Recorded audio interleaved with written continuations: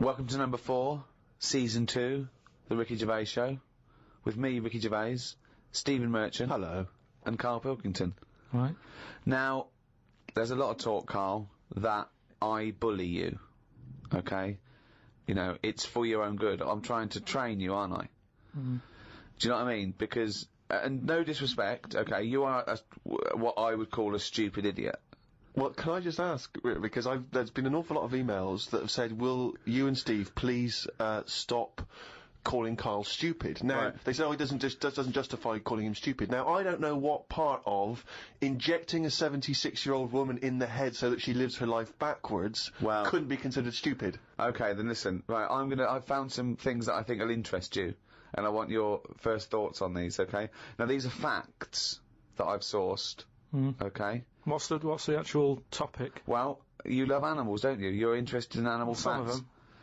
I don't love them. Some of them fascinate me and stuff, but a lot of them also get on my nerves. I don't know how an animal can get on your nerves. They just do. Sometimes you sort of just think, what are they doing here? What are they offering anyone? Right. See, I'm worried that these facts will annoy you now, but they're meant to fascinate you, and... Okay. No, I think anything's good as long as it gets you thinking. It doesn't matter what opinion you have of something. Yeah. But as long as it gets a reaction. Okay, then, here you go. There's a frog, Karl. Just a little frog, a poison arrow frog, that contains enough poison to kill over 1,000 human beings.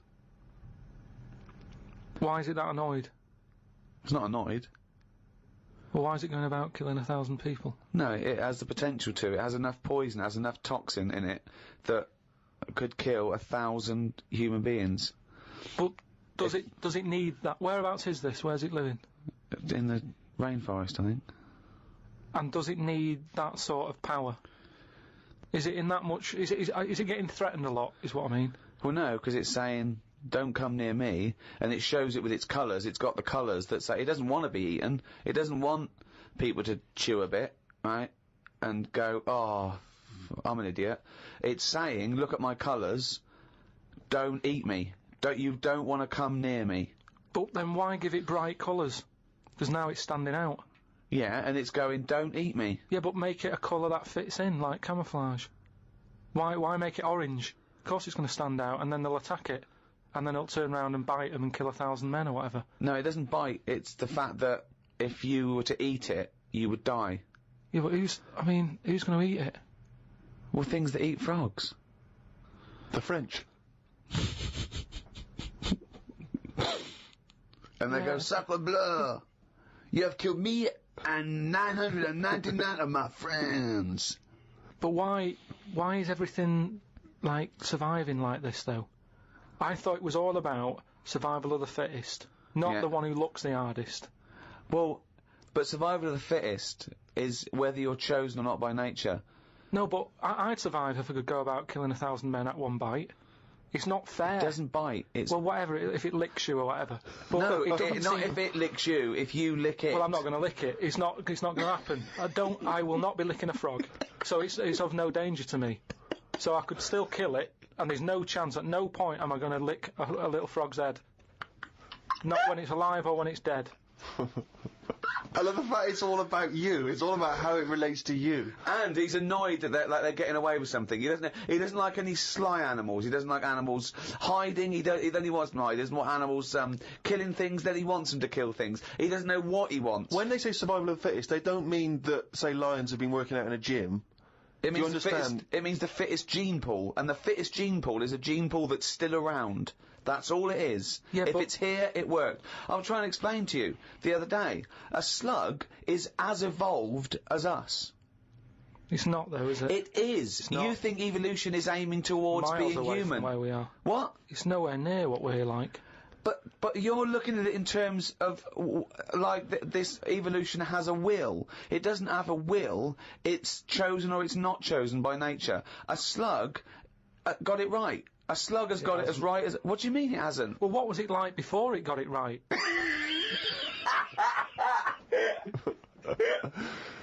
But I think you think, Karl, that evolution is moving towards some kind of super being. Perhaps we're like the most advanced so far, but that one day we'll also have wings I agree with and that. Superman type powers. No, but something can happen in nature. There could be something like there could be less light, there could be more light, there could be meteor storms.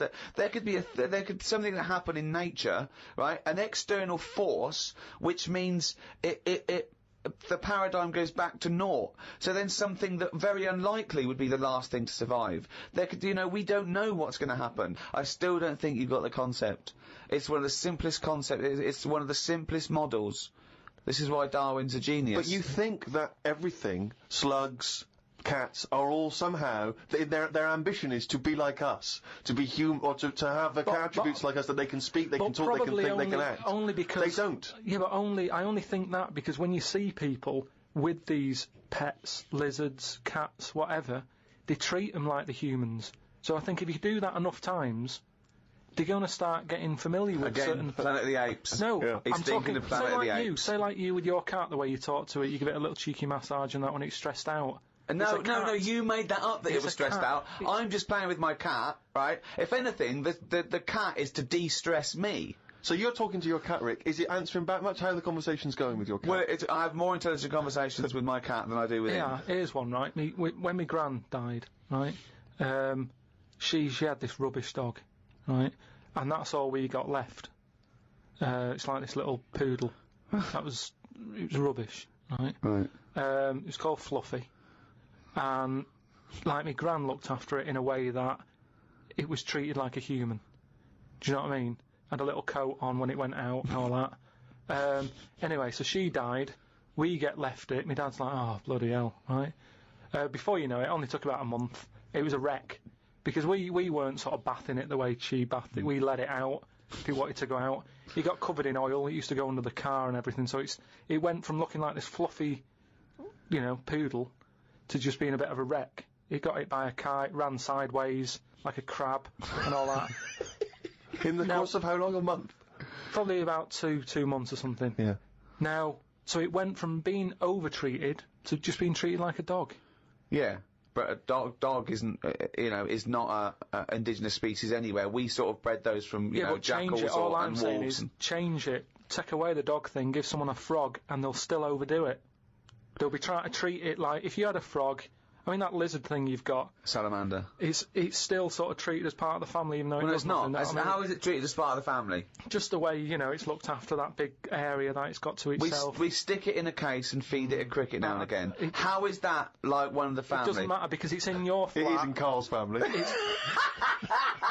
It's in your flat, innit, and it's sat in that corner. I just mean, as time goes on... Yeah. Things get educated as they get older. How old's that lizard? You don't. How old is it? About 15 years old. Right. Now, it knows more now than it did when you got it, because it's been in those surroundings. It's had its eye on things. Well, no, what do you think it knows? What do you mean it knows more now? They act on instinct. What does it learn? It knows when it hears the noise of a plastic case being unwrapped that a cricket's going to fall down any second. Yeah, That's all it knows. Yeah, but it didn't know that in the jungle. So it's already one up. What else has it learned? Well, I mean, it's 15, so presumably it listens to a lot of Linkin Park, goes on the internet a lot.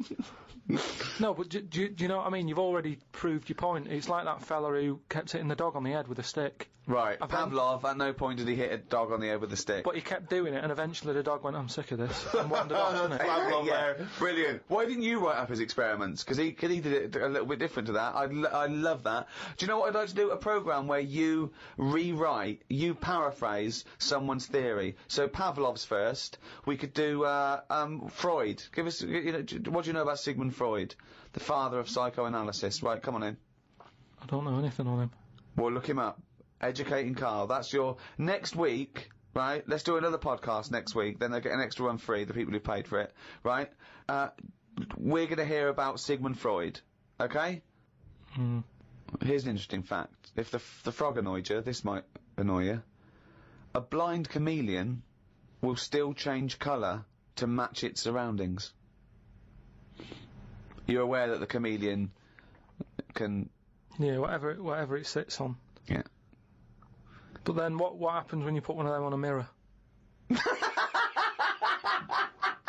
No, does it get stressed out, or what? What's it copying?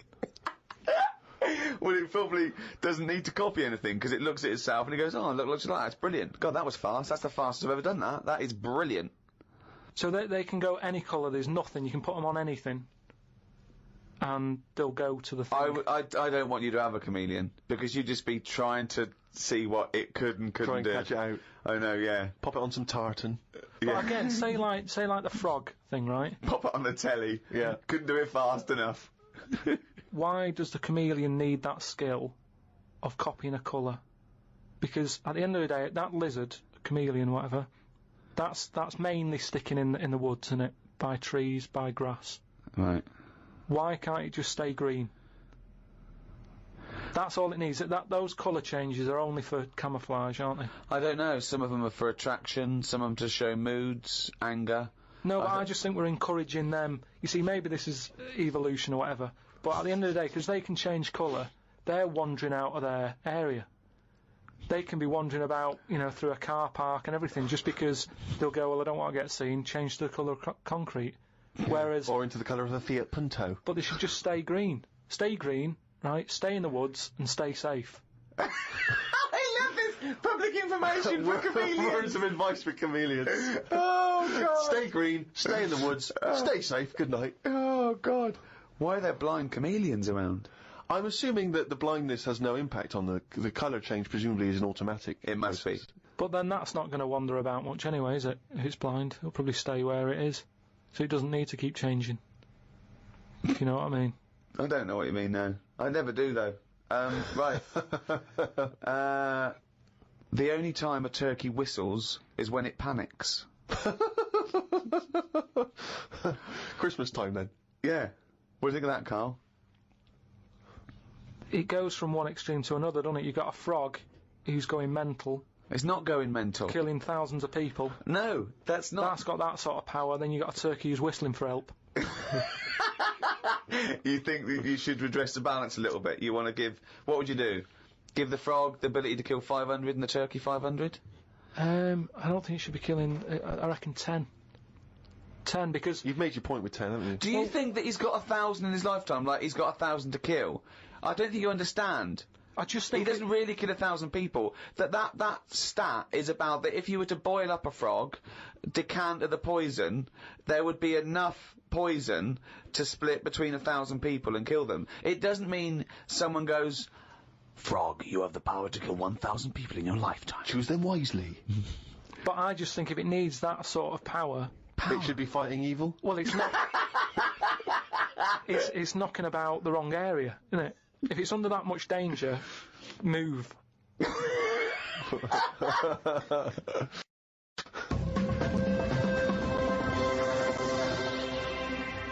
As ever, thanks very much indeed for all of your emails. podcast@rickygervais.com. It's lovely to hear your feedback. Many of them obviously responding to the inanity that Karl has spouted over the various shows. And a lot of people just want your opinion on things. They just throw things at you. They just want to know what you make of them. Right. For instance, are you familiar with multiple dimensions? The idea of multiple dimensions? Go on. Well, there are theories which state that we are just in one of an infinite number of dimensions. And in all of those other dimensions, every possible variation that you could imagine exists. So there is a Karl in one of those other dimensions that's both man and woman. There is a Karl that's got hair.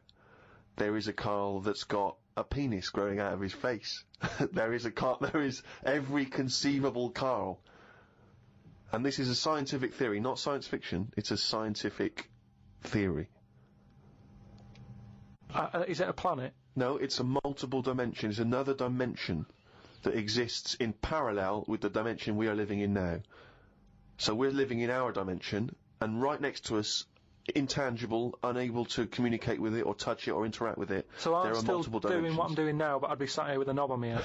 Exactly. Exactly the same life. Exactly the same life, but with the knob on the head. Now, because there's an infinite number of dimensions, there's another one where you're not doing this. You're sat there with a knob on your head, but you're talking French.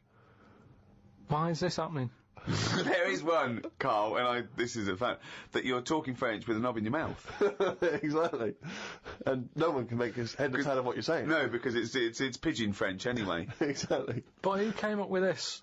Well, it's because there are phenomenons that happen at the subatomic level that people are explaining as being that, for instance, atoms or very, very small molecules are disappearing and reappearing. And people are saying... The fact that we're trying to dissect this theory, and you said very, very small molecules. Well, yeah, okay. Atoms, neutrons... And is there anything that we look at on this planet that we go, that's weird, but it would fit in normal in another dimension? It's just so happens... I think no, but say like the Elephant Man. Yeah. Was he alright, but he was just in the wrong dimension? I love this! Well, it's an interesting thought. I mean, of course, there is one dimension that where you are the ruler of the world and everyone thinks you are a genius. Yeah. I'd hate that, though.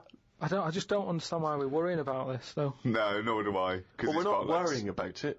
Well, they are, because scientists and that sat in a room somewhere going, what's going on? What's happening in the other dimension? But we can't get to it, can we?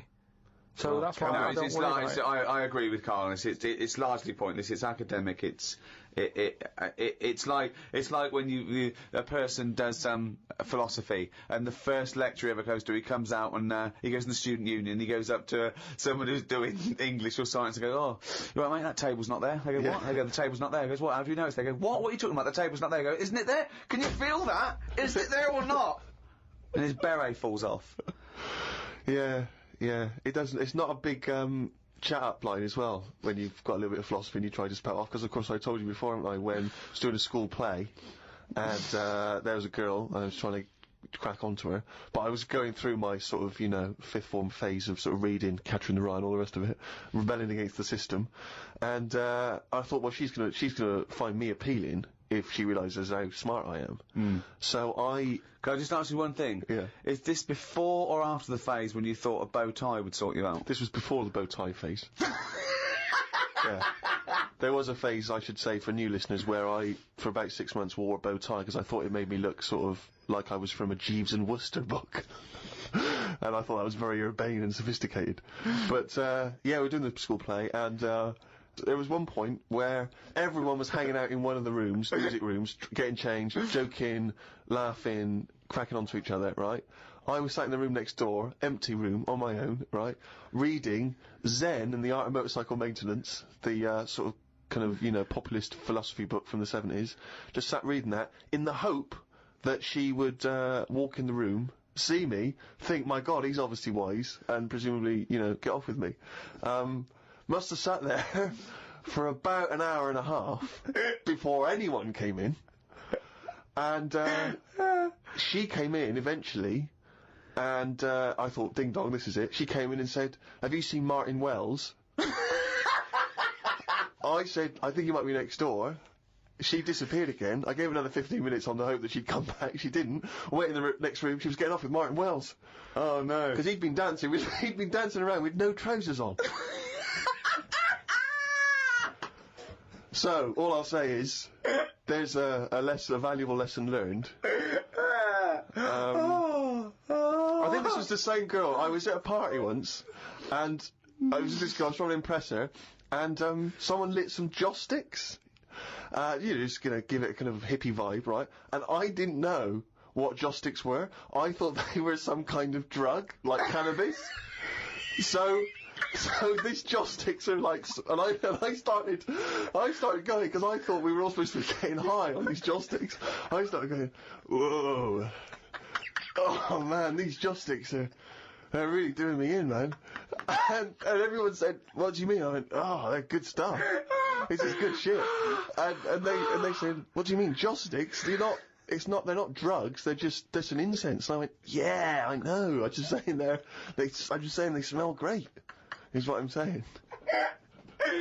Meanwhile, Martin Wells on the table, trousers down, everyone just throwing in money. Yeah, exactly. Oh. I don't know if it was. I mean, there was another party where I don't think it was the same girl, but there's inevitably a girl there that I'm trying to, you know, impress. And I went up to, it was a house party in someone's house. I didn't know anyone there really. I was only Steve, you come without trousers. Well, it worked for bloody Martin Wells. And I went up to the toilet, and I had to do, you know, number twos. Brilliant. And I did them. There was no toilet paper. Oh, God. At the party. And I was like, and I was scrabbling around in this bathroom thinking, what can I use? There was nothing. And I was thinking, oh God, what can I do? And, as I recall, in the end, I couldn't make anyone hear. I didn't want to sort of go out into the hall and stuff. So I had to shout out the window into the garden where everyone was. No! Yeah. And someone had to come and bring me some. And, once again, it didn't...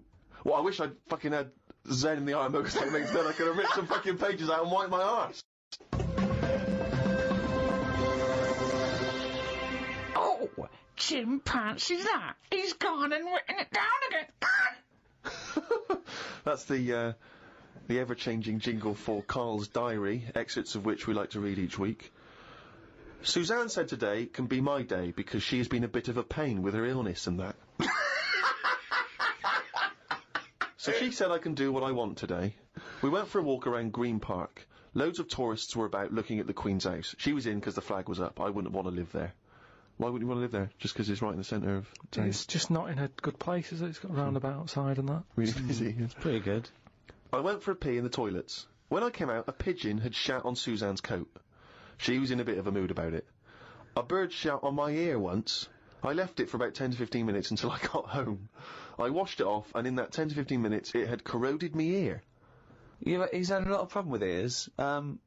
He told me the other day, he got up, washed, had a bath, had some breakfast, went to the shops to get a newspaper and had a chat with a woman in the corner shop, got home, pottering around, looked in the mirror, he had a cotton bud sticking out of his ear.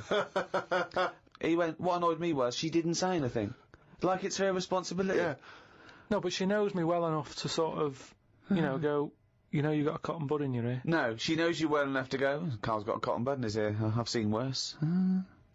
When you've got a cotton bud in your ear, what interrupted I think Suzanne called or my dad called or something, and then because I was running a little bit late because I'd been talking to them, the earbud was in, I just popped my coat on and went to the shop. Carl, you got a toothbrush in your mouth. Oh. Walked through Covent Garden. There were 5 of them mimes knocking about. I don't understand why people take pictures of mimes. Everyone looks like a mime in a picture. That's so true. That's really true. If the point is they're staying still, if that's their skill, a picture won't tell that story. That's absolutely true. My dad took the cat to be put down today because it kept bumping into things since losing its sight. My mum said she's not going to get another one. She said the parrot is looking worried as it's seen the budgie and the cat go in the space of 3 months. Your mum said the parrot's looking worried. What happened to the cat then? It gets into a lot of fights. It lost one eye, and then it got into another fight and lost another. Oh, and it was just walking around bumping into stuff. The vet sort of said, oh, we can do stuff to keep it alive and all that, but it's a bit out of order, isn't it? Because it costs a fortune, they shouldn't tell you. But Mum and Dad can't afford to have eyes put on it and stuff. No, you can't have eyes put on a cat anyway. No, but they said, oh, we can do something here. We can have its eyes sorted out. But I don't think you should be allowed cats. Why? Not the Pilkington family. Why not? Well, they have keep good dying. lives. Yeah, I know, but they have good lives whilst they're still knocking about. It's just that we get through them. It's a good job you're not going to have kids. Oh, God almighty. I can't believe it. The cat that kept throwing up. So his mum shaved it. Unbelievable. Dry wipe cat. A mate sent me a story on email about a bloke in China who has this weird illness that means he can't have his picture taken.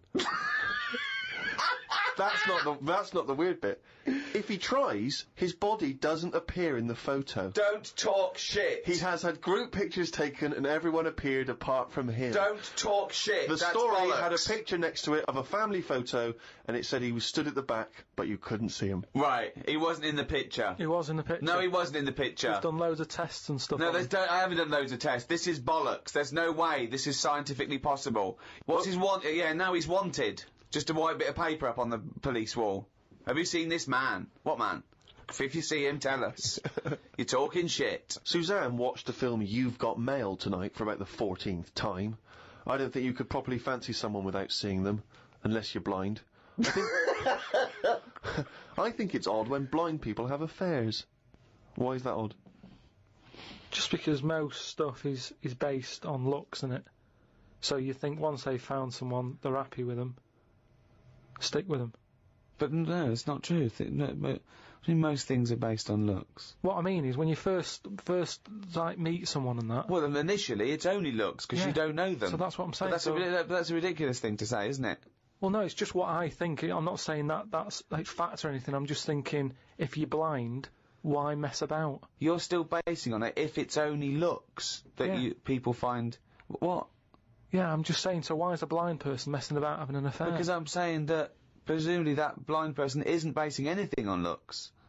I just, alright, I mean, maybe that's not, I mean more like... Do you want me to cross it out? Shall I cross it out? Because it's just the same way, I think I put how, you know, people, I read something in a Sunday paper once with some bloke who was going out with some woman, he ended up going out with a sister who was a twin. If you're going to have a change, have a change.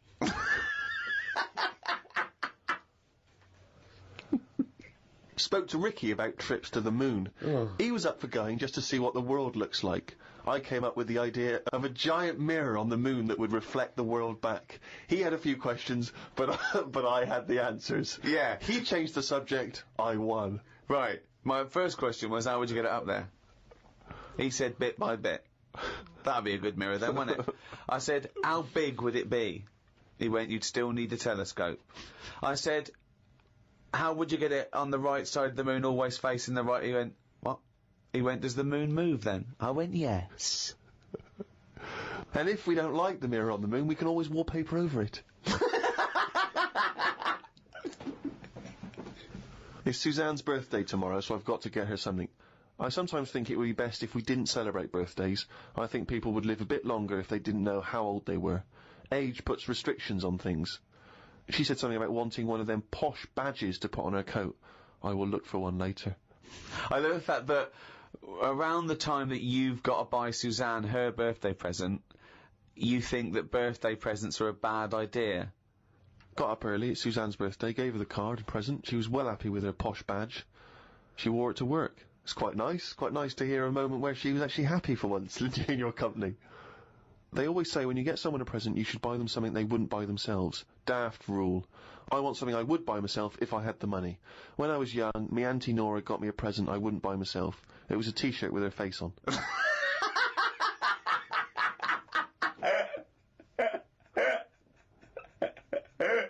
Looked at what's been going on in the world. Someone has found some people who live in an old town somewhere where they are so old-fashioned they still walk on all fours. There is a picture of them and they use shoes on their hands. That's not old-fashioned. Why is that old-fashioned? That's some kind of regressive evolution. Yeah, really old-fashioned. Yeah. Well, it's not true, is it? It is true. It's somewhere in, Well, I believe they have found a group of people that are living and walking around on all fours, but I don't believe they're wearing shoes on their hands. And I don't believe they haven't evolved to standing up.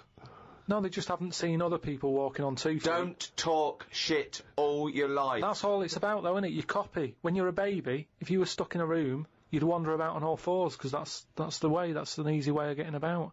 So you only walk on 2 feet because you see everyone else doing it. Well, I don't believe that is the case, because as I understand it, some of the family are walking on 2 feet. So I don't know what the ins and outs of it are. I know there's a forthcoming documentary on the BBC, so maybe we should watch that and then we'll all know what's going on. Right. Instead of just leaping to conclusions because you read half of it on the internet and then skipped on to something all else. I'm saying is, though, you would wear shoes on your hands if you're roaming about like that. So you just confessed there that you leapt from fact to fiction, did you, in the space of one diary entry? It's just that I saw a little picture. And you assumed that they'd be wearing shoes on their feet? If they've got shoes on their feet, they might as well have them on their hands, because their hands are doing the same as the feet. If you're not going to wear them on your hands, don't put them on your feet then. I'm beginning to think some monkey news was bollocks. Treated Suzanne to her tea, went and got her a curry from the shop opposite. While I waited for the food, I read a story in the Metro newspaper about an alien gang that kept appearing in someone's garden. Christ. The bloke moved, but when he used to pass the house at night, he would still see the aliens knocking about, hiding underneath his old shed. There was other alien stuff, but I had to go as the food was ready. Brilliant. Yeah, it's a bit annoying, that. Yeah, load of bollocks again. Well, good. More drivel from Karl's diary next week. Right, Rockbusters, quick. Right then, so last week gave you some initials, again, of artist or a band. Quick. Cryptic clue and that. Yeah. the first one I gave you, the initials were ND. Yeah. That Jamaican fella, he doesn't want anything, right? So you got to think about the accent there. Yeah. He doesn't want anything, so he's not sort of demanding anything. Okay. No sort of demand, nil demand.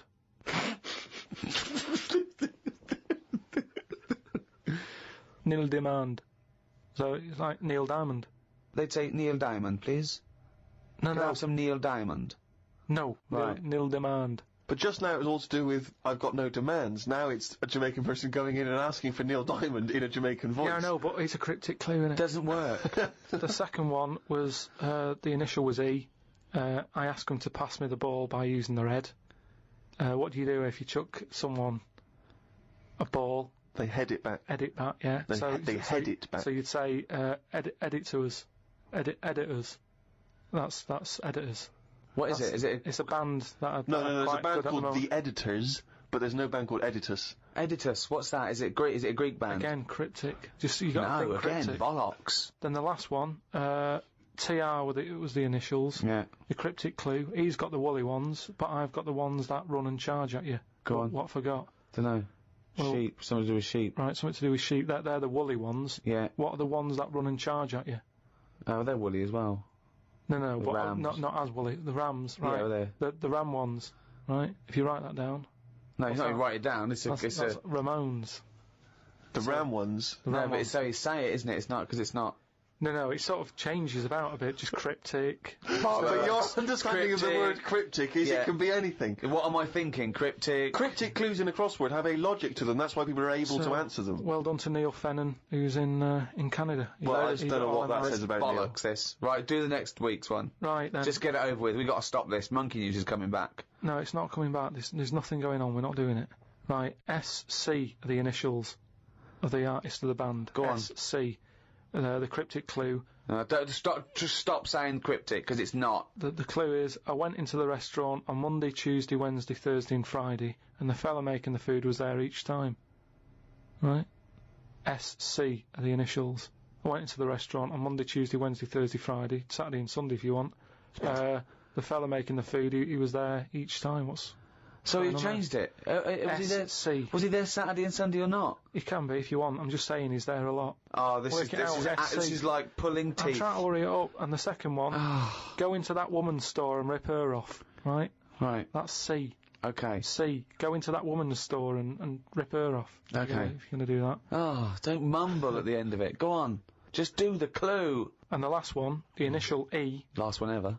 you have had a go at laying down a track, but it ain't perfect, right? So you're sort of making a track. No, like a just music- do the clue. You're making a track. You've What? had a go at Give us laying the it down, clue. Don't but it just ain't talk perfect. around it.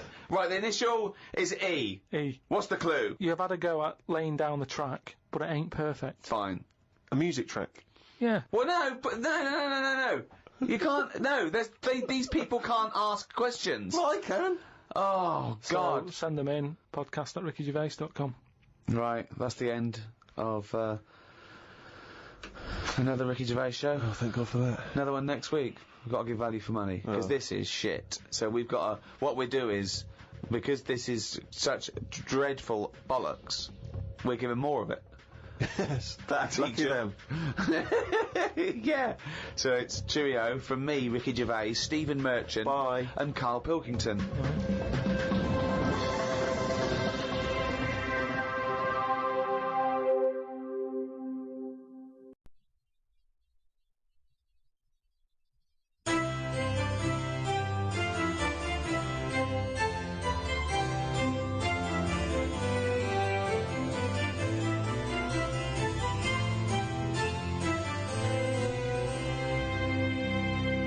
Pablo Picasso once stated, "We all know that art is not truth. Art is a lie that makes us realise truth." From painting and poetry to symphonies and sculpture, the arts bring beauty and illumination to some, confusion and frustration to others. But what is art? The idea of a work of art, created by an artist, did not truly exist before the Renaissance. And what value do the arts still have? Do they still make us realise the truth, or are they increasingly rarefied and obsolete in this digital, disposable age? With me to discuss the wide spectrum of the arts are Stephen Merchant, graduate of the University of Warwick and award-winning writer. Thank you so much for having me. And Karl Pilkington, a man with no qualifications, very little education, but who is now known the world over as a man with a head like a fucking orange. Alright. Well, I suppose if I can pick up on something from your introduction, Ricky, you posed the question, in a sense, what is art? It's a very broad term. It's a very difficult one as well. I think the earliest people to ponder it were the Greeks, and I think they thought that art was, and its point was to try and emulate as close as possible the beauty of nature. So they knew art was a sort of, a quest for beauty, and I suppose they thought nature was pretty perfect in its aesthetic, and so the point of an artist was to try and tap into that. Well, let me throw that question over to Karl Pilkington. What do you want to know? Well, we were just trying to clarify what art is. Ricky's just referring back to the Greeks. It's just something for your eyes to look at. Right. It's just a change from the norm, innit? I mean, that's why I think most people have it. But then, the problem is, I'd never buy a piece of art. I don't see the point in buying something, because I know that my eyes will get bored of it eventually. Right. So it's better to keep it in a museum, like a lot of places, a lot of museums keep the stuff. They rotate it, because people get sick of looking at it. They shift the art around, don't they? People go, I'm sick of that now. They move it around the world, let someone else's eyes look at it. Well, that's more to get everyone the chance to see it, as opposed to the people who looked at it once and now sick of it. Oh, not the shitting Mona Lisa again. If No, I but have to how many stare at times that can you little look at the bitch. same thing? I think there's a snobbery with art. I think people do go, Well, I have you think seen the new one at the Louvre? Oh, Well, yeah, I think it's there should lovely. be a snobbery with art. Why? Because the world is full of idiots, and just because there's not safety in numbers with art, I think you should be a complete fascist when you're creating a work of art. I don't think it is open to utilitarian or democratic referendum. You end up with the X Factor winner that way. No, but that pleases the masses. That's what I'm saying. When there was a painting knocking about when I was a kid, right, called The Blue Boy. Yeah. Now every house had one, right? It turned out that it was just a bloke who had a load and he was flogging them to everyone. But the thing is, that sums up art to me. Someone's got a load. Do you want one? Go on then. I've got a wall to fill, and they stick it on. It's not. No. What does that represent? Well, What's that going to bring to the room? It's just filling a gap. And that's what art is to me. It's filling a gap that would otherwise have now in it. but you're obsessed with the functionality of things. This is all you're ever obsessed with. What's its function? Things always need to get you from A to Z in some way, and art's not about that. Have you got much art in your house? Yes. Yeah. Because it gives me pleasure, and I don't get tired of it. I don't get bored. Do you of look at it. it every day? Well, it's there, isn't it? It just Yeah, adds but other things a are there. pleasure to Dust it. is there, but Surprisingly, I've not compared I think art I've to dust as often as I perhaps should. But the thing about, and this I think may be intriguing to you, Damien Hirst, of course, is more of a conceptual artist like Tracy Emin, and a lot of what contemporary art does is followed on from a guy called Marcel Duchamp, who I'm sure you're familiar with. Now, he famously took a gentleman's white urinal like you'd find in a pub toilet, and he put it on its side, and he signed it with a fake name, and he put it in an art gallery. Now, he did that in about 1917, perhaps a bit later. It just annoys me, because there'll be snobby people who haven't got a clue, and they're looking at that and they go, oh yeah, see what he's trying to say. Well, that might make them think. They might. Damien Hirst, I don't feel angry with Damien Hirst really, because he's Right. getting away with it. But why does that annoy you? Because it's people falling into the trap. Damien Hirst, before he dies, I bet he goes, what a laugh that was. I had everyone on. There's a very good point as well, because some people think that the greatest art form of the last 100 years is marketing. Yeah. Some people say that that is his art, that it's not good enough to do it. You've got to then get away with it. And if the point of art is to inflame, I don't think anything inflames people more than the discussion about whether something's art, or if someone's taking the piss, or if someone gets 50 million for something, do they deserve it? Is it worth a hospital? Well, what do you think? What do you think of the shark in the tank? I think I was blown away by it. I thought thought the I'd shark never tank seen anything was- like yeah. it before. It was sort of spectacular because it is so huge and so vast, and to have put a shark, in formaldehyde and to have hung it in an art gallery, it's very striking when you see it. Yeah, it's it a is. remarkable achievement. But what is he? Is he an artist or a fishmonger? What he's done, anyone could have done what he did. Yes, but not everyone did it. He did it. Now, this is an interesting point that you raise. It's the same old point you always raise. Not anyone could have done it. That's always the same point you make. Anyone could have done it. Karl, But they didn't do it. You could say the same about Michelangelo. Is he an artist or a painter and decorator? Well, it hasn't caught on, has it? Like the crying boy photograph. No one's having them in their house. No one's gone, have you seen this? Have you seen the new trend, a shark in a tank? No one's got the room, no one wants it. And that, to me, shows you what's popular. At the end of the day, if everyone wants one, he's got to be good, hasn't it? But I think if people were given a chance to appreciate more sophisticated things, then they would. And I just think that's true in all walks of life. It's an acquired taste, and the best things are an acquired taste. They really are. Well, If all you eat is processed cheese and white bread, you get a taste for it. But if you try something that's, in my opinion, better than that, then, you'll leave that behind. That's pretty rich coming from you. I know, I love a bit of cheddar, don't I, on Mother's Pride. Yeah. Whereas if you were to be offered perhaps some calamari, your reaction would be... Squid, get it out of my face. Sure. Yeah. But I take your point, Rick. Thanks for it anyway.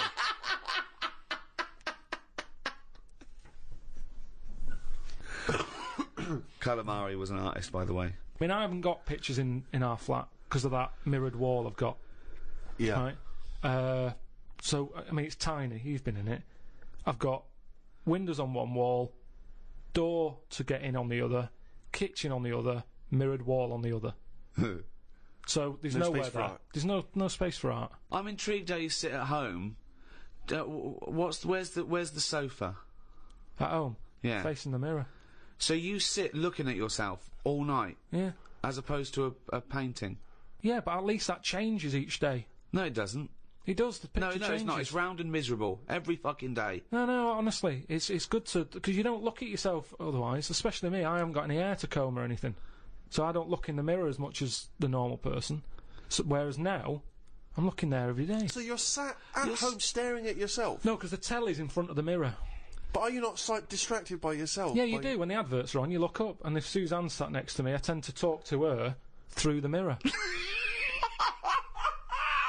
What do you mean? So why don't you look at her when you talk to her? Well, you don't have to turn your neck or anything. There's no neck usage going on. I can just look forward. I look at the telly, lift the eyes up, look in the mirror, look at me, look at her. What does she do? Look back at you we're in the used to mirror. it. There's nothing wrong with that. It's like there's more people in the room in a way. It's like, And they're further away. there's nothing odd about that. Why wouldn't you use... It doesn't matter. Your Sorry, eyes, remember, your why eyes wouldn't are you still... talk to your girlfriend via a mirror all the time? Is that your question? Well, no, I think it's quite normal. If your head is facing a mirror where you can see everything in that room, remember, it's a small flat, I can see everything that's going on in there without moving my head. Stephen Hawking would be well happy. So I can look forward, she's sat next to me. If I'm watching the telly, I can say something. Now, she's getting the sound from me still because she's sat close. Yeah. But yeah, we're further away, but things look better from a distance anyway. So that's how you managed to keep this relationship alive? Maybe. You're such an odd little man. But no, it's not odd. You see, there was a woman on the estate who did use... have I told you about Miss Peggy before? No. It rings a bell. Go on. I think I told you ages ago. It's this fat woman who used to be on the estate. She had a three-wheeler bike. And her Push husband... bike, pedal bike? Yeah, like a tricycle thing, but a big one. Right. She used to sit her husband in the basket in the back. Cycle about, what have you. Yeah. She was known as Miss Piggy. Anyway. Oh, is this the one that she used to beat him up so your dad pretended to be a policeman? Yeah, that's it. Oh, That's yeah. the one, yeah. You remember? No, I don't remember this. Yeah, she used to always duff her husband up and that, and people in the area knew that she was being a bit tight on him. And my dad went round with his mate and sort of... But what's this got to do with the mirror? Anyway, well, the way she used to communicate, she used to always go in quick save and nick biscuits. And if anyone went up to her to say, stop nicking the biscuits, she'd pull out like a little mirror out of a bag, and she'd look in it, but talk to you via the mirror. Oh, man! What? This So she's place you insane. grew up, it's weird, isn't it? It's It was like, really weird. Like It used to scare Narnia. me. It's like a Salvador Dali painting. You exist in there. Yeah. It's really, really So weird. hang on. So she used to talk to people through the mirror because she was mental. I couldn't sit, watch the telly, and look at me watching the telly in the mirror all night. No, That's no, weird. that would be Why? really weird. It's really weird, Carl. I'd be very conscious of myself. No, Conscious I of the way think I'm it sad. gives you confidence in that, and if you are Gives you sort of... confidence. Well, yeah, because you're seeing yourself more and you pick up what habits you do and stuff like that. So what have you changed through your viewing of yourself? I sort of grew a beard the other week, just something different to look at for a bit. And then you get sick of that, it's like a piece of art. Change that, have a bit of a shave. Can you see the back of the telly in the mirror? A little bit, yeah. If the flat's a mess, it's a mess twice.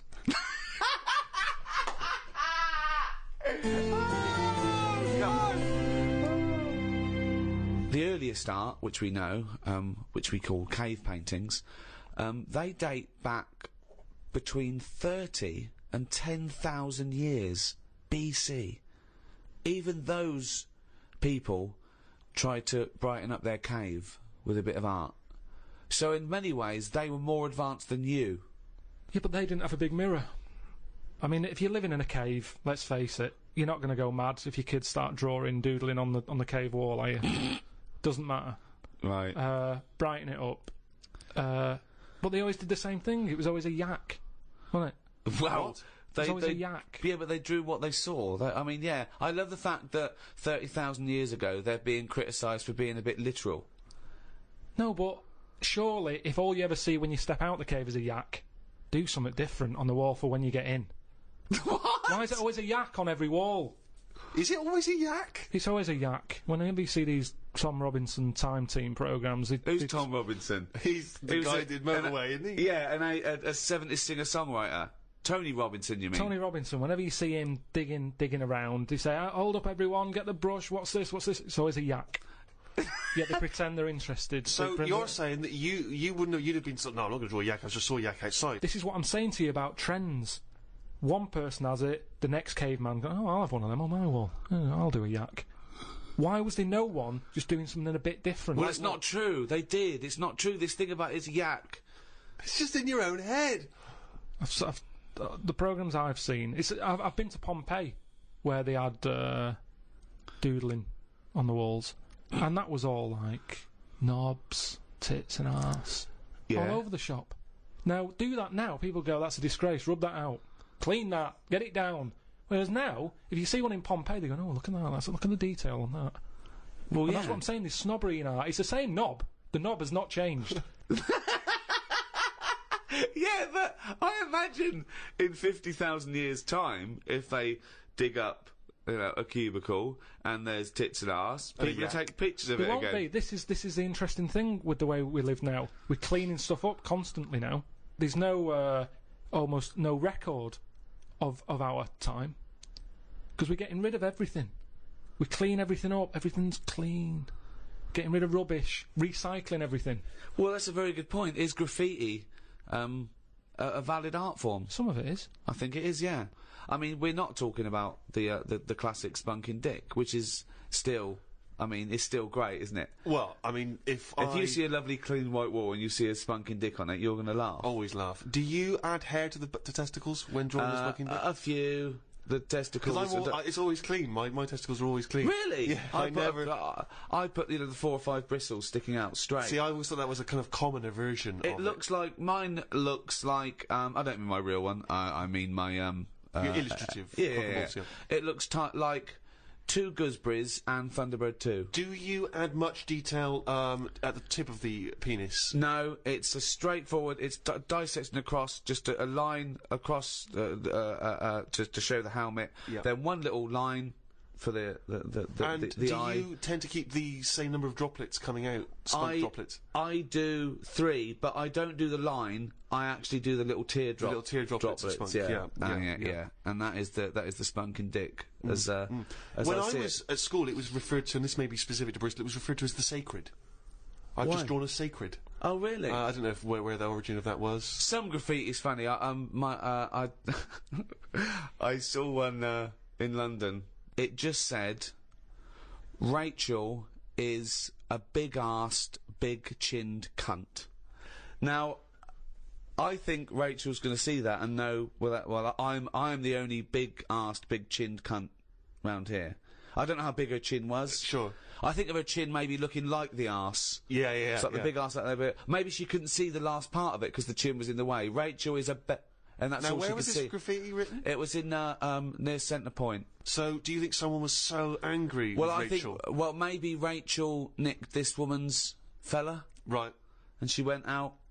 Yeah, and just scrawled put- that Yeah. in a lot of different places. I saw one that was something, I don't know, it was back in Bristol, it was something like, Michael Peters is gay. And I always wondered if that was Michael Peters himself, who was having trouble coming out of the closet. Yeah. And was just writing that in a number of different places. So that by the time he finally mentioned people, they went, oh yeah, I knew that anyway, I saw it in the toilet. Sculptures. What do you think of sculptures? I mean, because that's something that really is getting into the 3D world there, isn't it? No longer do you have to represent something as 3D. You can make something. You know, the statues are amazing, aren't they? They're clever, aren't they? I mean, they always look the same. Well, that's not true, is it? Because recently there was quite a controversial one, a huge one, in London. The pregnant thalidomide woman. What do you think of that? Oh, yeah, I saw that. Thoughts? I wouldn't have it in my house. Well, there wouldn't be room, because it would just be you, Suzanne, and a pregnant thalidomide watching telly. I don't know what he was trying to say. It's, Maybe she was saying, okay, we've had the human form. This is an example of the human form. yeah, but do you think she started off trying to do normal, and it was like, oh, I've chipped a bit off?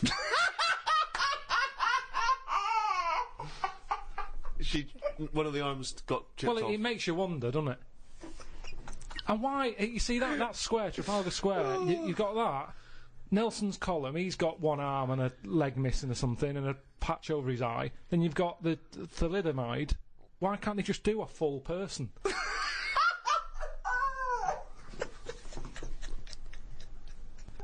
Well, that was what they saw. That was what the artist saw. It's about confronting us with certain preconceptions of what we expect of the human form, what we expect of sculpture. It's probably a little ironic comment as well on the famous Rodin. It's been wrapped up with all kinds of ideas of maternity, of the human form, of what sculpture is. Why wouldn't you put that in a big public place? But what about the subject? Did you think who's that subject? Who is that woman? No, not really, because thalidomides are around, and we've all seen one. It's not like a shocking image. It's one of life's little things that it chucks out. There's some out there, so it's not shocking, is it? I don't understand what you mean. I think what I thought is, it just goes to show we're sort of running out of ideas. What do you think of people who are so angry at art they try and censor it or they try and destroy it? Do you think art should ever be censored? It's where you put it. If it's in a gallery, then it doesn't have to be censored. If it's in Trafalgar Square, where everyone's wandering around having a nice time, you don't want a 12-foot cock. So it's all about where you put it. I think some art looks better because of where it is. Angel in the North, that's a bit of art, but it's a bit of a surprise, isn't it? You're driving along a miserable motorway. Yeah.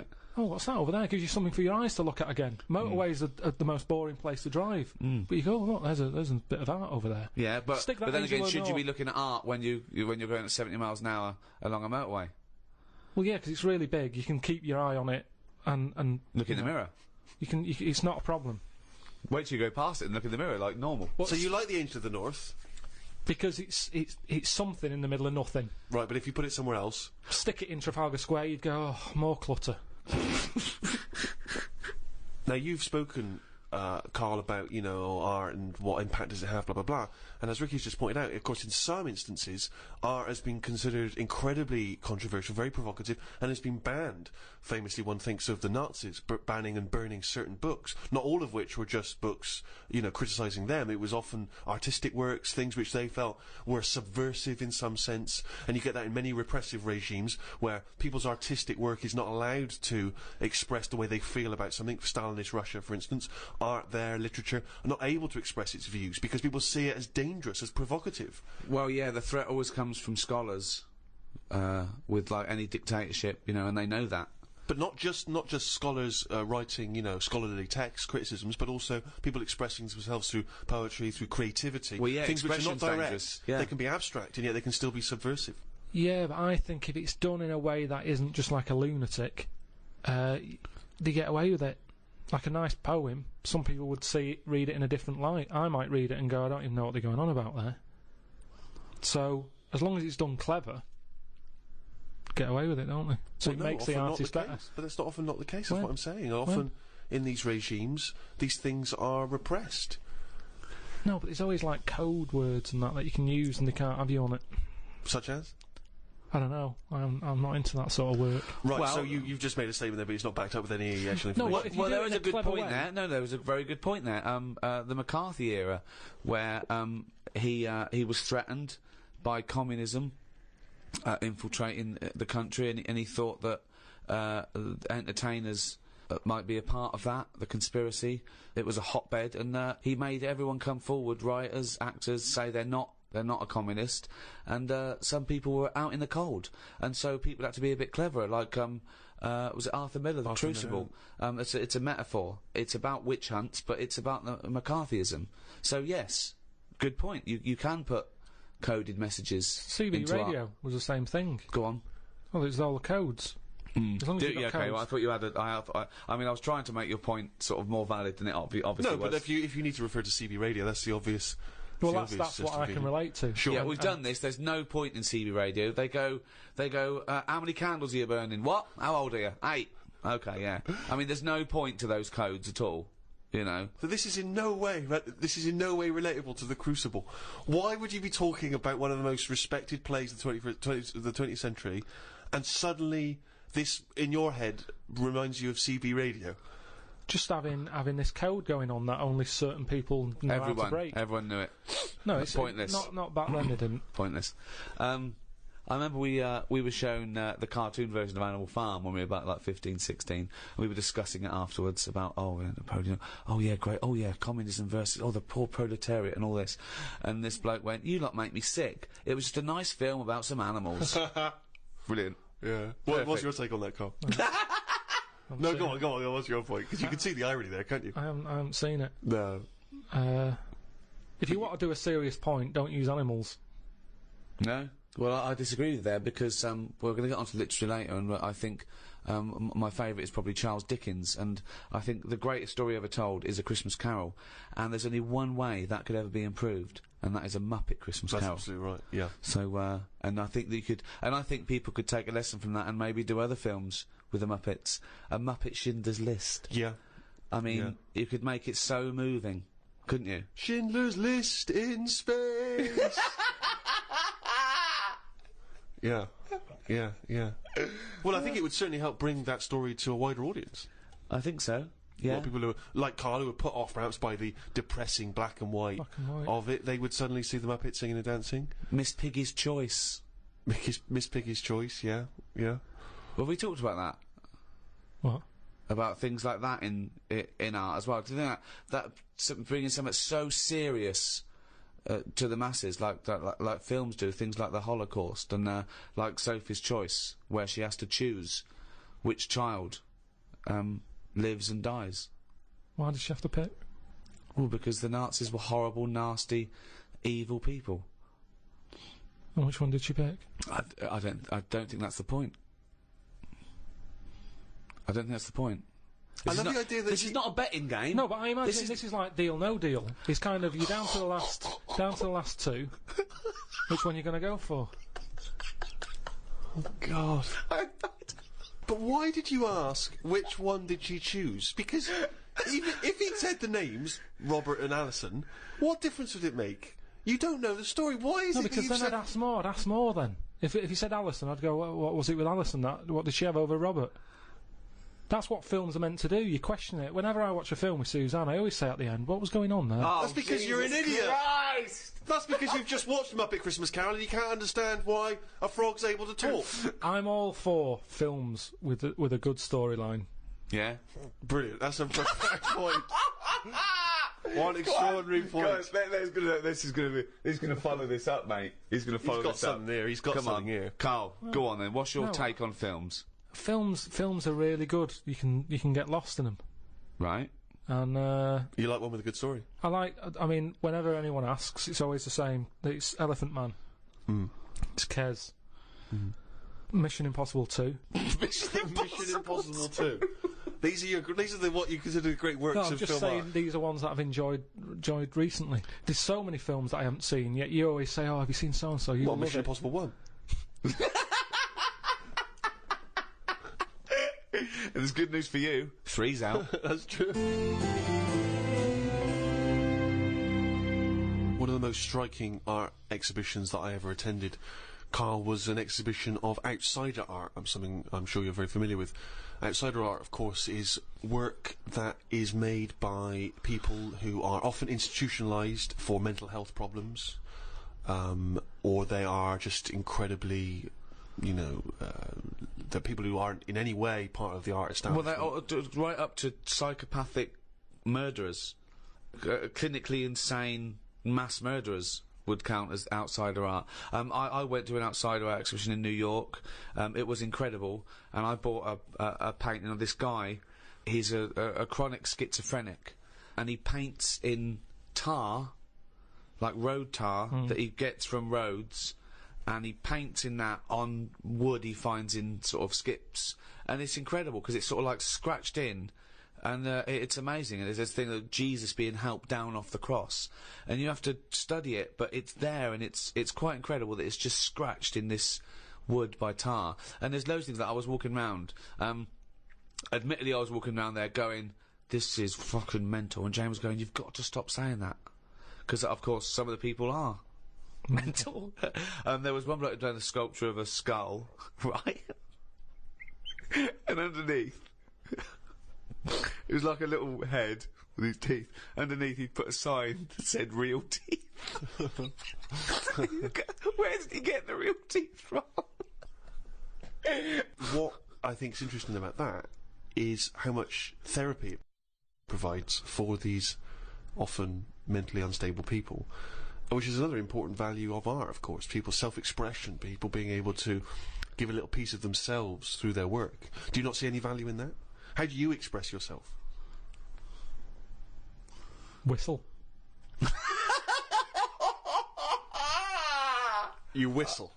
Yeah, I found over Christmas I whistled a lot more than I usually do, and I think that was just freedom. What do you mean freedom? Right, freedom. expand on this point if you would. Well, that's what art is, isn't it? It's you being free of all the world's heaviness on your shoulders. See, that's a great quote, that. That's great, that. For art is freedom. I love that, because I think you've really hit on something there. Would you include the free of all the world's heaviness? Well, I know what you meant. I know what you meant there. Would you include that one in it? I mean, I would include the world's heaviness in my freedom. You know, some artists are attracted to the dark side, the heaviness of the world. But I just want to return to you whistling as your artistic expression of freedom. I mean, why did you find yourself whistling more? That's what was weird. So just take us through a typical day. When would the whistling begin? So this was that you spent Christmas down in Kent with Suzanne and her parents. Yeah. Yeah. Could I suggest something? Your freedom was thinking, I'm in my own place now, I'm going to annoy them. Well, it was mainly, it's when we were playing Scrabble. And they were taking ages to have their go, and couldn't have the radio on because the boiler affects the radio. It works, it just gives something off. Every time it kicks in, the radio goes all staticky. Right. So I just was sort of supplying the soundtrack. I think you've really hit on something there. Would you include the free of all the world's heaviness? Well, I know what you meant. I know what you meant there. Would you include that one in it? I mean, I would include the world's heaviness in my freedom. You know, some artists are attracted to the dark side, the heaviness of the world. But I just want to return to you whistling as your artistic expression of freedom. I mean, why did you find yourself whistling more? That's what was weird. So just take us through a typical day. When would the whistling begin? So this was that you spent Christmas down in Kent with Suzanne and her parents. Yeah. Yeah. Could I suggest something? Your freedom was thinking, I'm in my own place now, I'm going to annoy them. Well, it was mainly, it's when we were playing Scrabble. And they were taking ages to have their go, and couldn't have the radio on because the boiler affects the radio. You've got boiler problems down in Kent as well. It works. It just gives something off every time it kicks in. The radio goes all staticky. Right. So I just was sort of supplying the soundtrack. And what kind of things would you be whistling? It was like I just sort of did a whistle medley. It was going from one thing to another. A Wedley. And a man was impressed. She was like, "Oh, you can whistle, can't you?" I was going, "Yeah." And then she was saying, "How loud can you go?" I was just doing all different levels. Sorry, this sounds like a scene from One Flew Over the Cuckoo's Nest. The boiler's setting off the radio. I can whistle. Oh, you're good whistling, aren't you? Oh, let's grab out. Talk about outsider art. I love the fact that Karl's life is like living in a home It when is. you're in your 80s. Yeah. But you felt that this was your way of expressing yourself. I just found it odd because I don't whistle that much. I think just because I think I'm fed up most of the time when I'm in London, and you don't whistle when you're fed up, do you? Whistling's a happy thing. You never get an angry man suddenly breaking into a Well, whistle. the people who aren't whistling are usually pissed off. But yeah, the bloke who's whistling, it's like, it's the least. He's the least annoyed person in the room when someone's whistling. Same as holding a drill. The only person that noise doesn't annoy is the bloke who's drilling. Everyone else wants to punch his face in. Same with whistling. Whistling, Goes to show there's no point in whistling. No, there is. No, there's not. The only point to whistling is in a bloke's changing room. Everyone's whistling, going, "I'm not looking at your cock." If I'm whistling, I can't be looking at your cock. Anything else? There's no calling a dog, maybe calling a dog. It changes the atmosphere. Yeah, it annoys everyone else. Don't know. I mean, our window cleaner was known as like, that's how you knew he was there. He always whistled. And in the end, he fell off his ladder, broke his front teeth, retired. What, because he couldn't whistle? That was it. It was like, Well, yeah, he can't whistles whistle all the time. Can't whistle, Well, yeah. can't clean windows. It's a bit tragic. Could he take along a whistle? Just pop that in his mouth. Yeah, I suppose he could have done. I didn't think of that. What about a flute or a recorder? Not London's burning again. Fucking clean the windows and then fuck off. He didn't really think this through, did he? He retired at the age of 28. And his whole family were bankrupt. With no teeth. Yeah. And just a Why bucket and a Why aren't squeegee. you working, Dad? Because I can't whistle. I can't whistle anymore, and if the day you give up whistling is the day I give up window cleaning. So you never whistle? No. I can't really whistle very well. No. I don't whistle, but I can whistle better than that. What, you did this for hours on end while playing Scrabble? About 2 hours. 2 hours? Put my word down. And sorry, can we just hear that again? Can we hear it? So you were whistling, you were whistling after you had your go as well? Yeah. Fucking hell, Carl. But hang on, let's just hear a bit. That is Karl's self-expression. That is his artistic self-expression right there. A name. No tune, no nothing.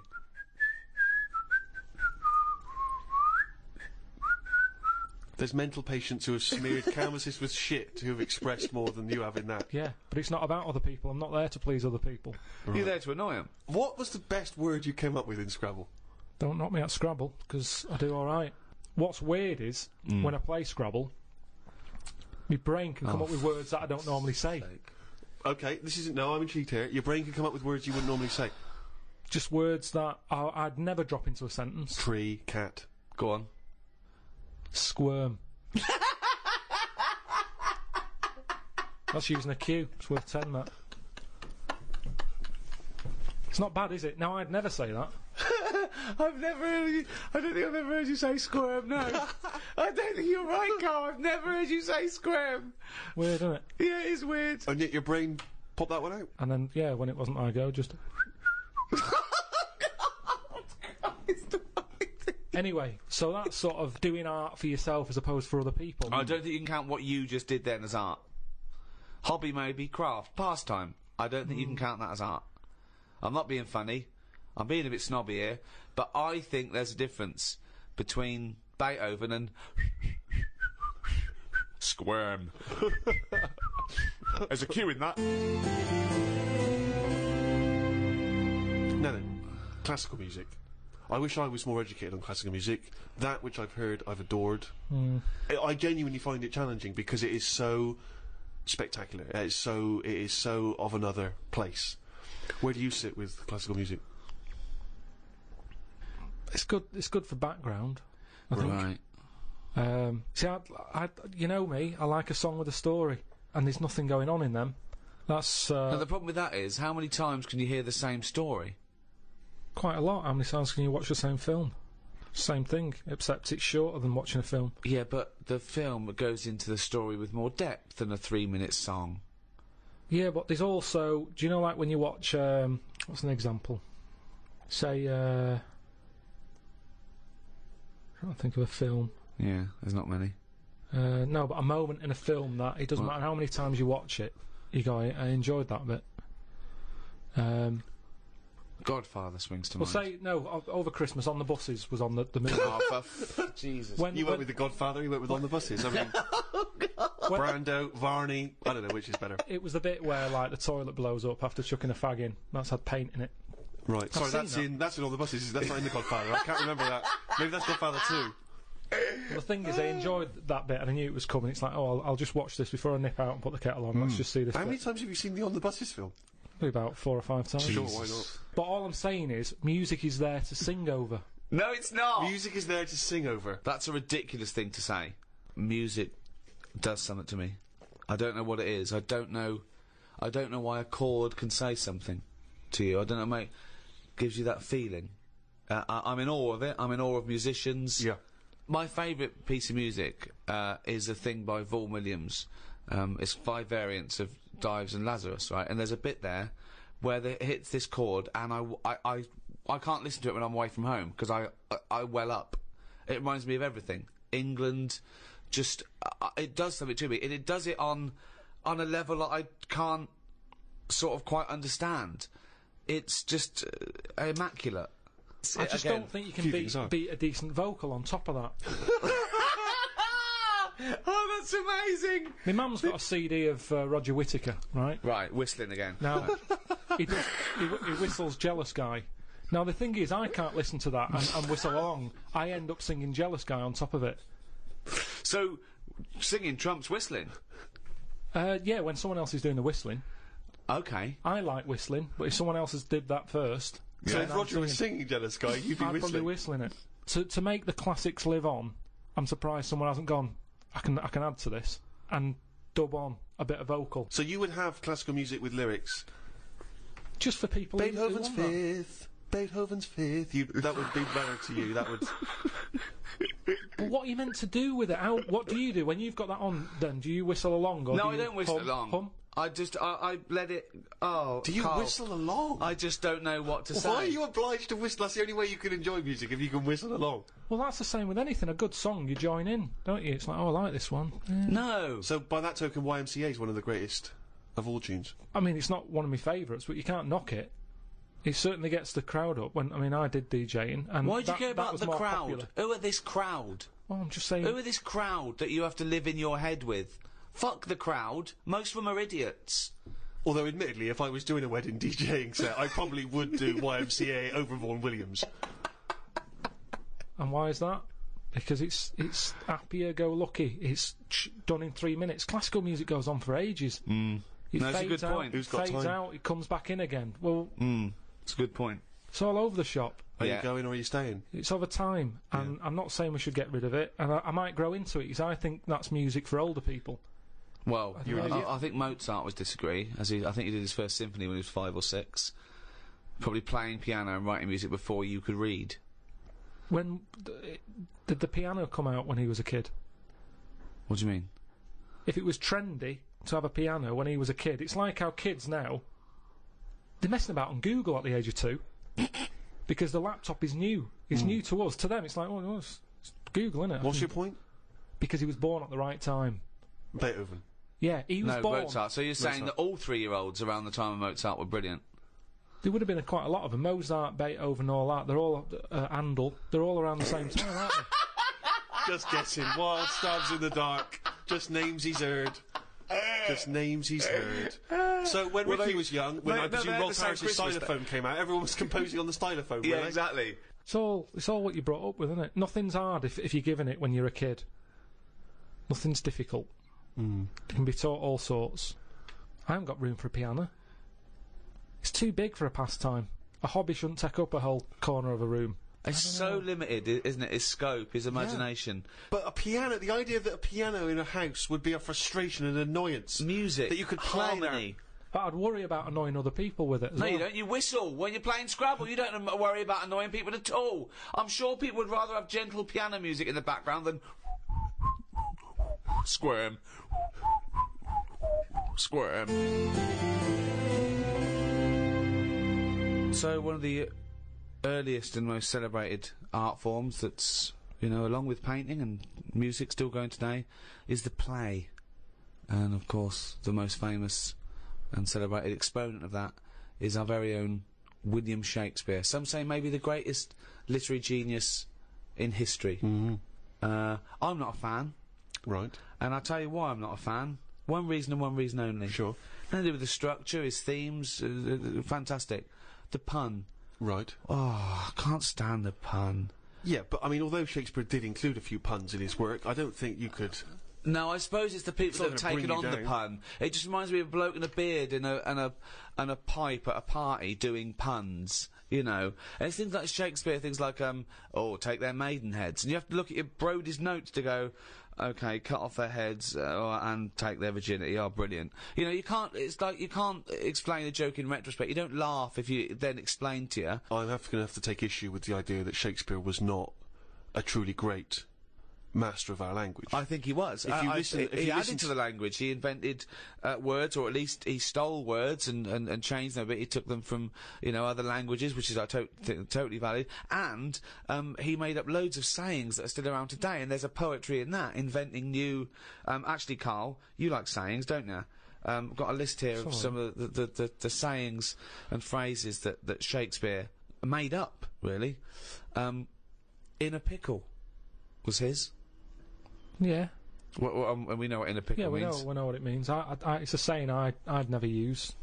Because when you're in a pickle, it's not something that you would say. No, if you're being if you're captured and you're being tortured for information, Yeah. you wouldn't, and you get access to a phone, you wouldn't go, MI5, I'm in a pickle. You'd be screaming, going, he's taking my teeth out. Much as I love Shakespeare, is when that play was first staged and someone said during the play, "Ooh, I'm in a pickle," did the audience understand, or were they baffled? Or was it like watching Ken Dodd when he goes, young bunctious? Exactly. Oh, totally hilarious. Yeah. So Shakespeare is about as good as Ken Dodd. That's what we appear to have established. While you've been talking about that, I just was looking on the computer at the Pun of the Day website, because I feel I take much of what you say about puns and agree with it. Here's a couple that you might like. There was a sign on the lawn at a drug rehab centre that said, "Keep off the grass." Okay, now if the pun is the lowest form of wit, and let's face it, sarcasm isn't, sarcasm is up there compared to the pun, then the drug pun, I think, is one of the lowest of the low. Oh, people who congratulate themselves on getting drug references. Keep off the grass, will you? Grass, get it? Grass. You know, smoking the grass, yeah. Show me a piano falling down a mine shaft, and I'll show you minor. a flat minor. Oh, God. Okay, good. Okay. Do you get that? Well, these are... I mean, that sums up puns, isn't it? It's things that kids get in a cracker. I think pun should be short for punch him in the mouth. Idioms are better. Go on, then. What's an idiom? Is that a new word you made up? No, As in, I Karl know. Pilkington's a complete idiom. I found out what it was because I thought, I like them. What are they? Right. And it's like little sayings. Yeah, that's right. That sum stuff up. Go on, give us an example of your favourite. Can I just say one, talking about sayings, Karl was getting fed up with something. He was fed up with not getting replies from something. He's having a hard time, you know. And I went, "Oh, the worm has turned." He went, "What?" I went, "The worm has turned. You know, you've..." Stupid saying, isn't it? No, okay, tell him why you think that's a stupid saying. Because how do you know when a worm's turned? Of all the creatures that you could flip over and know it's turned, why pick a worm? It's the worst thing they could have picked to express something turning. But you're taking turning literally. It means changing, doesn't it? Changing your attitude. A new broom, turning over a new leaf. Yeah, but things then are going to use be something that different now, and changes. I'm sick of it. Chameleon. No, but Chameleon is a brilliant thing to use for something to change. Chuck that in a sentence. There's nothing that you can link a worm to human life to. You're talking about something that's It's blind, isn't it? It's blind, deaf. Gay. It's got no features. Why is he having such a go at a worm? Just because it's a weird thing to use. Something that its arse does more than its head. That could be said of you, Karl, to be fair.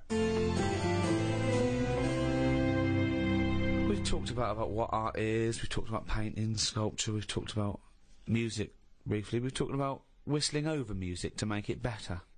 Poetry. A completely different type of art form there. Karl, what's your thoughts on poetry? I've never really been a fan of it. There's a surprise. I think it's sort of... it's alright for the person who's doing it. You know, you say that whistling is just for the whistler. But I think poetry's more like that, because sometimes you read it and you're thinking, what's he going on about? It's always a bit... I don't know, it's sold in a bad light. It's a bit sort of... a bit gay, innit? Right. Okay. I mean, it depends what sort you're talking about, because maybe there's poetry out there that I haven't heard. There's some poetry gayer than others. Yeah. War poetry can't be gay, can it? That was people... I haven't heard... Go on. People fighting in the trenches, and... They can't be gay. They weren't gay. They were writing to their sweetheart.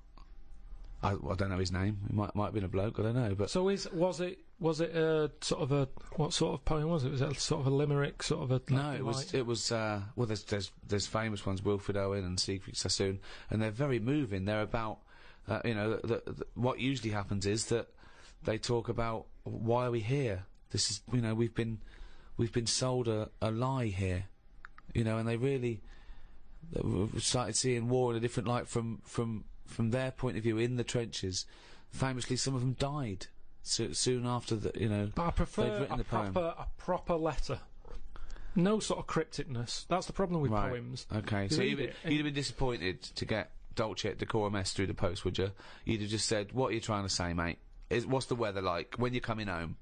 Did you get my socks?" Well, yeah. Sometimes life is a bit like that, and it's like, say what you mean. Right. Well, then you have just wiped all art off the face of the earth if you literally just say what you mean. No, I'm just saying in a letter. Say if I was a woman and my fella was fighting in a war. Right. What's your fella's name? Harry. Okay, so Harry. Oh, let me get this right. So when were you married? About 1935. 1935. So you've been married about 4 years. Yeah. Harry, why don't you go off? Oh, you're a woman, aren't you? Yeah. You don't look like. Okay. So what did you see in Harry? Why did you like Harry? Was he? He just was like funny. Butch. He wasn't that butch, but that didn't matter back then, did it? In the war. No. And you took everyone. But what did you say when Harry was said to you? Well, I thought it was coming because a lot of our friends ended up having to go. Did you just hug him and say don't go or something? No point, because that would have just made it tough for him. So what's the point? Just go with it. But if he I cried after he went. You cried after he went? That's what you do, innit? You wouldn't do it in front of him. He's got to go to battle. Okay, so your man goes off to battle. Right. Then I get a letter from the Colonel saying, "Oh, bit of bad news. Harry's dead." Now I get a letter in the post. He said what he meant, didn't he? In the well, yeah, and they would do, wouldn't they? They wouldn't fanny around saying, "Oh, he was on the warpath and the cloud went dark." I go, "What? Just tell me what happened. I don't want a weather forecast." He got shot at the arse and the bullet came out his head. Right. Now, the Colonel, he would just tell me the basics. Now, because he sent his by Telegram. They sent a telegram. The letter I get from Harry has been stamped, so I get it late. Oh, okay. So I get a letter from Harry after he's died. Yeah. Right, and you know he's dead. I know he's dead, so I get this letter with his handwriting on. I'm devastated because I was just getting over his death. Yeah. It's all brought back to me when this letter drops through the post. Well, yeah, 3 days and you're pretty much over it. It's Harry's handwriting. Yeah. Oh God, what's this? What's now I open it. Yeah. And instead of saying things are bad here, socks are damp, you know, everything's grim, it's cold, I'm sick of it. There's a poem. It wouldn't feel like it was from Harry. Well, because it's not in his words. Poems are never in the person's words. But didn't you know Harry was a poet when you married him and made love to him that night? I only picked it up because other people were doing it. It's something to do in the trenches. But when he carried you over the threshold, Karl, and he laid you down and gently kissed you, didn't he say any? Didn't he ever? He must have whispered some sweet nothings into your hysterical red head. He wasn't like that. Straight to the point. He was like, "Get your knickers off." That's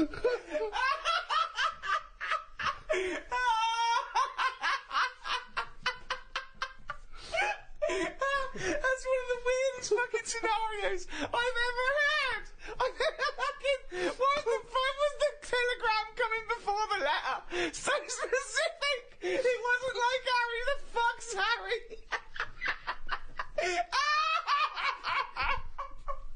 Oh God! Oh God!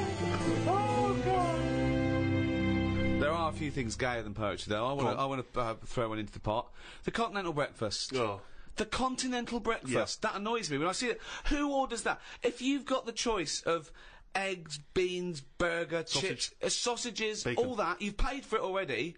If I was a waiter and someone said, what do you want for breakfast, mate? And the bloke went, I just have a little bit of grapefruit juice and a croissant. I go, do you? Do you want some cum on that? Or you can go back to the hotel room and suck a cock? Yeah. So, No, I'm with you there. What else is gayer than poetry? I remember when I was at school once, right? The worst thing you could be growing up was gay. Yeah. In school, it was the worst thing. It was and I remember I was about 14, 15. I was talking to this bloke. I talk about him on my stand-up.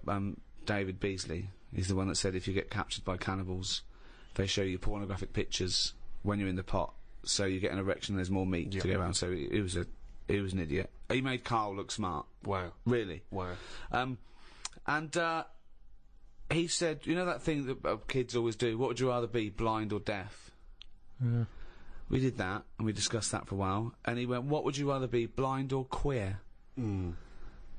And I went, well, I'd rather be gay, because... Still got all your sights, yeah. And he went, oh, would you? I went, well, yeah. Well, rather than be blind? I said, yeah. I said, also, if you were gay... you'd like being gay. He went, I wouldn't.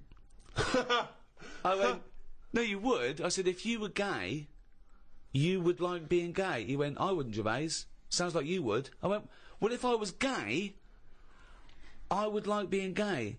He went, well, I wouldn't. And he looked at me accusingly, and I went, no, nor would I, but gays would. Which made no sense at all. Right, yeah. Just the idea. But this is just like such a stonewall that I'd rather be anything than gay. Yeah. Karl, thoughts? Blind or gay? This is about art, is it?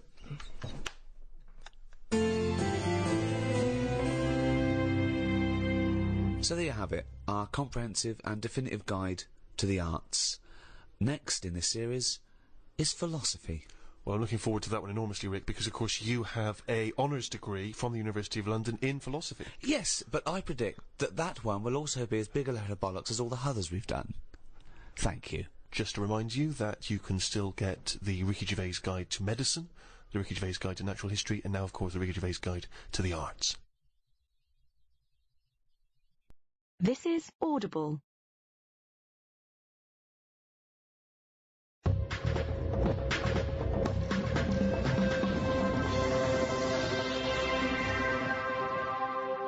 Hello, welcome to number 6, the final episode in this season 2 of the Ricky Gervais Show with me, Ricky Gervais, Stephen Merchant. Hello. And Karl Pilkington. Alright. You can still go and get the archive, all 18 episodes we've done so far. That's available on iTunes and audible.co.uk. And there's a little video diary we've done, a little free podcast. We may go into free podcasting, but in video, Steve. And there's a little free taster up there. So check that out. Go to rickygervais.com to find out all news and everything. But come on, let's get on with this episode. We're here and now. This is right, yeah, absolutely. Here we are. Good. Karl, go. I've got some bad news to start off with straight away. The world's oldest tortoise, a 250-year-old tortoise, died last week. Did it? Yeah, in a zoo in India. 250 years old. So would that have had that thing that they say about how you get a flashback of your life? You mean your life flashes before your eyes? Yeah, they say, don't they? Just like on your last breath or whatever. You like see you coming out of the womb and everything. Well, one, I don't believe that's true. I don't believe your life flashes before you. I don't know what evidence we've got. People who die say, you never guess what's happening. No, but there's loads of things that have happened where people go, Oh, that's weird. That goes to show that we've been around before, or... No, it doesn't. There's none. I have no evidence for that. Of Well, reincarnation. I told you that time when it happened to me when I was younger. Go on. Your life flashed before your eyes? Well, it wasn't like a flashback, but it was close. It's the next thing next to flashbacks. It was, I was having a bath, right? And, my mum had, like, run the bath and that, and, she said, is that too warm? And I said something like, no, it's alright, it's a lot better than when I used to have a bath in that wooden bath in front of the fire. Okay. And she was like, what? And I said, you know, well, it happened years ago. And she was a bit like, oh. And I can't remember that now, but she talks about it, and, you know, that just goes to show that... Because I was at an age when I wouldn't have known about wooden baths years ago in front of fires. No, but you talk rubbish now. So all you were doing, you were talking rubbish from an early age. Where's the problem? No, but you can only talk rubbish if you're aware of knowledge. Well, I didn't know about wooden baths, so why would I have invented But Karl, that? we've only got your mother's word on this, and she thought you might one day be a doctor. Yeah. So... She put a rock with a feather on it to keep a parrot company. Lest we forget. Yeah, but I'm just saying. Well, it's all bollocks. So have you researched this? You've tried to find out when little Karl Mark I and his wooden bath, when he was... No, I don't want to go there, because that's when you start digging out all sorts It's of trouble, rubbish. It's rubbish. No, it's not rubbish. Well, it is rubbish. What sort of stuff might There's you no discover? scientific evidence. No, for... just like I've said about family trees and that, don't be looking at them, because you're only going to find stuff you don't really want to know about. It's the same as that, innit? Leave it, let it be. Do you know what I mean? If your granddad was Einstein, you'd know about it, because your family would be shouting about it. If he was a bad un, you go, oh, keep that quiet. So don't look at family trees, and it's the same, don't be looking back in your past lives. Because no God knows past what you've been up lives. to. Well... Karl and the wooden bath. Proof. If Karl proof we needed. Pilkington, live on air, talking shit again. But this taught us, so if that's... And also, its flashbacks would just be, you know, the same wall. I mean, it basically spent, I don't know how many years, in a cage. It was in the zoo, so, it died of liver failure. Which is a problem if you're a tortoise, because with us, they can cut you open and have a look at the liver. With that, it's going, forget it, we're not getting in there. It's like you when you didn't want the plumbers to knock through the tiles to check out the piping. It's around with the tortoise. If it's a liver, we're not going through that. It's not worth it. If it's your head or your feet, we'll have a look, mate. But we're not looking at internal organs with a giant tortoise. Why not? 'Cause, what do you mean? Well, can't you drill into those things? It is only a shell. That is easier to replace than skin. Karl, I was joking. You can't do a liver operation on a tortoise. Why not? It's got all the same parts, hasn't it? All the same body parts and that. Well, I think that's the point. Well, not really, but yeah, it's But loosely better speaking. ones in a way, because they live longer. So they're doing something right. Aren't they? Right. If they can live 250 odd years, our art can't do that. Right. Which is what I say about our tortoise has got it right in a way, that it's taking its time on everything. We're rushing about, getting stressed out. That's just, you know, getting on with it. It's not rushing. It eats healthy, doesn't it? It eats lettuce and stuff. Yeah.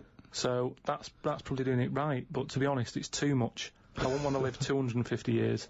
Just eating lettuce. Let's not forget that all a tortoise does is eat lettuce. It's not like it's jet skiing weekends and then getting its lettuce on a Monday. That's all it does, is eat lettuce. Yeah. And that appeals to you, does it? No, I'm just saying that it must be doing something right, though. Of course it's doing something right. Because it's living 250 years. But all animals do something right, however long they live. Mayflies live a day, but they're doing something right. Well, they're not, are they? They haven't got a chance to learn how to do it right. And then they're dead. You know, that's from one extreme to another, isn't it? That just seems a bit mental to me, that living a day. I wouldn't bother, so forget it. Could you be bothered? You don't, just as you get to know someone. Yeah, another mayfly. Yeah, but I'm just saying, if we had that, if that's how we lived our lives, you wouldn't have a chance to make a mark or anything, would you? It's just... Would you try and pack a lot in that day? Disneyland, whatever. No, I'd prefer to make it miserable, so I don't miss it. If you know what I mean. But I was thinking the other day about, you know, your body and everything, because it is amazing, isn't it? How it works. Oh, yeah, yeah. Does the brain control you, or are you controlling the brain? I don't know if I'm in charge of mine. Nor do I, There's a surprise. Nor do I, No, do you know what I mean, though, by that?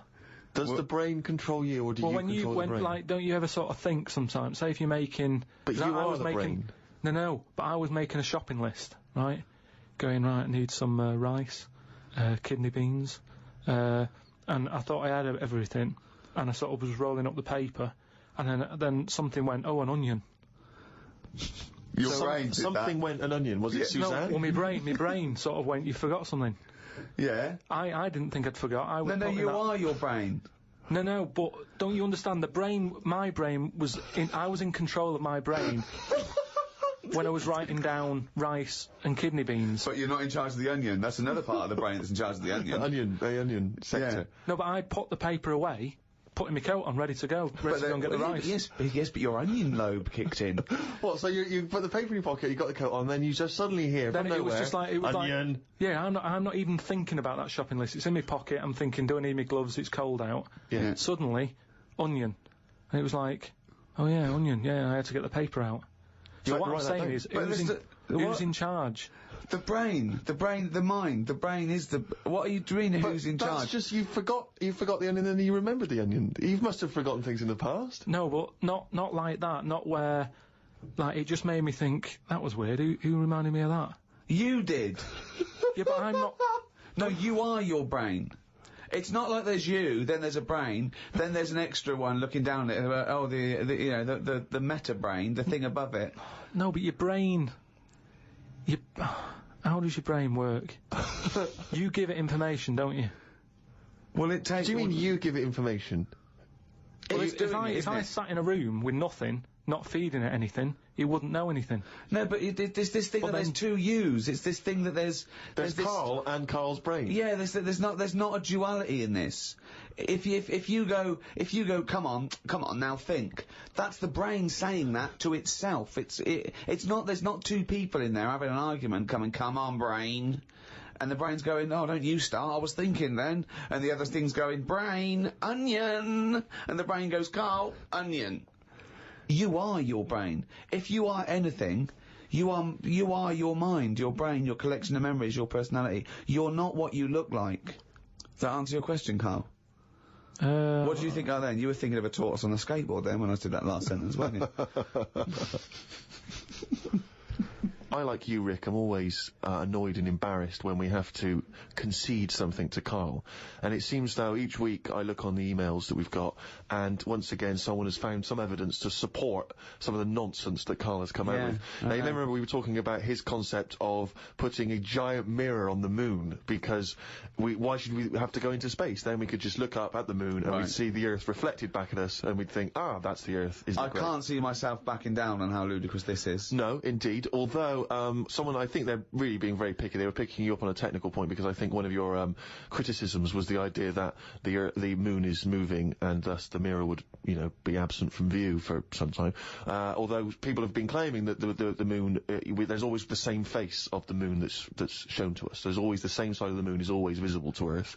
That's when they talk about the dark side of the moon. It's not just light. It's the fact that we can't see. It's the other side of the moon. No, but we move, so it's not always present. Well, no, but it would always be present to someone on Earth. Yes, I know. Wait, this is the thing. These people don't know what I know. I know that Karl is thinking of looking up there and seeing himself looking back. That's what he's hoping. Like when you're going along in a car and you see a shiny building, you go, oh, that's my car. And you wave. That's what he's hoping to see. He's not doing it to gauge the speed of light and think and change like that. He's not doing that. He wants to look up through a telescope and wave. Yeah. That's what they don't realise. I know what he's thinking. Do you want to respond, Karl?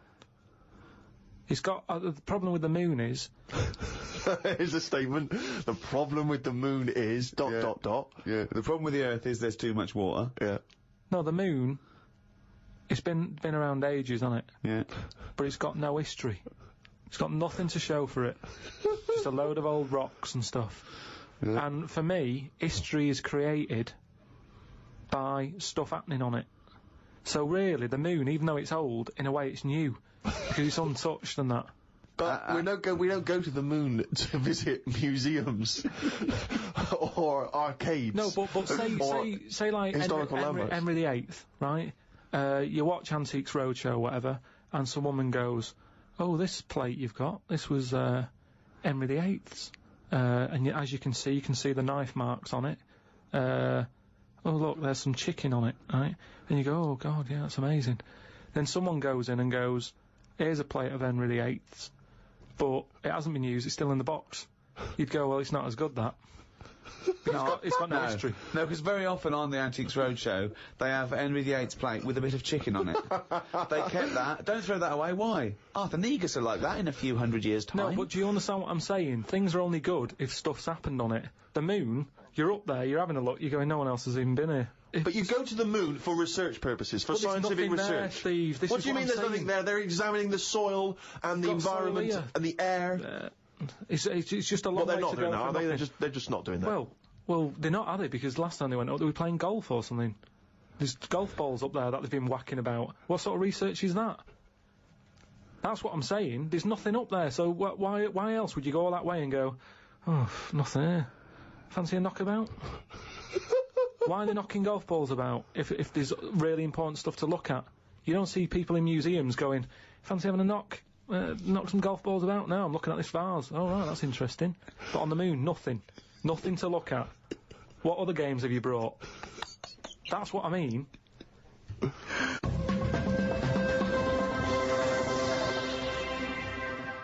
Karl, have you ever seen the programme Inside the Actors Studio? No. James Lipton interviews famous actors and gets words of advice about, how they work and how they act. But at the end, he always asks a series of questions, which is based on a French series of questions that a guy called Bernard Pivot used to give people when he interviewed them. So I'm going to ask you some of these questions. Many people will be familiar with them. Just interesting to see what your response is. And, answer them quickly. You don't have to think about them too much. What is your favourite word? Don't think I've got a favourite, because you only use them when you need to, don't you? I don't just go about saying the same word. So, well, alright. Yeah, it's not my favourite, it's just that it does the job. It does the necessary job for that time, doesn't it? It's like, how are you? I'm alright. It's a greeting. What about, I think serendipity was voted England's favourite word. Never used it. No, stupid word. Who decided that?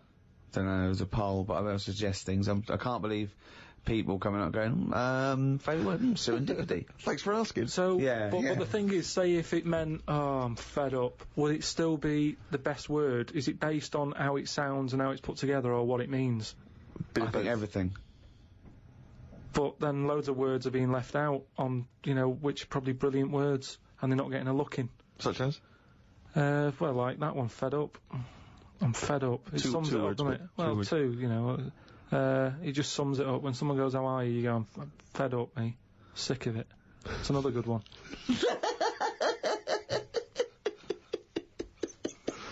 Oh, we get somewhere. Come on, some of your other favourites, right? I've had enough. It's just all stuff. These aren't words, they're phrases. They're all negative, they're all whinging. These aren't words. What's your favourite thing? My favourite thing to do is moan. Yeah. That would be well, it's not one word, it's loads of words. Fed up, sick of it, that's enough. Jeez. Whinge should be your favourite word. Yeah. Whinge is a good word. I like NGEs. Lozenge, whinge, flange. Yeah. What is your least favourite word? It might be serendipity. That would be up there for me. I tell you what, that would be up there for me. Probably like French words that have made it into the English thing. Blancmange. Just there's an unge there. So how could you dislike it? How would you dislike blancmange? But just as if we haven't got enough words in our books. Go on. Because I was thinking about go on. Alphabet, right? Why have we got that many? When other countries get by without that many letters in it. We got more words than any other language as well. But that's because we got more letters. Well, I don't know. So we've created a headache. I reckon you could at least half it. Well, you probably could half it. Well, you only use about half a dozen of them. No, but stuff like an X, you look at words that have got X in, and they're always words that you go, what does that mean? How's someone come up with that? That's how it comes across to me, and there's loads of big words. It's like dinosaur names. It's like, well, look, nobody was about when they were knocking about, so let's You've make learned up that some. at least. Let's make up some names for them using the letters that hardly get used. They've all got Y's and X's in them. Yeah, they have, yeah. That's what I'm saying. It's like, well, let's use it for that. Yeah. So you just, it's not so much what is your least favourite word, you just don't really like most of the words. Just cut down the words. Stop adding new words. I get by, I don't know how many words there are in the world, but I reckon I hardly use any of them. Well, I'll tell you what, this year's word must be podcast. Yeah, but That'll be in the dictionary, and but it's made up, innit? It wasn't here before, it's just another one. This is what I'm saying about... But what else would you call this? You know, there is a new broadcast. concept called podcasting. That is a podcast. But it's also a broadcast. We had a word for it. It's still a broadcast. Yeah, but they go, oh, you're a broadcaster. Oh, what radio station? No, I don't work on a radio station. I do a radio show, but I don't understand. Well, I do a radio show and I upload on. I don't understand. It's called a podcast. Done. Here's another idea. Go Add on. a new one. Get rid of an old one. Last one in, first one out, or whatever. Do it that way. That's a good way. What would you get rid of then? So we've brought in podcast this year, but what word would you lose? Well, what's the name? Those birds that died out. Dodos. Get rid of it. If the bird's gone, the word can, surely. It's almost profound. It's amazing. It's great. Oh, God. What turns you on, creatively, spiritually, or emotionally? Learning. That's a nice answer. Yeah. Excellent. Learning Will you stuff. say that? Yeah, but everything you teach me, I take it in. It's just that sometimes I go, I don't get it. But that still counts as far as I'm concerned. Well, no, it doesn't. Learning is knowledge is. There must be some sort of retention. You can't say I've got a great memory for a second. You can't say that. It has to stay there, and then knowledge has to be, applied. You can't just have all this knowledge that isn't applicable because it's useless. I mean, trivia is useless to a large extent. It's not real knowledge because it doesn't really help you in practically. No, but there's a lot of that going on. You're always reading stuff that you go, I've just read that. It's got me thinking for a minute. It's not going to help me in any way, but it gets a reaction, doesn't it? Well, that's good, yeah. That's what art does, and yeah, sometimes education's good for its sake if it really does inflame, but then sometimes, like I've said before, you can know too much where it gets you down. Go on. I just was reading something about an octopus. That's like a killer octopus. And it annoyed me that this was knocking about now. Because I didn't know, I thought they were quite friendly. Whenever you see them in cartoons and that, they're always happy, aren't they? And then suddenly, like, they've sort of brought the whole sort of creature down. Do you know what I mean? No, what do you mean? Well, just you know, when you see them in films, they're running about and that, and everybody likes an octopus. But this one that's on it was your fault really, because you told me about that frog that's going about killing people. No, I didn't say that. So I looked it up on the internet at like other creatures and stuff, and there's some octopus that's in the sea, and what it does, you don't even have to like threaten it. It just spits in the water, and if that stuff gets on you, does you in. Again, So in a way it's good knowledge, because I mean I don't go in the sea anyway because it's full of stuff like that, but that's just reassured me that I'm doing the right thing. If they're knocking about just gozzing everywhere, you don't even have to be near one, you don't even know if it's been spitting and stuff. It can kill you. It just seems unfair. I haven't harmed it, I haven't gone near it, why is it getting annoyed with me? Doesn't seem right. So that's where a knowledge has not helped that octopus out. Because now, when you eat them, I just think, yeah, have another one. Do you know what I mean? Get rid of them. Another conversation with himself. Another conversation with himself. What is your favourite curse word? I don't think I do anything like that. I think people can tell by my face when I'm like fed up. Well, they know you're fed up because you're always whinging. I don't think I've got one. Knobhead. That sums everything up, and I think it's... But you wouldn't call your nan a knobhead, would you? What would you call a nan? But she doesn't do anything to annoy me that much. But if she did, what would you say? If she really annoyed Well, you? knobhead's alright, isn't it? Because she sort of gets it. It's one of them things that everybody understands, but it's not too offensive. Right. What a knobhead. Alright, you're getting into this, aren't you? So that sums it up, but I don't really... Do you need one of them? What's that doing for you? It's better to think, innit? Like, okay, I've just slagged off that octopus, but at no point was a effing and jeffing about it. You know how annoyed I am with it. I don't have to start swearing about it, and that's... What would you do, though, if you were swimming, right? It was a nice little thing, you're on holiday, right? And there's this octopus there, and you're going around, right? And you just see it start spitting at you, poison. What would you say to it? Well, it's too late then, innit? And I'd kick it. And I'd say, you knobhead. I would, but what's the point? What's the point in getting annoyed now? Because it's done its stuff, hasn't it? He's kicking and calling it a knobhead under the water. What is this octopus thinking? Oh, God. Oh, okay, you fucking eight-legged shit. I'm not bothered. I don't know what you're saying. Fucking cunt of a mollusk. I'll just spit at you again. It's not bothered. You slimy little fucking boneless wanker. This is why the face Are you is still good. talking to the octopus?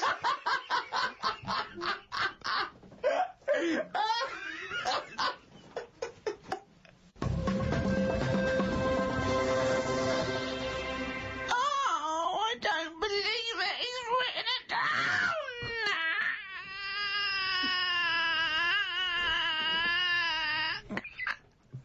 That's downloadable as a ringtone.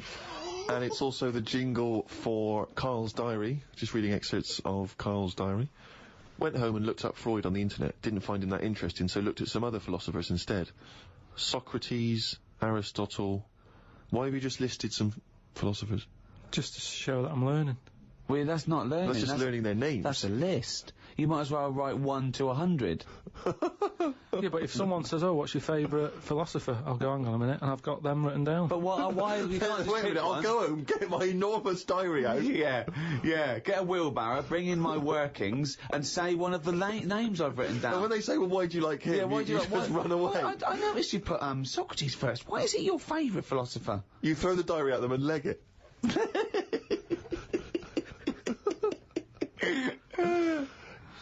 Oh, and then you go on to say, it's weird how names have changed, but then there's no other point there. It just is, isn't it? When you think about, like, Socrates, I've never heard that on anyone who I know, is what I mean. It's just, in a way... But you're not Greek, are you? But how did that go about back then? I mean, say if you were phoning someone up and they said, I'm booking a table for 2, they go, name? Socrates. Did he ever go, cheers?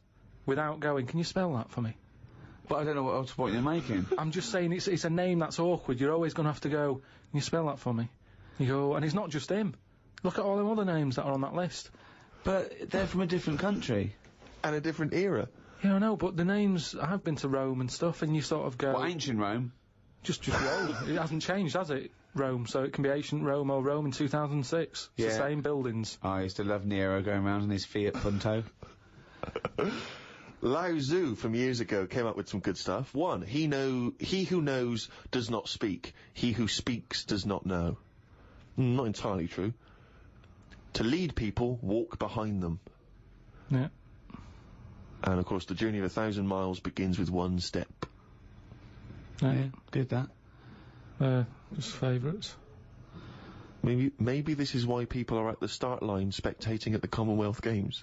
Well, no, it's just that I've never understood why in Olympics and stuff like that, if you're going to watch, don't stand around the start line. Go to the end, where you see the winner. But because of that saying, it actually makes sense, doesn't it? It's like, well, every step starts with a step, or whatever. Say again? Every race, you've got to start with a step. Yeah.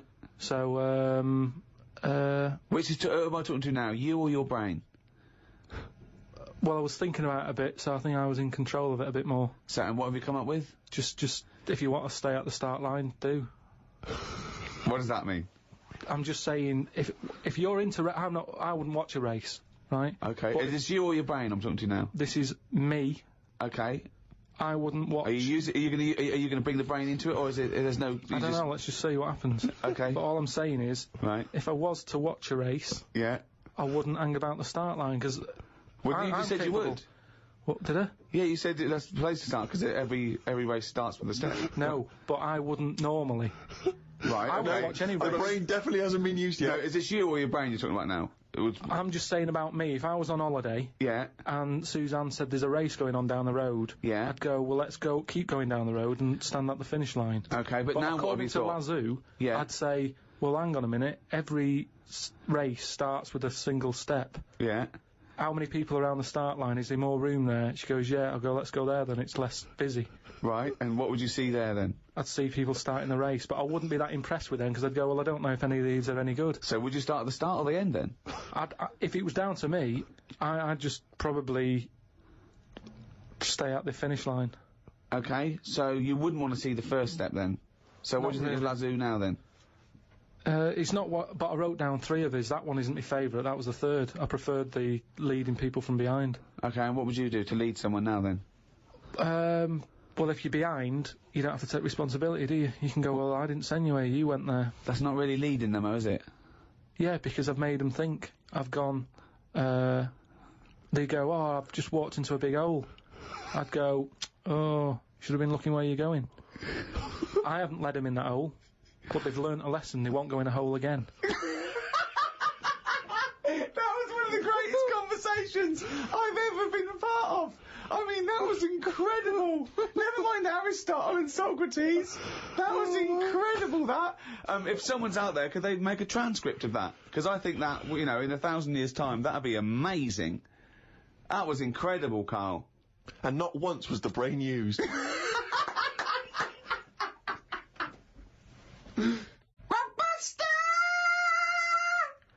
That's a jingle there for Rockbusters, the one of the most hated quizzes in the history of mankind. Joking, aren't you? The people loathe it. I'm loving it. Well, it's the last one anyway, so just get over, just do the answers. Hold on, we can't do another one though, because we can't give the answers out, so this just... Yeah, this is the last one. It's just the answers for last week for people who are doing it. Okay, well, small mercies. The first one that I gave you last week was, the initials were CK, right? Yeah. The clue was, do you know the songs that you sing at Christmas? Yeah. That bloke over there is the best at singing them. So what are the songs you do? Carol King. Carol King, yeah. Right, That well works. done, yeah. That works. Fairly Right. well done. The second one, MG. I told the homosexual man that the grape tree was mine. Right? MG. Gay. Yeah. Marvin Gaye, obviously. Marvin Gaye, But how do you get Hold to on, Marvin? What's it? That's my vine, isn't it? That I told you. My Vine Gay? Yeah. My Vine. Yeah. And the last one, My Vine Gay. That's shocking. It's then well, the last one, it was, shit. the last one, the initial was S. I said, I asked you if you believe in Father Christmas, what would you say? What's the name for Father Christmas? Santa Claus. Right, so if I said to you, do you believe in Father Christmas, you'd sort of go, No. yeah, but what's his name again? Santa. Right, so what would you do? You'd go, oh, Santa. No, I don't. No. That's it, that's what you do there. You go, Santa, nah. Santa, nah. Santana. So that was the last one. Well done to Bob in Yorkshire. Got all 3 of them right. You'll get a little signed picture. Oh, well, that's it. That's the end of season 2, Ricky Gervais Show.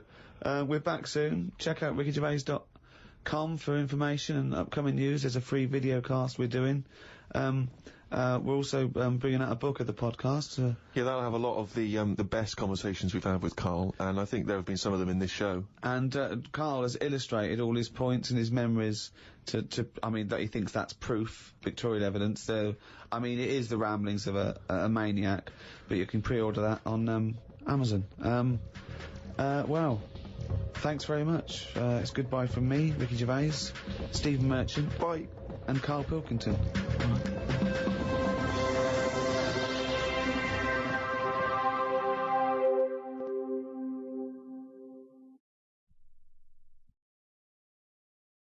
Audible hopes you've enjoyed this programme.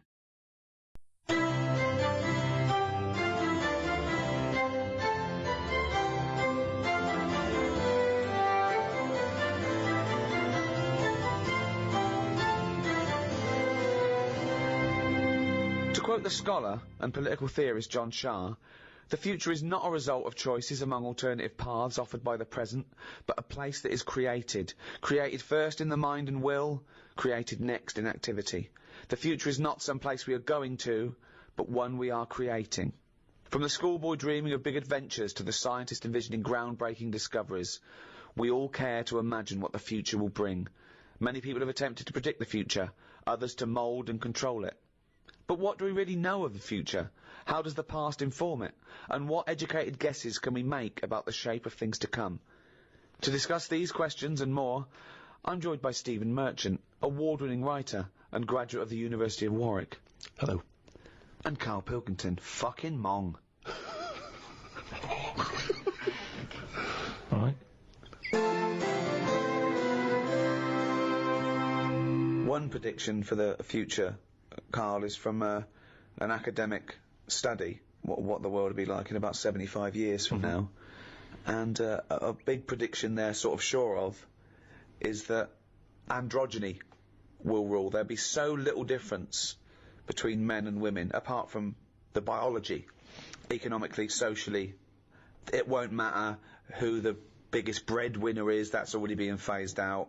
If you're in a traditional heterosexual male-female couple, it'll be who stays home, who earns the most or whatever. It won't be governed by gender, and that's getting less and less anyway, as it is now. But soon you won't even need a female or a man in your life. You'll just need the egg or sperm, and you'll be able to have any coupling you want or not. Thoughts, Karl? That isn't what I've heard. What were you heard?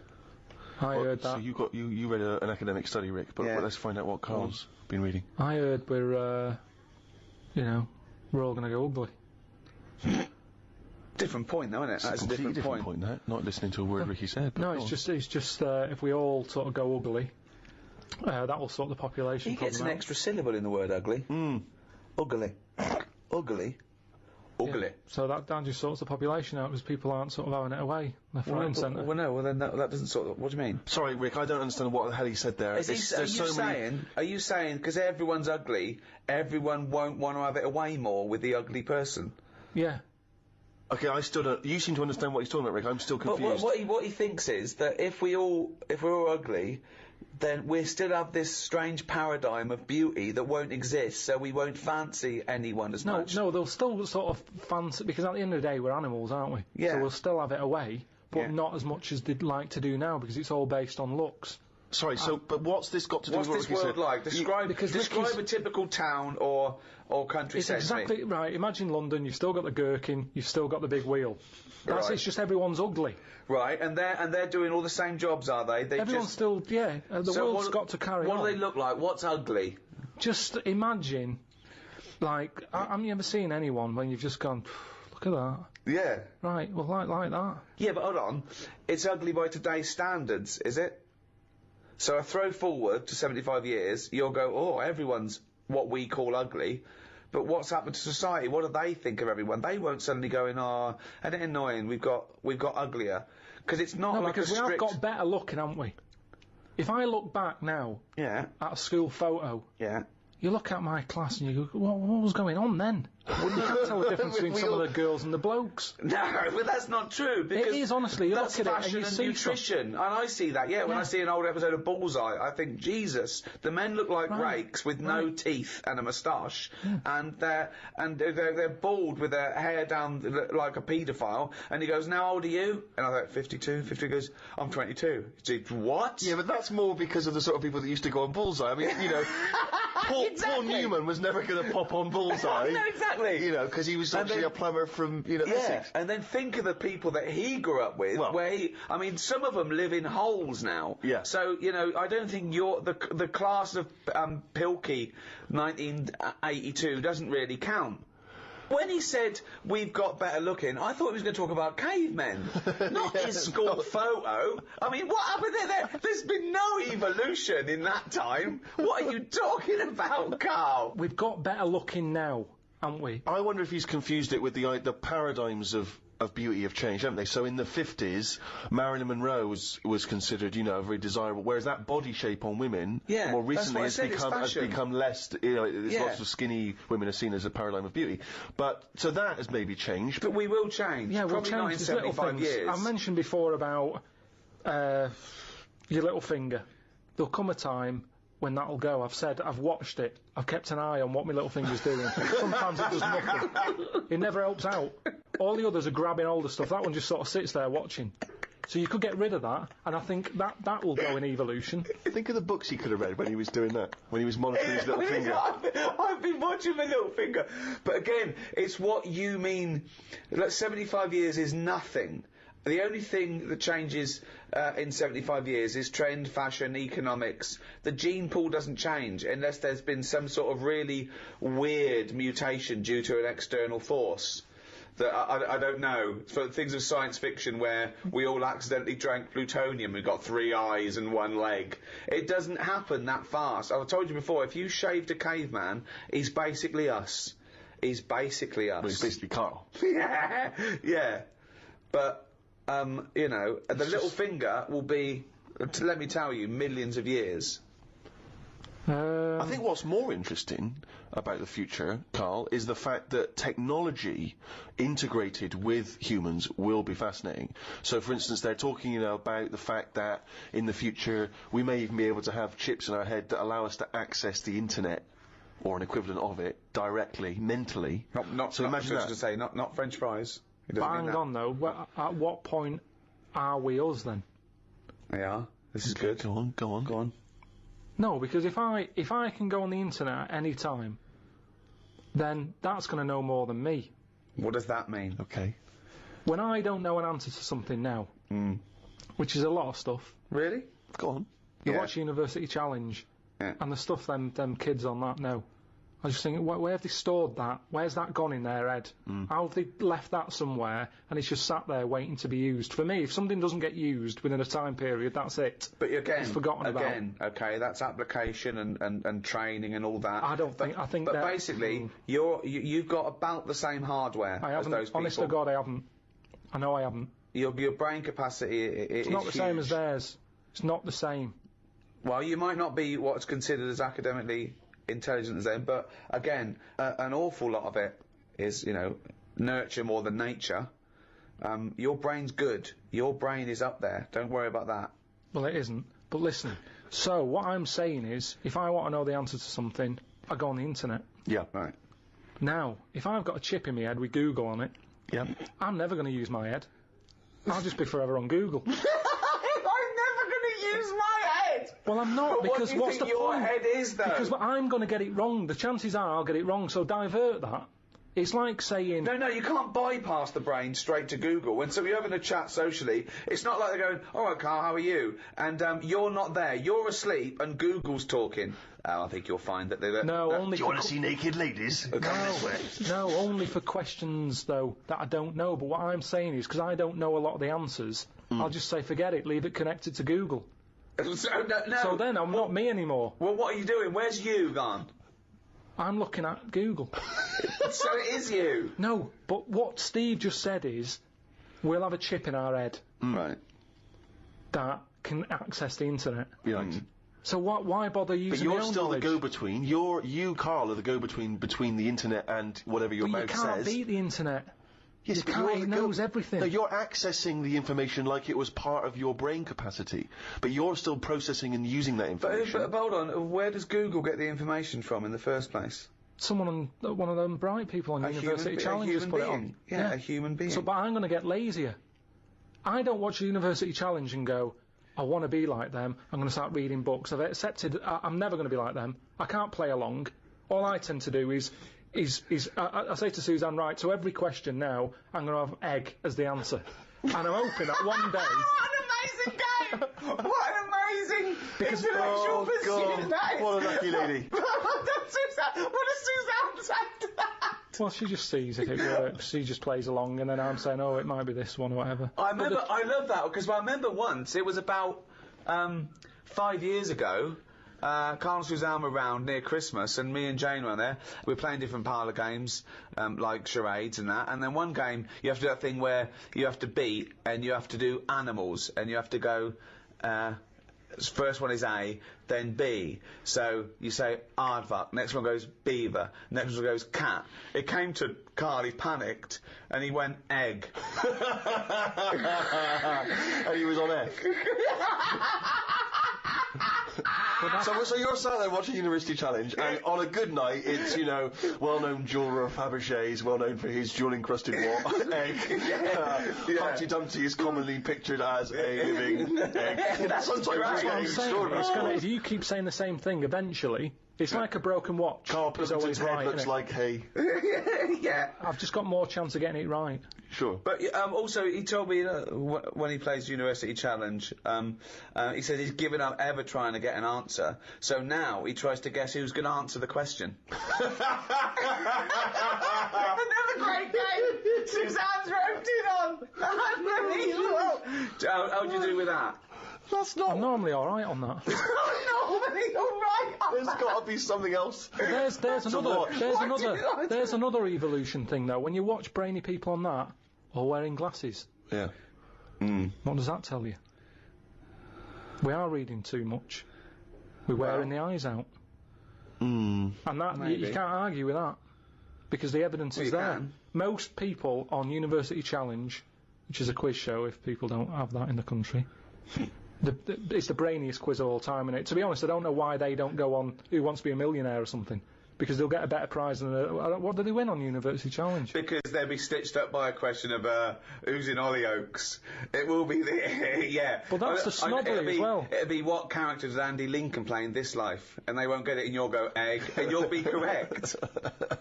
But that's the thing, isn't it? This snobbery on like braininess. The way that if you're a specialist in I don't know what something. Well, no, don't help him. Go on, finish. You've started a conversation. You're halfway through a sentence. You've got a point. Can't bail out now. Okay. Say if you're a specialist in Go on. Latin tattoos. Tattoos! Don't know what that is. What Latin tattoos? I didn't know you wanted something so specific. So that's a tattoo you have on your arm with Cogito ergo sum underneath, or is it a Just tattoo? any sort. Well, it's the only reason Latin's still alive, isn't it? Right. Right. Tattooists. So you go on Mastermind, Yeah. and people will go, "Oh, he's clever, isn't he?" You got 40 correct in 60 seconds. Yeah. Now, if you go on and say any questions about Coronation Street between 1990 and 92, people go, "Oh, he's a bit of a knob," because there's a snobbery to education. Yes. Yes. There is. But a question is still a question, isn't it? Well, to a certain degree, although, yeah, that's fine. But there's no application to knowing who played Ena Sharples, whereas presumably there is something useful in. Well, not perhaps Latin tattoos, because No, not Latin none of us tattoos, understand no, exactly what no. that is. But if you have knowledge of astrophysics, obviously that's going to be, as Ricky says, it's going to take more application to become an expert on that than watching Coronation Street twice a week. But it's still information that you've had to learn. You've not learned it, have you? You've just sat down in front of the telly and it's just piped into your brain very directly and very easily and enjoyably. Let's say the people working on that microchip that one day you'll have in your brain, are they not doing something more interesting and valuable for society than the Coronation Street fella? No, because Coronation Street that fella who knows a lot about it. He's enjoying his time watching that. Oh, on well, a I'm saying he's not enjoying it. So he's enjoying it, but a brain in a jar can be enjoying it if it doesn't know it's a brain in a jar. Right. So what you asking me? But we were talking. Didn't seem a difficult point what we were saying. What I mean is, Okay, one more go. What Right. do you mean? the chip in the brain isn't part of filling your head with stuff. The journey of filling it with that stuff. What do you mean? Whereas if you had a baby, the baby pops out, it cries a bit. They go, right, what do you want your baby to be interested in? And you say, I want it to be a plumber. You go, right, when it's 2, we're going to stick a plumber chip in its head. Right. Yeah. It's not right, is it? No. No. I don't know why you chose plumber, either. Well, we still need plumbing. Yeah, I don't we? know we do, but... It's odd that they would have chosen, but they've got such such kind of small ambitions for their It's what his babies. granddad did, and they want the sort of the thing to go through the business. They own a plumbing business. They want the baby to carry on the business of the plumbing. They want the baby to be able to plumb. It goes on now where parents force the kids into riding horses, and you see the kid without the parents about, and you go, "Do you like horses?" And they go, "No, not really. We're being forced to get on a horse. Can't stand them." Yeah. And people would go, "That's wrong. The kid should have the freedom to decide if he wants to get on a horse or not." That's right, yeah. Well, what about this chip in the head? But you've made this up. You've made the scenario They're up. not putting chips in babies' I heads. thought you said they were. No, when did did I I say say that? that? I never said that. I think Steve's right, and I don't know, I haven't read it, but I imagine he's saying it's the next step in convenience with technology and an interface between a human and a research tool or fun. You know, computers went from being the size of a room to a thing you can wear on your watch. So the next step may be, you won't forget your palm top, you won't forget your iPod, you won't forget your laptop. It's in there, it's an interface. I know, but it makes us lazy. But you straight away thought that now that it went to some sort of weird laboratory where it's all white and there's just a doctor and everyone's in a silver suit, right? And they go, "We're removing you're the self. We're removing the self and putting in chip. You are now computer boy." Yeah, But it's I want not. to watch Coronation Street. Well, you won't in a few seconds. But I hate Coronation Street, me. Carl, it's not a question of. It's not that Google is now Karl. It looks like Karl, but it's just spouting, little pop-ups about offers you can buy and cheap holidays here and there. He's not the man I married. Right, look at it like this. Jesus. Look, I see it all the time now. Go on. You go, "Where are you going?" to someone, and they go, "I'm going to Dorset." Aye. "All right, what road are you taking?" "Don't know, just pop on the sat-nav." Now, that's a start, isn't it? Okay. Let's act that out with me, okay? I'm going away for the weekend, Karl. Are you? Yeah. Where are you going? Dorset. Oh, yeah. How are you getting there? Car. All right, yeah. Well, which way are you going? Don't know. Why do you want to know? Well, just making a friendly chat. I'm interested in geography. Which way are you going? Well, I don't know really. I've got a sat nav in my car, and I'm getting there. And what do you know? What? Lazy, isn't it? Well, I'm not a pigeon. I don't. Have you got an A to Z? Well, yeah, but it's on a computer the A to Z. What's the difference between looking at an A to Z and? Lazy, though. Not really. No. Why? Why is it any different that I've got it computerised so I can go along? The A to Z's a bit dangerous, isn't it? It's a bit. Don't go to A to Z when you're driving along. Clive, who are you talking to? Because we need to hit the road. We need to get going. Well, it's this fucking idiot who wants to know what road I'm taking, which is a fucking boring thing to ask anyway. Sorry, who is this twat? Because we really got to get going. He's a fucking dickhead. I think he's an A to Z salesman by the driver. I mean, We'll just tell him we're using the sat nav because it's the quickest, most efficient way of doing it. It's the quickest, most efficient way of doing it. No, but look what's who happened. the fuck are you? Would Columbus found America if he had a sat nav? Yes! No, he wouldn't. He'd have put in America and he would have taken it He wouldn't. He only found it because he got lost. Now, if everybody just goes... Hold on. How would an undiscovered country be on a sat-nav? No. Go on. But I just What's mean... the difference between the sat nav and the map in that regard? Because I've found some lovely little cafes on roads I've never been on. And I've instantly gone from finding a continent to a little cafe. I love that. Little greasy I am off to discover the unknown world. Where are you going? Well, I don't know yet. It's the unknown world. What are you taking? Just a boat, all lazy swim, you cunt. I love the fact that he's so Luddite now, he's annoyed at the sat-nav. I mean, you'd have probably given Columbus a hard time. Oh, got a compass. Don't you know where north is, you twat? I just think there's something in being lost. I never feel lost. I just think, I've had a diversion. Because you find new things. I'm forever going down... Suzanne's asking the French peasant where I just think, Columbus... Alright, what's the most interesting thing you found when lost? Like I say, I found a shop that was like a fancy dress shop. Amazing. Do you need fancy dress stuff? Dressed up as Columbus and went and bought a sat-nav. Went to Dorset for the weekend. You never go out. Why do you need a fancy dress shop? That sounds like the one thing you would hate is fancy dress. Yeah, but I like looking at they have like a space helmet in there. Right, so you found a fancy dress shop. Where were you supposed to be going that you had time to get sidetracked and go in a... I think I was going to a meeting.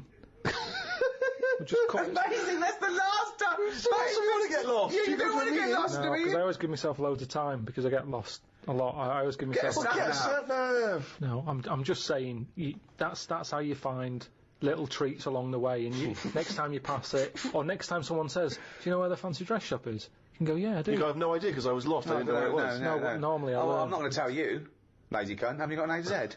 Oh, that's harsh. Yeah, find it yourself, you lazy twat. Well, I might get lost. Good. You might find another one. It just goes back to the chip thing in the head.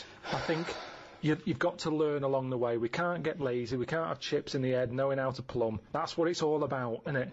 And making mistakes. If you make a mistake, I've done some wiring, got a little shock. Won't happen again. It will. I've seen that experiment with you before. So, What have you learned? You keep going on about all this learning. What have you learned? What have you learned? Okay, sum up mankind's foray into the future. I want this. This will be the introduction to a book about the future. It will then be read in 100 years' time and go, Karl Pilkington was the most prophetic genius that's ever walked the earth.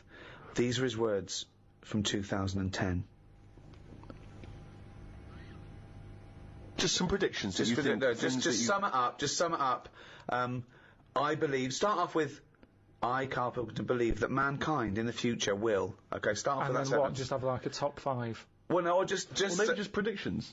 Just predict. Yeah, okay, yeah. So and then a little thing to remember. And remember ye this. So I, Karl Pilkington, predict that in the future mankind will. Start off with that. Start off with that sentence. I've given you that one. All right, I'm Karl, and the future. He's already gone off road. It's a scary place, but the future's going to happen. Right? There's no getting away from that. Yep. Okay, your predictions are. Well, we're all. It's not a soundbite. Keep going. Hang on a minute. Give him space. Give him space. This is in a book. I've got to think about. I don't want to get it wrong. Think first. Think, and then say it. Okay, starting from now. These words of wisdom will be inscribed on a wall of a museum one day. Proceed. Wall of a lavatory, will it? I think trousers are going to be stopped being made. Just because you see kids now, they've got pants around their ankles. They're going further and further down. So I think that's evolution, just getting rid of the trouser. Right. It's just dropping naturally. That's the evolution of the trouser because it's dropping Well, incrementally you see now, you down can the see arse. kids' underpants, so they're just dropping. Yeah. I think they'll get to a point when they just don't bother wearing them anymore. Right. Prediction 1. Okay, That's an amazing one. They'll stop making trousers in the future. Good. Okay. We're going to get weaker. That's already happened. They used to say, an apple a day keeps the doctor away. Now they're saying eat 5 fruits. Right. So we've definitely that's evidence. You can't argue with that. I'd probably put that first because the guy is right. What's number 2? So swap that round. Okay, that's number 1. Give him the pants second. Yep. I'm gonna die. Okay, number 3. They used to say, an apple a day keeps the doctor away. They used to say, pull your trousers up. Now they say, put them down, you can. I've never had such fucking dribble. Number 3. Right, number 3. Oh, the scholars are now waiting with bated breath when they find this old scroll, and they go, ooh, what can number 3 be?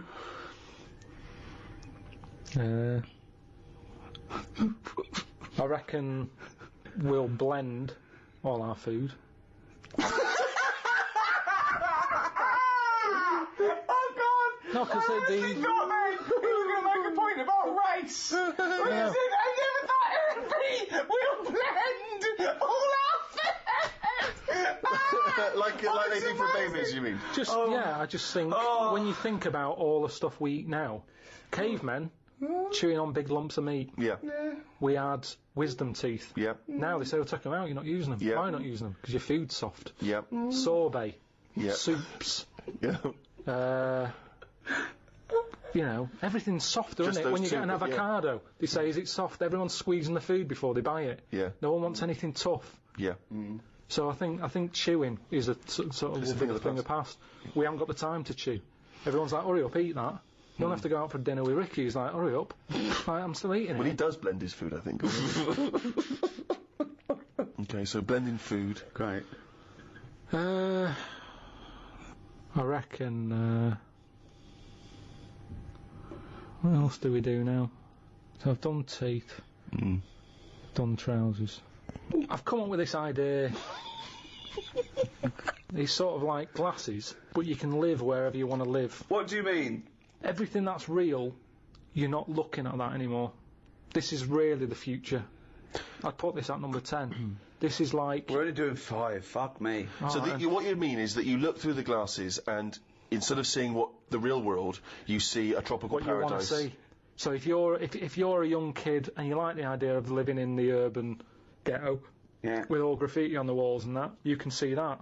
Yeah, but hold on. Are you walking around? Because you'll be bumping into stuff, won't you? No. Why not? No, what you mean is that the stuff that's there in the real world is being digitally reimagined in your glasses. So what was a nice country lane is suddenly now an It's urban got loads ghetto. of graffiti on it. Sure. Absolutely mental point. This will never work. Absolutely one of the maddest things you've ever said. Really weird, that one. Yeah, It could be done. I reckon it could be easily Why done. would it be? Okay, Because- last one, that's number 4. That's a load of bollocks. So what's number 5? There'll be more letters in the alphabet. Why? Why? Because we're running out of words now, aren't we? No, we're not running out of No, we words, are. We are definitely running out of Using, words. Just using the letters we've already got and making new words. Yeah, we're making, No, but we haven't got enough now. Of course we have. Have you any idea? You could have a word with 9 L's Yes. before you run out. Yeah, and they do in Wales and what have you. That's because their alphabet is shorter than ours. They've only got something like 24 letters over there. Right. But they go mental with the L. now what we do is we've got 26 letters, but we are now struggling. We're not struggling at all. We are. We're not. I mean, it's a stupid... Boswallocks in shampoo. Now there's a word where they've gone, well, we've invented something here. We've got something we're putting in shampoo. Boswallocks? Boswallocks. You just made that up? No, it's not. They go, new with Boswallocks and ceramide R. Yeah, but that's a new word because they have to. They come with a new word. But it's a terrible word. Why? Boswallocks. It's another word. Is that real? You've missed that out. No, I haven't. That's a real word. Boswallocks, yeah. Now this is what I'm saying. So years ago, when they came up with all the sensible ingredients, Go on. sodium. That sounds. That sounds all right. He likes sodium. He doesn't happy like with that. Because it Boswallocks. sounds like something in it, like an ingredient. Well, yeah, but that's because you're used to it. Is this a load of Boswallocks? Are you winding me up? No, the two it's of you? real. It's real, and that's because 26 letters. We've wasted them. Years ago, we went mental with the, pneumonia, sticking a P on it. And there's loads of words where you go, what's that letter doing in there? Whereas now, they can't do that. They've gone, whoa, pull that back. Why is that letter there? And now you've got stuff like abbreviations and stuff. Yeah. Let's not waste letters. Let's just control it a little bit. Cars are called things like, GTI or something, because they're going, well, I can't think of the word to call this. So they're giving them letters. Think of a word now. Think of a word that hasn't been made up. What do you mean? Well, tell me a word that hasn't been made up. All words have been made up. No, one that hasn't. That could be used. Say if I invent something now to put in shampoo, what can I call it? Quick. Cranberry. No, it's too close to that. No, we can't get that past the advertising person. Scrimpton. Scrimpton. Yeah. It took Ricky 2 goes and you accepted his second one. Well, I think we've sorted out the future. Wow. Since, obviously, the days of Nostradamus, there's been many people who've tried to foresee the future. Karl, I'm not sure if you're familiar, but there's endless, predictions. Apparently there are other planets that may collide with ours. There's some scientific basis on this. And obviously, I don't know if you've seen the posters for that recent film, 2012. Well, that's based on this notion of some kind of Mayan calendar, which supposedly predicts the end of the world as being 2012. But if you knew with certainty that today was the end of the world, how would you spend that final day? I mean, this seems weird to me, but I think I'd like to experience a lot of the extremes of existence. So, for instance, I've always wanted to smash up a bar. Do you know what I mean? It's strange, but I've always wanted the exhilaration of just smashing all those bottles, like you see in a film. But would you enjoy it as much, knowing that you're going to die in 8 hours? I don't know, I suppose it's the sense of abandon, you know? I mean, maybe I'd murder a person.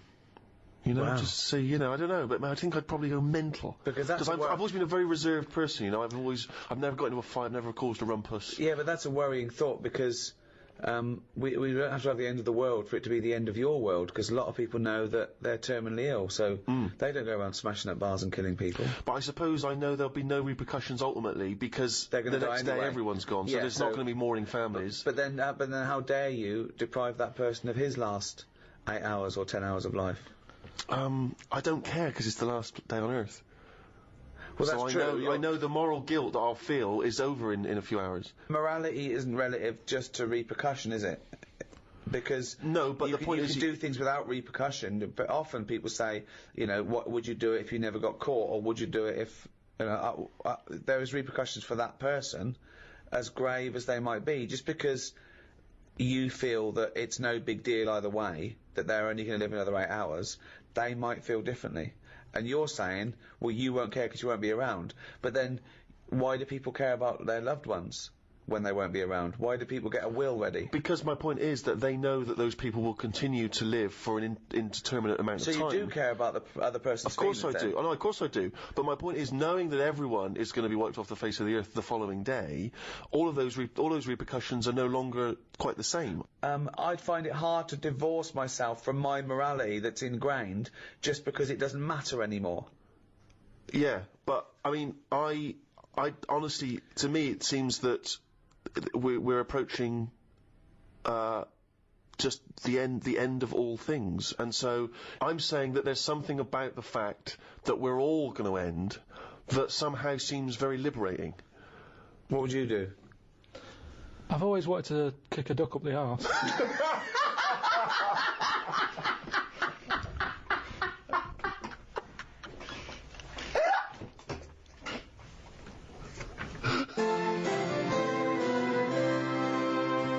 Now, obviously the future is relative.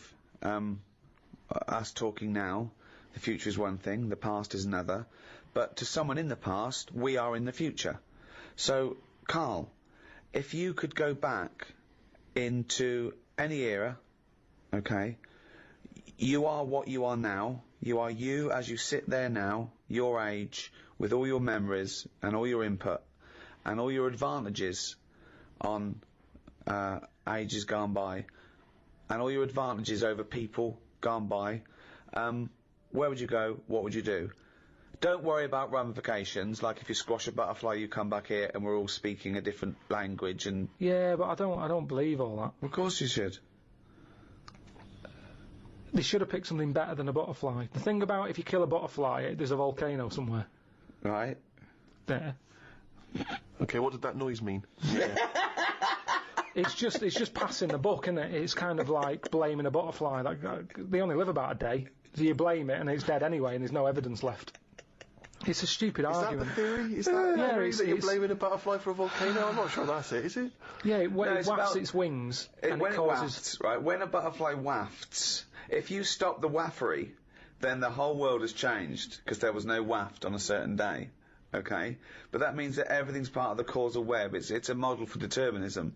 So things do, yeah, of course things have an effect on everything else. Yeah, but I'm just saying that's a bad example. The butterfly doing its wings. Well, no. Something... That butterfly might have flown in through a car window and frightened someone, and they crashed. Use a wasp.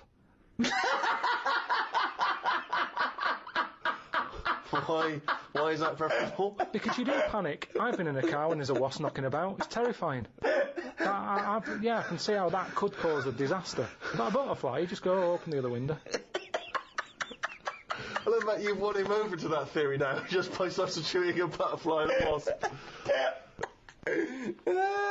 You think back to perhaps when you were a teenager or even before when you were growing up. You had visions, I suppose, of your own personal future and how that would play out, how you could change the way you lived your life in order to affect the future. I mean, I'm very lucky in some regards in that one of my ambitions was always to be involved with comedy. Yeah. And I was It's funny, though, isn't excited it? about that, and I was lucky that I've managed to achieve that. A lot of people don't even know what they want from their future. Well, the other thing is that when you dream of where you'll be in 20 years' time, you don't change the future. You don't change the buildings, and you just think of yourself sort of richer, having a happier life. Yeah, you know what I mean. So, and also, I was always slightly more handsome in the future. Like, I kept imagining I would grow a little more handsome.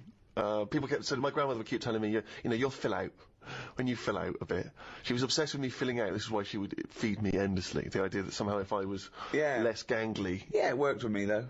Yeah, you really filled out. I filled out, yeah. It's funny because I still forget what I look like now in the present. Yeah. In my head, I still look like I used to look. Then I catch a little glimpse of myself in the shop window and go, "Who's that fat old?" Oh.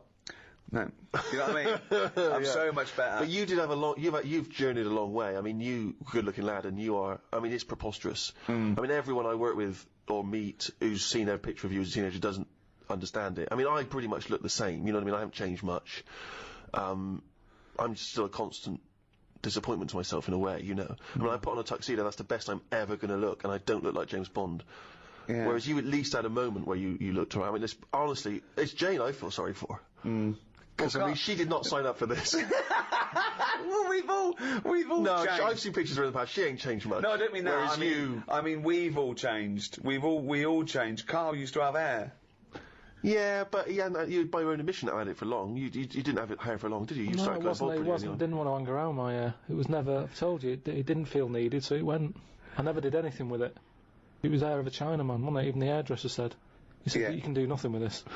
So what do you mean? He said, it's just it's sort of limsy. Limsy! Sorry, was that's a... Limp or flimsy, I reckon. Well, no, Limsy is a Chinaman that gave his name to the limp hair of the Chinese. So you think your hair bailed on you because it was not getting treated well enough? I think that's true. I think that's how it works. But yeah, I know what you mean. I sort of think about if I've changed and that, but I don't think I have that much. I still have the same sort of thoughts. I like olives now, which I didn't like probably 3 years ago. Right, wow. But you can, if you eat 4 in a row, you get a taste for them, and I thought, go on then, I'll have 5. And I thought, yeah, they're alright, these. So that's different, but other than that, I mean, So what were your dreams and ambitions when you were young? Didn't have any. Right. It was kind of... 5 years old, what do you want to be? What was your thoughts for the future? I didn't worry. At 5 years old, you're not worrying about work and that. 10. What's your hopes and fears of all these years I met in thee tonight? I wasn't worrying about work till about 13, 14. Just thinking, right, you know, people who are new had left school. They weren't getting work. And I was thinking, I don't want to be like that. That's when I did boxing. You know, I could have gone down that route. Got into boxing, didn't I? How many fights do you have? Don't know, about 3 or 4. Yeah. How long is it? When does brain damage kick in? I guess it can. I guess it can happen almost instantly. I mean, that must be part of it. Did you really get a bad beating on one of those fights? Yeah, Leroy gave us a right good clackering. Clackering. Yeah, the thing is, your jab was a bit limsy, but Leroy's was clackering. Then there was the dancing. I don't remember this. What, breakdancing? Well, I did that. I did a bit of body popping. Yeah. But did you ever really think that you might do this in the future? You never know, do you? But did you, at the time, do you remember thinking, I wouldn't mind doing this professionally? I must have thought that for me to go, well, let's try and join, you know, Twiggy's dance club and all that. And my mum and dad always sort of, you know, if you want to give it a go, give it a go. With the boxing, you know, my dad was saying, right, I'll get you the proper shoes and that, and my mum's like, don't bother getting in them yet. Let's see if he sticks at it for like 4 months, because they were about 30 quid for Let the him shoes. carry on in my furry slippers. Then with the dancing, it was the same thing. I said, I need some leg warmers and that. And these tights are just as good. Come on. No, pop on your nan's tights. My dad gave me like he cut like the sleeves off his shirt. Amazing. And that were your leg warmers. Yeah. Amazing. But it's funny, when you're a kid, it don't bother you. But surely cut them off a jumper. No, I don't know why. I know it looked daft. I had cuffs on leg warmers. That's amazing! But when you're a kid, amazing! What did they you think roll those them up. Twiggies? It must have looked like Lawrence and Bowen doing a handstand. But then, you know, that didn't last long, and then my dad, you know, I was getting older now, and he's like, Dad needed his shirt back for a wedding. Yeah, as long as he didn't take his jacket off, it was fine. Oh, Dad, I'm losing my hat, I need a hat. Dad, I don't need a bloody hat. Pop my pants on, Fed. but then you've got to make sure you try and get a job, and school was sort of saying, So 15 now. Hang on, Friday. why did Twiggies? Why did you stop going down Twiggies? well, it was shut, wasn't it? Amazing. Oh, it closed down. Closed down, it had a load of toilet rolls in there, it'd been turned into like a storage unit. I've never really had like a dream, I've just bumbled along. Because, like I've said, it's Bumbled. that thing of Clackered, sort of... bumbled, limsy. It's like, call my fucking bluff. There's no point sort of wishing for too much, because if you don't get it, you'll be fed up. So it's better just to sort of go, well, let's see what's round the corner. This is what I've said to you about a sat-nav system. Right. Isn't it? It's the same thing. Yeah, sure, have the sat-nav, type in where you want to go, and it'll take you straight there. But what I say is, use the back streets. Have a look around, turn off, don't go straight ahead, turn right. The little dead ends. Yeah. Have a Well, you look. might get mugged. Have a look. Don't go down the dead ends. Why not? You've got to reverse back There's out. nothing there. Dead end. No, but have a look. Well, there's nothing there. It's dead end. What's the road doing there then? Well, it's a dead end. There's Yeah, but dead there must be ends. something down there. There's nothing. It's dead. It's just ends. Just a wall. Right, so it's not a problem. Reverse. Well, don't go down in the first place if you know it's a dead end. Don't tell people to go down a dead end. They've got to reverse out. Difficult. Well, I'd say just have a look. You see, that's the difference between me and you. I'd Right. have a look down the dead It's end. dead end. No, don't worry. It's What's dead down end. there? Dead Just nothing, mate. Dead end. Rubbish? Just Yeah, the no, rubbish? nothing. Dead Nothing end. at all? Yeah, no, put going there. Dead end. Right, so I'll go, well, I'll just have a look for myself because I don't believe you. Okay. Well, go on then. Right, I'll have a look. Yeah. Oh, look at this I've found. What have you found? Box of money that you didn't know about. All I'm saying is it could be He has anything. still got the brain of a 10-year-old, hasn't he? of money. He's still got the brain of a 10-year-old. I'm just... set your stall out. Right. So where's the store? Where are you setting the store? Not in the Dead end, 'cause there's no through traffic. thoroughfare. Yeah, you want to be on This a is sort of crazy. public highway. Where are you setting the stall out? What are you selling? What are you selling? Well, this is what I'm saying to you. What are you selling I'm first? selling a mixture of stuff. What? Like what? All sorts. What have you bought it with? A bag of money you found in the dead end? Leg warmers. Right, you got new leg warmers with do you want cufflinks with them? What? Do you want cufflinks with them leg warmers? Well, no. Why would I do that? Well, you got to fucking look smart, ain't you, you cunt? So you're selling, what are you selling? So, Yeah. you set your stall out. Yeah. Right. Now, Yes. isn't it dangerous to sell all the same product in that shop? Right. Okay, I don't know what you're talking where's the about. analogy going? This is Yeah. a metaphor. I think it's a metaphor. Yeah. Of similes. What, Yeah, what are you selling? What are you selling first? Bang. Two, hang on. three, four. No, but Quick, this is it's The what I'm saying Apprentice. to you. This is what I'm saying Go to on. you, though. I Right. just said to you, Yeah. well, Yeah. I don't know what you wanted to do. You haven't told me. But Right. I'm Do you want me saying, to tell you what I wanted to do when I wanted to be... Well, at 5 years old, I wanted to own a sweet shop until my mum said, you know, you got to buy the sweets first. Right. From 10, I wanted to be like a scientist. 15, a vet kicked in. But at Carry some on. point you jettisoned all of that to try and pursue a pop career. 20, I wanted to be a pop star. 25, I thought I'd better get a job. well, At 30, I did. me saying turn off the main road and do a right Yes. is saying just have a look around in the same way that if you go into a It was shop... a metaphor, wasn't it? Yeah, Right. it was, yeah. Yeah. In the same way that if you go into a shop, you're thinking I'm getting a quarter of bonbons. Right, bum-bums. Bum-bums. Well, by the time you get to the counter, You're clackered. and you get some licorice all sorts instead because you thought, actually, I forgot about them. Sorry, no, this isn't a metaphor, is it? This is a real shop now, isn't it? I just mean you're gonna be let down. You're gonna be very, very disappointed with life if you know But I haven't been disappointed If with what? If what? If what? If what? the thing you're aiming for Yeah. doesn't happen. But what if it does happen? I'd like to take issue with this because there's a lot of young people who listen to our podcasts, and if they listen to this tripe that if you try for something in life it won't happen, so don't bother, I think it's a bloody disgrace. Imagine if Leona Lewis had thought that when she went on the bloody X Factor. She wouldn't have got punched by that bloke in that. Well, that doesn't make sense. But you know what I mean. She would not be living her dreams. Yeah, but we don't know what Leona wanted to do. She might She have had wanted a to be a backup singer. plan. That's why she's done it. She might have had a backup plan. Yeah, but she fulfilled the main ambition, which was to sing. That's why she went on the show. She didn't go there because she thought I might want to work down a branch of Waterstones. You think she went in there and said, quarter bum-bums? She's like, oh, this is X Factor. But she went, oh, go on then. Well, I was saying. But what about the girl who looked like a fat baby? She went on there with a dream. It's not going to happen. Oh, yeah! But the point is, I'm not saying you all have to go on the X Factor if you're a hopeless idiot. I'm saying if you've got a little bit of talent and you pursue it, it might take you somewhere. If you want to be a vet or a doctor or a pop star, you might have a chance. You may as well have a stab for it than say, no, it's alright, I'll just sit around in the underpants. Yeah, they're doing a new one, the X-ray Factor, where you can actually, become a top radiologist. But I've said this for an idea. I think they should do that. Because how many singers do we need in the world? You see, that's the thing. We're talking about the future. Yeah. I think we're not going to talk anymore. I think we're all... it's going to be like living in an opera. The way things are going on now, everyone wants to sing. Yeah. Whereas, if you did a TV programme to try and get a doctor, X-ray Factor.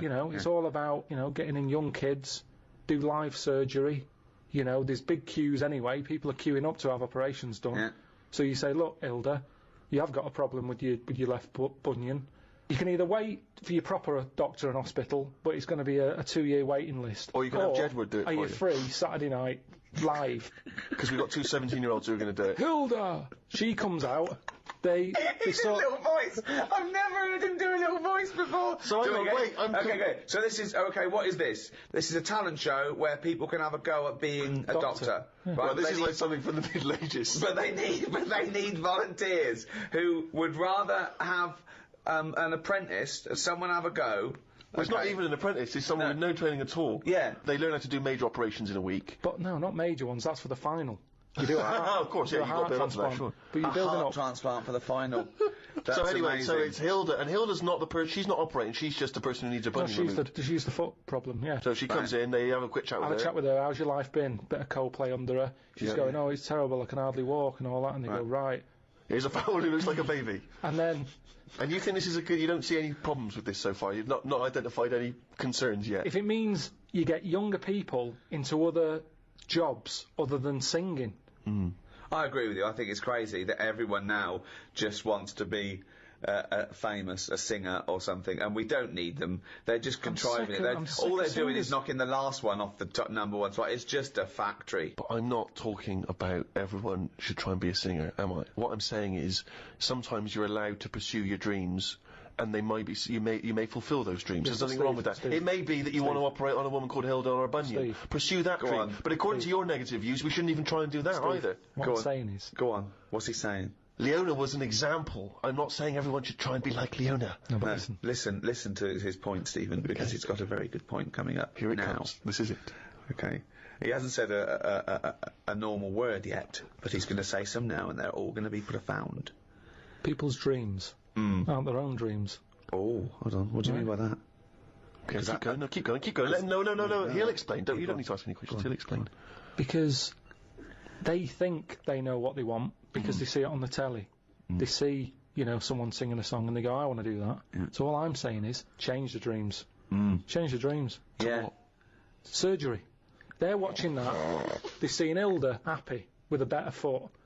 The doctor's getting all the praise. They go, I want a bit of that action. That's what it's about. They don't want to be singers. They want to be known. They want to be famous. Yeah. So, fine, have a bit of fame, but do some good. Fix Hilda's foot.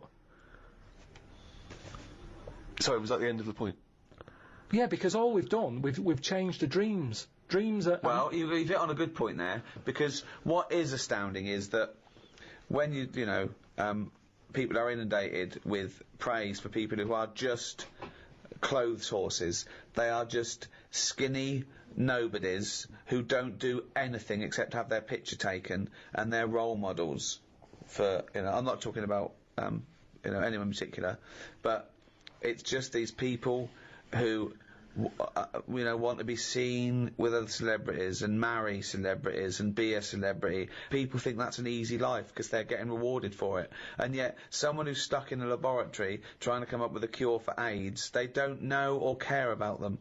And okay, can I just point out though that if we're going to have a go at people being successful, making money, and being well known for doing nothing of any value, I point you to the man sat opposite me here. And that's, hey, I tell you, there's times when I, lie awake at night thinking, what was my dreams?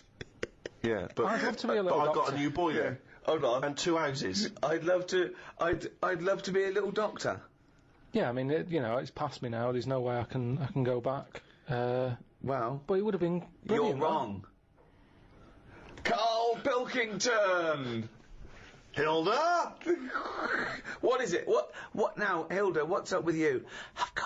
I've got terrible piles. There's some sort of blockage up there.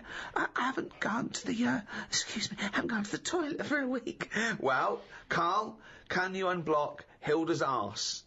Now live, unblocking Hilda's arse. Karl Pilkington.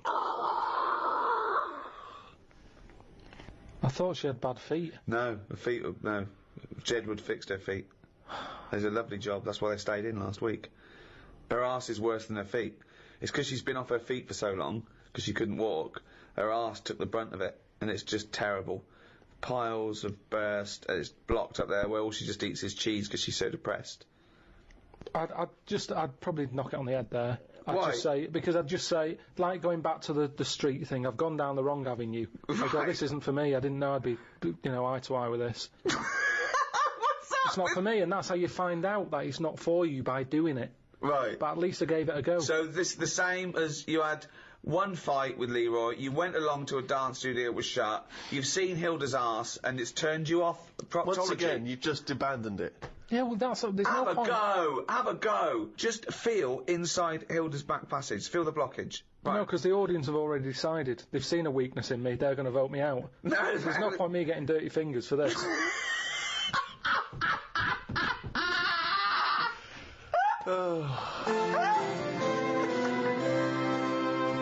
Well, that's about it for the Ricky Gervais Guide to the Future. The next audiobook in this series is the Ricky Gervais Guide to the Human Body. Look forward to that. Will do. It's goodbye from me, Ricky Gervais, Stephen Merchant. Goodbye. And the little round-headed shaven chimp that is forever Karl Pilkington. All right.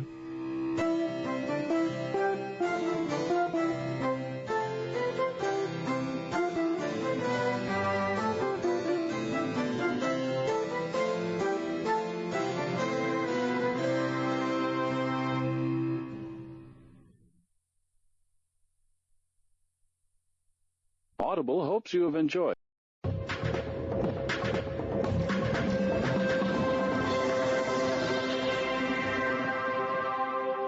Hello, welcome to number 3 in the 3rd series of the Ricky Gervais Show.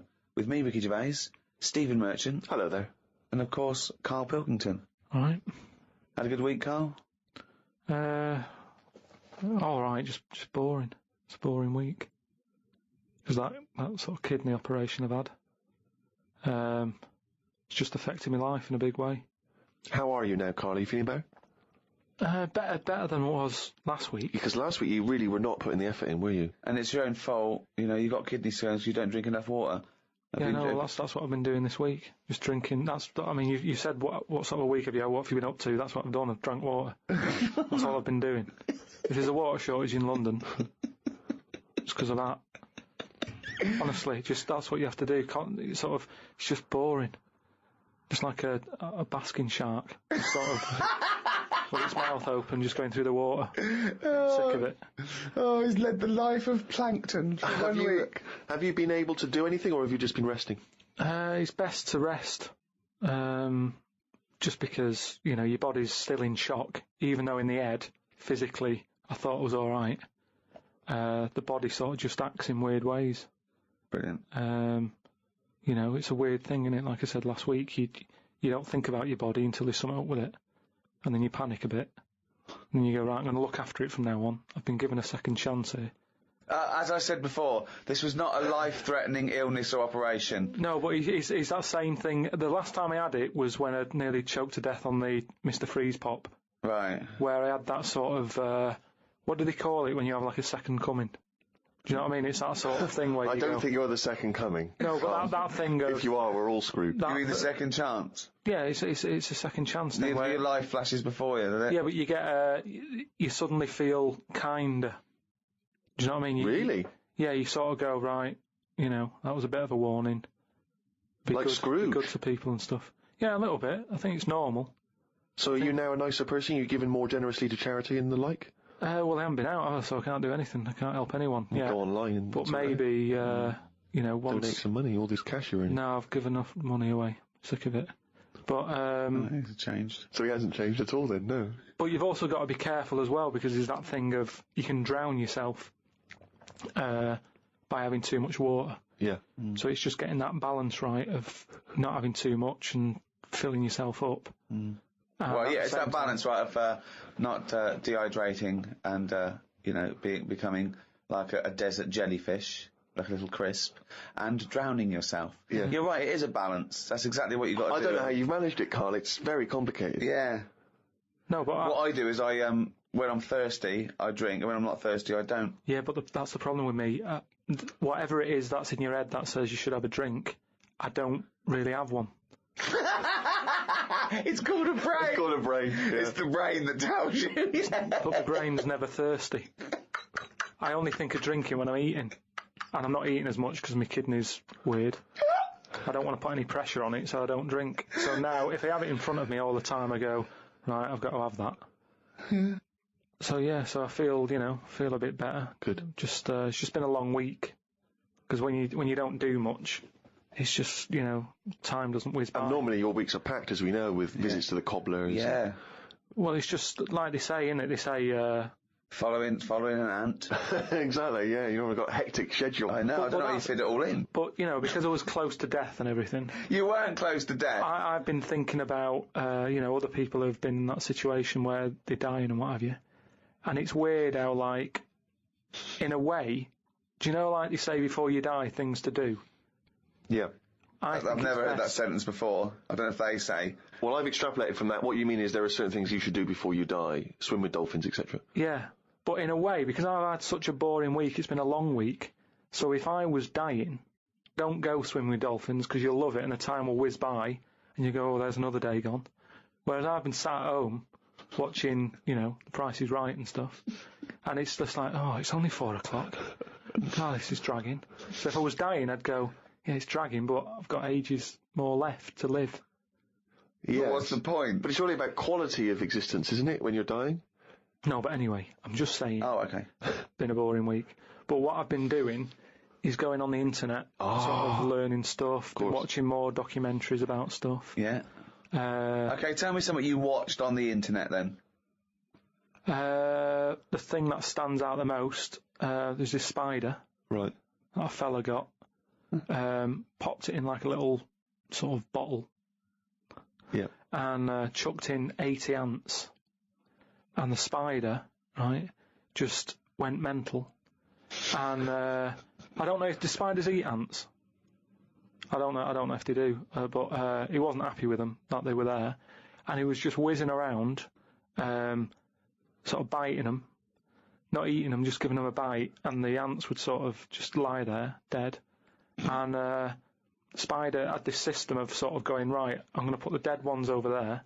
And it was biting them, dragging them across, putting them in a pile, killing another one, popping it in the pile, and by the end of it, it made like a little pile of dead ants, and he was just there sort of breathing heavily. And that was amazing, because I'd never witnessed that before. But you don't see that happening, do you, normally? So you think that if people are unfortunately passing away, sort of visiting Disneyland or whatever, they should just learn stuff, just make get on the internet and watch this spiders. This world is amazing. Attacking ants. And just that thing of, last week you were saying how good ants were and how they're brainy and they work hard and everything. Yet none of them they didn't know what they were doing. There's panic going on. You watched them again, they were running backwards and forwards. And I remember seeing a programme about ants where they're meant to sort of work together as a team. Yeah. And if they climb up a person's leg, that person stood on their house, say, and they're all like, oh. There's a signal and they all bite at the same time. They all bite at once. Now, if that had done that on that spider, they sort of all go on it, and when they're all in position, one of them sort of goes, no, and it bites, and then it would do some damage, but there was none of that. But you've seen things like the Towering Inferno, where even humans panic crazily and jump out of windows and things until Steve McQueen comes along and saves the day, so... Yeah, but at the end of the day, when you're in a Towering Inferno, you were there relaxing on holiday. So, of course, you're going to be relaxed, and the shock of it's going to make you go, oh, I wasn't ready for that. I was sat here in my trunks. Whereas that ants should always be alert. Well, yeah. Any insect's life should always be... Well, so for a human scooping up 80 of them, putting them in a bottle with a giant spider. Yeah, but I'm just saying that's what insects do. Their life, they never relax. That's what's weird with an insect. There's no downtime, is there? It's you wake up, you go and get the food, you build your house. That's what you do, so you're always alert. They shouldn't be sort of running around going, oh, what do we do now? That should be in them. I love that you're annoyed at these poor ants that were bitten to death. But also, they say they're clever. I was looking at it. If I was an ant, I would have just crawled under the pile of dead ones. Just sit under there, wait for the spider to go. None of them were doing that. They were all staying on one side and the dead ones on the other. So I'm just saying that, you're always sticking up for insects, saying they know what they're doing. They don't. What do you mean? Where's this come from? When have I ever stuck up for insects? It's you that's follow them and saying they're brilliant and that, and ladybirds are right-handed and Christ knows what. No, but, so I'd learnt that. Brilliant. You haven't learned anything. There's nothing to learn from that. There's nothing you learned from that. Something about jellyfish, and what else was there? There was a programme on the telly about survival, and a fella who, he looks after elephants, and he's in this little hang glider, looking for an elephant that he's looking after. He has to keep a track on where it's going and all that. And one day he's saying, I haven't seen the elephant today, and the fella's like, well, look for it tomorrow.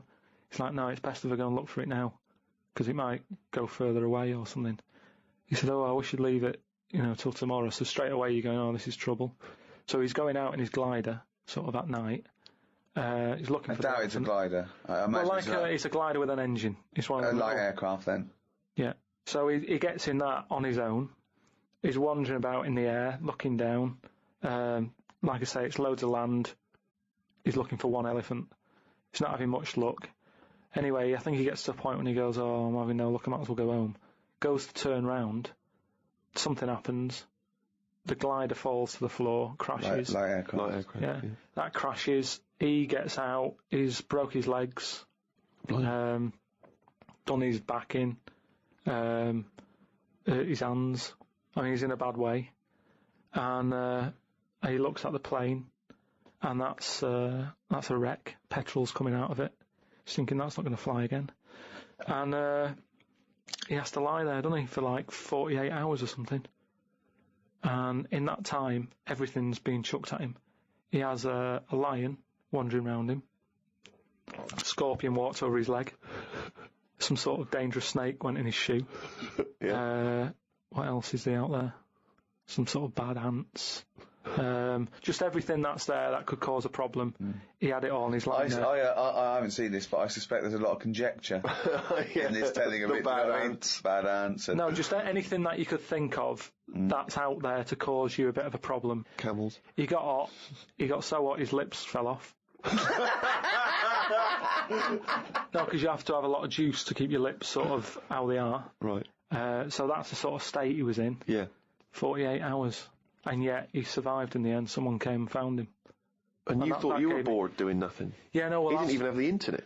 Yeah, but he had a lot of insects. What would you do then if you landed, right? Supposing we all land, right? We're shipwrecked, okay? There's no food around. But there's a chance we might be saved, like, in a few days. We just got to stay alive just for a few days, okay? Steve offers up his penis. For what purpose? Well, it's already he's torn it in the car in the plane crash. Anyway, it's hanging off. You go, okay, listen, lads, let's eat this. This will go 3 ways. I should be so lucky.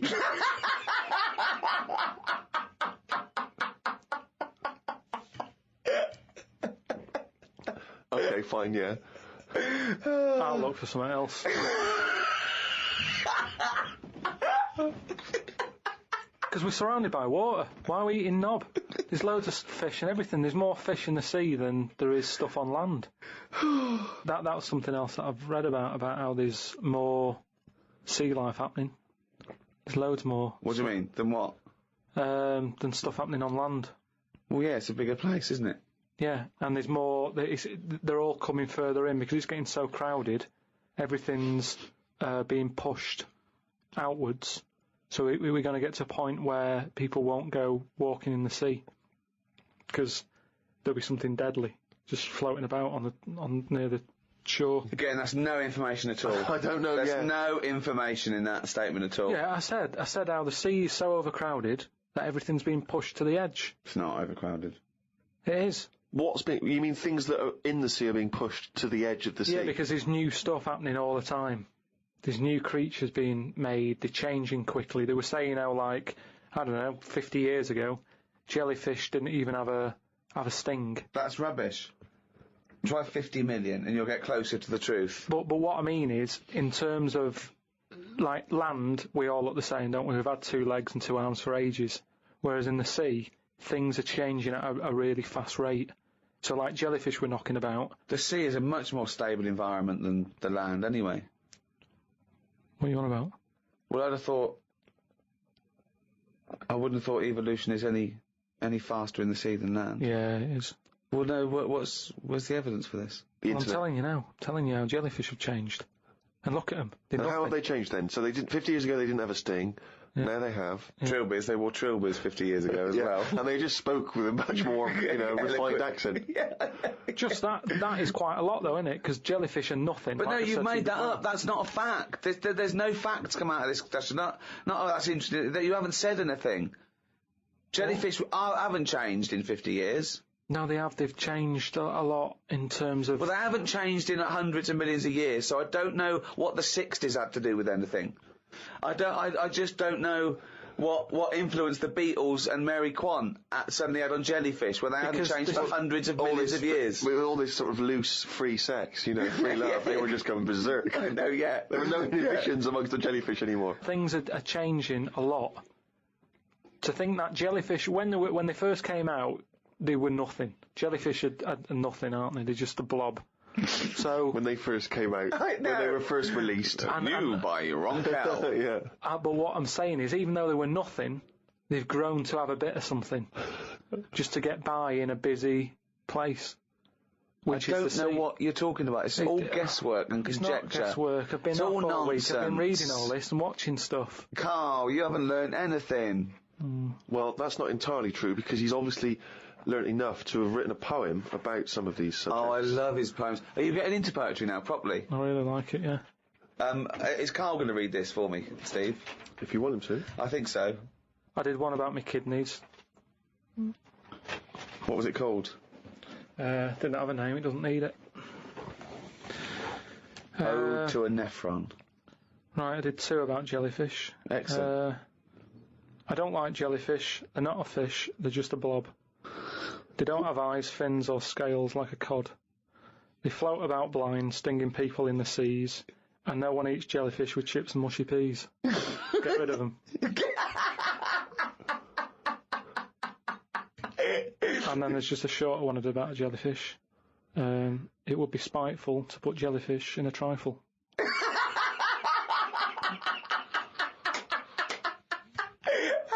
Yeah, it certainly would. So, That's great! That's really good!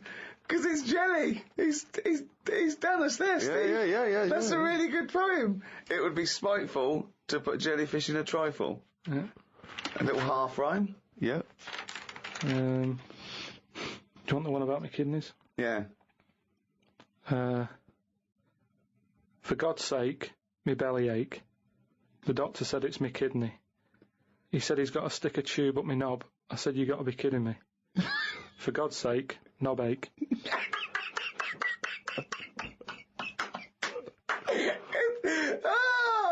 Oh God! I'm sort of mildly disappointed that they're quite good. Yeah. No poet's ever written about jellyfish and kidneys. It's great. Oh God, I think you might have the market sewn up there. It would be spiteful to put a jellyfish in a trifle.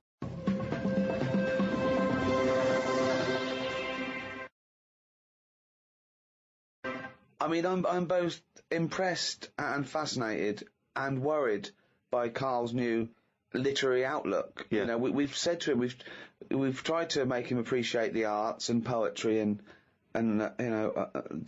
explaining like what metaphor does and symbolism and all that. But I'm worried it'll backfire, because what if he becomes clever and erudite and then we lose our little endless well of stupidity? What if we lose our little shaved monkey?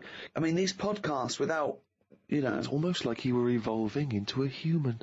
I mean, you've authored a book. Well, I have to say, I mean, without at the risk of sounding like we're shamelessly promoting it, I've only just looked at the book today, because that's the first time I've seen it, The World of Karl Pilkington, and I was very impressed by how legitimate it feels. I mean, it does feel like an actual book. He's put so much work into it. I mean, he's done drawings, he's done extra thoughts and ideas, and it's very odd to think that has probably gone now into the British Library, which I think is obligated to take a copy of every book published. Incredible. I mean, let's be honest, it's not going to be on anyone's bookshelf. It'll be on their lavatory cistern, possibly next to their bed.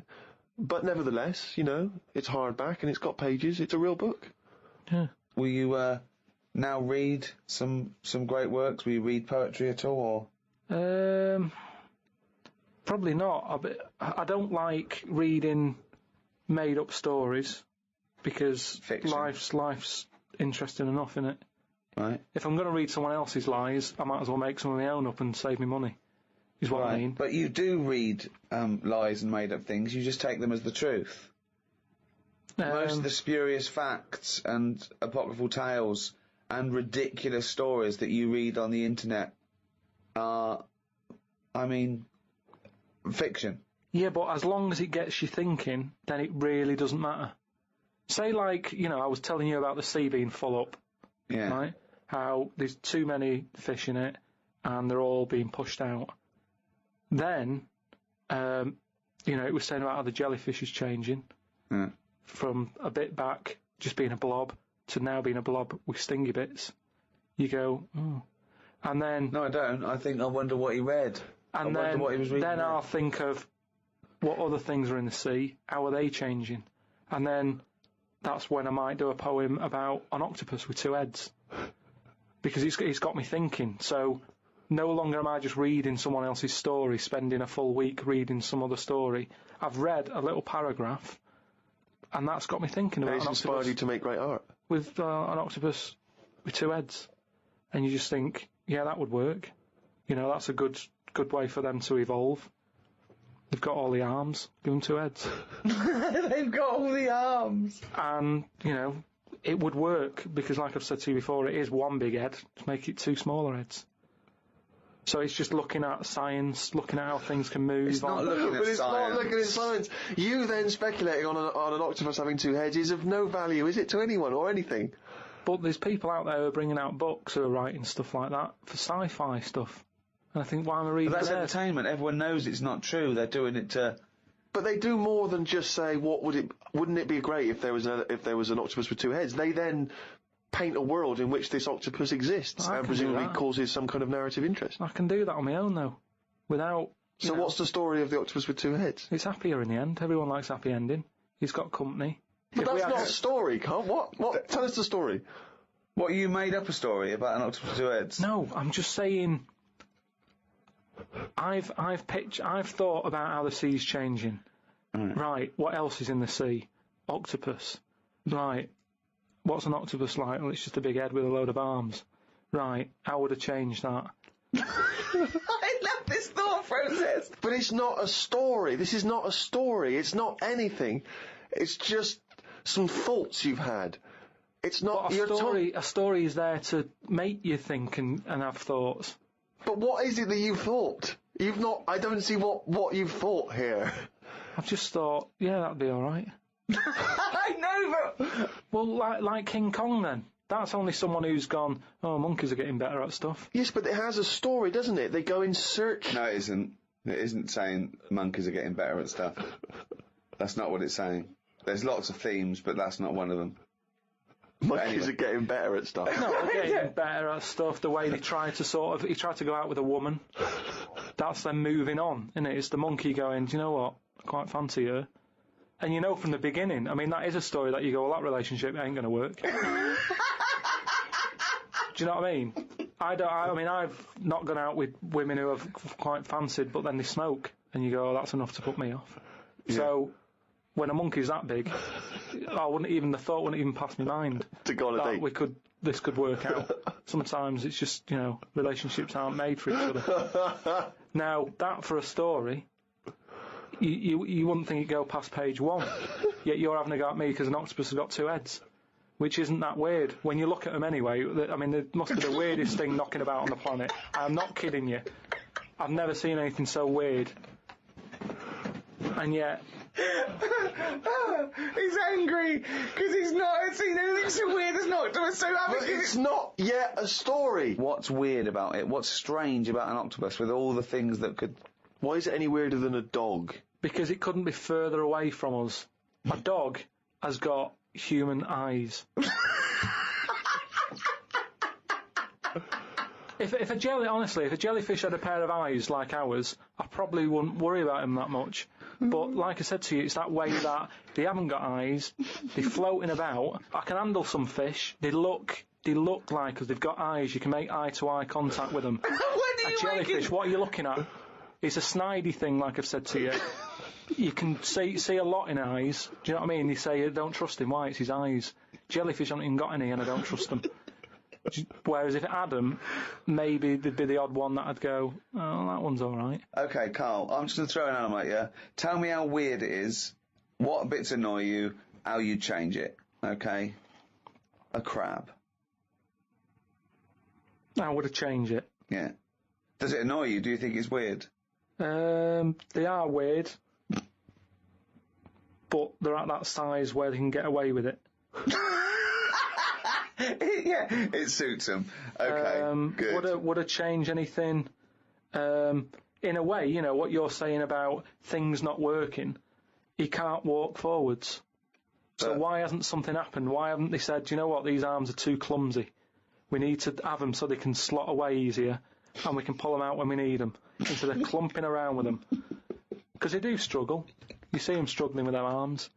Yet they're still here, they're still doing that, they're still designed that way. What's the weirdest animal? So you think the octopus is the weirdest animal on Earth?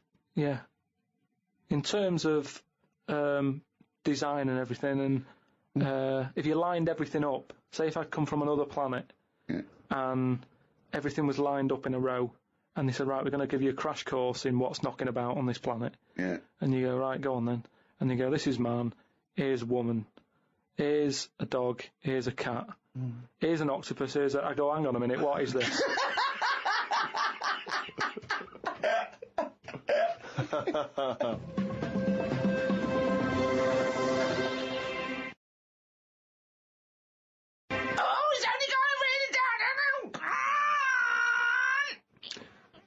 That jingle, of course, signifies another reading from Karl Pilkington's diary.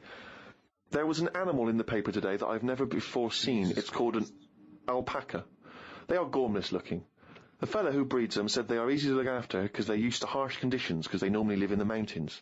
The problem with this is they will turn useless eventually, and then if we tried to bung it back on the Andes, they won't like it. It's like how people win these live like a star for a week competitions. They're not good for anyone. Okay. Do you know what I mean? If something's living somewhere... But he's not going to send them back to the Andes. He's presumably breeding them for something else. Yeah, but say if eventually, the world's getting busy, there's hardly any room, and we go, right, what can we shift here? What's getting in our way that we can shift? Well, those funny-looking things came from the Andes, bung them back.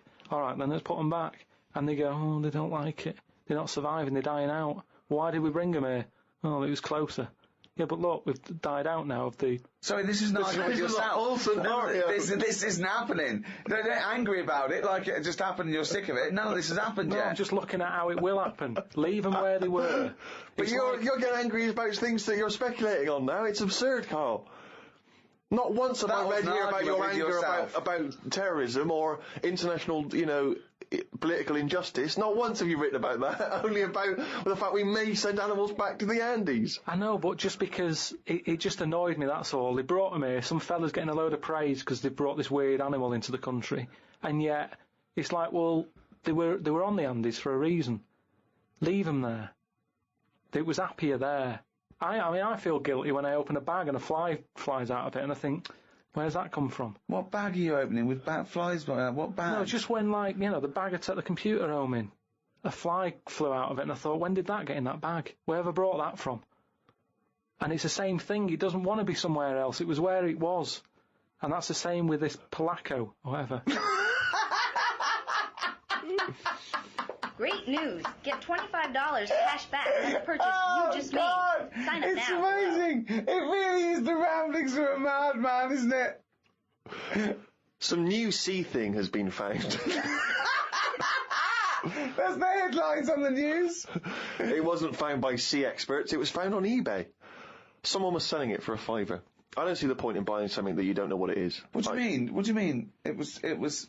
Someone's found some sort of shell with a thing living in it. Right. They thought, oh, I've never seen one of these before, I can flog it on eBay. Someone bought it and then wanted to look after it, went to some sea expert, and they said, oh, I don't know what that is. That's the story. It's just Great weird news. how Now you can get stuff's up to being found on $25 eBay. cash No, it wasn't back found on any eBay though, was buy.com it? purchase. Yeah, but that's where the specialist people sort of picked up on it. It's just weird that... I mean, all I was saying is I wouldn't want one. If you don't know how to... If it's a new creature, you don't know what makes it happy. When you get a kitten, you go, stroke its head. Loves it. Right? And you can do that knowing that it's liking it. If I had a little seashell and you go, does it sit in water? I don't know. Do you know what I mean? You could end up doing more damage. So that's why I wouldn't want it. It's nice to have rules in it. It's nice to know what you're doing with something. Well, as you write in the diary, it's like if an alien landed and wanted to live with you. As much fun as it might sound, it wouldn't be long before you got annoyed with it because it wouldn't eat the food you gave it. That's what I'm saying, but I couldn't have a go at it because he might not like pasta. It might not. Everyone likes pasta. Well, that's it for another week. I hope you've enjoyed this half hour of drivel. I mean, some of the most stupid things ever said. I mean, it's like he's got a contempt now for the world. Like, he doesn't care what comes out of his head. Learning can be frustrating, can't it? You know, you maybe I'm getting you thinking, maybe on your way home today you'll be going, yeah, octopus with two heads. And if you do that for 5 seconds, I've done my job. Good to have a job in it. So, from me, Ricky Gervais, goodbye. From Steve Merchant, Goodbye. and from Karl Pilkington. All right.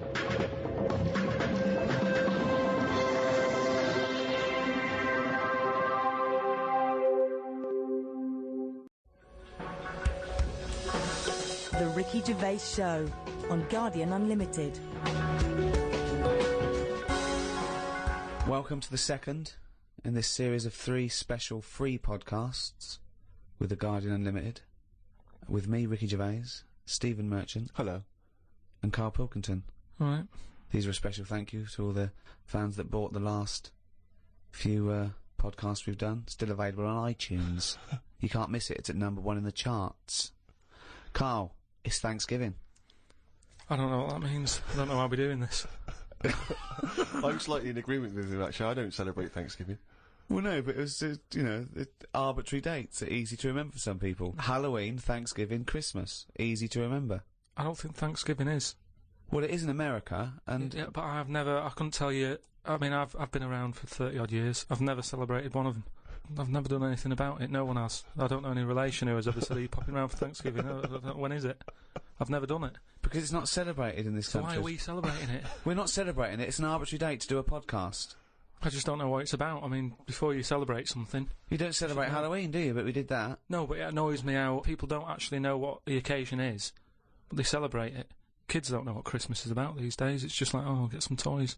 That's Yeah, what I mean. So Thanksgiving, it's just another one, isn't it? It's another event. Okay, why do you celebrate Christmas then? Because everyone else does. You can't get Brilliant. away from it. I'd quite happily block it out.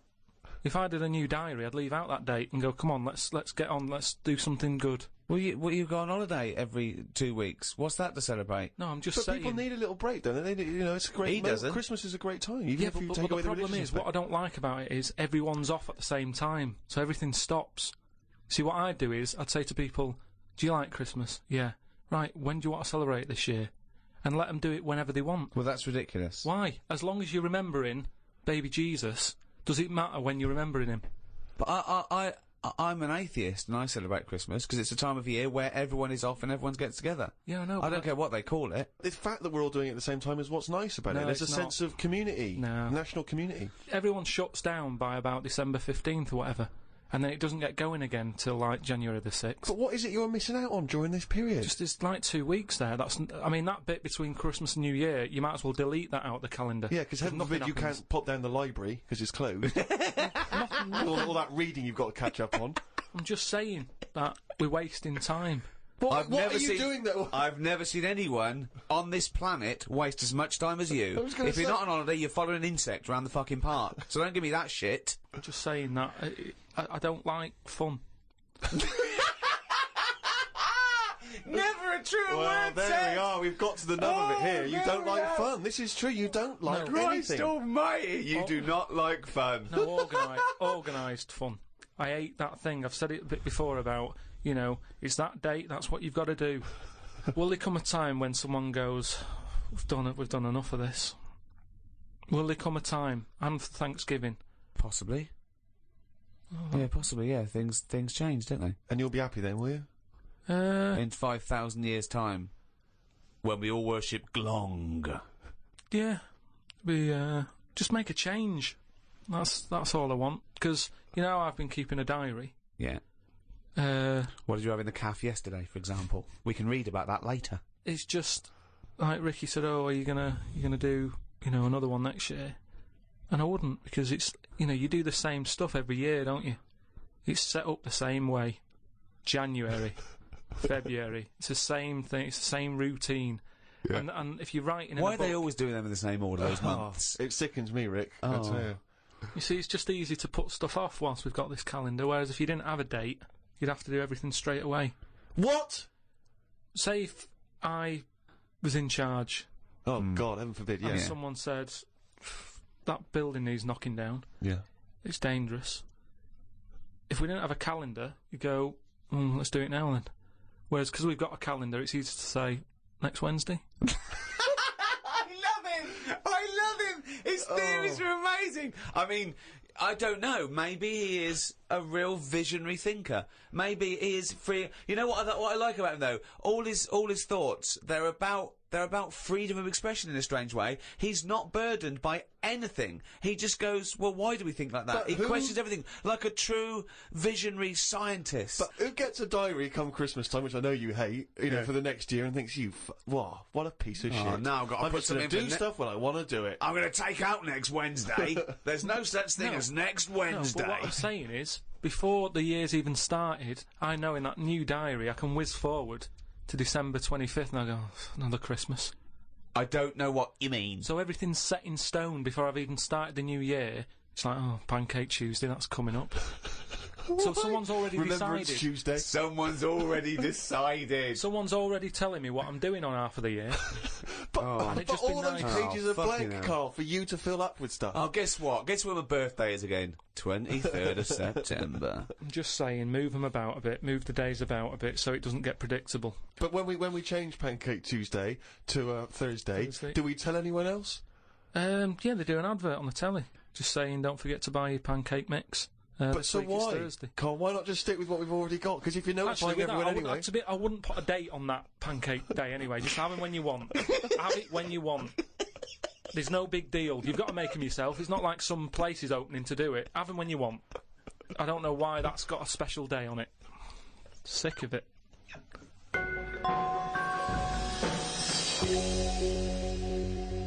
Happy Thanksgiving. Thanksgiving is based on new settlers to a new land surviving. Yeah. And I was talking to Karl in the week. We were talking about new settlers and everything, and I was thinking, imagine if you had to start a new settlement now, okay? There's something wrong with the world, okay? The world was kaput, okay? And we found another planet. So, Karl, if you had to go to a new planet, don't worry about starting life again. They've got sort of like these breeder clones that do all that, but you can choose 6 people from this world to start this whole new world, okay? So you need, you know, as I say, you don't need to So what's happening here? Is this... It's going to be wiped out, okay? It's going to be wiped out, but there's enough on this spaceship for you and 5 other people.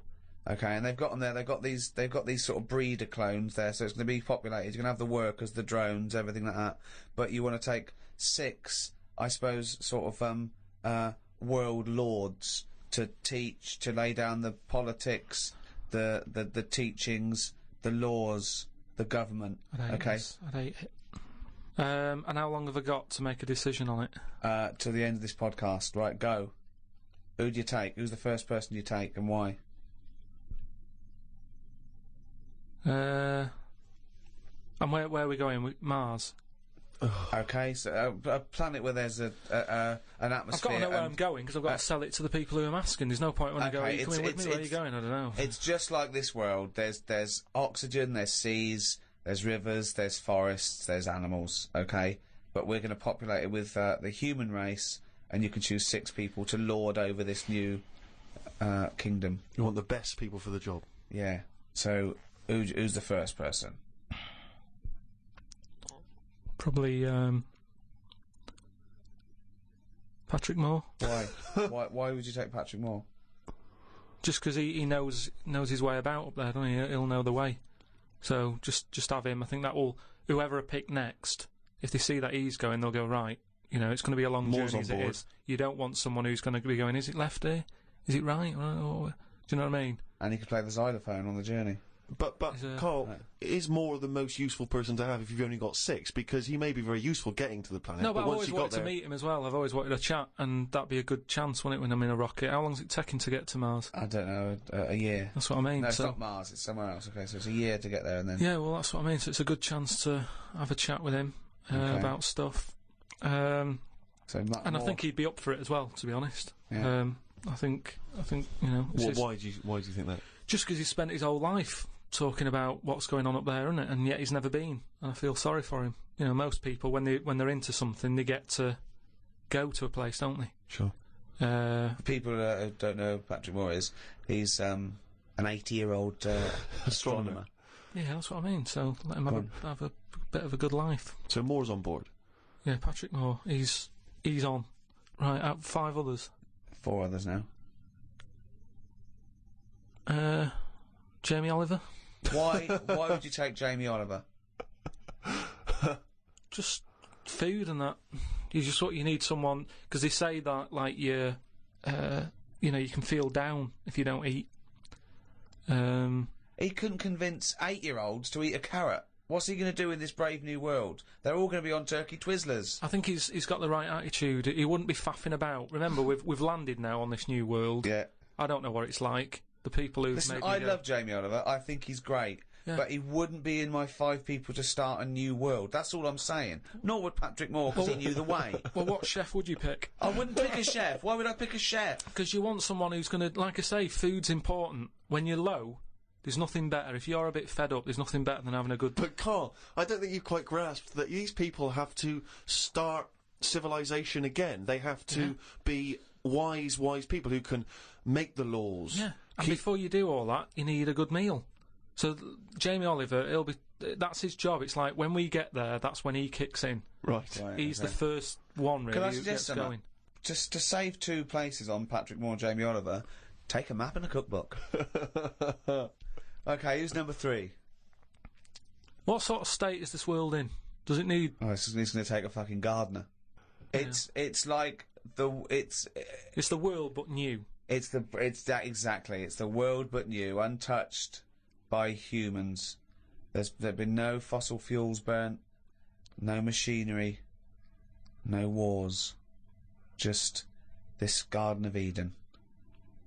And you, Patrick Moore and Jamie Oliver pitch up. Plus, who else, Karl? Go now. First thought. Attenborough. Again, he's a genius, and he's a bit of a hero of mine. But I don't know if we need Attenborough. Just because I reckon if it's a new world, you're saying it's the same, but they always say, don't they, that all worlds are different. So I'd want him there, just to sort of, when we're roaming around, because we'll all stick together for a bit, won't we? Yeah. When we're roaming around. Then they'll be sick of the sight of you. They go, let's lose Karl. But you've got 2 men so far who've got a combined age of about 150. I mean, if you're starting a brave new world, dare I say it, not going to be around very long. Shouldn't you be taking some younger, fresher blood? No, not really, because they haven't lived, have they? These have lived, and they can and they're useful. Like I say, Patrick Moore's done his bit. He's got us there. Oliver's cooked us a dinner. Day 2, I reckon we'd end that on day 1 there. We'd have a dinner, we'd all have a chat. I don't think you're thinking of the future. I It's think a you're camping thinking trip. exactly. I think you're thinking of the journey and then the first night. Okay. So you've got day David 2. Attenborough, Yeah. you've got Patrick Moore, and you've got Jamie Oliver, you've got 2 other places. I get the feeling that you're not so much recruiting people for a new world as I'm a Celebrity, Get Me Out of Here. As a dinner party with Yeah. people you'd like to meet that you've seen on the telly. Oh. Come on, 2 more. I'd text someone who's a bit daft. Just so... No, you don't need to, Karl. That's covered, believe us. No, that's what I mean, though. I don't want them having a go at me, going, why are you here? I'd point the attention somewhere else. To text someone else who'd sort of wind them up. So Who's that then? Paul Denan, or someone like that. It really is. I'm a celebrity. So you've got Patrick Moore, you've got David Attenborough, you've got Jamie Oliver and Paul Denan. They're starting life again. Okay then, brilliant. Oh God. Right, one more. This is amazing. It's going to be. I'd love to go back and visit this in 1,000 years. What teachings they laid down. Oh God. Don't know. It'd have to be a woman. I think you got to have a woman in that little group, haven't you? Could have another woman chef or. It's mainly eating. He's got that covered with Oliver, but now he's got to take Nigella in case he's in a cream cake kind of mood. God. Oh God. Delia Smith was furious. She packed her bags and everything. Or a nurse. Now you're thinking. Abby Titmus?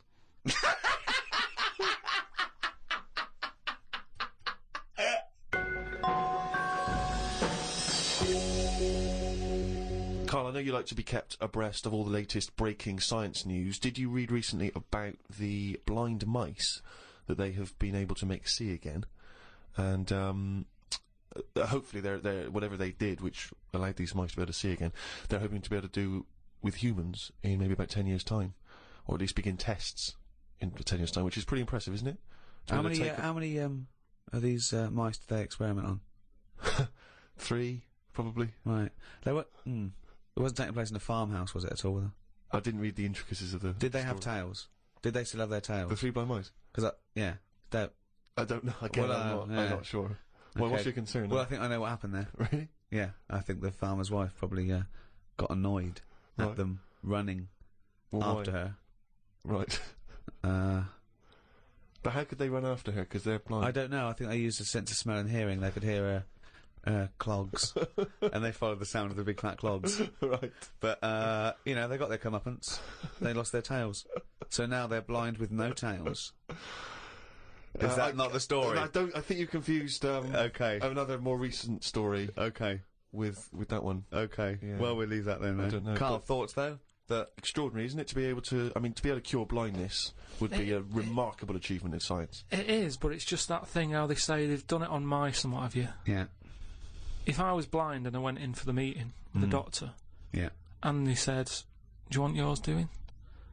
and then they said like, "We've done it on mice," that wouldn't be good enough for me. I'd say, look, when the blind fella gets in, don't say we've done it on mice, just say we've done this on eyes. If he goes, what eyes? Just say just a pair of eyes. Yeah. As soon as you say mouse's eyes, it's like, well, it's not the same, and it sort of, it would make me go, I'll leave it. Yeah, and then you wake up and you can see, but you've got very tiny eyes right in the you've put in mice eyes. I'm scared of cats. It's just eyes. I think I just don't like having my eyes messed with, and even if I was blind, I wouldn't like it. Right. And I think mine are more active than most, my eyes. What do you mean? Well, I went for a what's-her-name, Steve, you don't know. I've had problems with my legs. Oh, Christ almighty. He's the same. What are you? 33. He's a hypochondriac. And you talk like you're a 70-year-old honestly, the slightest thing, he's got time off work for this. We went to the dentist 3 times in 1 week. He goes, now his leg's rubbed 2 times a week for some reason. I don't. In and out of the kidney hospital, and they're going, there's no kidney stone, Mr. Pilkington. He's going, oh, right. Christ almighty, do some fucking work. No, the thing is, I've been, in the last, 30-odd years, I've been working hard, and I've let my body get run down a bit. How have you, you're 30, what are you? 33. Right, 33. Sorry to start off with such a hard question. But how have you been working for 30 years? Well, I just have. I sort of I got on with it. At 3? At 3? No, I'm Well, you just didn't saying. get on with anything at school, did you? Because you were just pissing about. Yeah. You weren't working hard there. What was the first job you got? How old were you? I was 15. Right, okay, so you've been working for 15 years then, okay, good, Yeah, right. but I had my paper round when I was 10, didn't I? And that was hard graft. That's why I'm bald and that. Getting up at 4:30. It all adds up, doesn't it? All adds up. So anyway, when I kicked my height when I was a kid... He always says this, like it's a classic story that everyone should know. Everyone and knows, also the phrase "kicking my own height." Yeah. Explain what you mean. Just kicked my height when I was a Kick kid. your. No one understands. You Karl. kicked your leg up to the kicked height me that like- you were at that time? Yeah. Yeah. So I if kicked you were, my height. It's not a well-known phrase. You can't just go, "I kicked my height." so you're 4.5 foot and you've put your toe up into the air 4.5 feet by kicking. Yeah, but I landed on my back. Right, okay. I didn't Imagine seeing that in the playground. They go, get Karl Pilkington to kick his height. I bet he falls over like a It fucking wasn't in the penguin. playground. My dad got me to do it in the garden. Brilliant. But So- why did He you fall sold over? tickets, the neighbours were cracking up. Yeah. Why did you fall over? Did you hit I just yourself didn't, in I the didn't head? have to kick the height. I mean, my leg got high up, but I was that chuffed that I got that high. I didn't think of putting my leg down again. What's it look like? What the fuck did that look like? He's got to think it all through. I thought it was automatic. No, It stayed there. You sort of stay balanced. Christ But you didn't almighty. think, well, I'm loving this. This is brilliant, but what should I do now? I got my leg up. I'll just keep it up. Whoa! It looked like a Hitler salute with his leg. What were you doing? So anyway, I landed on my back, and I did some damage, I think. And it's because Definitely. of that. You sure you didn't land on your head? And it's because of that, all them years and what have you, Yeah. I've had like a trapped nerve in my leg. Right. So I thought, right, now's the time to have it done, because when you get older, I mean, it was the kidney stone thing. Once you've sort of looked at, death and what have you, it just makes you think, got to start looking after Do you your think you body. could die of the slightly bad leg that you've had for 15 years? Well, it Do you just, think that'll eventually kill you? well, it could do if I can't run away from danger quick enough. Right. Again, you're thinking of Jurassic Park coming true. Well, whatever though. I'm just saying, you've got Yeah. to look after yourself. Yeah. If there's anyone listening, You could out always there hop. who's got a problem, get it sorted. I'll tell you That's what all though, I'm saying. if you have to fight off danger and you kick them, put the leg back down immediately after. So anyway, I went to see this fella, to like a professional leg rubber. Professional leg rubber. Yeah. And he sort of said a few things that were quite interesting. Remember that time when we had a chat on the last lot of podcasts? I said, "Am I in charge of my brain, or is my brain in charge of me?" Yeah, do you remember what I said? That's the most stupid thing you've ever said. Yeah. Well, listen to this then. So I go and see this leg rubber, Professional leg rubber. Yeah. right? And he is professional. Yeah. Right. so Remember, leg rubber. You haven't said doctor at any point in this conversation. leg rubber. So this however profound this is, it came from a man who is self-confessed professionally leg rubbing. not just legs. Does he do back, left and right? Or back rubbing as well. He does it all. Right. Right. So I'm in Professional there, rubber. and I didn't mention about how I thought my brain was in charge of me and stuff. I'm lying there. He's bending me about and what have you. The first problem he came across is that my nerves aren't long enough for my Right. body. I don't know. my nerves aren't long enough for your body. He was lifting my legs up, and I was going, right, whoa, stop that a minute. That's hurting. That. He's like, what do you mean? He said, I've only got them like just about. Well, that's your tendons. No, but your nerves are in your legs as well, and your tendons don't hurt. It's your nerves that kick in. It's your nerves that make you Well, go. yeah, "That but they hurts." hurt because your tendons are being overstretched. Well, I'm just telling you what he said. Right, so he lifted the leg up, and I went, right, Was stop this doing above a that. laundrette, this surgery? No, it's a proper place. He had like towels and all that on Oh, okay. Oh, he's got towels Oh, then. okay, yeah. Yeah. the. So Definitely a laundrette. so I'm lying there. Other people's towels. He's got towels, underpants, bras. Halfway through, he said, "You haven't got 20p have you for the dryer?" Okay. So I'm lying there, and he lifts the leg up, Yeah. and I'm like, oh, that hurts a lot.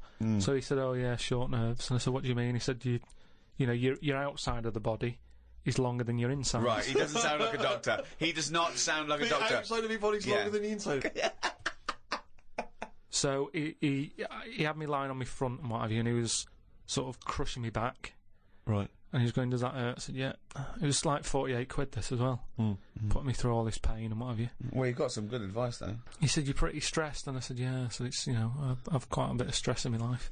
And I explained to him about the kidney stones and that. I said, oh, you know, that's that. He went, oh, shut the fuck up. He probably said that. He said that's where you were probably got a lot of tenseness. And A lot of tenseness.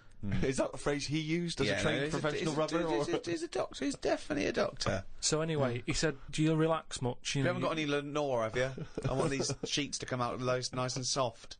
He said, do you, you know, you should learn to meditate or something. He said, because you're all tensed up. We're living in a stressful world, as they tell me about it. So when I was telling him that I have problems relaxing, he said, that you're obviously the sort of person who's gullible enough to spend 46 quid for this hokum.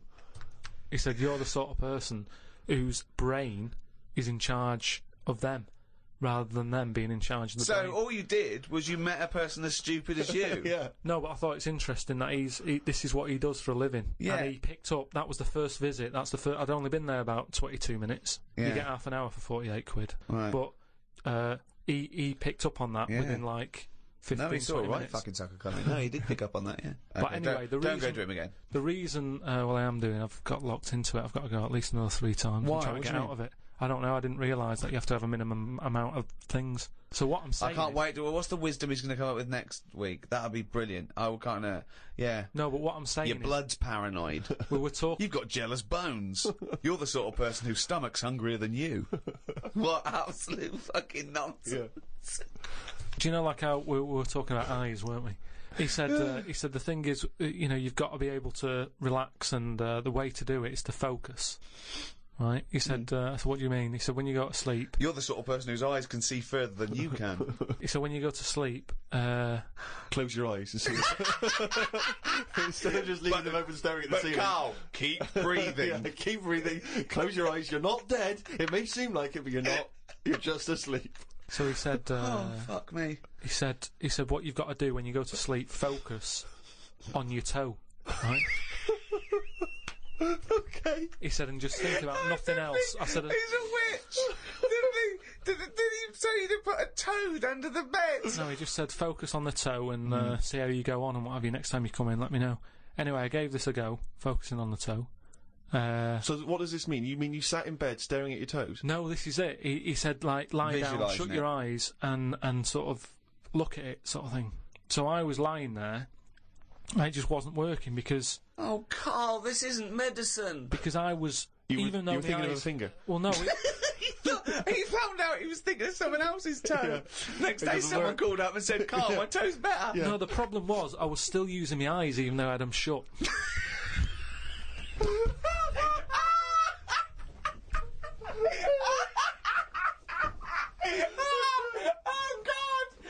God! Just when I think he could never come up with so much stupid, he pulls that one out of the bag. Right. So what does that mean? Oh God! You were still What does that mean? I was straining them. I had them shut, but I was sort of looking down at my foot. You were trying to see through your eyelids at your toe. Well, I was looking down, so I'm thinking that's where the foot is. Because of that, I was straining them and they were stinging, so I had to pack it in. I'm gonna die! I am going to die! Right. So if anything, this guy's just made your stress levels worse. Yeah, that's amazing. That's amazing. Okay, if someone out there's listening, could you put in order the top 10 most stupid things Karl's ever said? And to me, that is number 1. That is now number... Well, that's overtaken... is your brain in charge of you, or are you in charge of your brain? Oh, that's amazing.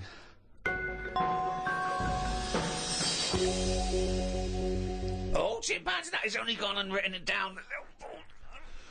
The jingle there to announce yet another reading from Karl Pilkington's diary. When are you going to write until, Karl? What have you got? You're going to do? I've got to do as far as December, and then that's it. I don't know. When does the diary end? 31st December usually. Yeah. Do it the whole way Typical, always the same. Yeah, that's when I'll do it till, and then. Why do that? Why be conformist? Why end on December? Why not end on January the 31st? weird that you should go. Don't be constrained to what the diary Please. says. Me mam called me to ask me to like. Fuck me, you're right. That should be. Me mam called me to ask me to look in some of the magazine shops in London for a magazine that she can't find. It's called UFO Data. I said, I ain't heard of it. She said she's seen an advert for it in one of her ghost magazines. I love the fact that she can't even find the magazine about unidentified flying objects. Yeah. So we get a clue. She there. thinks, I think I saw something, but I don't know whether it was a magazine or not. So we get a clue there as to why you give any credence to this crap. Yeah, well, it's, Mama Pilkington's into the same shit. There's a lot of space out there, isn't there? She said that this magazine has got news story about how Aldrin, brackets astronaut, has got some evidence that aliens exist. Yeah. I told her that I found out today that the days are about 36 minutes longer on Mars. We chatted about how this is how they are more advanced than us. Do you mean the Martians? Yeah, if they've got a longer day, that's more time that they're awake working on stuff. Right, yeah, we know that makes no difference at all. No, it does. Think about it. Think about it. Look, think about it. 6 o'clock here. Yeah. People are going, see you tomorrow. I'm going home. They'll be going, another half hour. They've got a longer day. Productive. And that's why they're able to fly. That's why they're whizzing around. It adds up, doesn't it, over the years? Christ almighty, what drivel! Suzanne got in from work at 11:30. I told her about the UFOs in Mars. She said she's too tired to chat. I said, does it mean aliens will be more tired than us, or do they get more sleep? I got no answer. I love it when Suzanne goes in. She never indulges No, in it scares her. Anything with ghosts and UFOs, she sort of... It doesn't scare her, it bores her. No, it freaks her out. Scares her. Okay. I'm knackered today, and the face feels dry and spotty. Oh God, what's wrong with it? It starts off moaning! The first thing he does is start moaning! He wakes up and goes, oh, fuck me, I didn't die. Oh, God! I'm knackered today and the face feels dry and spotty. I think it's the change in water since being away. Or it could be all the... it could be all the Madeira cake I had yesterday. I'm gonna burst. But what's the Madeira cake? The Madeira cake dries you out, does it? Well, it's just quite fattening, innit? But I like it. It's one of my little pleasures. Oh, God Suzanne almighty! I went for a wander about to try and find the UFO Data magazine from Imam. I didn't know which category to look under. There were too many magazines. I noticed how on the rude magazines, the women are being pretty rude on the cover, but on the gay magazines, it's just a fella smiling, showing a bit of arse. I don't know why gay blokes would buy it. Blokes have got their own knob to look at if they like knobs.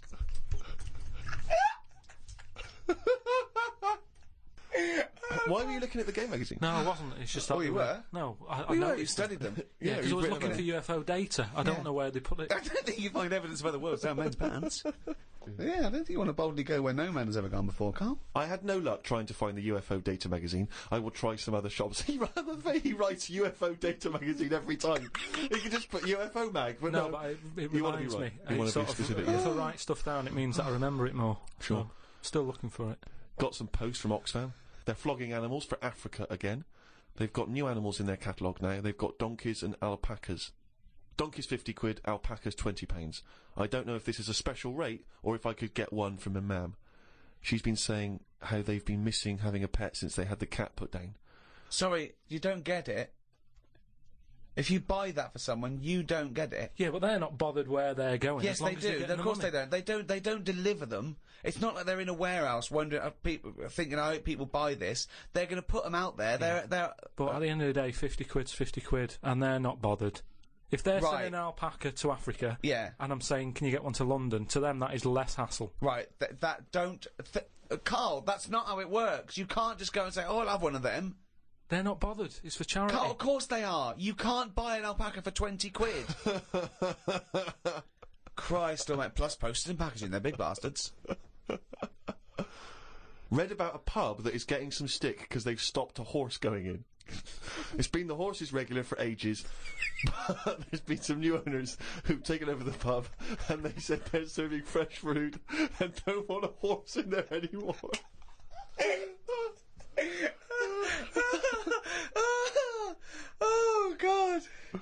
We've got to publish this diary. There's some dynamite stuff in We've here. got to publish the diary. I mean, this is... Never mind, peeps. Can't we put this out next year or something with a special CD? It's amazing. You can't keep this from the world, Karl. I met Suzanne after she finished work, and we went for a brew in another cafe. Gosh, Jesus. It's always having a brew in a cafe. It's like a sitcom. Suzanne said I look tired and fed up. I think it's because I ain't been sleeping. Or the Madeira cake, we don't know. Or he's been going to every news agency in London, looking at game magazines. She taught me some way to breathe that will relax me. I wasn't feeling that relaxed, though, because the person behind the counter was banging about making a coffee. Noise stresses me out. I wonder if less deaf people die of stress than people with working ears do. Oh, it's the theories. It is such a noisy world, though, isn't it? It is. London is noisy, very noisy. I think just everywhere, just noise in general. They were saying how, like, every noise has been used at least 5 times or something. What do you mean? Because there's only so many noises in the world. I don't know what you're talking about. I don't know what you're talking about. No, there's only so many noises. What do you mean every noise has been used 5 times? I don't know what that means. I don't know what it means. Because... I don't know. I've no idea. Every noise once has been used at least 5 times. There's only so many noises. It's like a piano, isn't there? There's only so many notes. Yeah. And there's only so many noises. Right. But because there's so much stuff, the same noises are being used again. I don't know what that means. By whom?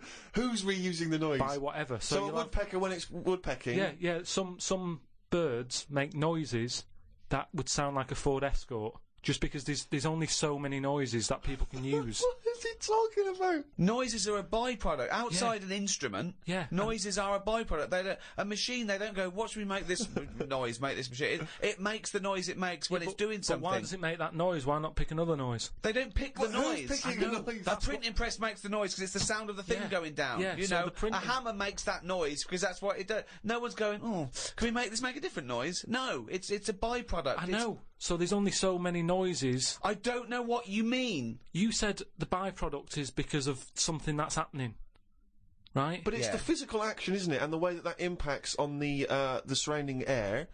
That's what how noises are manufactured. It's not a choice. When Stevenson's rocket came and I went, I went, can you make it go? It's that's the noise it made. I know, but then. Say, like, a new frog comes out. Oh, what do you mean a new frog comes out? They find a new type of frog, it makes a noise, and they'll go, yeah, I knew it was going to sound like that. What are you talking about? Because there's only so many noises. No animal comes out and makes, like, a weird noise, and you go, I've never heard that noise before. They go, oh, that sounds like a chicken, or it sounds like a Ford Escort, or... There's only so many noises. What frog sounds like a Ford Escort? Well, there can't be many, because you've used Ford Escort twice as an analogy here, so you're running out of noises. You've come up with chicken and Escort so far. I can't explain But the problem is, a Ford Escort sounds a bit like an Austin Allegro, so I don't know. Yeah, and a chicken, you're ripping off the turkey, you cunt!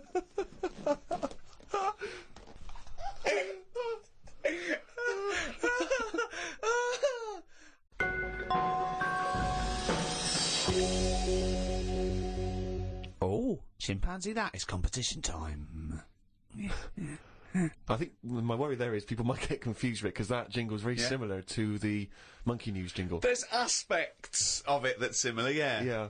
Some people might have just heard that, and they might have just heard chimpanzee and thought, oh, great, it's Monkey News, but Karl presumably is too lazy to have actually prepared any Monkey News. Oh, I've got some good news about Monkey News, actually. Have you? If you are craving Monkey News, then there is a special Monkey News poster in the CD, the 3 CD box set, the Ricky Gervais show. Got everything. It's got the 12 shows and MP3. It's got the best of, and it's got an extra hour of brand new material as well. And the reason we did it on CD is because some people were saying, I've heard about this, but I can't listen to it. I haven't got an iPod. I haven't got a computer. So buy that for a friend who can't listen to these. It's the perfect Thanksgiving gift. It is the perfect Thanksgiving gift, or Pancake Tuesday. And we've signed one that's going to a lucky winner. We did a competition on the last podcast to give away one of the CD box sets, the World of Karl Pilkington, and we've signed that, and Flannels of the Deep, the new book in the series. Can you remind us, Rick, of the quiz question? The quiz question was, do you want these? Okay, and what was the correct answer? It was yes. Well, we've had, it's amazing actually how many people didn't realise that was, we've had a lot of people saying no, I'm not interested, who are you, why are you bothering me? But, amazingly, Rachel Bolland from, Glasgow has got the correct answer. She said yes. Now then, we need a new question, Rick. Yeah, should we give those away again? Let's give those away again, the same things again, not obviously these, we'll send these to Rachel, different ones. Separate You get, so you get, do you want a signed CD, The World Carl Pilkington and Flanimals of the Deep, okay? Plus, we can also add to that, Rick, the forthcoming extras script book. Ah, not just a script book, Steve. No. It's got some wonderful pictures, that taken by Rich Hardcastle, of people like Ben Stiller and Sam Jackson and Kate Winslet behind the scenes. In their off-duty moments. And it's brilliant. It's really good. We'll put some pictures up on the website. Go to rickygervais.com and you'll see what you could we'd be winning. Yeah. Yeah? So we've got that perfect collection of stuff, but we need a new quiz question. Okay. Okay, so those prizes, does someone else want them? Does someone else want them? Yeah. Okay. Alright.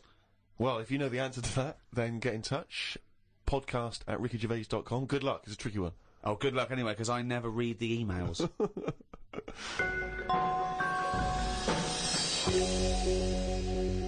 Well, that's the end of the second in this series of 3 special podcasts. That was the end of the Thanksgiving edition. With me, Ricky Gervais, Steve Merchant. See ya. And Karl Pilkington. All right. Thank you to Positive Internet, the guys that host this podcast. They're doing a great job. Thanks, guys. Thank you. Happy Thanksgiving. The Ricky Gervais Show on Guardian Unlimited.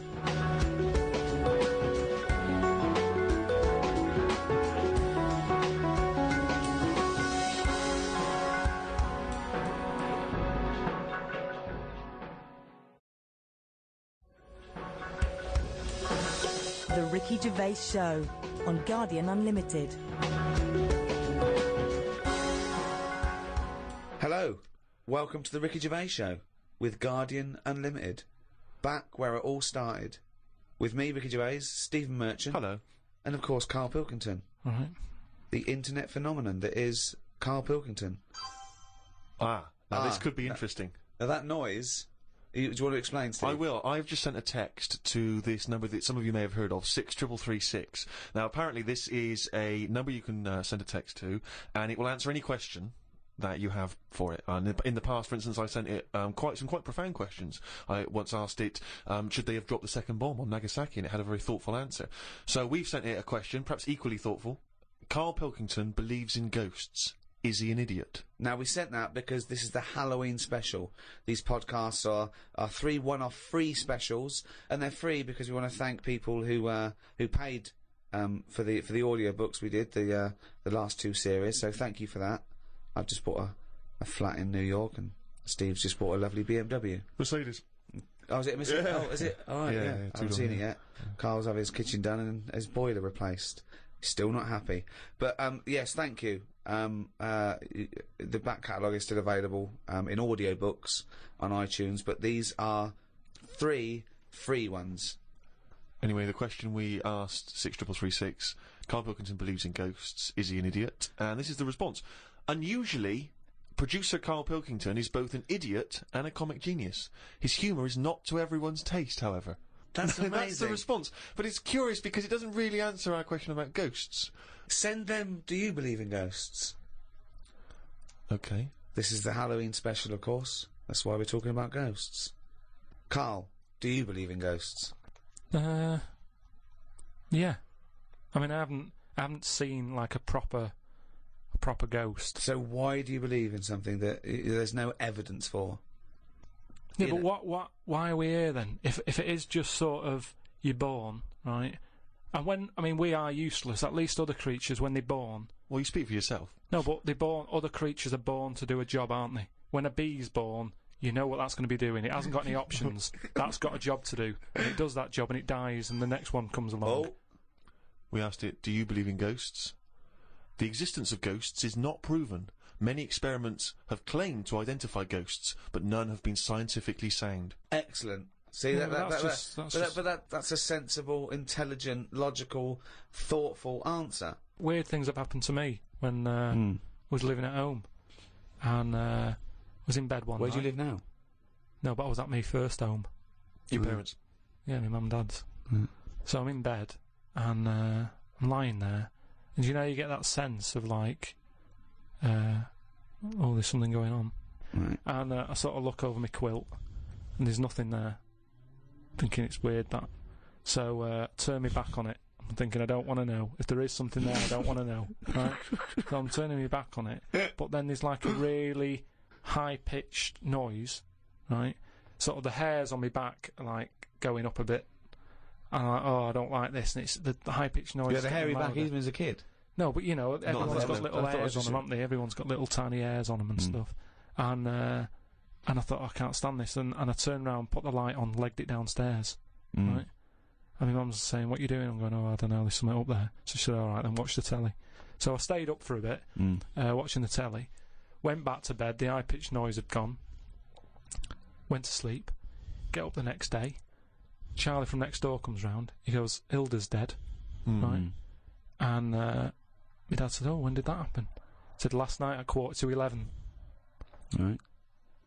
That's when I was in bed. So, what are you telling me for? Because it's weird, isn't it? It's that thing of... what do you think would be weirder, that no one ever died at 11:15 when you were in bed? No, but that's when all the weirdness was going on. That's when the tone was happening, my back was getting itchy and stuff. And Coincidence.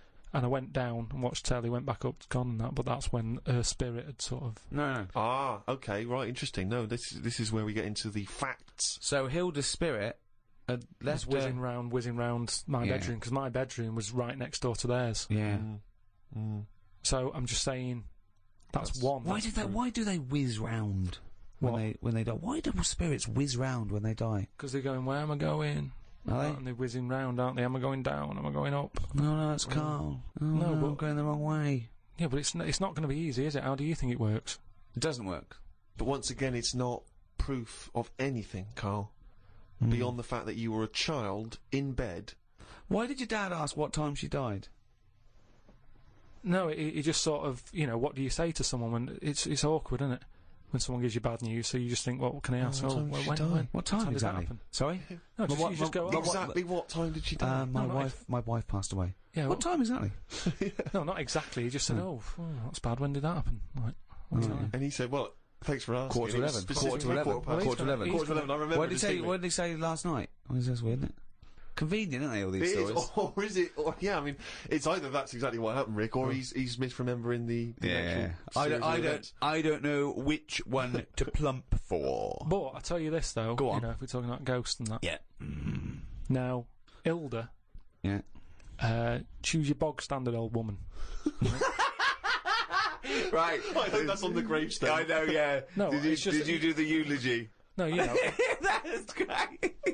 You what can we say about Hilda? Bog standard old woman. Right, there's sandwiches at the bar. That's the most insulting thing you could ever say. There's nothing. No. Let's just think about Hilda lived her life. Thank you for coming to celebrate the life of Hilda, who died at 11:15 specifically, and was a bog standard old woman. Are we burning or burying? But anyway, she lived to be quite old. Which annoyed you? In a bog standard way. But this is what I was saying about us all living too long and stuff. It just makes it worse when it does come to us being a ghost. I don't know what you're talking about again. That sentence made no sense. Just, if you are going to be haunted, right, say, I know you're going to say, well, I don't believe in them, so I'm not worried, so don't be going on about it. But say, like, you know, your new place that you've bought, you move in, and you go to bed, and there's something moving about the room. You see it, it's a ghost. Oh, no. Okay, let's, for the sake more of likely, argument, a Siamese cat called Ollie. No, because that's probably got its own room, hasn't it? But what I'm saying is, would you prefer to have an old person moving about looking at you, or just a young person? I'd prefer a youngish person who looks normal and is sort of floating about, and you go, all right. That looks normal, floating about. No, but an old woman would really scare me. And ghosts are always going to have a bad reputation because they look scary because they're old. So that's... You talk absolute shit. That's all I'm saying. So can you believe we ever charged for this? No, but look... if we are going into another life, right, after this, which we're not, we move on to another life, Yeah. we're not going to move on. That land, say if it is like another world, where we go and we plough fields and we grow croppage. We grow crops, if you want. Yeah, well, I would like to use the English language. Yeah, but there's too much fruit about, so just a crop, just something we need to get by. He's got an answer for everything. That's so we what grow I'm some saying. crop. Yeah. So you grow your crop, and now if we're all going into that other land or world or universe, old, who's going to do the cropping?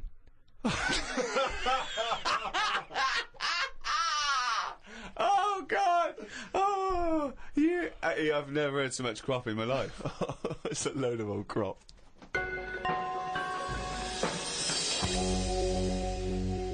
I had to go for an ultrasound, right?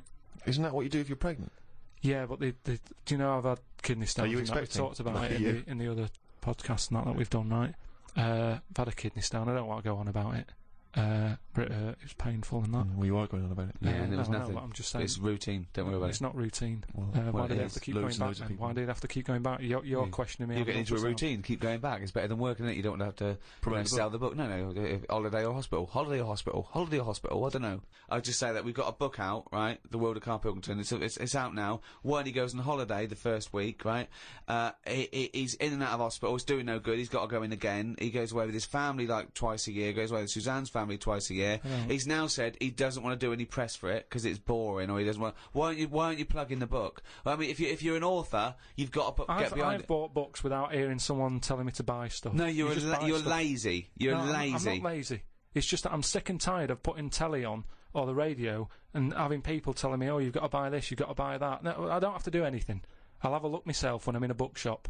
Let them just find it. But there are hundreds and thousands of books, Karl. They may not find it. Well, You're just trying have to a look. direct them towards it. I don't want to direct them to it. I just, if you come across it... But why have you put all this work into this book, all these illustrations you've done and Because extra I material? enjoyed it for me. Right, but you don't want anyone to read it, Yeah, so they why will just put it in read a drawer? They will read it. They'll find it. People will find it. It's in the shop, isn't it?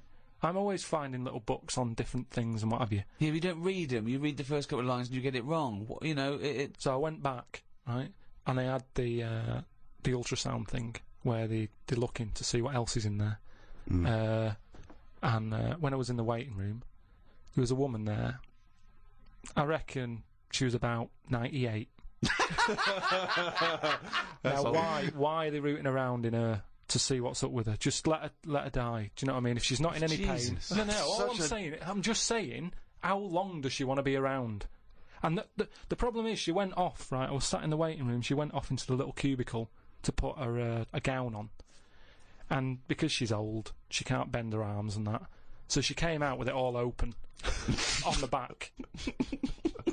And it was horrible. It looked like a chicken that hasn't been looked after, right? It was all leathery skin and that, right?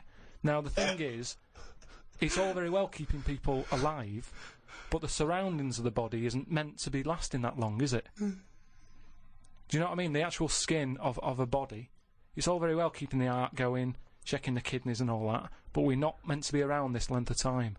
Yet we're messing with it. Yeah. Just do the gown up.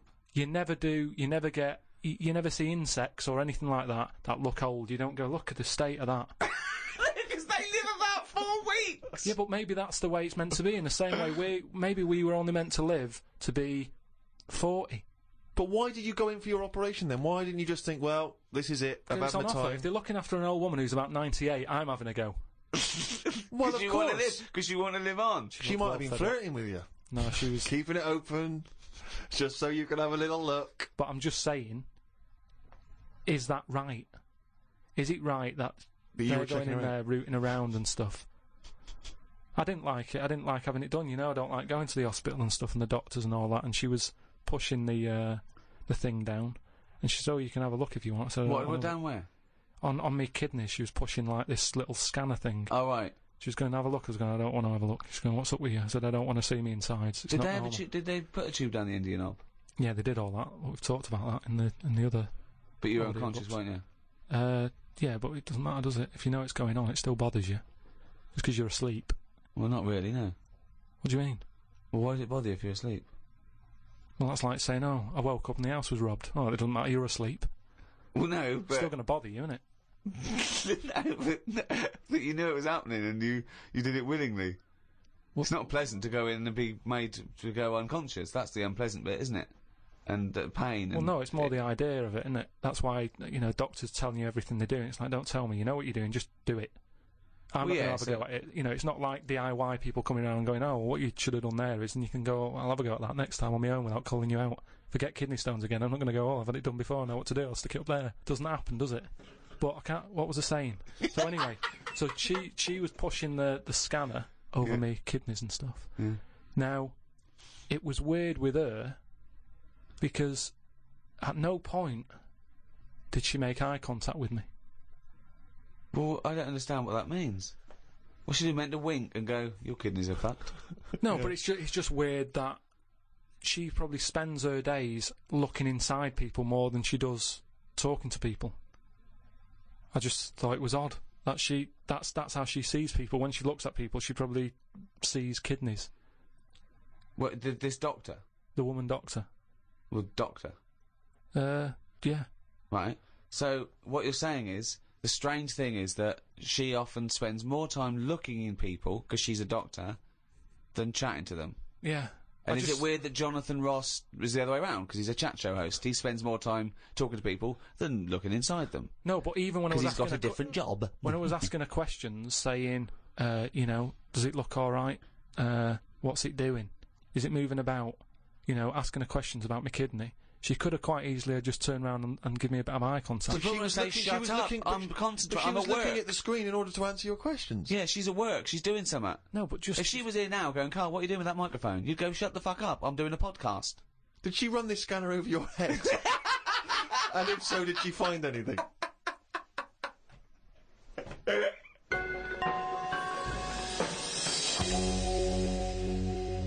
We'd like to try and educate Karl, Rick, as we have done since we've known him, really, and he doesn't really seem to absorb any information. No. And I was asked recently, when I was going back to Bristol, if I would come and talk to a classroom of school children. All right. Just talking about careers, and particularly my career. And I went down there. It was in Bristol. It was an inner-city school, quite rough area. You're a son of Bristol. You're exactly. They love me. You're a celebrated son of Bristol. You're a Golden Globe winning person who's returned to the homeland. It annoys me when I go down there that I'm not met as I get off the train like the Beatles used to be when they came back from America. By a mayor and a brass band. Hordes of people, ticker tape. Forever this day will be called Steve Merchant Day. Exactly. It frustrates me that I just sneak back into town. There's no fanfare. Yeah. But basically they asked me to come talk at this school, and I sort of batted them away and said I'm too busy. And so I foolishly left them the opportunity to ask me again, which they did, and I didn't have a decent excuse, so I went. And I was expecting to talk to maybe a room of sixth formers. They were 9. These kids, 9 and 10 years old.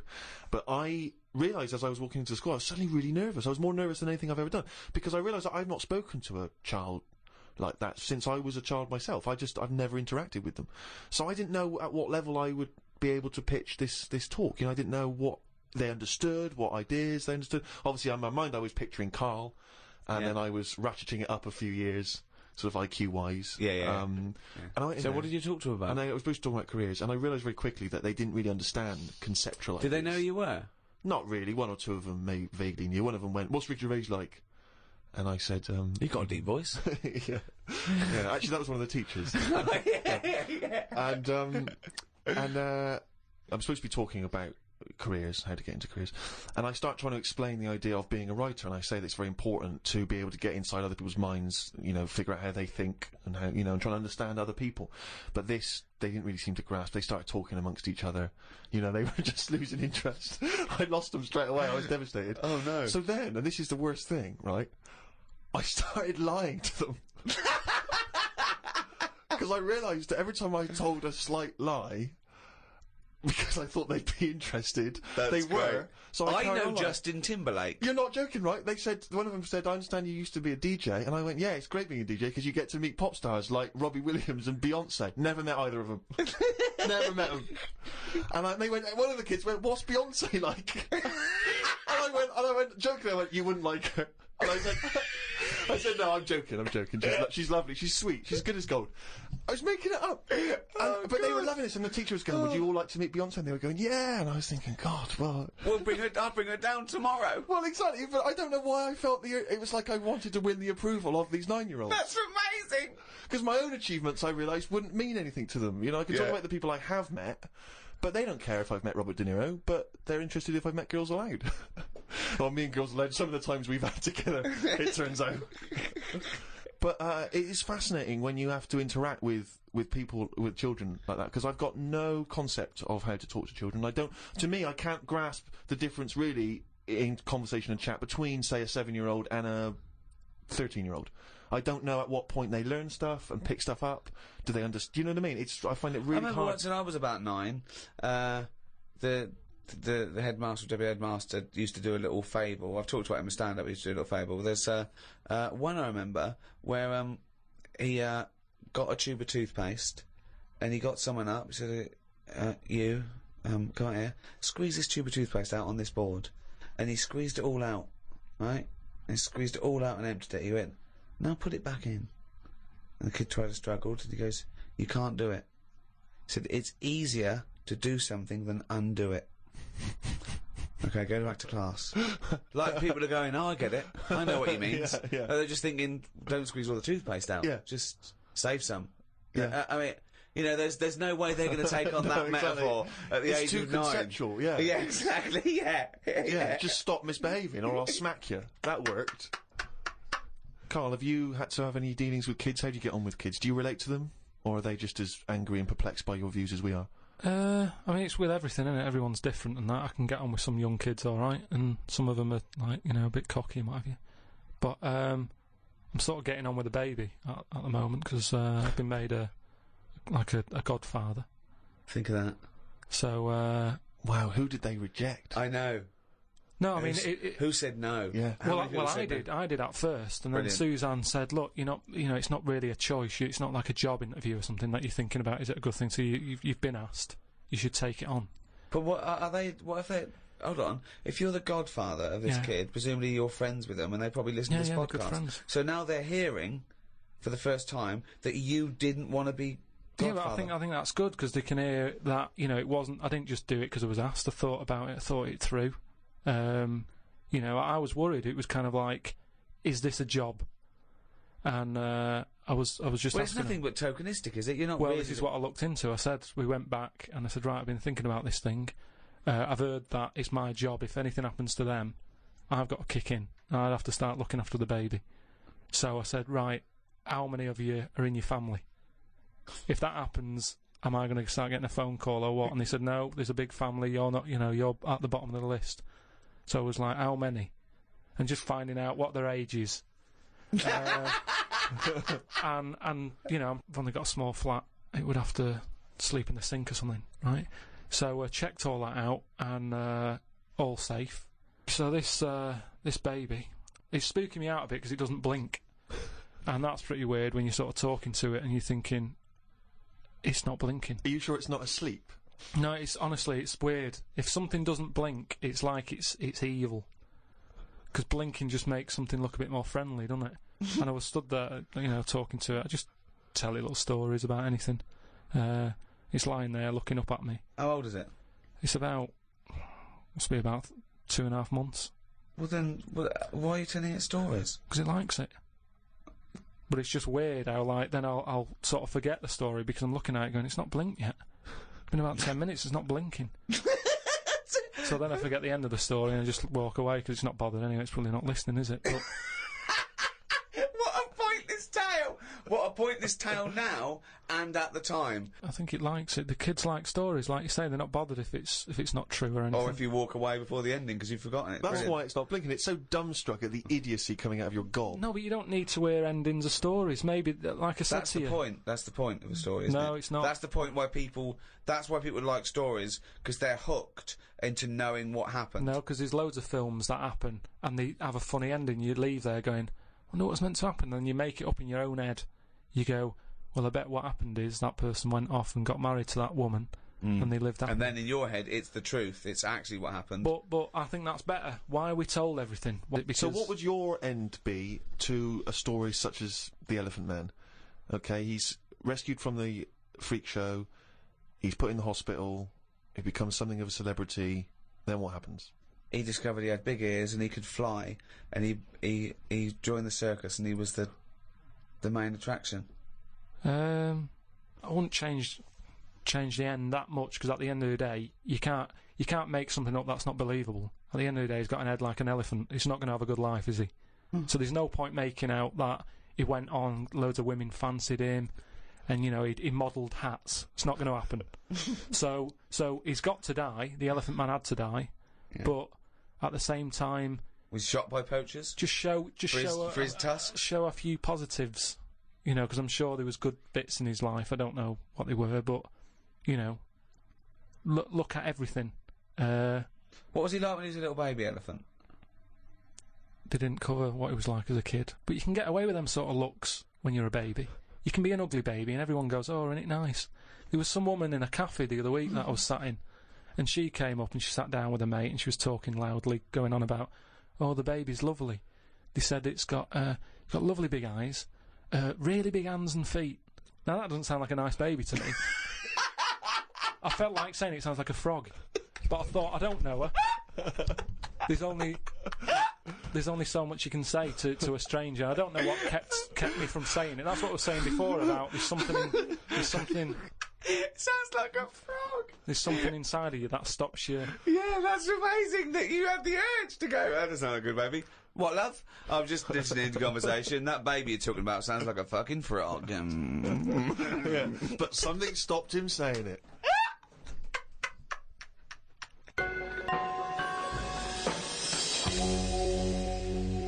I just came back from America, and they love Halloween. They're obsessed over there. I mean, it's a proper thing out there. Here, it's sort of half-hearted. A few middle-class families, sort of. But do you think it'll get more popular here, though, if we do find out that ghosts are about? Well, that'll never happen because they're not. No, but if they did, then suddenly that would be a big. Well, America makes things famous now.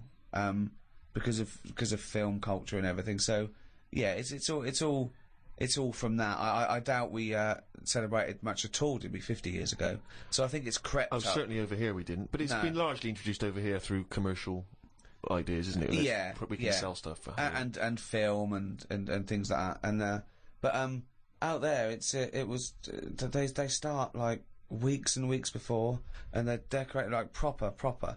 And but I saw a little bakery in Soho, and it didn't look right with cobwebs all over it and spiders on the buns. Yeah. But even though it's fake, it's just I don't think you should do it on a bakery.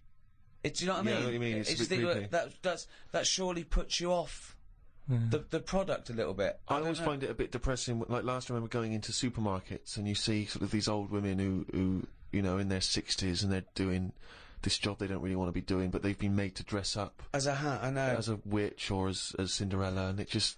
Well, they could do it in like a morgue or something, just to sort of brighten up the place. Well, just so people aren't that scared. Imagine that. Imagine you going to identify your dead relative. And they go, what's the spiders all over? It's 31st October. No, oh, okay. But just make it a bit spookier and have a bit of fun with it, and let's not get serious about, like I say, passing on. Yeah, but those sort of people have to take their job seriously. I remember when my mum died, and I had to go along, and I was talking about what wreath they wanted, and this person, quite rightly, had to turn off their sense of humour in a way, because I suppose they mustn't offend anyone. So I had to. They spoke like that at all times. Yeah. At all times. Okay, and what would you like the wreath to say? She was a mother and a grandmother. I went, yeah, mother, grandmother, and what was her name? I said her name was Eva. I said, and I made a joke. I said, do we get a discount because her name's short? And she went, well, actually, didn't laugh, didn't get that at all. She just went, just answer the question. She went, well, actually, you pay by the letter. I thought, OK, that fell flat. I'll go again. I went, well, a friend used to call her E. Yeah. I went, I'm joking. She went, OK.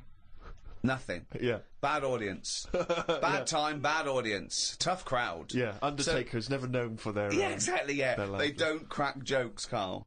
A friend of mine was trained to be a doctor, and in his first year, when they practiced, they intern at the hospital, he was watching this patient, and two other doctors came in, and I won't say his name. They said, can you go and check on Mr. So-and-so? He went, yeah, and change his drip. So he went in, changed his drip, came back out. The doctors came, after about 10 minutes, they came running and said, what did you do? What did you do? And they went in there and said, I just changed the drip. He goes, well, he's dead. He's dead. He was going, I just changed the drip. I did this and that. And they started laughing. He goes, no, he was dead when we sent you in there. Yeah. Now, that is almost excusable because it's imperative if you're a doctor to become accustomed to the fact that people die and that it's... Exactly, you know, yeah, so they were making a joke about a dead body that means nothing to them other than professionally. Yeah. You know, they were getting through it. He thought he'd just murdered someone. Yeah. Well, he thought he just killed someone. But yeah, they have to be desensitised. But they wouldn't do that in front of the relatives. They wouldn't go... I had a laugh earlier with a young intern. When your dad died, we sent him in to change the drip. Didn't even check. It was quite good. Anyway, let's get him out of here. No, but they do have a laugh. I heard about a doctor who was working on a brain, right? And apparently when they work on the brain, it's best if they keep you awake. Because, you know, just so you can go, that hurts a bit, and they go, oh, we best not touch that bit again. That's the reason, Rick. Amazing. That's the reason. No, there's certain operations, isn't there, where they go, you know, we can knock you out for that, but for this one we want to know... It's probably because the brain needs to be active in order to... Yeah, they show activity, but sure, yeah. So it's actually so you can wake up and go, yeah, no, that hurt. That stings. How that stings. Don't pop that in there. You can't feel anything in the brain anyway. No nerve endings. Really? You can't feel it, can you? Well, maybe there's another reason, but anyway, his head's open. He's sat on this chair. The doctor's going... I reckon he was laying down. I thought he was laying down, but in your world he's not. He's sat on a hard-backed I think it's more like in front of a mirror, like a hairdresser type thing, right? And he's cut the skin off. So get a bit shorter there. So he's something for the weekend, sir? I won't be shagging with no brain. Anyway, so he's cut the skin off and, you know, chopped a bit. And you're always going to get bits, aren't you? Sort of. Whenever you cut anything, you end up with a bit missing. But anyway, somehow he does the brain stuff. He fixes it. I don't know what he was doing. But don't you? You don't know about the intricacies of brain surgery. That I find perplexing. So you're not a neurosurgeon. I don't want. Oh, okay. So they sorted out the problem, right? And he goes, right. All we've got to do now is stick the head bit back on. Yeah. That's what it's called, by the way. The head bit. This happened. Yeah. The head bit's connected to the face bit. Yeah. So he sticks. Nurse, head bit. Doctor, do you need leg bit? Not yet, nurse. Head bit, then leg bit. So they stuck the head bit back on, and then can you pass me the sharpie thing? He was trying to sew it, and he was going, "This isn't fitting this." He's going, I don't know. And you know, like, because the patient... Right, if this turns out that it's someone else's head... Or a toupee from the doctor next to him, or a cat. Wow! No, you've sewn a cat to my brain! It's none of that. He's trying to sew it, and he's thinking, why isn't it fitting? And he's thinking, is it because the head's swollen? Because, you know, he's been messing about in it, and things swell, don't they, and messed about with. So he's messing with it. He's going, I don't understand this. And he's panicking a bit because the patient's awake and chatting and stuff, and, you know, it's difficult to have a normal chat when you're panicking a little bit. I know, there's a queue as well. People want their brain done. And they're just reading old copies of magazines. They're going, hurry up. So... I'm going out tonight. Do you want to wash it? No, just... I'll wash it later. Just take it off, do the brain, put it back on. Anyway, what happens is, he has to start rummaging. To start rummaging? Sort of rummaging. Rummaging. No! There's no N before the first G. Rummaging. Well, he starts looking through the, he starts having a look through the bin.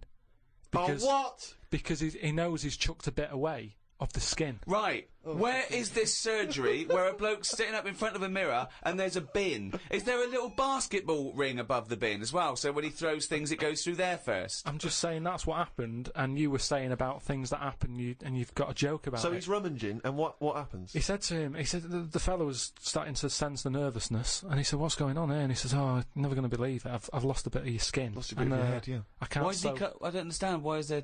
What's That's it in what I two mean. bits? Because things just break up, don't they? It's like chicken. When you see them walking around, everything's in place and it sticks together. You cook it, suddenly it all breaks up.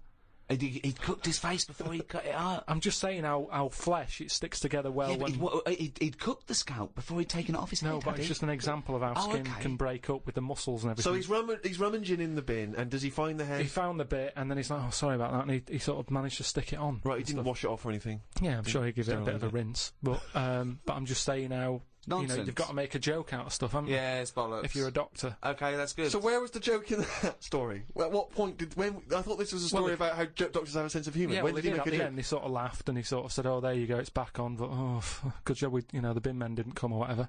And they made a joke out of it. I've never heard such nonsense. I've never Carl heard just made that such joke up. nonsense.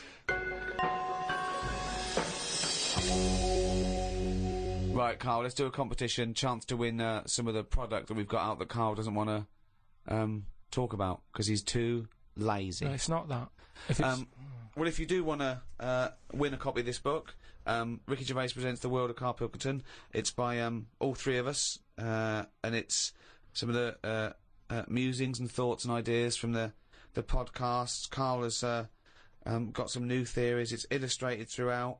By Karl Pilkington. By Karl Pilkington. It's got excerpts from the diary. They're genuine, aren't they? They're photostated things from the diary that people haven't seen, and it's fascinating read. We can sign that. We can also give you a copy of this new 3-disc set CD of the best of. Is it the first series of the Ricky Gervais Show? Yeah, well, it's got everything actually. It's got the whole 12 first series that we did with the Guardian Unlimited, the award-winning, record-breaking podcast. It's also got some excerpts. If you want the best of, you can put that on.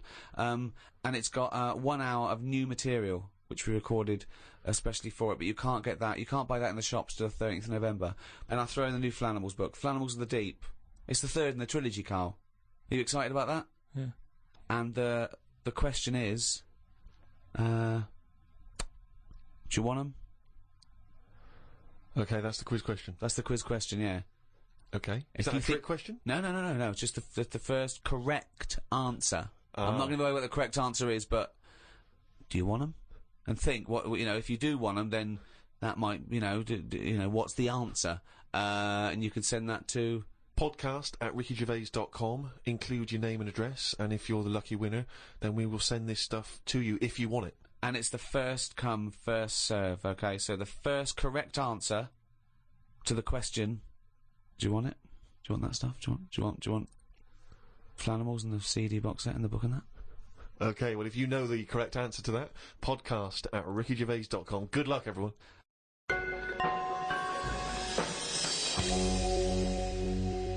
Well, thank you for listening to the first of these 3 special podcasts with Guardian Unlimited. The next one is out for Thanksgiving, 23rd of November.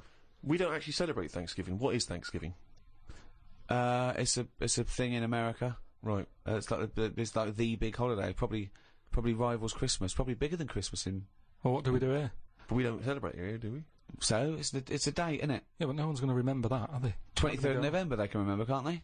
Yeah, but it's nice. Well, they should remember that's one day before my birthday if we're going to celebrate anything. Okay. Well, you've got this one. The next one's the 23rd of November, and the next one's the 25th of December. Well, how can I remember 25th of December? Well, Christmas. that's fair enough. That's Christmas, but Thanksgiving we don't celebrate Thanksgiving. Okay. The next one's out about the 23rd of November. Then after that, about the day before my birthday. Oh, they're going to remember that, aren't they? It's Steve Day in Bristol. Yeah. Anyway, if you've enjoyed this special edition of the Ricky Gervais Show, the entire back catalogue is still available on iTunes under audiobooks. By the way, not podcasts, audiobooks, and you can get everything we've ever done. I'd like to thank the guys at Positive Internet for hosting this. Those great guys, what would we do without them? So, it's goodbye from me, goodbye from Steve Merchant, bye, and goodbye from Karl Pilkington. The Ricky Gervais Show on Guardian Unlimited.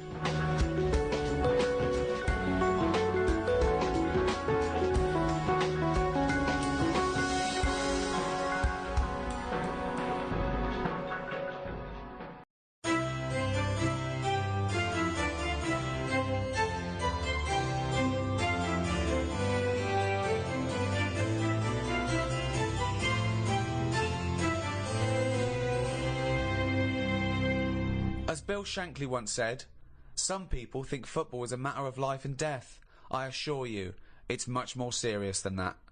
The World Cup is the most watched sporting event in the world, with 32 teams battling it out for the most coveted prize in football. For the first time in history, an African nation will host the tournament this year. Seen as controversial by some, and by others as an example of soccer's ability to be progressive and inspiring. How will England fare? Which teams are the front-runners, and who are the rank outsiders? To discuss the beautiful game, I'm joined by Stephen Merchant, award-winning writer and graduate of the University of Warwick. Hello. And Karl Pilkington, a man with a head like a fucking football. An orange one. All right. Oh, I'm finished. Cut! All right.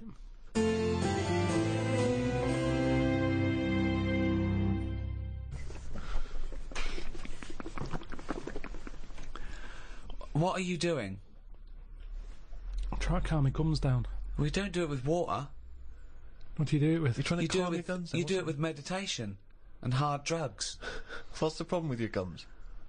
When I'm stressed out, my teeth know. What? What do you mean? Say that again. When I'm sort of stressed out, me gums and my teeth know before I do. It's like a weakness. So what's up? You got a toothache then? I thought you went to the dentist. I did the other week. Well, what's wrong with your teeth then? It's just because you're know. stressed. I don't know. Why I are don't you know. stressed? What have you got to be stressed about? I don't know. That's what's weird with stress, isn't it?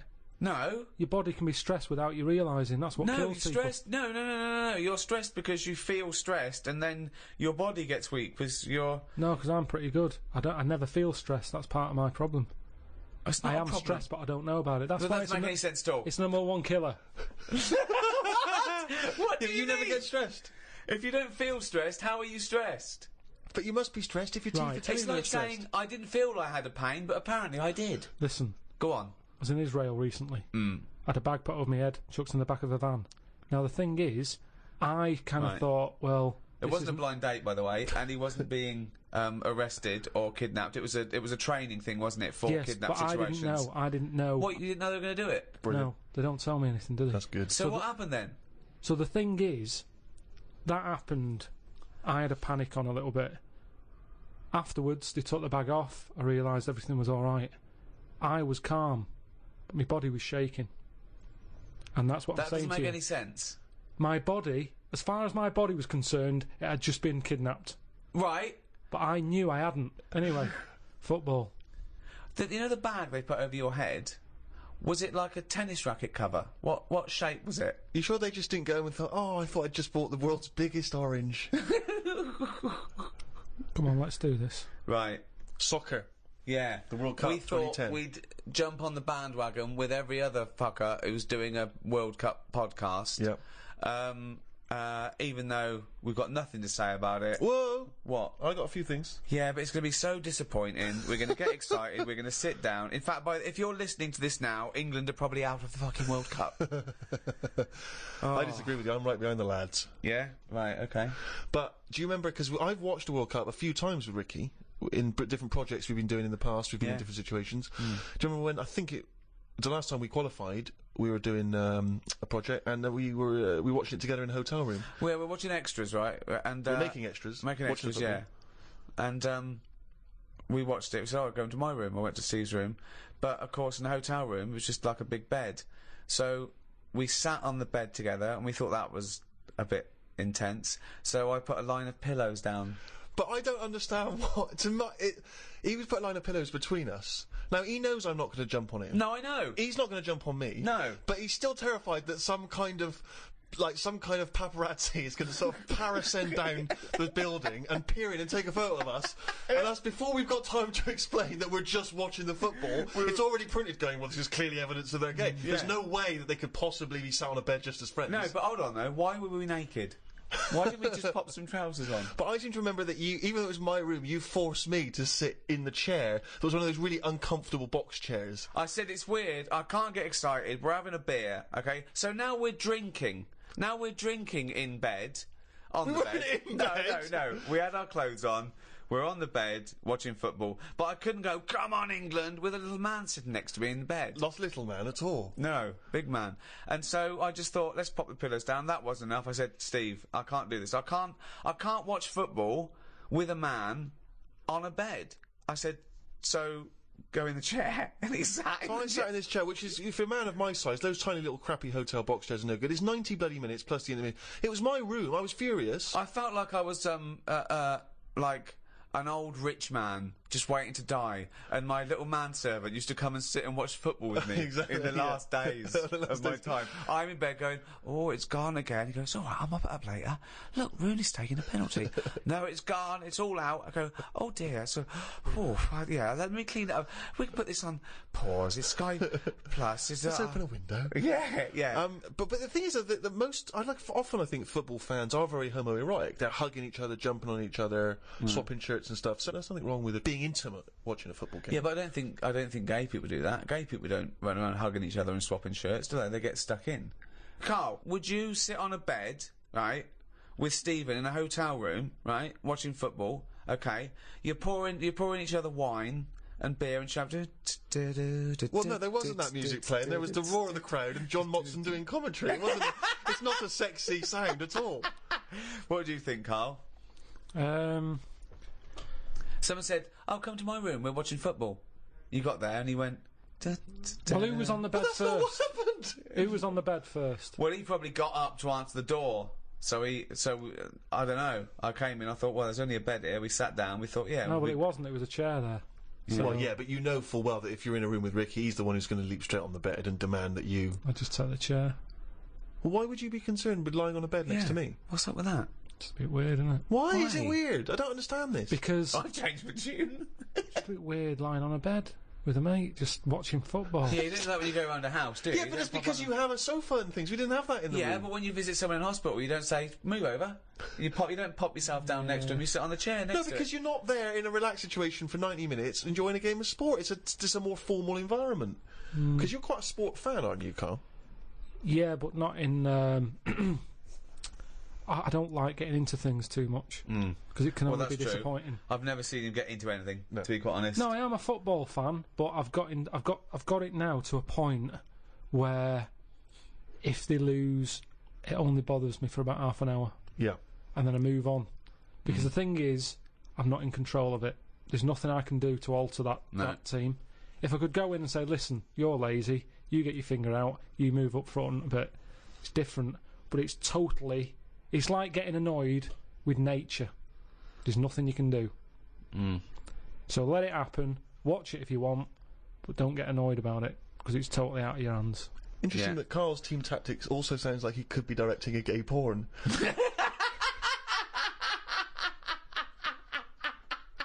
You get your finger out, you get up front. You're lazy. Oh, that's amazing. What do you think of these people, though? I love it that everyone's an expert. Everyone's a pundit. You see these fat people in pubs going, well, he's lost a few yards up front. Yeah, you fucking score a goal then, fatty. Wearing a football top. Yeah. I hate that. Exactly, yeah. They shouldn't make them for them. Shouldn't make them in that size. It should be one size only. If you're fit enough to play football, you can wear one. If you're a fatty, you're not. It looks ridiculous anyway. But what's that? What are you talking about? So you were a big fat slob with his belly out in an England shirt going, I could score from there. Go on then, let's have a go. Hey, listen, calm down. Don't be slagging off the fans, because that's what it's all about. Football's all about the supporters, isn't it? You know, let's not forget these people paid millions to entertain us. If we want to drink till we're fat and eat pork pies and then put on an England shirt, we'll do it. That is the British way, that is the English way, that is what we won a war for. What difference does it make if we win or lose? That's what I always look at, the end result. How can you say you like football and then give us that argument? The only reason to watch football is the excitement of the challenge. Yeah, it's entertainment. No, it is and entertainment. A bit of skill. It's nice to see a bit of skill. But that was clever. Only because it's entertaining. Yeah. But what I'm saying is, enjoy the game for what it is, and then forget about it. If Fat Bob in the pub, he's got his football top on, he gets all annoyed when England, lose. Yeah. What difference does it make? What difference does it make if they lose there or lose in the final?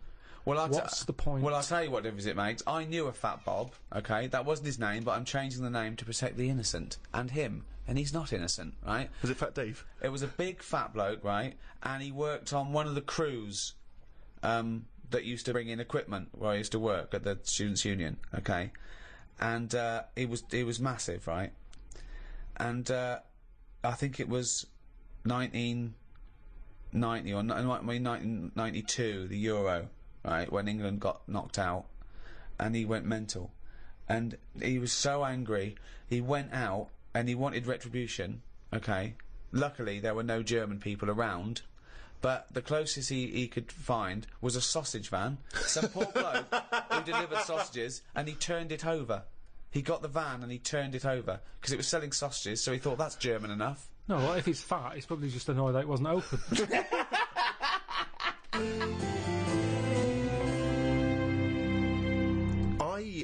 Very excited because Peter Crouch is in the tournament. Now, Peter Crouch... You identify with him, don't you? I love Crouchy. He's exactly the same height as me, 6'7". He's sort of lanky and awkward looking. Right, but brilliant. I mean, still a very... let's not forget that he is playing in the national squad. Yeah. He is a striker. He's got an excellent track record of scoring for England. Admittedly, maybe not in the super top important games, but nevertheless...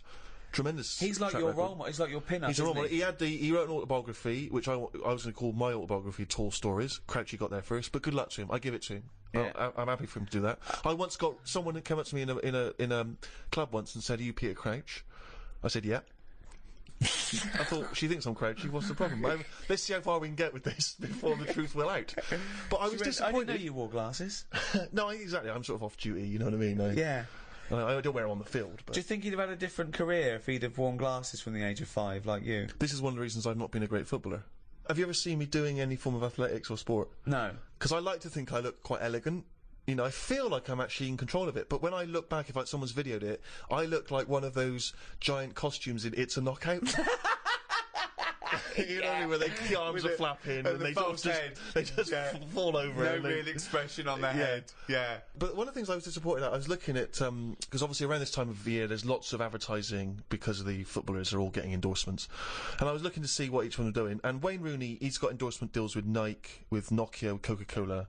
Lampard, Pepsi and Adidas. Peter Crouch, you know what he's advertising?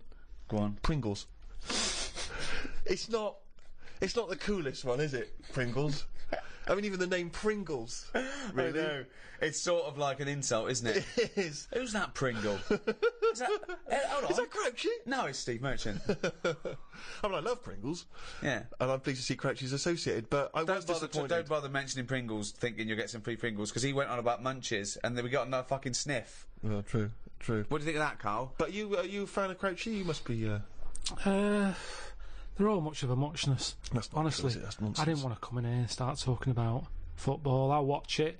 What do you mean you didn't want to come in here and say, what a thing to say? What? Imagine Gary Lineker going, "Hello, welcome to BBC, I didn't want to be here today, talk about football, fed up, I've got better things to do." No, but it's something you talk about. I mean, it's ridiculous coming in here talking about it before we've even kicked a ball. Who knows what's going to happen? If there's one thing that's good about it, it's that, innit? Not knowing. Well, that's what I don't understand. I don't understand all this punditry, where we have a 3-hour build-up, then they talk about it half-time, then they talk about it for half hour afterwards. I mean, for me, it's like, it's kick-off, who won? They did, 3-1. Alright, cheers, let's get on with work. But also, we like the whinging after. We are, this country loves a moan. They love it. Yeah. I love it. Love a good moan. I don't know how we'd be if we won. We'd go, alright, what would we talk about? Yeah. See, back in 1966, people weren't as miserable. No. Okay, hang on, I'd like to hear this theory extrapolated. Well, they weren't, were they? People were, the war had happened, like, not that long ago. Right. People getting on with it. 66, everyone's smart, you dressed up if you went out. They weren't on as much money. The footballers. It was just a game of football. Whereas now, it's like all this build-up going on. Just get on with it. I'm sick of it. Honestly, I'm sick and tired of hearing about it. I'm with you. I do think it's ridiculous that there's a match and the programme before, it's like 2 hours before it and then an hour afterwards. Well, that's just a shameless attempt to keep people... I mean, let's be honest, you and I have been guilty of being involved with that, haven't we? We've done various little skits and sketches in the past. But that's fun. I mean, we do that for us, not for them. Yeah. I don't care whether people like it or not. I did it because it was fun. I dressed up you and a dwarf. The day doesn't get better than that. Well, I was in a pub watching that year, and I'd forgotten that we'd done that, or at least that it was going to be shown that day. So I'm in this pub, it's rammed, obviously, and that comes on, the telly's on the big screen, and suddenly that's that sketch, right? A couple of things annoyed me. One, no one was paying attention. I was furious. I was thinking there's a couple of good-looking birds here. Look, at least on the fucking telly. Oh, look at the telly. Me in the sketch with Ricky Gervais and Warwick Davis and I'm playing Crunchy. No one, not paying attention. The few that were, not amused at all, could not get... My mother, of course, remember, famously said, that's the funniest thing you've ever done, which we knocked off in about 20 minutes. No one in the pub seemed interested. And then a few people, like, looked round, looked at me, looked at the screen, sort of shrugged, carried on going. Nothing.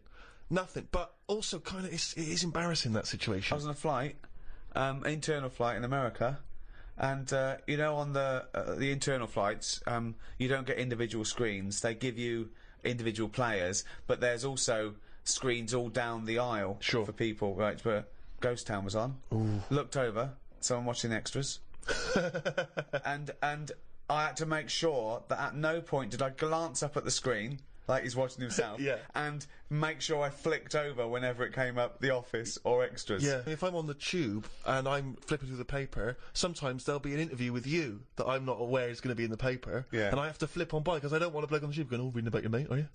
Yeah, I don't get enough of him, do you? Need to be reading, you know what I mean? I know. Karl. Have you been recognised? Do you ever get recognised much? Yeah, now and again, but I haven't done anything of any worth ever. It's almost like recognising a neighbour or something, because they sort of go, it's him, and then the other one might go, what's he do? Oh, I don't know. It's not like I've done something of any worth yet. Yeah. None of us have done anything of any worth. It's all relative to the entertainment industry.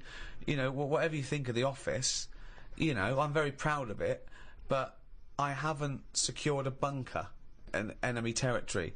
I haven't given a kidney away. Do you know what I mean? It's all relative. It's just, did you entertain anyone? Did you, you know, bring a smile to someone's face? Was it a laugh? I think you're forgetting all those emails I pass on to you for those people that have had traumas in their lives. You know, the earthquake victim. There's people that have lost relatives or had, you know, terrible life-threatening diseases, and they say the podcast got them through. Doesn't that warm the cockles of your heart? Well, normally it's gone straight to you, hasn't it? And you just forward it me on, so it's almost like spam to me. It doesn't feel as special because it's like, here you go, look at this, you know. Unbelievable.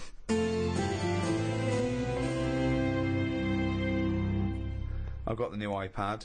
I've had it for a few months actually. It got sent to me by the inventor. That's who you're dealing with there, Steve. Bloody hell. You've got it, aren't you? Still getting free shit. My favourite app on this is that you just type in what you want it to say and it says it.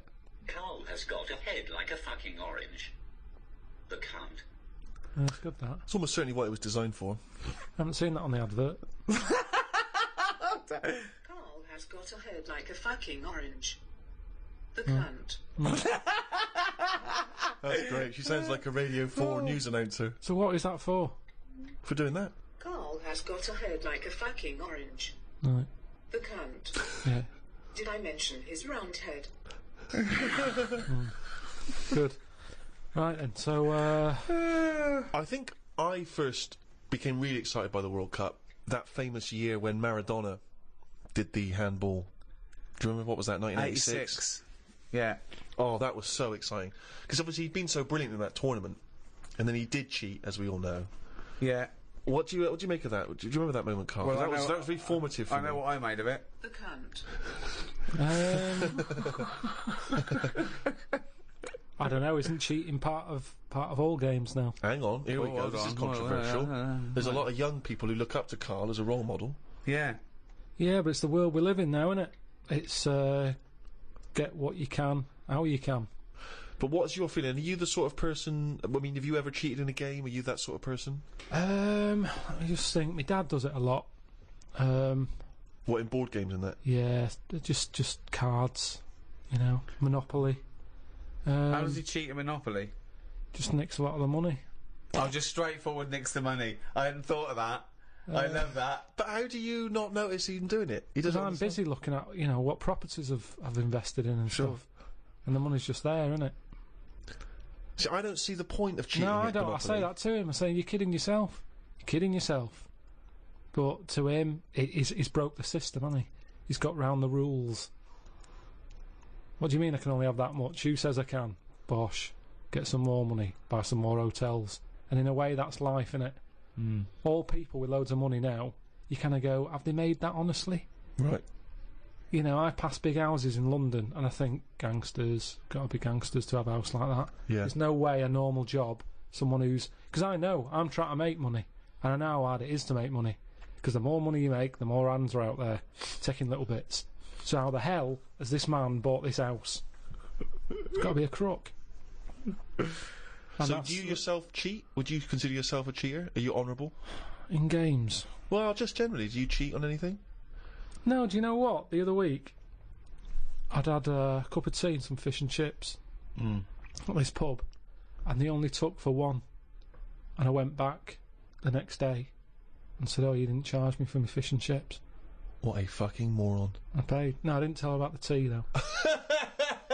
Got a free tea? The free tea, yeah. I just thought, well, you know, it's pretty good that I've gone back to pay for that. How much is a tea bag? The water's free. Yeah. I'll have that for free. So that, again, that's just me. It's like the Mars bar and the paper round. It's me going, well, I've been good. The fish would have cost money. Potatoes are pretty cheap, but I'll pay for it.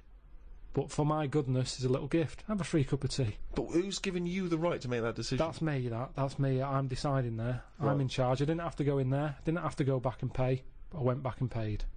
Tell you what, Karl, treat yourself. How's that? Have the cup of tea. All right, I will do. There's the fish and chips. Absolute bollocks. If she was good at her job, she'd have remembered. I thought she would have done. In a way, it annoyed me that she didn't go, "Oh yeah, so you did. Well done. Thank you very much for coming back." Right. She just was like, "Did you?" Not she enough looked at me. gratitude. She looked at me like we didn't even know. Yeah. I was worrying about a staff member Getting sort fired of or getting something. done Yeah. or having to pay for it. I know where you're coming at there. One of my first disappointments with football, I was 10 years old, okay, and one of the teachers was in charge of the football team, my junior school, and I went down to Tatty's. It was a shop in Reading with my mum. So it's white socks, black shorts, white shirt. Knocked on his door. I said, "I've got my kit. You went with the trials were yesterday. You've missed it." That was it for a year, right? Next year, when the trials, got the trials, okay? He was going, "Everyone, I want to give it 100%, right? Really try hard, really try hard." He's watching people play, right? I made sure that every time I ran by him, I was out of breath. Really trying. Every time I ran by him, he sort of looked at me, I think, yeah, right. Came to it, he said, "The team is this, I'm left out," right? He went past me, and he went, "You've clearly got asthma." So you didn't make that team either? Yeah, and I didn't, and I vowed that day never try hard at anything. Yeah, well, you've certainly kept that up. Yeah. What's your thoughts on that, Karl? Do you play sport at school? A little bit, but it was never taken seriously at school anyway. It was, I think the PE teacher was a geography teacher as well. So it's like, you know, what does he know? It was all that. Basically, he put some tracksuit pants on that were always too tight for him. Could see everything. What were you looking at? Because you couldn't help it. It was in the days when clothing was tight as it is, and then it was like lycra tracky bottoms. Oh, right. And everyone used to say, "Look at the state of that." But like he's stealing sausages from it was ridiculous. Londis. Ridiculous. So he didn't know what he was doing anyway. If anything, it was dangerous because he didn't know what was the capability of a 10-year-old kid's body. Right. He put you through loads of stuff. Right. He didn't like me anyway because I wasn't that good. If you're not that good, teachers don't like you. I thought you'd be pretty good. I wasn't interested. That's the thing. I did relay and I got done for swearing. Got whacked on the arse with a baton. Hold on, why were you swearing in relay? When did that come into it? When did you need to swear in relay? You're running round. How did they know you were Because the lads swearing? wouldn't slow down, so I couldn't pass it on. So I sort of said, "Fucking slow down," and he heard me, and then went mental at me. But yeah, so it was never. I mean, Darren Campbell, the athlete, I've told you, I don't know that I was involved in his training. No, didn't know about this. Yeah, Darren Campbell, I think he won a gold medal. Didn't he used to push you around in a bath or something? It's not last of the summer wine. It was in my go-kart. Right. And it was a motorised go-kart, and you had to like pick it up at the back, run with it at speed, and then drop the wheels down, and the engine kicked in. But hold on though, that means you always needed 2 people to get you going on a go-kart. No, one. He did it. Well, where were you? Sat in it. Well, then you did need 2 then to get it going. What are you on about? I was sat in it. Yeah. He picks it up, runs with it. Yeah. Drops it down. Wheels start. Engine starts. Off I go. But what would you have done without him? Well, I couldn't have done it. So you do need 2 people then for this motor Well, race one to go? person. I'm sat in it. Yeah, but counting you, it's 2 people needed. Yeah. Fuck me. Jesus Well, what's so bad about that? Well, how can you have a play with yourself then? And you go-kart. Sorry, this was part of his official Olympic training. No, but I just feel like that was part of his early training, Right. which is the important bit in any, job or. No, we should life. explain. People don't know. He was the bloke who used to push the bobsleigh in the Winter Olympics, wasn't he, for the England team? No, he was a runner. Well, how is that part of his training then? Pushing a fucking go-kart? What was he doing? Because it's running. But he's running about a yard. No, sometimes more than that. Quite a lot. And it's just, God, what do you want? It's Darren Campbell pushing me go-kart. Yeah, but you seem to be taking half the credit for his gold medal. All you've done is sat on your arse, you lazy twat. I just kind of think he was at the age where it's important. He could have made a decision not to go into it at that point, and I think he was never keen to get in the go-kart. Yeah. He was always keen to push it, and I used to let him. Now, if I said, no, I don't want you pushing me go-kart, who knows? I'm just saying I was there at the start. Doing nothing. Providing nothing. Sitting on your arse. Sitting around. Letting someone else all right, do it. what athletes have you helped? Well, I didn't know this was let's do a podcast about athletes we've helped. You've not helped him, Karl. I'd have come prepared. I bet if he ever did a book, an autobiography, he'd go, the early years, Darren Campbell. No, I want to know if he has done an autobiography, because we're going to be looking this up. I remember the training. I'm making a note of that In for all the next weather. time we do anything. Round at Pilkington's, Darren Campbell. pushing a go-kart. Pushing. Bald. You weren't bald then, were you? No. Had a lovely little hair of a Chinaman. Didn't have very good hair. In crap. Cheap. Wasn't. Go-kart. 120 quid it was. You know how many paper rounds that is? What I like when you're watching football on the television is if it goes to a close-up of a footballer, it's just kick the ball out, missed the goal, it's gone for a free kick or whatever. If you stay on any footballer for more than 10 seconds, they will either swear or gob. Yeah. Yeah. I mean, that's a fact. Oh, yeah. I've never needed to gob that much. I don't care how knackered I am, I'm never gobbing like that. It's weird though. The other week, I just sat in the garden, slavering, just to see if it would ever run out. And it's amazing. I don't know where it all comes from. What is the strangest? Extraordinary. That's amazing. Just to see if it would run out. So now he's got to the point in his life where, as a hobby or a pastime, or just to count down the minutes before he dies, he's sat in the garden creating sputum, slavering to see if he'd ever run out. I mean, that's amazing. Where's it all Karl. come from? Well, you create it, don't you? But from what? I'm always getting done for not drinking enough water. Salivary glands. But it's amazing. Honestly, I just sat like that with my head forward and just let it drip. Wow. Me! So Suzanne comes into the garden like and all an she sees is her lobotomy patient. boyfriend sat like something from One Flew Over the Cuckoo's Nest. Yeah, like someone who'd been dribbling. battered around the head with a cricket bat. No, she was reading something. Did you She answer was back sat to a there. dictator? Yeah. What did he do? Battered me. But You got a trench up your arse as well. Yeah, that makes me slaver. No, just sat there. What a fucking That's mom. extraordinary. What a div you are. And I just had my head there and it continuously... I think I got bored of it before it stopped. Oh God! I have never heard anything like this. Oh God! I need a second opinion. Wanker. It's unbelievable. He just sat there with his head down, slavering, letting it just. That's You extraordinary. weren't even sort of like gobbing. You were just, No, just letting it sort of drop. So You've got nothing else going on in your life that you've got time to do this. So your brain wasn't even engaged. How long were you there for? I tell you what, no joking, probably a good 15 minutes. 15 minutes. minutes of sitting with his head forward, Amazing. letting him salivate onto the grass. But do you reckon you could do that amount? I would Well, never we do never it. try. Never We'd do never it. try. I'd know. never have that amount of time. I tell you now, you will never see either of us sat there for no reason in the garden with our head forward and our mouth open, seeing how long we can create saliva. Unless I've just come out of a coma. Yeah, or a gas attack. Yeah. No, I have a lot of. I'm sort of Goz Unlimited. That's a great new dance duo. And please welcome to the stage. It's Goz Unlimited. Amazing. Didn't you have a little bit of problem in China with them all gozzing? Goz Unlimited. Oh God, I tell you, they're just spitting all the time over there. I don't know what it's all about. All the time, that noise of that continuously, everywhere you look. That good sort of footballer ball of gob that they spit and it kind of flies a couple of... I can't do it. I've tried. I can never do it. Yeah. If I try and spit, it just dribbles down my shirt. I don't That's know why amazing. I can't do it. That's amazing. I've tried in the past because it used to be cool. I remember when I was a kid, you'd hang around outside the spa. What you've got to do is you've got to sit in a chair in the garden, just put your head Like a forward practice, and yeah. open your mouth and just let the it all comes out. And you'll probably get bored after about 15 minutes if you're a fucking moron.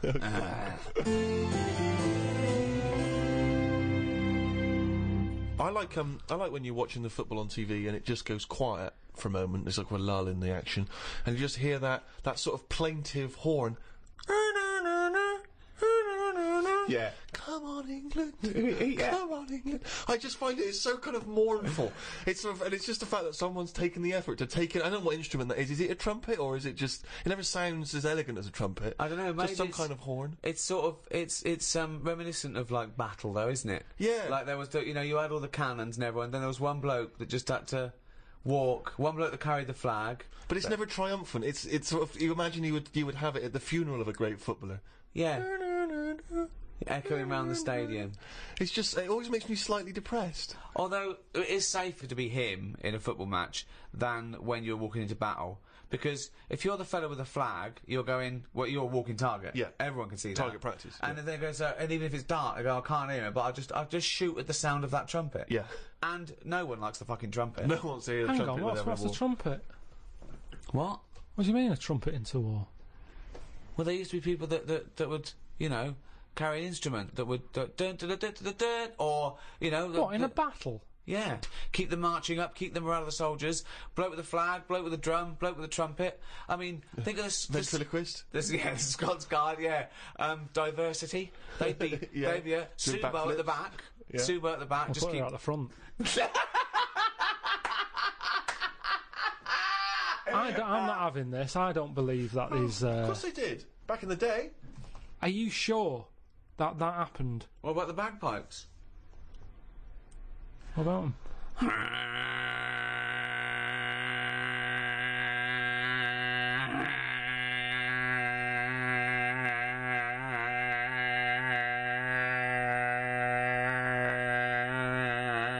We better start going because I'm running out of breath. It's a good job this podcast is free, because if you just paid for that. It's not a good sound anyway. If anything, it might annoy you, and then you're more angry, and then you go mental with a gun. Riled up, yeah. I think that's what it's more about, isn't it? Because there's certain instruments that aren't appropriate for a war, like maracas. Maracas, yeah. You know what I mean? Too happy. It's just a bit too carnival. Grand isn't it? piano. Oh, one of That those wouldn't be sort appropriate of at all. No. that thing, that sort of the little Yeah. penny whistle or whatever they When call someone gets shot up the arse, that is when the major goes, oh, okay, well, oh, bloody hell! Yeah. Yeah, no, definitely. it. Yeah, Cymbals are a good sound for a war. Good. You want cymbals, don't Crashing you? cymbals, timpanis, Very good, exciting. cymbals, timpanis. so at what But point? one of those keyboard guitars. Yeah, that's Not as cool. when Funky, but not as cool. Oh, the batteries are falling out. You don't need a wah-wah pedal in a war. No. So why has that stopped then? No, they still have military bands, don't they?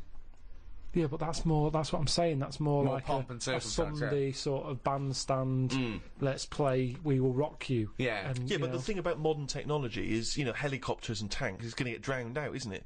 Years ago. Yeah, nowadays they send in a sort of really good sort of mega mix DJ. Yeah, Joe Bunny. Yeah, exactly. Westwood's up there, going giving it. He's doing like scratching and Come on, the place is mad deep with Taliban. Yeah. Stuff like that.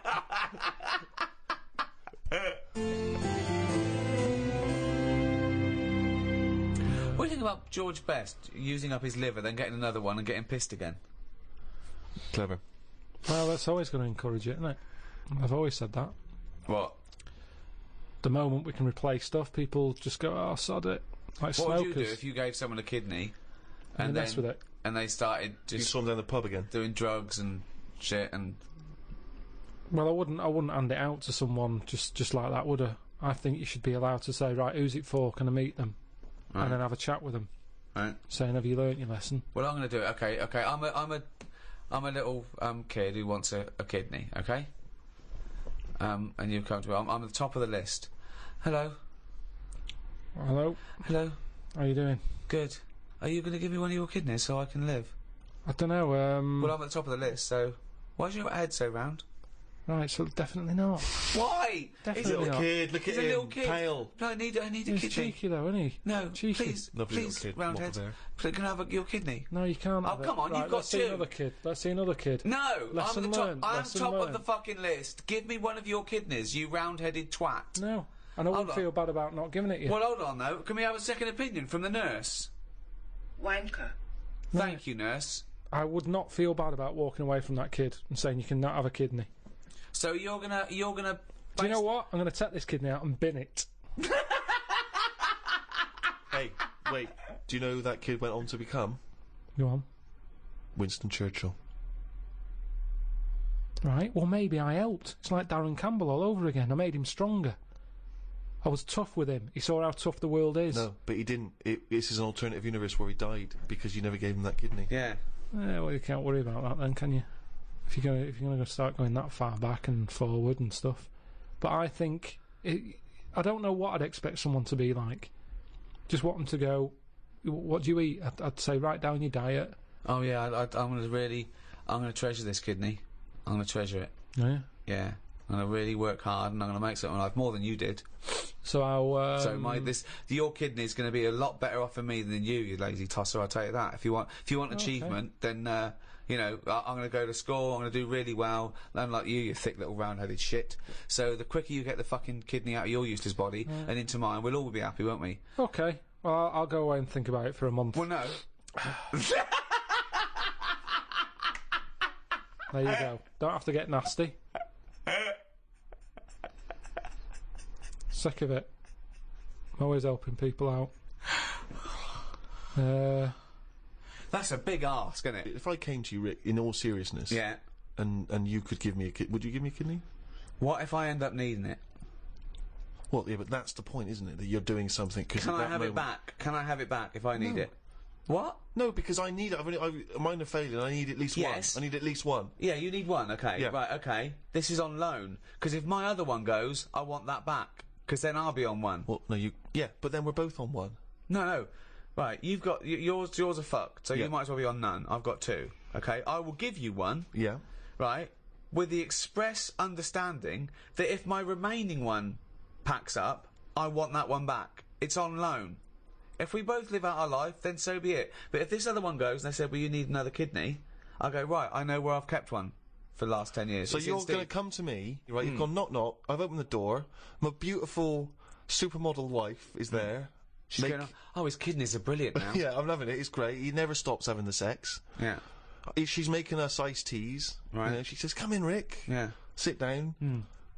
So good. She says, "I love you. Thank you so much." That's right, don't This worry about lovely man. I know you've not got long to live because you're old Yeah. and fat. Yeah. You've had a good innings. Well, you've had a good 10 years, though, haven't you, with this kidney? And that was you know, But I'll tell you what. love this man. You can return the and he's favour. so young, and Give me back my fucking kidney. We've got two beautiful children. Right, I'll tell you what. Give me my kidney back and have one of theirs. Two beautiful kids. Whose Yeah, small there little you go, kidneys. there's- Small little kidneys are no There's good four yet. to choose from. They're growing you. They're Small growing you. little It's like when you kidneys. put a little plant in a big pot. They grow. They're catch up. The kidneys are growing too. So I'll have my kidneys small. back, and you've got four to choose from there. Well, take one of each, and you'll have two little kidneys to make one big kidney. Johnson, can you have this man removed from my house? Would you give anyone a kidney, Carl? Suzanne. I'm sure he would give Suzanne a kidney. It's tricky. Well, obviously you'd give Suzanne a kidney, wouldn't you? Yeah. Well, would you, or are you just saying that? Suppose I would. I don't really like the idea of it. So what are you saying to Suzanne right now if she's listening to this podcast? Karl, good luck. Bit of good luck. You know I need a kidney, and it's got quite rare. Well, we've got the same sort of blood group and everything, so, yeah, you got 2, I got none. Bibbidi-bob, 1 each. Let's have a good life. Yeah? Don't know. Yeah, you'll have to have it. Which one are you thinking of going for? Because I think the right one's a bit dodgy because they had the kidney stones. Well, you keep that. Do you want that one? I'll have the left one. No, I'll tell you what, you have that one, because when I was in all the pain, you were going, it can't be that bad. So you have it. It's in good working order. They've looked at it. Yeah. But it is prone to stones. That he's using this to get back at her. Saying it can't be that bad. It's like poetic justice. He can give her the kidney she didn't believe was that painful. So let her have that. And I don't know, what's life like with one kidney? You've got to be more careful. You've got for specific diets. Yeah, it is more dangerous. There's more of a strain on it, but you know. Don't like talking about it. It's all it freaks me out. Freaks me out. It's all doing stuff now. The kidney's doing stuff. Yeah.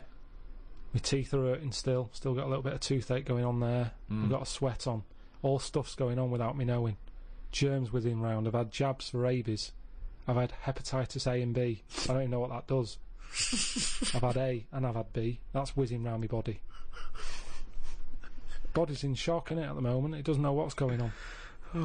I've had... How is it notifying you of the shock? Well, I think, like I say, I keep getting this sweat.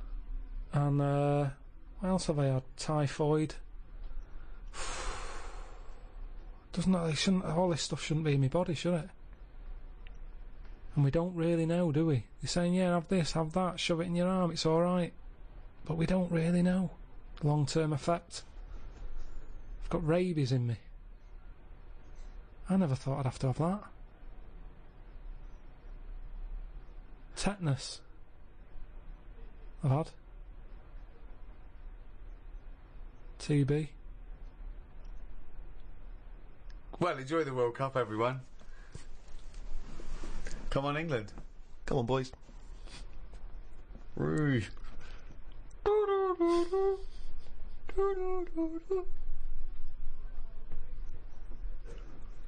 I think I've had them all.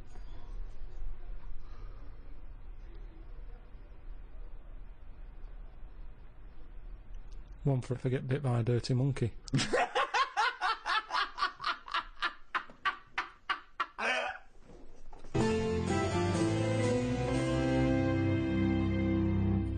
Well, that's about it for the Ricky Gervais Guide to the World Cup. It was very informative and interesting chat there. If you've enjoyed this one, you can get the entire back catalogue, all the guides. There's 10 guides on iTunes. It's under... what is it under now? They keep moving it around. They didn't like us clogging up the chart in the audiobooks. We were basically taking up the whole charts. They made a new section, which is... isn't it like programmes and periodicals or something? Something like that. And now we're the top 18 in that. So, yeah. Also, of course, Rick, if people like Karl's ramblings, they can see him and us in animated form. The Ricky Gervais Show coming soon on DVD. Just go to amazon.co.uk or amazon.com or play. Oh, just get off your arse and go to a shop.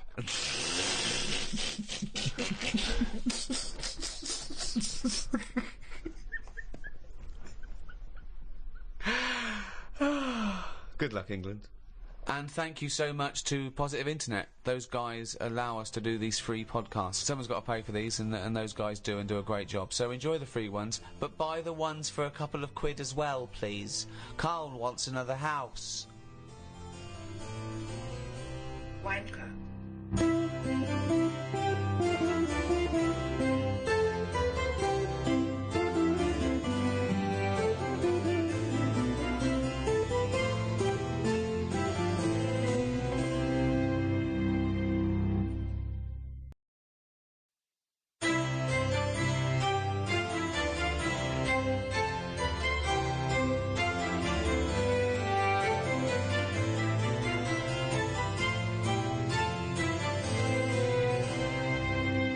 As Aldous Huxley once said, man is an intelligence in servitude to his organs. Made from the same stuff as algae, the human body has evolved into the most complex organism in the universe. An animal with power of introspection, conceiving complex metaphysical notions of morality, beauty, and love, while at the same time battling time, illness, and even death with even more sophisticated scientific weaponry. While we may still marvel at its complexity, what do we know about the human body? What are its wonders and limitations? And with scientific and medical technology moving ever forward, how will the human body evolve over the centuries to come? To discuss these questions and more, I'm joined by Stephen Merchant, award-winning writer and graduate of the University of Warwick. Hello. And Karl Pilkington, a man without formal academic qualifications or any awards to speak of, but he's good at other things. Cleaning windows, for example, with his fucking tongue, Gump. That's a bit harsh, isn't it? Alright. All your cells die and are replaced many times over in your life. Except the brain cells, you only lose them.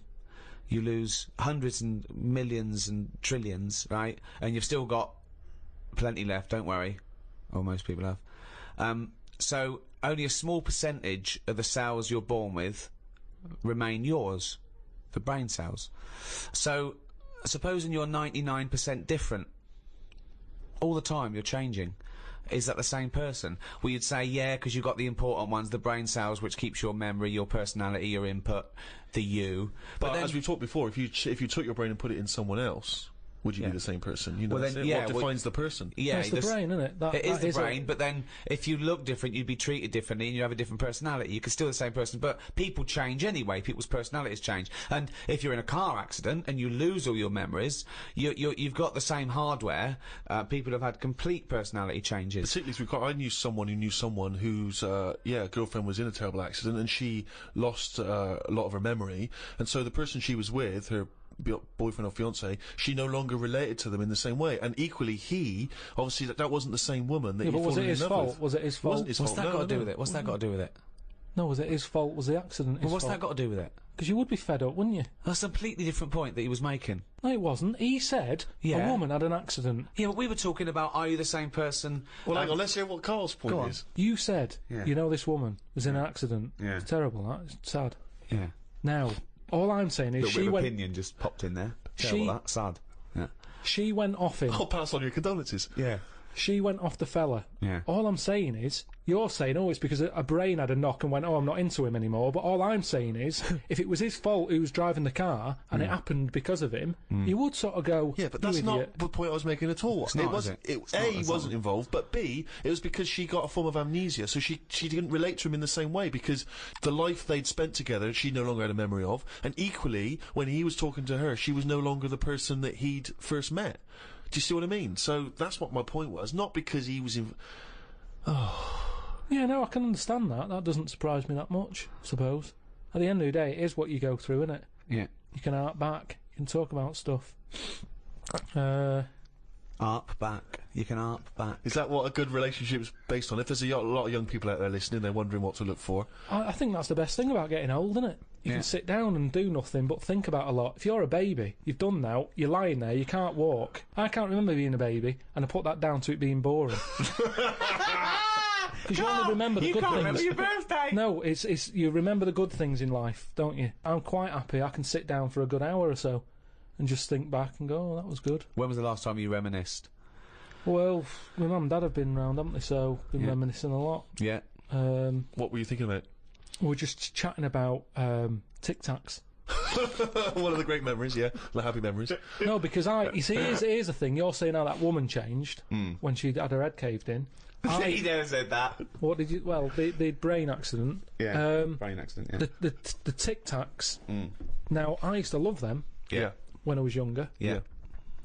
My dad got a load of them. This year? No, years ago. Years ago, when I loved them. I said, I love Tic Tacs, me. Yeah. He met one of his mates. He didn't nick him from the sweet shop? No, that's what he knew some mate who could get his hand on a load. Right. And he must have got about 30 crates of Tic Tacs. 30 crates of Tic Tacs? Honestly, with like about 24 on each crate. We got them, stuck them in a cupboard under the, just in the kitchen in the corner. Yeah. Now, I worked my way through about 6 crates. was quite happy. When? In how long? I don't know, in about 2 weeks, 3 weeks or something. Right. And then after that, I'm getting sick of these. Right. Yeah. You were minty fresh, but you were sick lovely of them. fresh breath. Yeah. Yeah. But I mean, I haven't got that much more to tell you about it. It's just. So this, sorry, whoa. Bear in mind, this was something he was recently reminiscing with his parents about. They were sat round, and we've already learned up to an hour could go by reminiscing. Sat round for an hour, talking about the great I've already run Tic-Tac out of saga. responses. I've got nothing to say about No that. opinion. I mean, I was nearly going to say, what do you do with the empty little flicky Tic Tac boxes? But then you realise that that's utterly dull and boring. Well, and not I was struggling. I don't know what this anecdote is, other than a bloke. Other than you said your dad, I like Tic Tacs, mate. He went, all right, I talked to Albert. Albert, you got Tic Tacs? I've got 30 crates, if that'll do, yeah? Yeah, bring him round. Put him under cupboard. He's got through 12 crates. What's his breath like? Fucking lovely, but he's been sick all over the cunting place. Oh, do you want some more? No, of course we fucking don't. You'll talk about that in a few years' time. Of course we will, for about a fucking hour. No. And then we bring it up in an audio book. But I think that's how we got onto it, because even though I tried to get rid of a load, I used to give them to mates, take them to school, say, have some Tic Tacs. You can have them for free. We used a load in the cat litter tray. No, you didn't. We did. It was just ways of getting rid of them. Jesus Christ. Sort of freshy smell, isn't it? That's it's the same amazing. sort of condensity in that, isn't it? Condensity, it is the same condensity. Condensity. Yeah, so I got rid of them like that. And then the weird thing was, even though I'd got shut of them all, you'd be backing up and you'd always hear one ting its way up the tube. It's tinging its way up the tube. It's tinging its way up the tube. It's tinging its way up the tube. Ting tong, ping pong. It's tinging its way up the tube. That sounds like something from Willy Wonka.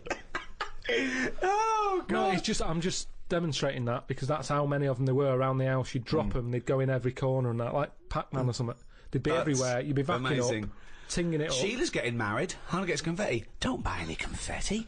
Go to cupboard under stairs. So yeah, that's a little memory there, isn't it? It is a little memory. Now It's a really little memory. The strange Tic Tac house in Salford, where everything is made of Tic Tacs. Wow, that must have been a hell of a time you had with your parents there. The old Tic Tac No, but it's reminiscence. better. You see, you're saying, oh, what a boring story that is. But when I my see mum and you've dad, re-gravelled the drive. Yeah, smell it. Suck the drive if you want.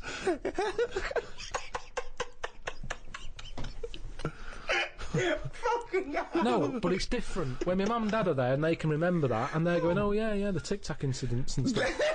What's known as the Tic Tac incident? The Tic Tac incident. Let us never speak of the Tic Tac incident. Yeah, I just imagine the clock ticking. There, it's Christmas Day. I go, what are you smiling at? Oh, remember it used to ting up the tube. You should think about selling this to Hollywood. Listen, what do you remember then? What do you I remember? That's Wow. an amazing thing to That's say. a difficult question to answer. Yeah, I don't. Nothing at all. Why, out of interest though, and this will sound naive, why don't we remember the very early moments of our lives? Why is it? Is it because it would be too harrowing to remember the point at which we sort of born? Because I don't really remember anything from those first few years. Why is it? Is it just because the brain's not fully formed at that moment? I don't know. The memory's not sufficiently developed. I honestly, It's got to be trauma, hasn't it? It's the things. Again, we were talking about me being younger, and the youngest I could remember back to was 1978. How old were you then? When were you born? 72. What? You couldn't remember earlier than 6? You can remember back to about 2 or 3, most people. What? No way. My mum and dad don't even remember me then. Because you're not doing anything. This is what I'm saying. My mum and dad don't even remember me then. That's amazing. Because they pinpoint They remember things. all the Tic Tacs they've ever eaten. Yeah. Do you remember when Karl was 6? Of course I do. 5? Yeah. 4? Yeah. 3? No. 2? No. Because you're not doing anything, are you? My mum and dad don't even remember me then. And it's weird. I remember must have been about 2 sitting on a potty surrounded by Lego. I remember that very strong image I have of that. No, I don't remember that. No, you wouldn't remember that, were you? Would you weren't there, were you? What do you mean? What, you don't remember Steve sitting on a potty surrounded by Lego? No, I mean, I can't remember having a potty. I remember having one of them. I'm not suggesting you have the You same used to memory. go in a fucking litter tray. Now I know why, to eat a Tic Tac while you're having a shit. But, okay, so what is your very first memory? The one that cropped up the other day was having my eyes sort of glued together by gangsters. Where's the fucking Tic Tacs? No, I was, lost the whole truck for you, go. when I was on holiday and I slept near the window and the window was open, and I used to wake up in the morning with my eyes shut. My mum and dad thought I was having a lovely lie in. I just couldn't open my eyes. But why? I don't understand. Why were they? I'm gonna burst! What do you mean? Why were they glued? Why were they? What do you mean they were glued? But why didn't you say, Mum, Dad, I'm not asleep. My eyes are glued together. It's just that you get a build-up on the eyelashes. Yeah. And it all... But when they came in, and you could sense them looking I didn't know they were there. But what do you mean? Why didn't you say so? So you lay there dead still? Well, you should have sprinkled some Tic Tacs around the bed, and you'd have heard them crunching in as they came in. Yeah. Oh, what do you mean? So that's your my eyes earliest memory. wait. So your eyes are stuck together. You're lying there. You're still. You're awake, but you can't open your eyes, so you don't say anything. Yeah. What? Why? What? What, Every so your- day? It Your happened memory a of- lot. It happened a lot. But your memory was that this was scary to you because you thought you'd gone blind. Probably, and it hasn't happened since, so it's something you remember happening, isn't it? It's like the kidney stone thing. That will always stay with me because it's like I was in agony. Yeah. And that's what I'm saying about trauma. It's quite frightening when you're a kid and you can't open your eyes. So we don't remember you were trauma. saying you don't remember trauma. No. Do you remember that? Do you remember that traumatic. conversation we had a few minutes ago? Maybe it's because I had time to lie there and think about it. Because I sort of wonder that if having vision does get in the way. No, it's a good one. Okay, go on. Interesting. Yeah, interesting. Yeah, go on. Well, just your eyes are, you know. Go on. What are they?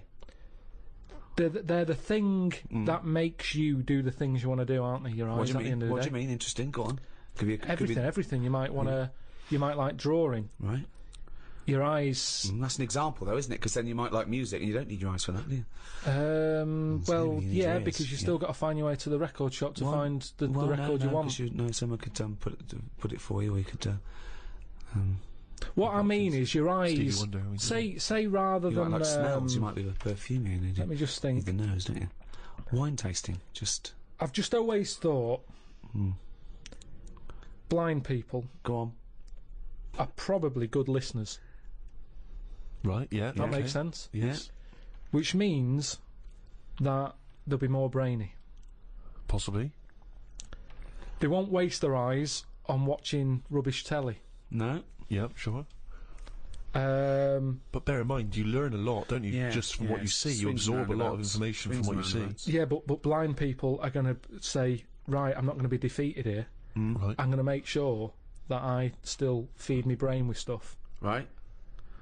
Whereas if you've got eyes, your eyes can sometimes say, well, don't listen to that intelligent thing there. Yeah. Watch some rubbish on the telly. Yeah. Yeah. Why your eyes are saying that? Are they?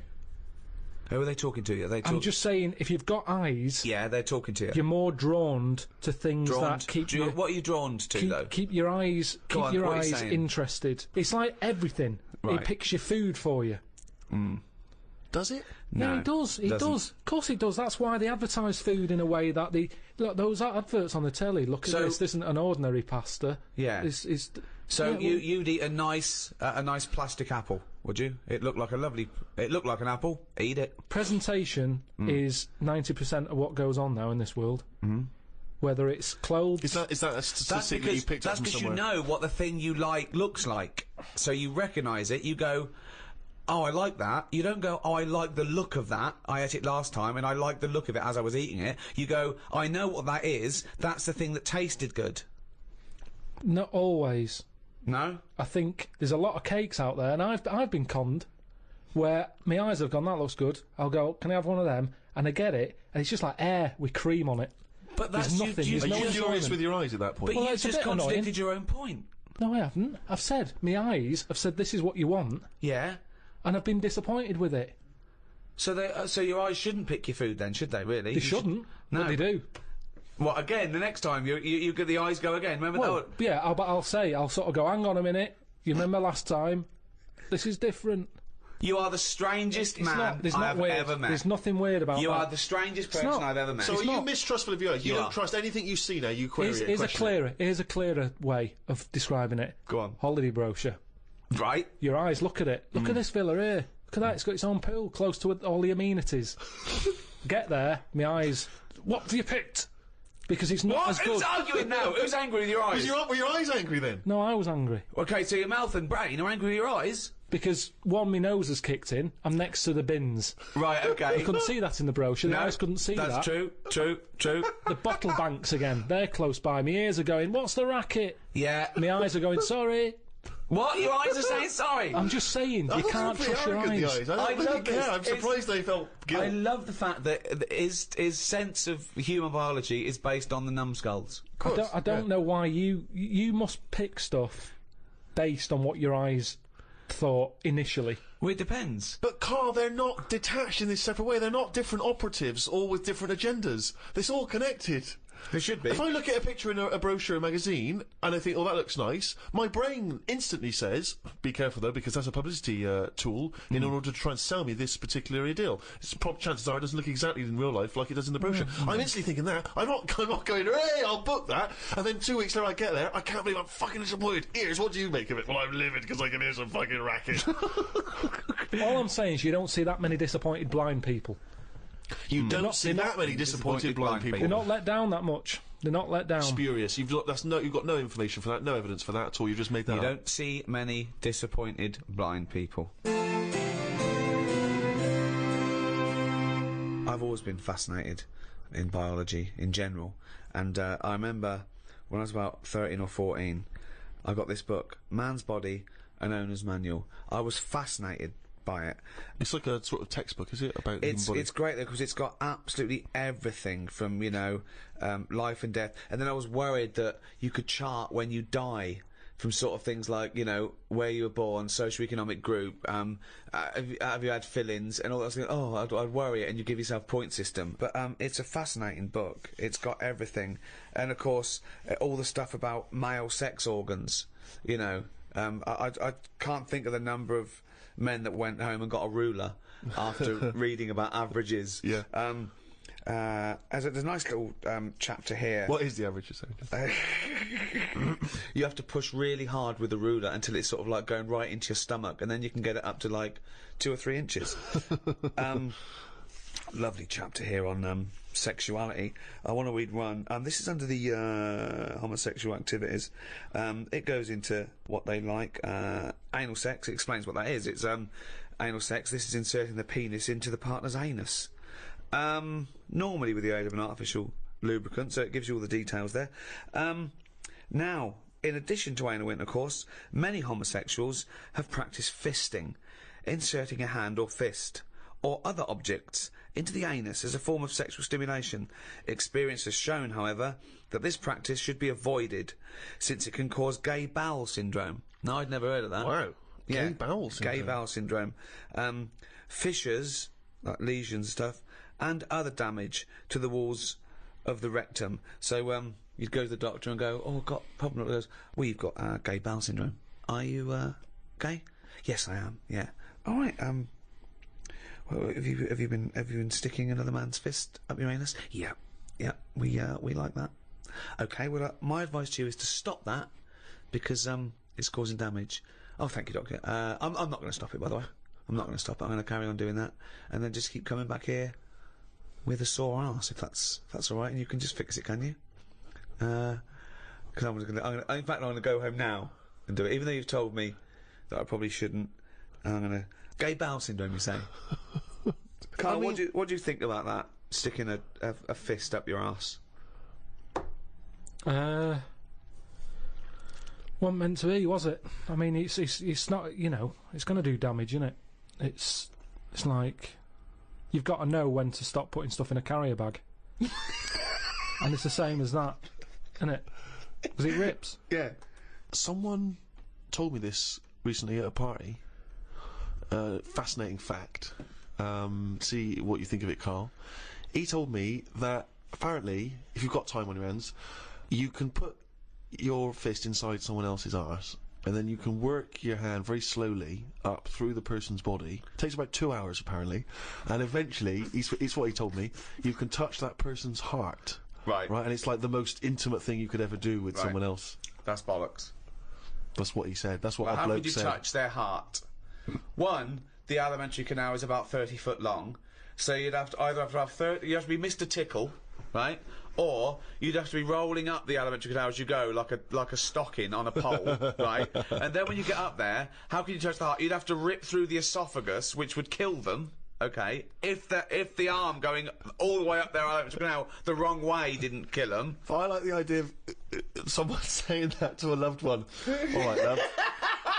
Love, little surprise for you. The kids are at your mother's. Yeah. I've put the phones off the hook. They're out for 2 hours. They better be out for 4 because I'm going to need to get it back out again. Yeah. Where's the Marge? It's like, imagine the doorbell goes. You've got to sign for a package. Who told you that at a party? A psychopath. I don't know. And then he was convinced it was true because he went online to try and even when we were at a party, he found a computer and he started typing in fist, heart stuff. And I said, you better delete that in case the person whose computer finds fist, that. Heart. Fist, heart. Also, if the aim is to touch the heart, right, go via the mouth, it's shorter. Let's pop it down the mouth. Yeah. Karl, thoughts? I mean, there's getting to know people. I mean, do you know how people say, oh, you shouldn't use a toilet with the door open and all that because it ruins what, like, you knowing too much and everything, but that, for me, where do you go from there? Yeah. But you know me, I mean, I've got nothing against gays and that, but No. they puzzle me to this day. There's still things that happen when I go, what is all that about? Like what? I went to, what's the name? Harley Street. I went for a checkup. And like a medical. Posh, you know Harley Street, it's like it's the top doctors, isn't it? I've never been before. Yeah. All posh buildings and that. Went up to the counter. I said, here, see the doctor. They said, name, give us 10 minutes, go and wait in the waiting room. Dead posh waiting room. Dead fancy. Big leather furniture and that. Yep. Loads of magazines.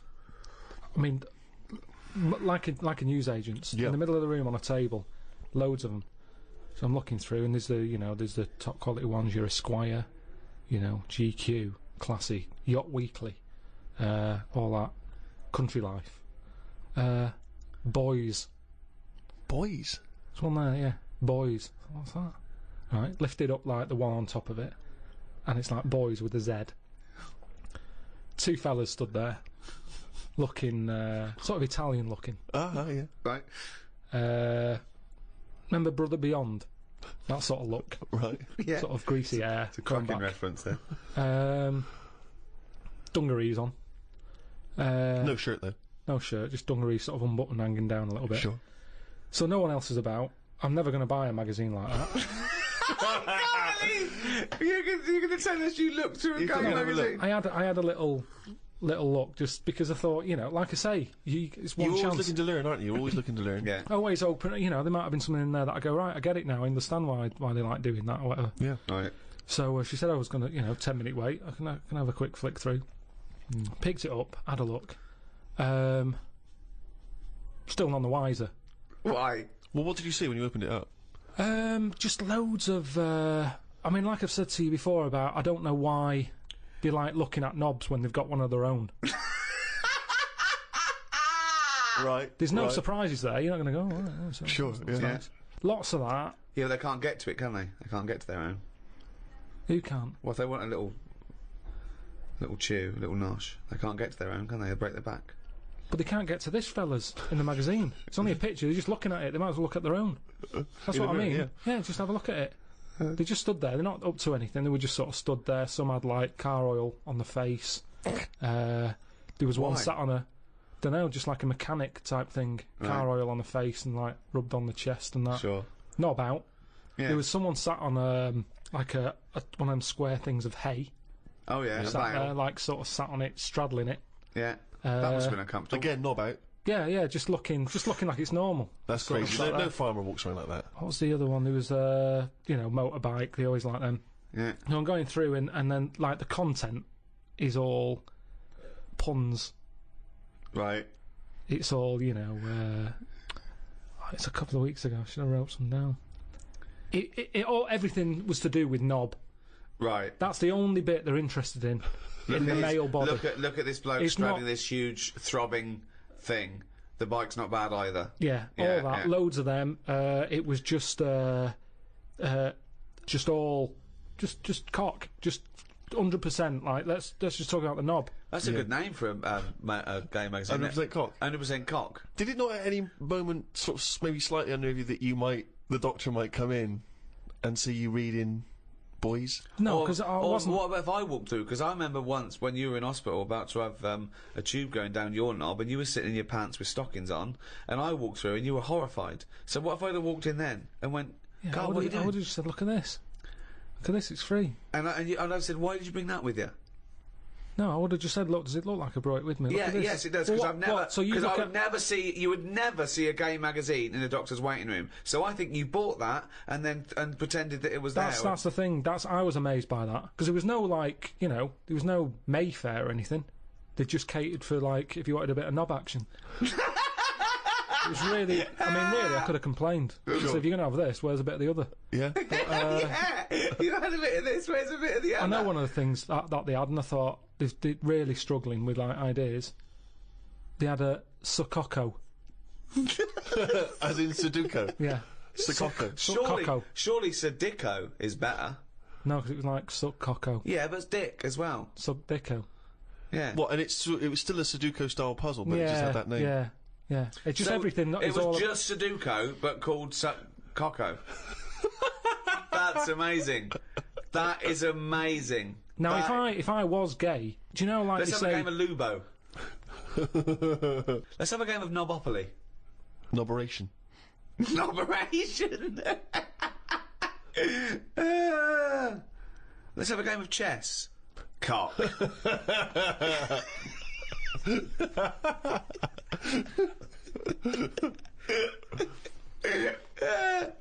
Let's have a game of fuckaroo. Well, that works for either sex. Yeah, that's true. That's how we spend our Christmases. Then. Fuck a poo. Oh, God. Oh, God. Human intimacy is a very strange thing, because kissing is a bizarre thing, isn't it, really? I mean, I don't know what the evolutionary origin of kissing is. You know what I mean? It's quite a sort of strange... It's like anything, It's though, a isn't strange thing. It's because if you start reading about all the weird stuff that goes on, like people who have it away with dead bodies and that, it's because you've planted the seed in your head, and you start going, oh, I'll give that a go. Like food. You either want an olive or you don't. Some people will go, I'll try it. Some will go, they're not for me. Do you want an olive? No, but you can shove your hand up my arse so far to touch me up. You haven't got any olives. I have got some olives, but if you are fed up with olives, I've got an arse here going begging, and 30 foot along the elevator now is a little hard. I'd like you to touch. But the thing is, if you give that a go and you enjoy it, then you want to do it again. Right, and you've created do not stuff. try and do that. Do not try and stick your hand so far at someone's arse you can touch their heart. There is no point to it. It is a myth that it could happen. You will end up murdering someone. It's a sorry state of affairs where you've got to put that message out there. yeah. But that's it, isn't it? That's the other thing, isn't it? That you don't hear of animal fetishes and animal phobias. You know, you don't get a lion who's a little bit nervous of antelope. I don't like antelope meat. And yet you have people here who are all those weird things of people who can only have sex with a pavement. Which is a good thing to... You'll never be lonely unless someone suddenly drops you on a desert island and you go, I'll never see a pavement again. What do you think of that? Those people that just think, Well, they're just idiots, aren't they? There are some weird... You've got some clever ones, you've got a lot of divs. There's more divs on the world than better ones. Wow, that's a brave sentence to say. Yeah, he's right though. He's right. As gobbledygook as that was, he's absolutely right. I think Karl isn't a div. I think he's a better one, but doesn't know it. I think it's strange because I think that he's got all the other evolution of the human being, but he doesn't know which side his bread's buttered. He doesn't realise he's cleverer than he is. The number of times I find a theory that he said in gobbledygook, but it's true. I think that I think he's been dealt a bad hand in the brain department. Do you know what I mean? Yeah. Thoughts, Karl? Well, your brain's in two bits, isn't it? Yeah. And I wonder if one half is really good, the other half's messing it up. Yeah, That's how I feel That sometimes. could be the case. Yeah, well, it is split into two. Yeah, and they are responsible for different things. Yeah. It's like these sort of families where there's a kind of really bright kid and then a sort of wayward child who just gets into drugs and stuff. Sort of like that up there Yeah. in your head. Because you have quite sort of out there nebulous thoughts, and you've got a lot of common sense, haven't you? And just having that that other sense of like, this is dodgy. What spider sense? Just that sense where you just go, I don't know why, but something's telling me we shouldn't be here. And you go, all right, let's go. And you move from it, and you don't know what that is. Yeah. You don't know what's decided that. You know, it's like when you're lost. A part of my brain's got me lost, but then there's another bit that I don't know what it is, where they go left. And you do, and then you go, So remember that time when you called me and I said I don't know where I am, and I couldn't concentrate. think of that. I called him. I went, Carl, what are you doing? He went, I don't know where I am.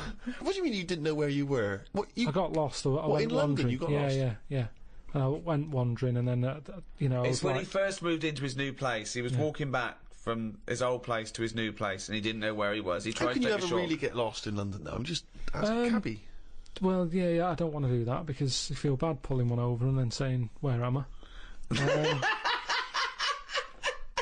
Yeah, they don't appreciate that, do they? But I found my way back, didn't I? Yeah. But you told me 20 one minutes. time that you much prefer getting lost. You love wandering around and getting lost. You Yeah, said go- that's much better. go down It was a cold cul-de-sac. day. It was a cold day. I just wanted to be at home. I had things to do. There's a time and place to be lost. Well, go on. Well, a place What's you the don't place? know. What's and the place to be lost? Somewhere you don't know. Right, good. Okay, And the specific. time? The time. Time when you're not in a rush. Right. But that time I was in a rush, and I was And- cold. So a typical argument in your head is what? I'm lost. I'll do one side of the brain, you do the other side of the brain, okay, in your head, okay? Carl, What? this isn't where we should be. You want to go home, didn't you? This isn't your house, because it's a field. You live in a house, don't you? Why are we standing in a field? This isn't your house. You were meant to go home, but you've walked into a field. No, but that wouldn't. I've never been that lost. When I'm walking across a field, at the edge of the field, I'd go, hang on a minute, this isn't right. I wouldn't get in the middle. I wouldn't go that far. I'd go, right, I definitely shouldn't be here. You did once. You were in the middle of a field, and your dad had to rescue you Yeah, and carry that's you when I through was the a kid because I was reading as I was walking. That's,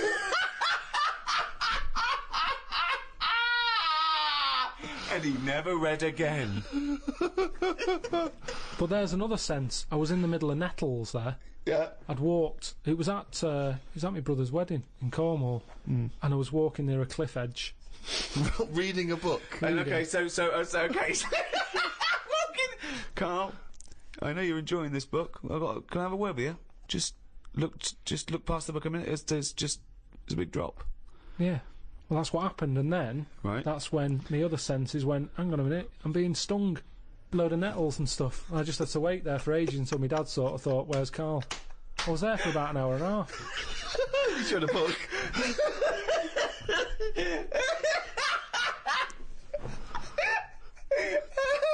Fuck me like a cartoon. But why are you wandering off reading a book when it's your brother's wedding? No, this was like, we were in, I think it was St Ives in Cornwall. Yeah. Yeah. It was in St Ives, and just, you know, it was a nice day and that. There was no telly in the place. It was a horrible house. It was haunted, actually. No, honestly. No, not honestly. It wasn't haunted. There's no such thing as ghosts. the So you saying honestly it was haunted means fuck all. It's the weirdest place and weirdest sensation I've ever had. I spoke to a woman called Mrs. Battersby, Right. who sat on my bed keeping me up all night. My mum came up, she said, you look shattered. I said, yeah, I haven't had a kip all night. She said, why? I said, I've been talking to Mrs. Battersby. She said, who's that? I said, no, some old woman. Now, I can't remember it now, but that's what I did then. And then, Sorry. So Mrs. Battersby didn't exist. Is that what you're saying? She was the ghost. yeah. Wasn't the landlady. No, there's no landlady. It's a big house, about 12 bedrooms in it. Right. Dead cheap to stay there because it was a wreck. My Were mum you and dad ill? went Were out you one ill? night. Did you have flu at the No, time? I had nothing like that. I just... So you were sitting up, but you were awake, and you were having a conversation with Mrs. Battersby. What did she look like? I can't remember. I can't even remember having the chat now. Right, But so- at the time, I was like, oh, she just doesn't shut up.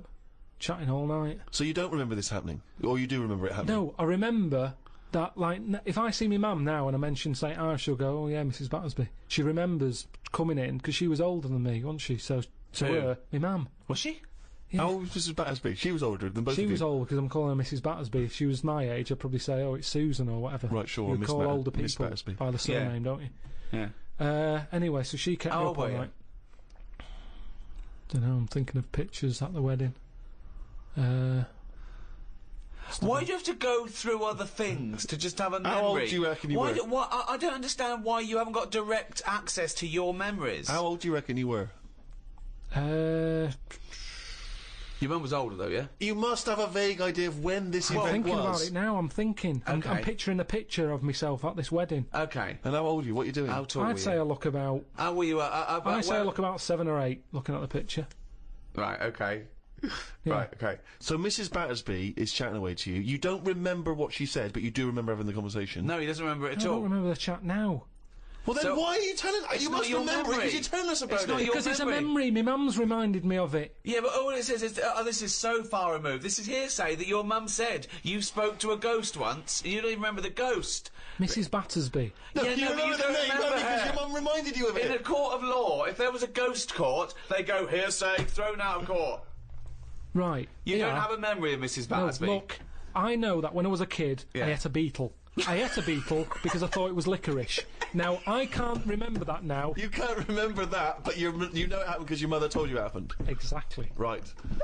But the fundamental thing is that we can believe we can believe you ate a beetle, right? Because that is something that could happen in real life. But- what we're questioning is that you spoke to a ghost. I thought it was licorice. What sort of beetle was it? Just one of them standard beetles, just a little black shiny one. Thing is, right, a couple of years ago, we were in the Ivy, and the food came, and there's a big blob of wasabi, right? It was like called an Oriental hors d'oeuvre, right? And I looked over at Karl, and he started going, drinking water. I said, what have you done? He said, I had that. I said, that was a blob of wasabi. He said, I thought it was one mushy pea. That's a classy restaurant, they're serving one mushy pea.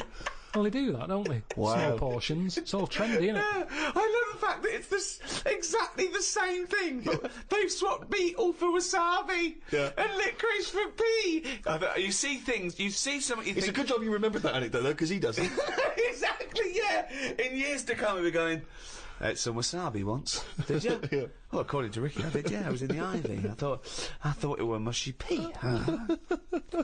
So hang on, I just want to go back to Mrs. Battersby because What you other- confidently said it most was haunted. haunted. It was the most haunted place. Yeah. But you've got no real evidence for it because even you claim you had this encounter, you don't even remember it. But you don't remember everything in life, But you do you? supposedly had a conversation with a ghost. I know, but I didn't know. When I was younger, I But you didn't think remember that the was a specifics ghost. of an ant walking around. Yeah, so you thought, so I see. If you'd have had the memory, it would just be a nice old lady on the end of your bed all night. Right. And then...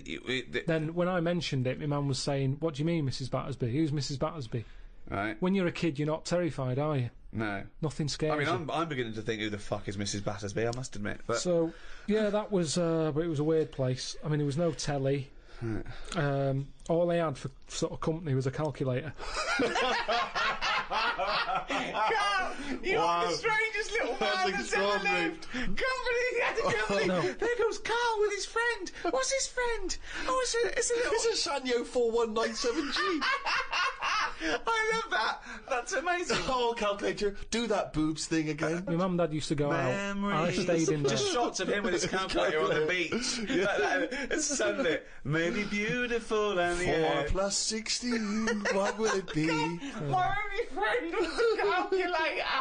Oh, God. Just imagine shots of him in Vietnam just carrying Tommy. When the batteries died, they had to have a funeral for him. His barrels are all over the floor. Oh, fucking hell. The only company was a calculator. Before that, I used to knock around with a brick. Oh, fuck me. Karl, the human body is one of the things that you're actually genuinely fascinated in. This is one of the things that you admit is quite amazing. And I think we all agree with that. Here's some quite incredible stats and facts about the human body. What do you think of this? 50,000 of the cells in your body will die and be replaced with new cells, all while you're listening to this sentence. Go on. Well, that's it. What's the sentence? That was the sentence. What was the sentence again? Well, it doesn't matter. The sentence doesn't matter. 50,000 just dying and being replaced in that time. But what are they doing? Different cells do different things. Some are taste buds. Some carry hemoglobin and oxygen to other cells. Yeah. Some are skin. Some are liver. I've heard about skin. I've heard about skin, sort of. What? What you've heard? A rumour about skin. You heard about skin? What? It's just it keeps just, all your stuff from falling on the fucking floor. Well, it's the thing that makes you what you are as well, doesn't it? More than anything. Why? Well, without the skin, you're just a skeleton. You look all the same. No, you're not just a skeleton. No. Other than your lungs and your heart and your kidneys and stuff. What I'm saying is, I went to all the flesh on top and all the blood vessels. And I went to that bodies exhibition. Yeah. No, this is it. He knows all about the human body and science because he went to the bodies exhibition. Do you know where the German fella cuts bodies up? Yes. Now, he had a load of people on show. Could have all been the same family. Because everyone, without the skin on their head, looks the same. Other than height, everybody looks exactly the same. And that's why racism is so stupid. Well, it's a good point. Good point, isn't it? Yeah. That's saying that, though, I did think most of them were Chinese. What made you draw that conclusion? It's just the eyes. They didn't have any eyelids! Honestly, if you've seen it, it looks, there's something that, and they're a bit mad, aren't they? They do all that endurance stuff, and I thought, this is the ultimate way to go, isn't it? I think that's Japanese, yeah. Just completely, completely different race, culture, country, nation. Right, peoples. Well, the Japanese, then, I reckon they've donated their body to it. You started off saying you cannot tell anything about where they come from because they haven't got any skin. It was just the eyes. It didn't occur to you, or I mean, was there not any information saying where the bodies were sourced from? They don't tell you. They just tell you that if you want to be part of an exhibition later in your life, put your name down. And what did you learn about the body from this exhibition? Well, I told you. You know, we all look similar. At the end of the day, your skin is what makes people look different. Yeah, that's the bit that makes you look like you, doesn't it? Yeah. That's the bit that you can tell how old somebody is. Yeah, that's what you recognise. You don't recognise someone's skeleton and their brain. Unless it's the Elephant Man. But then again, with the skin on, I couldn't tell you how old he was. There's something about his head and everything that he's ageless. He could buy a packet of fags and be underage. He could get on a bus and say he's an OAP. I have not got a clue how old the Elephant Man was. There's no distinguishing things for his age, is there? But with most people, it's the skin that does it. Strip all that away, and they were all stood upright as well. They weren't sort of unched. Right. Unched. They'd been straightened up. Not unched then. Is that the German bloke? Unched. But what did I learn? That's what you're asking me. Yeah, well, can I answer that? Sure. Fuck all, Robbie. Oh, there we are. The skin, of course, you are right in saying, is an extraordinary thing. I mean, it is almost unlike any man-made item. It's one of the most waterproof things, obviously, one of the most durable, one of the strongest and yet stretchiest. I mean, it is a remarkable achievement. Yeah. 1 square inch of skin, right, has 4 yards of nerve fibres. In what? In 1 inch? In 1 inch, square inch of skin. It's got 1,300 nerve cells and 100 sweat glands in a square inch of skin, and 3 million cells, right? And 3 yards of blood vessels. Those tiny little things, and they make up 3 yards worth. But I understand you need the blood bit, but the nerves, I'd shorten the nerves. What do you mean? I wouldn't have as many nerves. I think if I could change it... Well, it depends, because there are different amounts per square inch. You've got less on the back of your hand than on the finger tips, obviously, and I think the most nerve endings are near your spine. Tip of the penis. Well, that's probably going to be quite sensitive. Unnecessary, isn't it? In that unnecessary? It is, really. Why is it unnecessary? Because I'd say what you want, I think you need them in your fingers because you're picking up hot stuff. Sure. I've never put my knob somewhere that I thought I didn't feel that. There's a quote. There's a quote. If you're sticking it somewhere bad, well, you shouldn't be, so it's your own fault, isn't it, is what I'm saying. Yeah. Yeah, but I don't think it's just for your penis to be able to identify hot stuff.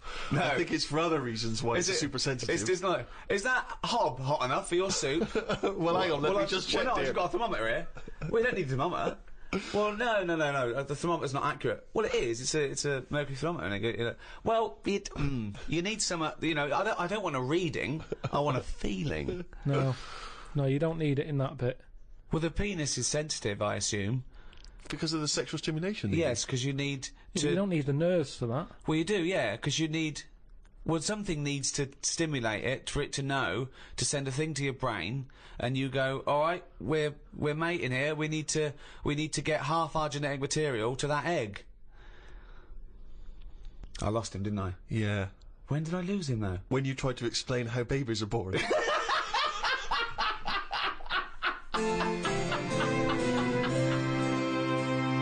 Karl, every human being spent about half an hour as a single cell.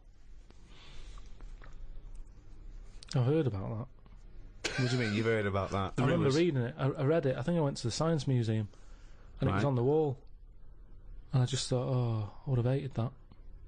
What, being a single cell? For half an hour. But then, when was there ever a chance of a single cell knowing anything? Yeah, if you look at it like that, it's not a problem, yeah. It never was a problem. Why are they telling us then? Oh, for God's sake! This is a guide to. We're trying to educate. I mean, you know, this is for people to, you know, it's just an interesting discussion, isn't it? So we are going to come up with some facts. There are going to be some things that we don't know the answer to. There's going to be many things you don't know the answer to. Sometimes you're right. Sometimes you're wrong. Sometimes we learn something. Sometimes we don't. It's just adding to the debate, really. I just thought it was quite an interesting fact. What do you think when you read that? What goes on in your head? I think it's incredible that that's how it starts. That you one go cell, from there that to then it divides and divides again. A cognizant being. Yeah. That every cell knows what it's got to do. It's remarkable. It's remarkable. DNA. Stunning. Yeah, I'm surprised there's not more weird stuff knocking around. I've always said that. But what's weird? Just something that doesn't look like the rest of us. Nothing looks like the rest of us. There's nothing. What's no, weirder than people-wise, I mean, how many people are in the world? 6 billion. 6 billion. 6 billion people. Yeah, you don't walk down the street, and I'd expect every fifth person to be like, "What is that? Look at his head. He's got 3 legs. Why? Why is the arm on the back of his head? Why isn't there next? more defects in it? Well, there has been. Not Don't that forget. many. Do you know, like that Total Recall? Yeah. Like that. Where everyone's a little bit weirder. I mean, you know, there's only so much you can do. I mean, even in that film, there was a woman with 3 tits. You know, I'm not talking about having like a shoe for a head. I'm just talking about He's the like weirdness. a surrealist. He's amazing, isn't he? I just He'd like to see more. He'd like to see more 3-titted women. Is what you're saying? Oh, one. We'd all like I mean, to it see doesn't that. matter. Mix it up. At least then it's a bit more of a surprise. What So, you're going to get. one giant boob. And it's a shame because it does make the world more interesting. But what's more interesting than the world? Than the You're natural endlessly diversity? bored. You're endlessly bored by the world as it is. We're amazed. We sit here amazed by these facts, by thinking about the cosmos. You're endlessly bored by Just it. a Always discussion. looking for something new and weird and alien. Do you know they've estimated that there might be about 5 million species of animal, right? But they think there might be another 20 million all insects. So they've stuck it at about 1, but they wouldn't be surprised if there's another 20 million species of insect. I wouldn't. Right, okay. Well, thanks very much. No, because you start off with the big stuff, don't you? If someone comes along... I mean, I'm still surprised when they say things like, we found a new duck. And I think, well, that's not hard to find. If you're talking about bacteria, I'd go, well done. Where did you find it? No, that's the other way round. A new elephant? Wow, really? No. Where was that hiding? No, I'd be annoyed that someone's not found it. If it's not my job to find new stuff. Right. So it's not my problem. Right. But if someone's on the payroll, right, and they're out there trying to find new species, there's and they no we one on the found a new payroll. llama, I'd go, Right. well, where's it? Why have you missed this? Right. Annoyed. Yeah. Not, wow, there's a new llama. No, but it's harder to find Attenborough. he's been doing his job for years, hasn't he? Yeah. He was excited that he found a small frog. He found a frog, he stuck it on his finger. He said, I've been looking for that for ages. And you could see he was check under the microwave, down the back of the couch. He was delighted. Yes. He was chuffed. I was chuffed for him. He'd been looking for it for ages. Right. Now, the thing is, respect due to him there. Mm. His eyes aren't as good as they used to be. Right. He found a small He's frog. been looking for it. He kept looking. I'd have given up if I was him. But he kept looking, he found it. There it was, a little frog on the end of his finger. Right. It wasn't on his finger all along, was it? I've got more respect for him finding that, something so small, than someone else whose job it is to also be rooting round for new stuff, coming round the corner with an elephant, saying, look what I've got. I've been looking for this. Yeah, but that's not You what haven't been happened. looking hard enough. No one's looking for an elephant and has failed to find it. They don't You're know what they're looking for. these people who are on the payroll looking for elephants By and failed to find definition, them. they're not looking for new species because they don't know they exist. It's a surprise. No one goes out and goes, what are you looking for today? I don't know, say a letter. D? Duck then. Let's look for a new duck. Where are you going to look? Pond. All right. I know, but sometimes it's the slightest thing. I mean, we've done Yes, a lot it on is. insects. Yes, it is, But yeah. they go, I found a spider with like an orange leg, or a fish that swims upside down. It's like, put it the right way up. I mean, it's not worth noting. I'd say it's got to be a dramatic difference. Right. Right, You're such a bag of contradictions. You'd be annoyed with someone who found a new elephant. You'd think that was a sizable discovery, but no, that would piss you off because they should have found it before. They find a fish just swimming around upside down, put it out the right way. How different does the elephant need to be? It comes around the corner, you go, that's just like another elephant. How does it have to be different? Right? What to you has to be different? To the point that I don't know it's an elephant. That I go, like our hippos related What to would a it whale. look like then? Well, we're all related. We're all related. No, we're not. We're not. Though, Yes, we That's are, a yeah. daft thing to say that. No, we are all No, we're not related. all It's just a related. matter of degrees. Um, You understand what it means to be related to your brother, don't you? yeah. So you understand what it means to be related to your cousin. Yeah, it starts getting a little bit. Really? Already at cousin? Already Yeah, at cousin? there's cousins I don't talk to. I haven't seen cousins. Right, well, so let's forget Chimp then. My dad said over Christmas that Who Do You Think You Are was on. He said, oh, why don't you do that? I said, because it's looking up dead people. There's cousins who I don't even talk to. Yeah, true. I've no idea. It who annoys these- me when they cry about their great-great-grandmother. They didn't even know. They're like, yeah, no, yeah. Don't even know them. Don't even know them. And all it's going to do is dig up problems, innit? You're going to find someone out who did something wrong and you're going to get the blame for it. I don't want to know. If my cousin was Einstein, very nice. Yeah. But at the end of the day, that's If going to your add extra cousin was pressure. Einstein, then you really are an underachiever. No, but do you know what? If he was, I'd know about it. I don't reckon you would know about it. I reckon don't I would. reckon your family would be that impressed with Einstein. They He would was have stayed in touch, He would was they? always the weird one with the scruffy hair and his tongue out. Yeah. No, I reckon the stuff we know is enough now, and all we tend to do is find problems. All the mysteries still in the world. The What a prick. mind-body problem. What a prick. How to save the world. Yeah, but we're not, are we? We know it's dying. We don't know how to fix it. Not yet, we don't. Turn your lights off. But then we You didn't. turn yours off. Just get sick of it. Leaflets through the door all the time. Turn your eating off. Turn the lights off. Living like a mole. I love his little internal dialogues out loud. They're fantastic. The little discussions he has with himself. Oh, I can't wait till he's old. That's going to be amazing. Us three, when we're about 75, 80, he's fucking moaning. Oh, we're in a little home together. I just fucking... Fucking hell! Oh, Carl! Do you remember when you were 73? No, do I fuck? Tell us the Tic Tac anecdote again. Oh, what a fucking useless bunch of cunts! Well, that's about it for the Ricky Gervais Guide to the Human Body. Hope you enjoyed it. Hope you learnt something. I know Karl didn't. Next one, the final one in this series, is the Ricky Gervais Guide to the Earth. Karl, are we going to do any more guides, or...? I think we've covered the main stuff you need to know. Yeah? It was good doing the guides, though. I liked them. I like the attempt of, learning. I remember our early ambition was to actually be educational as well as hopefully entertaining, and I feel perhaps at times we've perhaps slightly shortchanged listeners in terms of what they're learning. Well, they're not learning anything because also, even as, you know, compared to Karl, we are educated, but we're guessing a lot of the stuff, and he flummoxes us, you know, sometimes. Yeah. I mean, it was fun trying to be pompous and professorial enough just to fight Karl's ignorance. I think we've learnt more new words from Karl than we've learned anything else. Yeah. There's been a lot of the made-up words, perhaps more than ever before. And also some of the most abstract conversations I think we've ever had. I mean, Karl's, as he gets older, becomes more and more arrogant and confident. He said a new one to me the other day.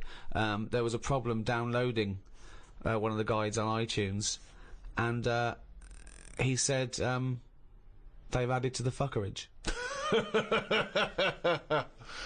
Which is good. Yeah. So, till the next time, it's goodbye from me, Ricky Gervais, Stephen Merchant. Goodbye. And Karl Pilkington. Right.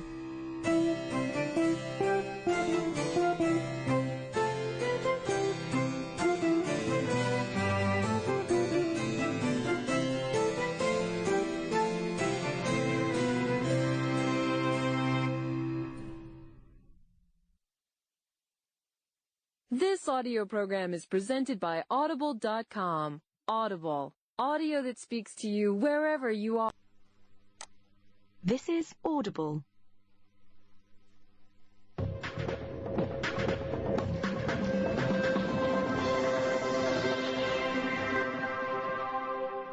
Well, here we are, number 5 in a series of 6 of the Ricky Gervais Show, with me, Ricky Gervais, Stephen Merchant. Hello there. And Karl Pilkington. All right. Well, Karl, you are officially a published author. Your book came out, The World of Karl Pilkington, and a copy will go in the British Library. Will it? Well, they have to take every rubbish. I think it'll go in the British Library lavatory. From what I understand, it'll be in there with like a collection of like novelty postcards and maybe a Viz compendium. But, you know. Yeah, so they take everything. Just think of that. But is that a rule they set up when books were more important to people? And now it's kind of like, oh, I wish we never said we'd do that. Well, they have to add 2 miles of shelves every year, apparently. That's what I mean. Now, surely, you know, they change a lot of other rules, don't they? They used to allow people having their head cut off. And now they've gone, we shouldn't do that anymore, so we'll sort that. Why don't they just say, only so many books a year make it in there? Ones that are important to the future. But who knows what's important to the future? Well, you know, normally, when I say something that I think's a good point... yeah, but you're always wrong. No, but what I mean is when I say something that I think I have got a point there... Yeah, but you're always wrong.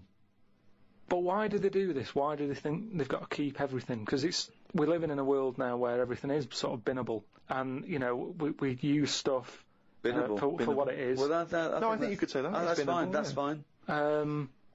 There was a sort of poetry to it, but I think he stumbled across that. I don't think it was intentional. Yeah, I mean, I still haven't got over last week him saying foodage.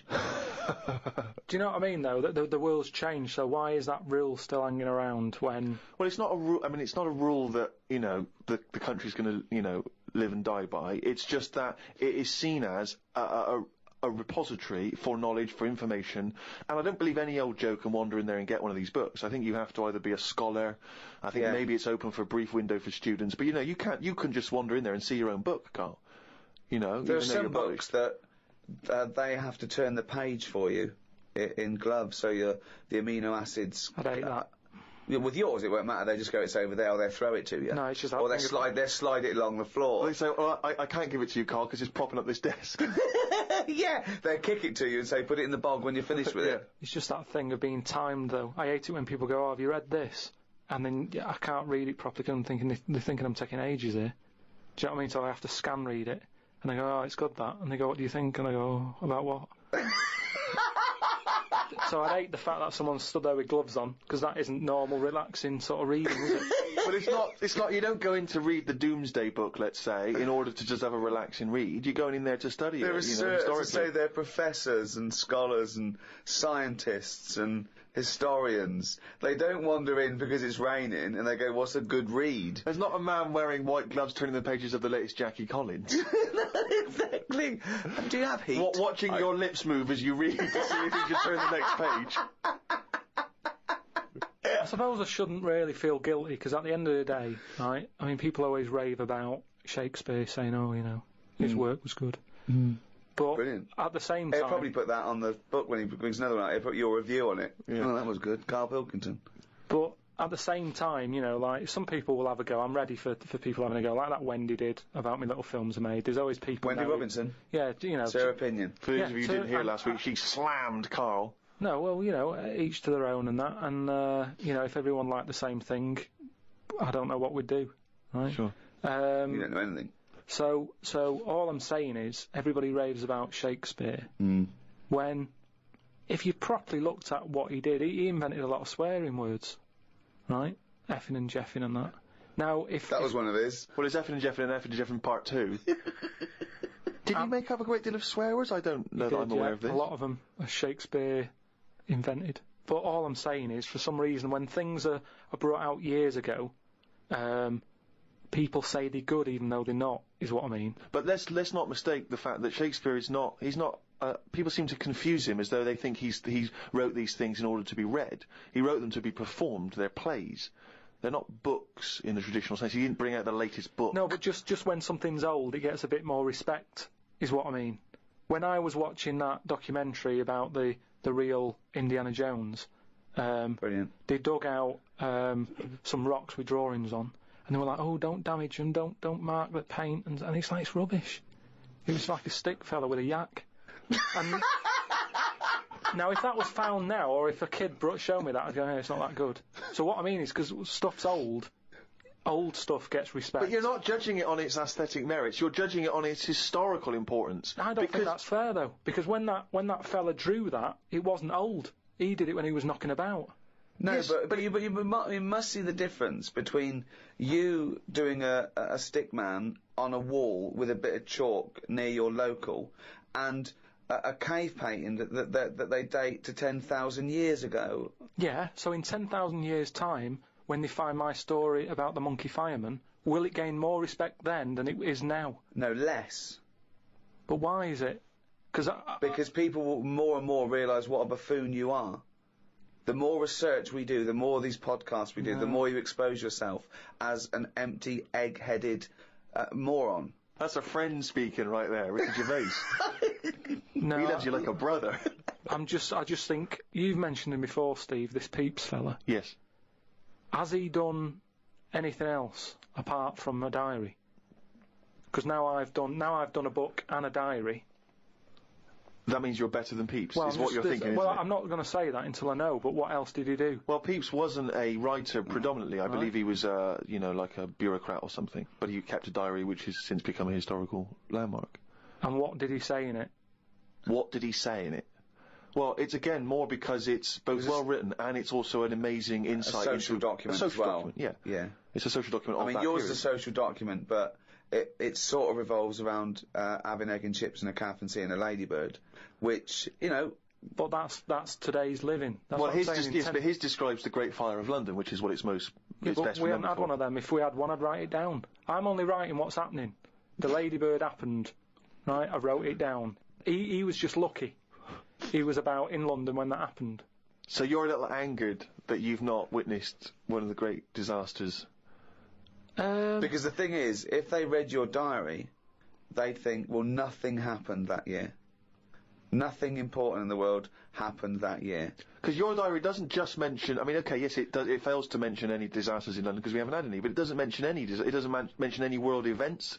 It doesn't mention wars in Iraq, terrorism. It doesn't mention anything. But that's all being wrote about anyway. If you're saying there's a museum that's keeping everything, there's loads of other books for that. Who's looking at the fella whose skulls fell off?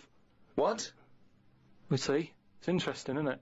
What do you mean the fellow whose skulls fell off? Well, that's what happened the other week, so I wrote about it. What? A fella's skull has fell off. What do you mean, his skull has fell off? It's something to do with circulation.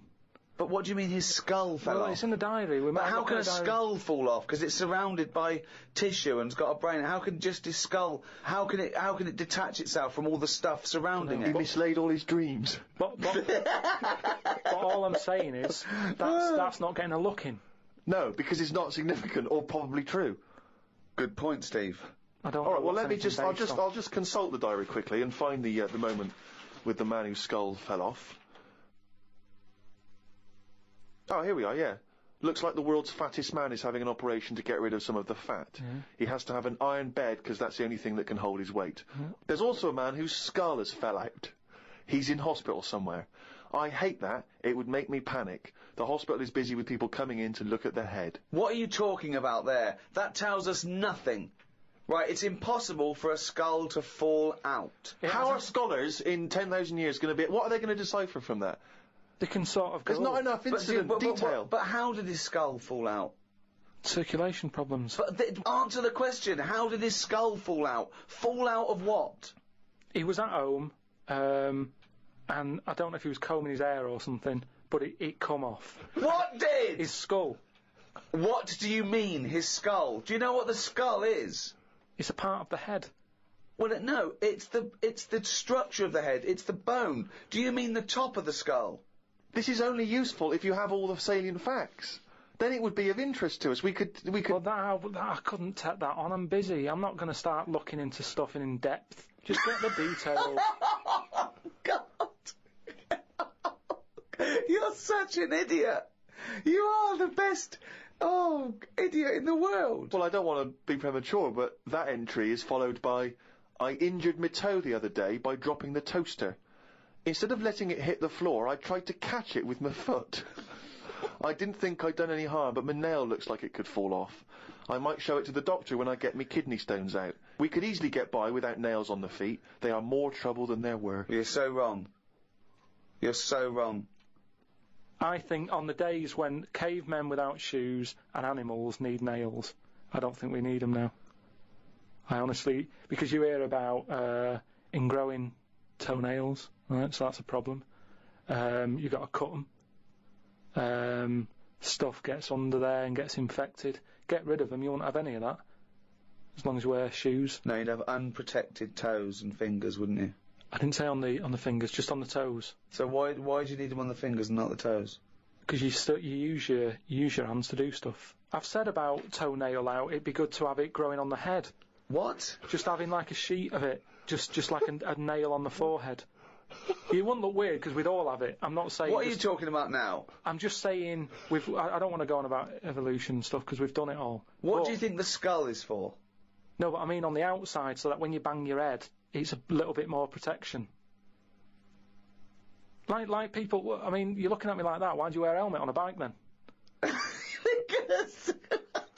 Because the bike wasn't meant to be invented. We weren't meant to whiz along at 70 miles an hour with evolution. I know, but because life's changing, like you've said. But you can't go, let's evolve, let's re-evolve. Okay, let's assume we've got this nail on our head that's growing out of our forehead. So we look like one big thumb. Yeah. Which weirdly, Karl I mean, you can almost imagine it looking at Karl now. You can imagine a big nail there. Does the nail continue to grow? Do we have to trim the head nail? Yeah, in the same way you get a haircut. Why is that preferable in your mind to just wearing a crash helmet in instances where you might have something hit your head? Just because, for a start, helmets, you have to carry them around with you. That's one thing that's put me off having a motorbike. Whenever you see someone on a motorbike, it's all like the clothes they've got to wear. And it's like a big upheaval, isn't it? It's you know, if you have a car, you can get in with your shorts on, your flip-flops on. A motorbike, it's like you're an astronaut or something, and you're only nipping down the road for some milk. Do you know what I mean? So, what I'm saying is get rid. But does it annoy you having to put shoes on every day, and underpants, and a vest, and I don't know. No, but once they're on, I'm not carrying them. They're on me. If I had to then take the shorts off for whatever reason and walk around holding them, I'd go, I can't be bothered. I don't like holding a bag. I don't like bags. We carry too much around with us now. I don't like carrying stuff. It's just a hassle, isn't it? It's just endless things he doesn't want to do, doesn't like doing, isn't like carrying bags. Who the hell has a gripe about carrying bags? Why is that a concern? Because it's stuff that's on you. I love the way that he wouldn't mind having a nail growing out of his fucking head, but he doesn't want to carry a bag. What's good with it is, everybody's got one of these. But it's not going to happen, Karl. And the most important thing in your body, apart from the heart, is your brain. So protect that, not the toes. The toes we can get by without the toes. People. But your head's important, isn't it? There's a lot of stuff in your head. And I know all this just after seeing the Bodyworks thing. I went to see it's a show on where there's a load of, like, dead bodies and that. And you can see how much stuff's in the body. And there's loads of stuff. There's nothing in there that you don't need. It's all doing stuff. Everything in your body. We've been telling you that for years. But you reckon you don't need the toenails? Yeah, that's on the outside. I'm saying everything that's on the inside of your body, right? You don't need the appendix. No, but doesn't that depend on what lifestyle you have? Well, it's a hangover of when we probably ate a lot more cellulose, and it's. Yeah, well, they might come back. Things are always coming back, aren't they? So if people start eating them again. What about male nipples? Sort of looks all right though, doesn't it? Because the chest is quite plain, so with nothing on it, you'd go, oh, what's this? It just balances it out. I think it looks all right. I think it works. So leave it. But what were we talking about? But wouldn't you rather have maybe a little like a rib cage around the testicles? Because you get a whack in them and it. Oh. Yeah, that's pretty good. Not an invention, Karl. It's not an invention, and we can't do it. But would you be able to sit down still? Because that's the good thing with them at the moment is movement. So it sort of works.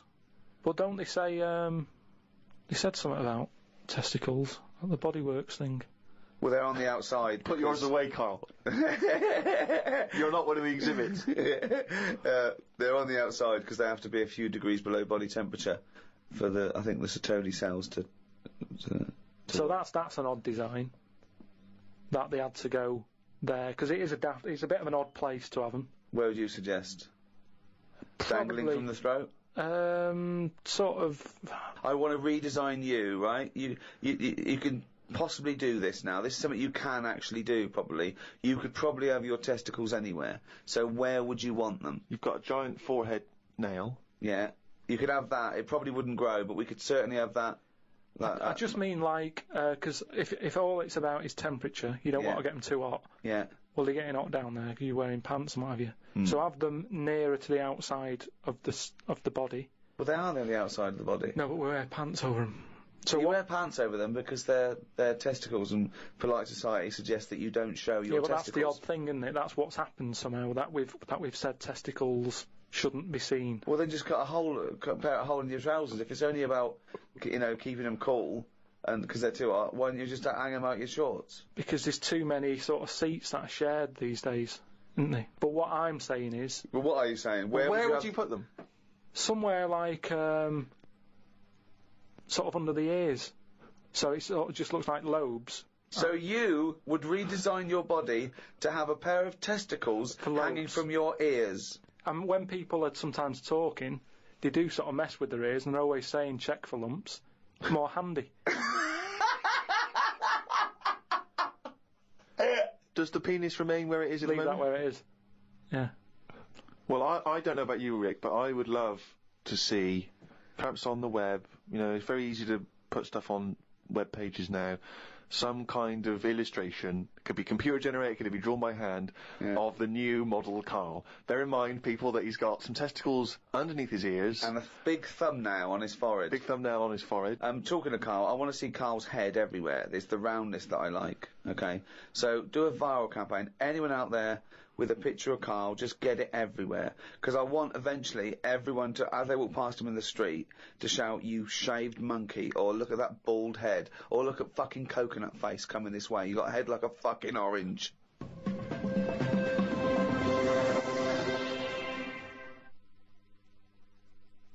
Went out the other night with the lads.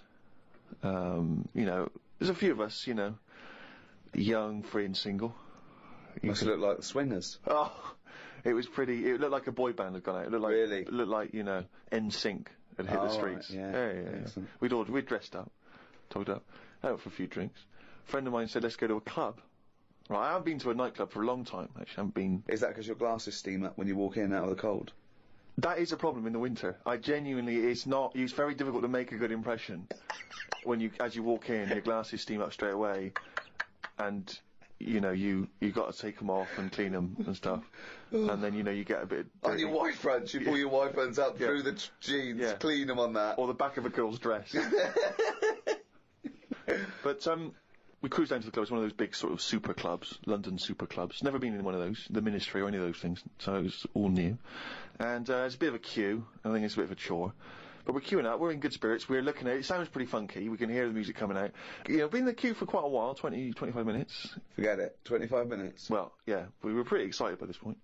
The doorman says, hello lads. He said, yeah, we're coming please. He went, no you're not. I went, Really? What? He said, you're not coming in. And he just immediately lifted the little rope and sent us away from the queue, right? And we were slightly perplexed, we were dumbfounded, we didn't know what to do, it was like, this couldn't be happening, it didn't make sense. We just queued up what was going on. And so, my friend said, well, we've got to find out why he's not going to let us in. So he goes back over. I thought you wanted to tie him up with logic. That'll show a bouncer. Exactly. Yeah, show him how educated you are and how you can win an argument and make him look stupid. You'll be in that club in no time. That's what they appreciate. They love that. Because what they respect is being made to look like a fool. Exactly. So we went over and, they really look up to intellectuals. Exactly, yeah. So one of our mates goes over and he says, why didn't you let us in? And he went, because you didn't have any girls with you. Now, I'll tell you this. That's kicking you when you're down. Because when you're out on a Saturday night trying to get into a club to meet women, and the reason you're not allowed to go in a club to meet women is because you haven't got any women with you, that's just salt in the wound. It's so humiliating. So, a friend of mine says that there's a VIP entrance over there. And there was like a woman with a clipboard, you know, the guest list. Separate entrance. She said, you know, you've got a little bit of profile, Steve. Why don't we try and use your... You ran home, got your Golden Globe and your Emmy. Yeah, exactly. Well, I always carry, you know, some of my cuttings with me. Yeah. And I felt a bit self-conscious about it. I was thinking, I'm not into this, you know, it's a bit awkward. But he said, look, don't worry, you just stand here. Just stand here, just like you're having a conversation. I'll go over, I'll point him out, I'll go, oh, there's, you know, Steve Merchant over there, at the office or whatever. Oh, God, Steve! So I thought, well, you know, the thing is, we were out, and I was a bit frustrated, and I thought, you know, we may as well try everything. So I stand there, with my friend goes over, and he has a word, and he comes back and he says, it's fine. She can't let us in the VIP entrance because she's not allowed, but what she can do is walk us to the front of the queue, right? And walk to the front of the queue and explain. So I think, okay, fine. Oh, God. So the guy takes me and my mates, right, this girl, she takes us, we walk past everyone else, right, to the front of the queue, right? She goes up to the guy, she says, this is Steve Merchant, office. The guy goes, I know he is, we're not letting him in. Oh, God! Oh, God! By now, of course, some people have recognised me, so they're trying to have my photo taken. So there's people inside the line that's being allowed in the club. I've got to lean across the rope to have my photo taken with them, even though I'm not allowed in the club. So they go, oh, alright, this is Steve there, and the photo's taken, right, camera phones and that. They're going into the club where the party's kicking off. I'm outside waiting for the next chump who wants to have his photo taken. I mean, it was mental. So, that's unbelievable. I was furious, and then one guy, I remember he was trying, and he goes, oh, yeah, brilliant, I love the podcast and all that stuff, I love Carl, is Karl with you? I said, oh, Carl's not out here. And his girlfriend was with me, she went, who's that? And he went, oh, it's just Steve Merchant, he does the office, he does the thing, and she went, who cares? Who are you, Bruce Forsyth? And it's that thing when suddenly I'm being humiliated and embarrassed by someone's girlfriend. I never asked for that. I never asked for her opinion on me. I'm sorry if I don't impress you, if I'm not sufficiently famous for you, but it's not my fault. It's your boyfriend who brought it up. It was like I'd gone over to her and tried to show off, and she was annoyed. So by now I was just furious. Oh, so God. I thought, forget this. Well, I was walking down the street, and there's a group of builders sitting down having a cup of tea. One of them goes, all right, Rick? I went, all right, mate. The other one went, not as fat as on telly. I went, oh, thanks. Not as fat as on telly. So he went with, well, you are fat, but you look even fatter on telly. He didn't say, oh, God, you don't look fat at all, or, oh, you look big on telly, but you don't look fat. Just went with, not as fat as on telly. And there's nothing I could say, but cheers, mate. Now, when you said cheers, mate, did you say that because you were... Because I'd say cheers, mate, because I'd be a little bit scared of them. No, it was like sarcasm, and, you know, I laughed after. Yeah. So you can get away with sarcasm with working class blokes. I'm a little bit more secure with a working class male than you, aren't I? I'm terrified of them. I feel like they're going to turn on me at any minute. You don't feel confident sort of backing in a lorry driver? Terrified. Oh, right, because if I did, he'd probably lean out and just go and get your dad, mate. Yeah, not you. Fuck off, I'm not interested. Not you. Yeah. So the final stab is this guy says, there's a party I know of going on, right? Oh, blinking out. So we go down to this party, right, as we're getting there, as we're about to go in, he goes, now you know it's a singles party. I thought, oh, what? He says, you know it's a singles party. Oh, God. So I go in this party, right, it's all single people, right? Now, theoretically, that should be brilliant, right, if you're a singleton yourself. It's the worst kind of party to go to, because when you normally go to a party, right, and you're chatting to a girl, and she says, oh, I gotta go and get a drink or whatever, you think, oh, she's probably got a boyfriend or whatever, or she, you know, she's with mates, that's fair enough. But when you're at a singles party, and a woman says, I'm just gonna go and get a drink, and then you just see her leaving, you realise it's not because she's got a boyfriend or whatever, it's just because she doesn't want to talk to you.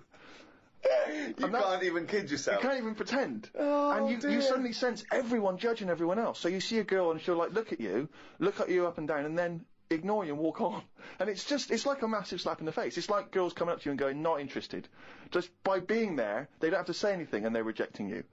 And so, anyway, one of my friends has been reading this book, The Game, right, by this guy called Neil Strauss, which is sweeping a certain part of the population because it is one of those books written on how to meet women and seduce women, right? And there's this guy called Neil Strauss who infiltrated a sort of secret organisation in America of blokes who've got all these various seducing techniques, right?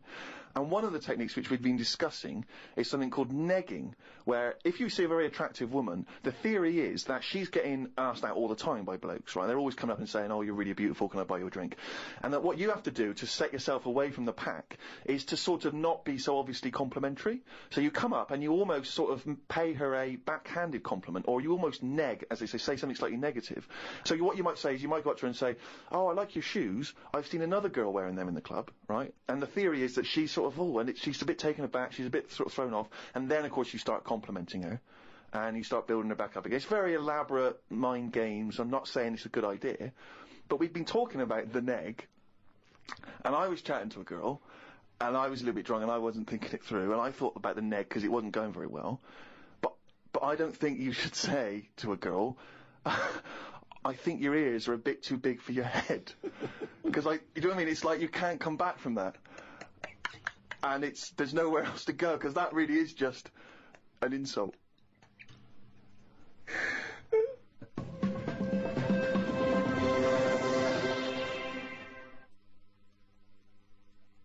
Oh, he's only gone and listened it down the little fucking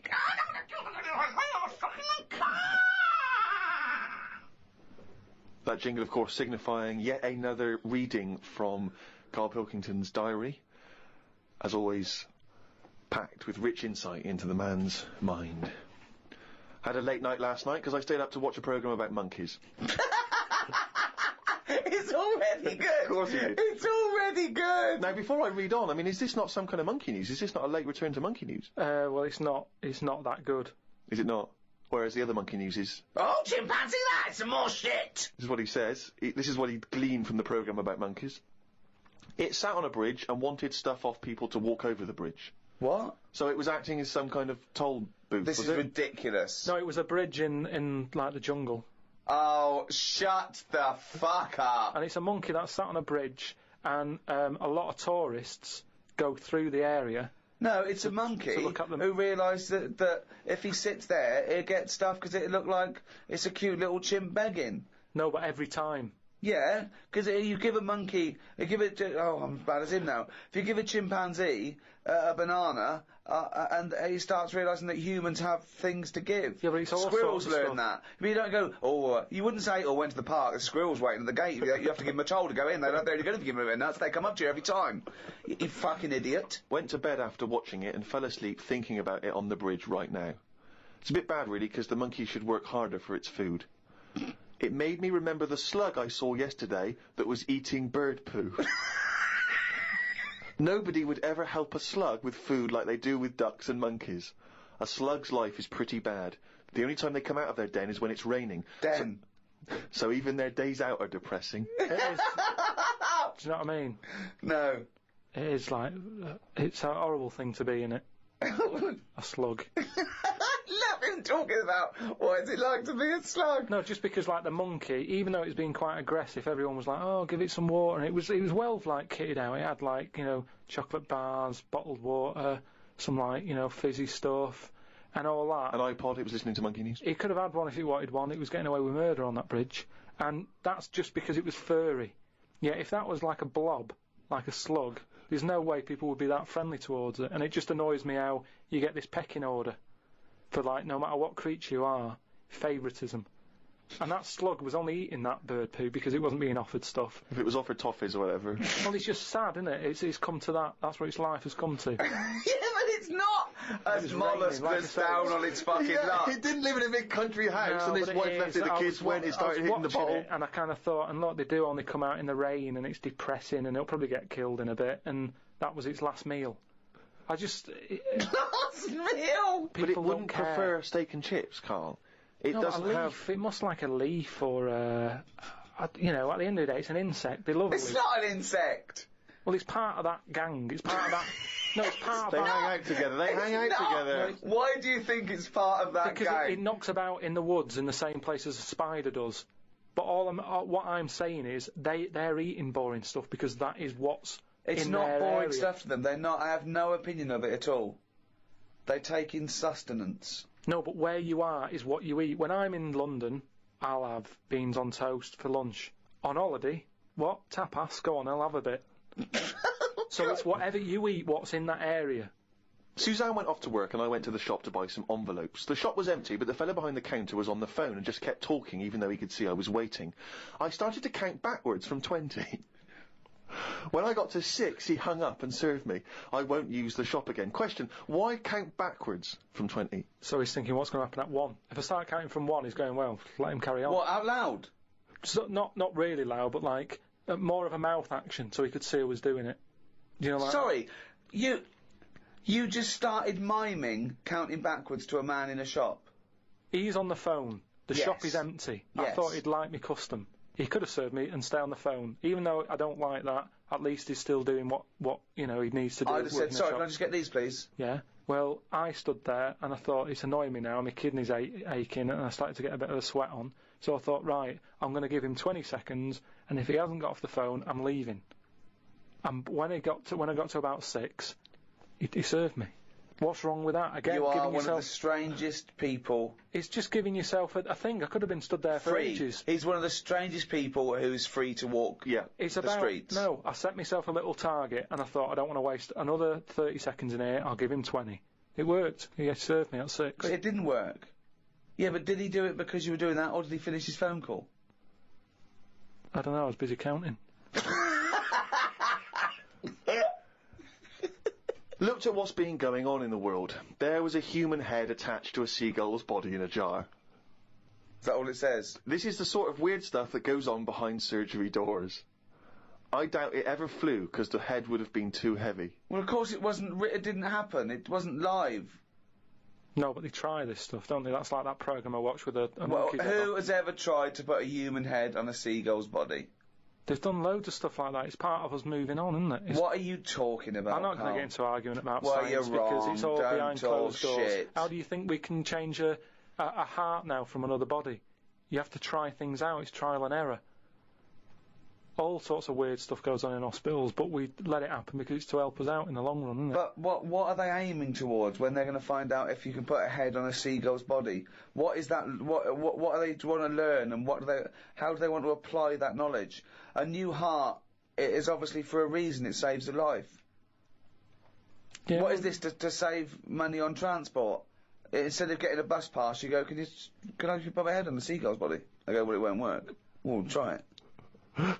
Yeah, but there is odd things like that. Like, I saw a fish the other day, right? And honestly, it's the weirdest thing. It was just like a blob with a face. Now, I would never have said, yeah, let that swim about. I'd have killed it from day dot. I would have gone, get rid of that. Oh, God! Under what circumstances would you have killed that from day dot? Oh, I'm just saying, looking at it, I'd say that does not work. And it looked sad. It looked like it didn't want to be about. Have you got her number?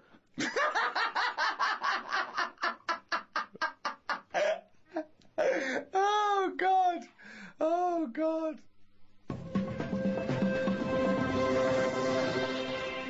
Well, that's it for another week. The end of episode 5. One more to go in this series of 6 with the Ricky Gervais Show.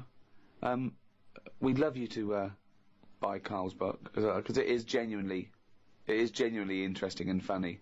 As a you know, just as a social experiment to see that, you know, it proves Karl's theory wrong, that a monkey can write a book.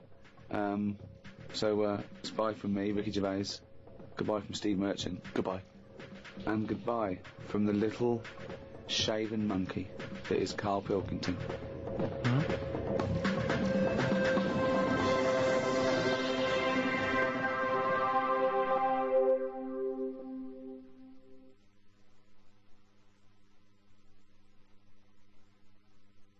Audible hopes you've enjoyed this programme.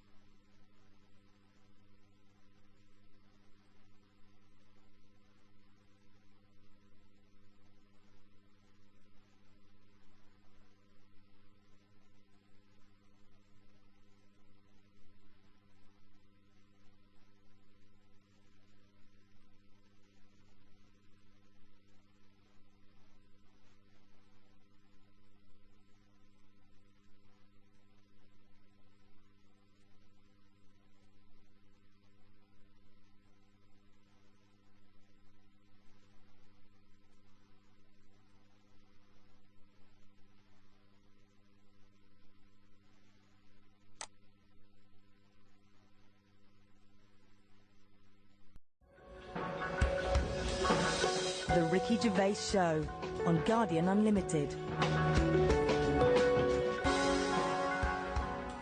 Hello, welcome to the 10th podcast in a series of 12. Ricky Gervais Show with me, Ricky Gervais, Stephen Merchant. Hello. And, of course, Karl Pilkington. Right.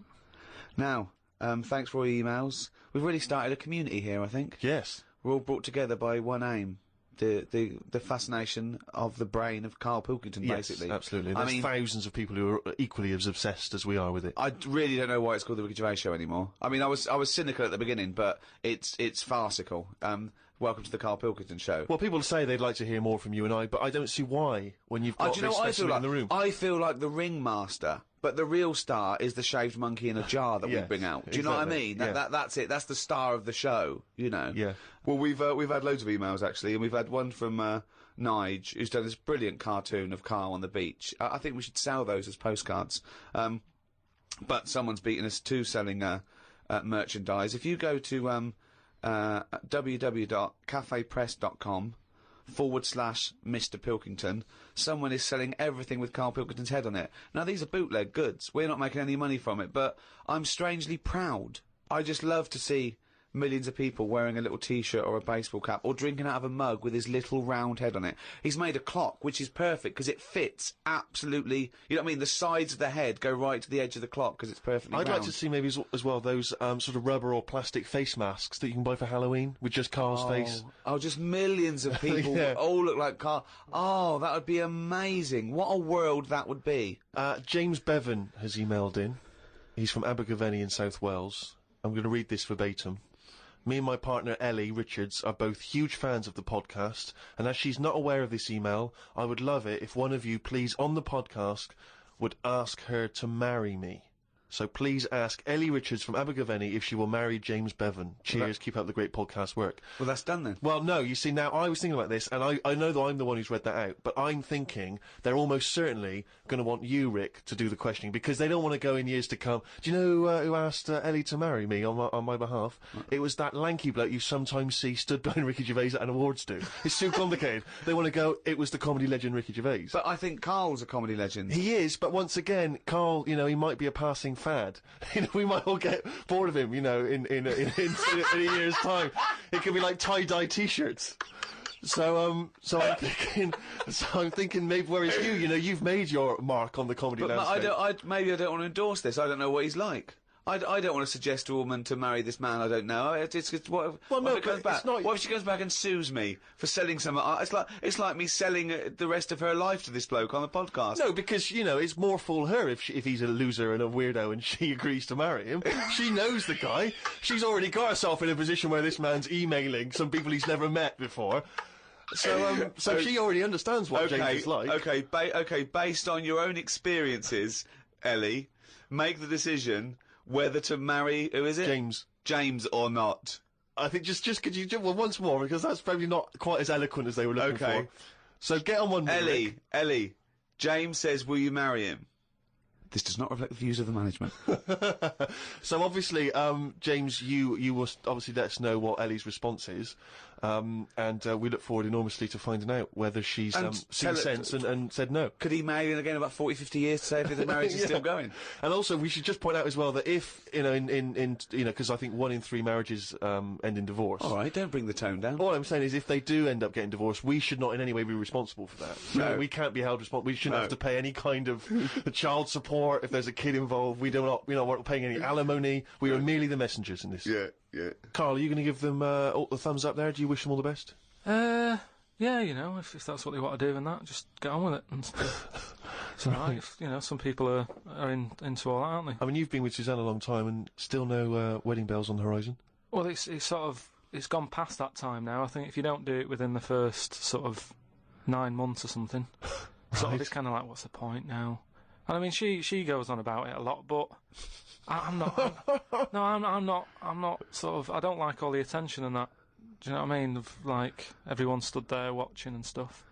Sort of puts me off. So that's your only reason for not getting married, is it? You just don't like the event?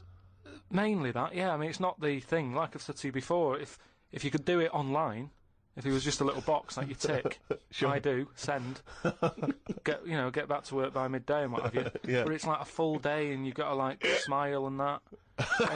Heaven forbid, yeah. It's just hard work, isn't it? Pretend it's the happiest day of your life. But surely, if Suzanne, a woman you love, wants this very dearly, why not give it to her as a gift? Obviously get your old work to pay for it.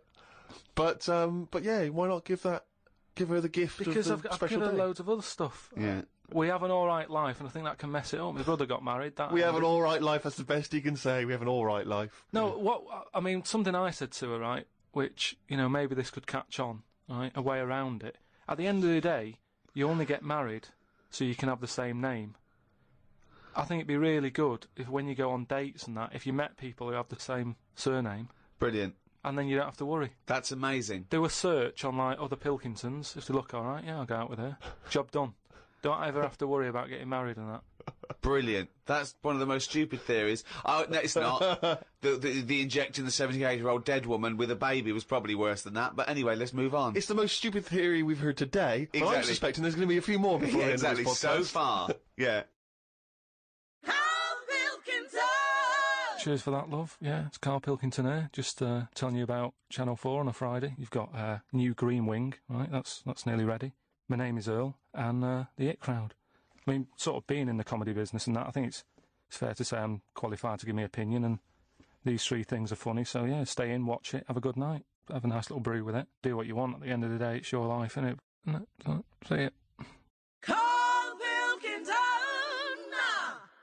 The Ricky Gervais Show on Guardian Unlimited.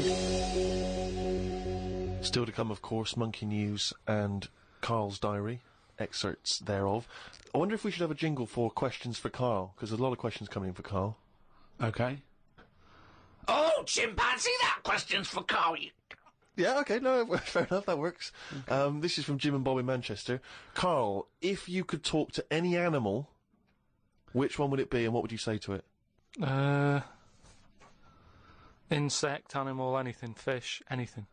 Well, they said animal, but that's broad to anything. Animal, any creature. Insect is an animal. Yeah, no, but I'm just, I don't want to get it wrong. I'm just thinking about. Yeah. There's a lot of stuff out there, isn't there? I'd probably go for the tortoise. Okay. Because it would take a long time to walk away from you while you were talking. No, just because... Most animals would be off straight away. Yeah. Just because they live for ages, so they'll have loads of stories. They've lived through a lot. You know what I mean? Through wars and stuff. Well, if you get an old one, like an old one, that's about... Yeah, most of them have lived in a box, in a garden, for 52 years. No, but you get some that have been about. And even if it's in a box, you can overhear. They've really travelled, have they?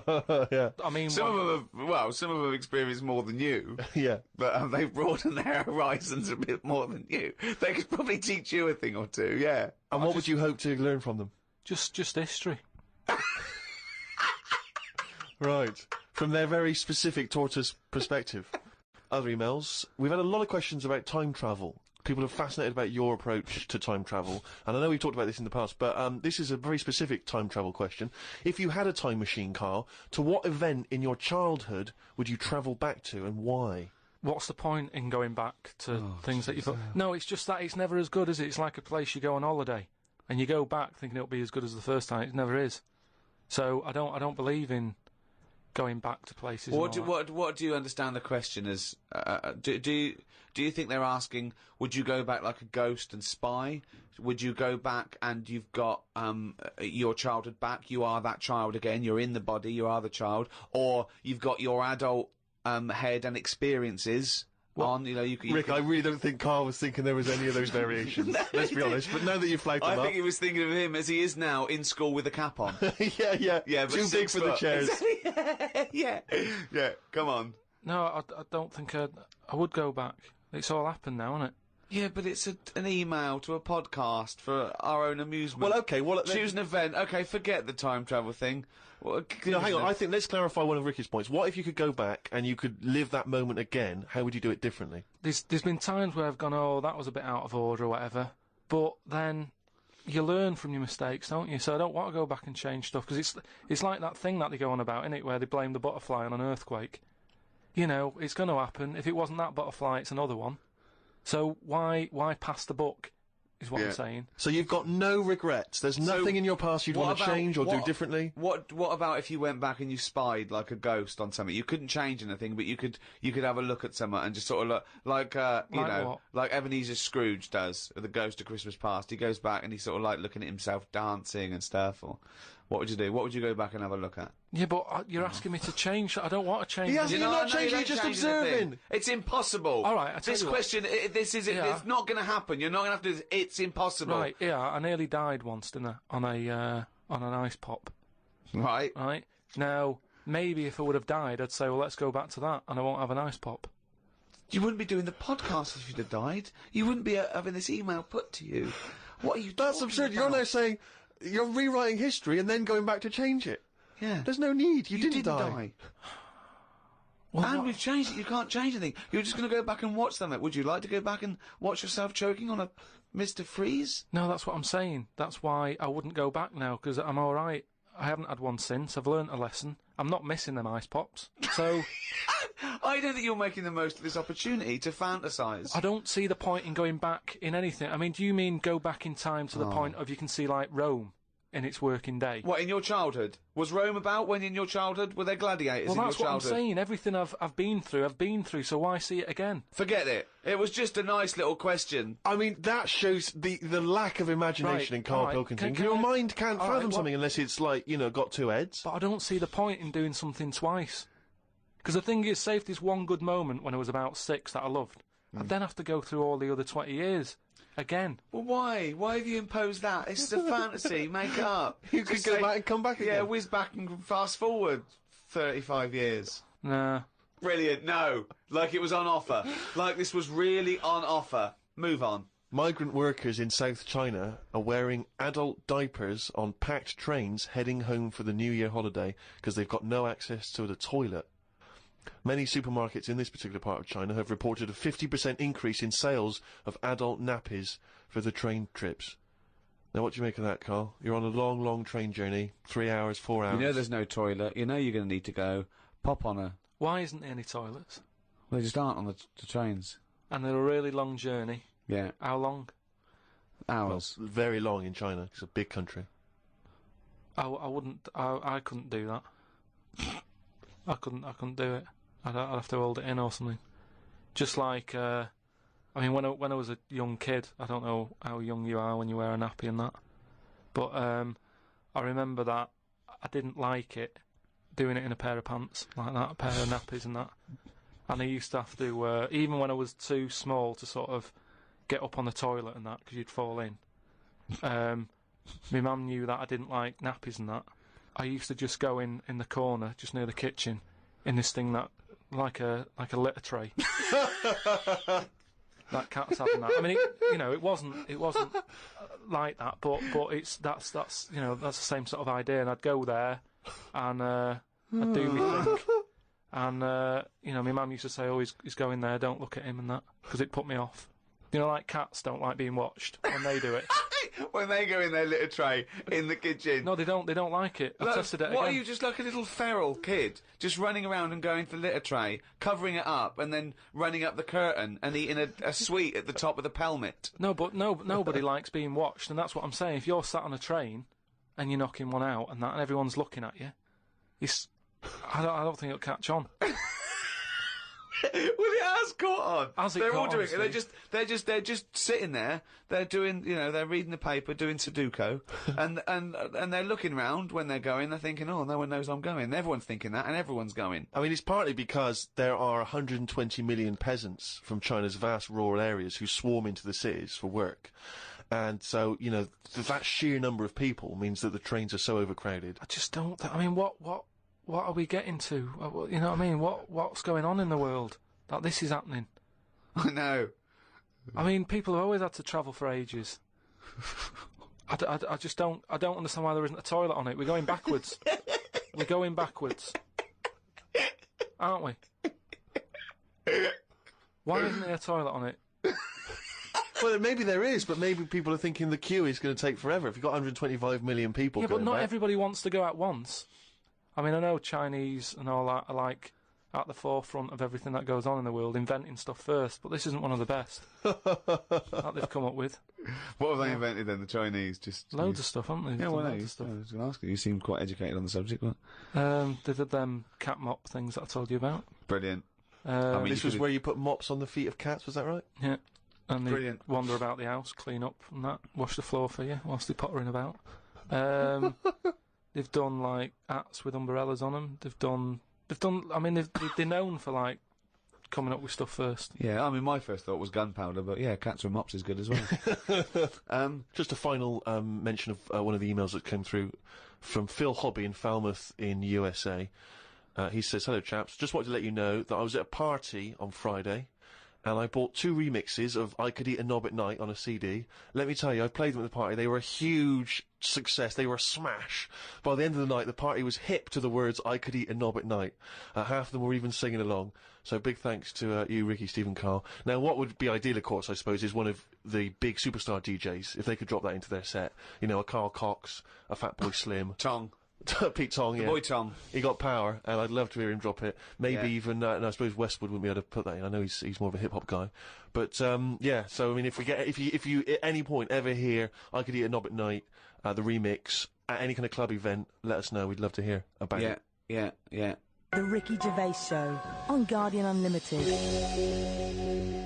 Well, now to one of our most popular features.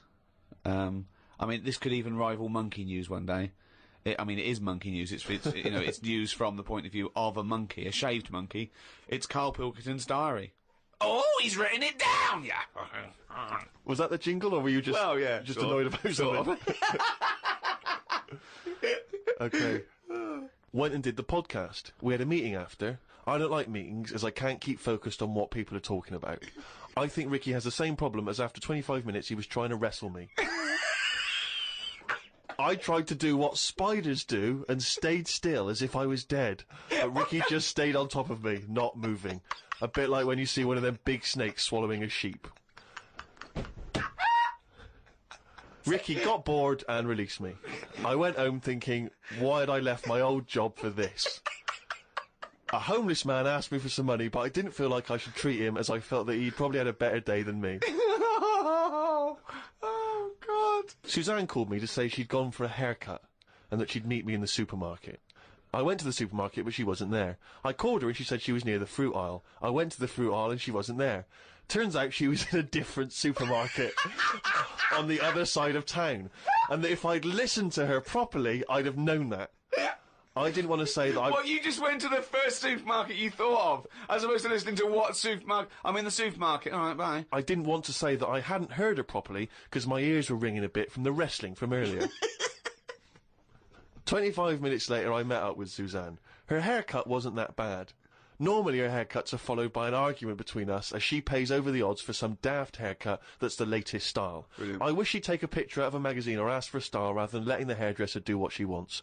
I said I only tell her to do this as she's got a square head and a close-cut hairdo makes it look squarer.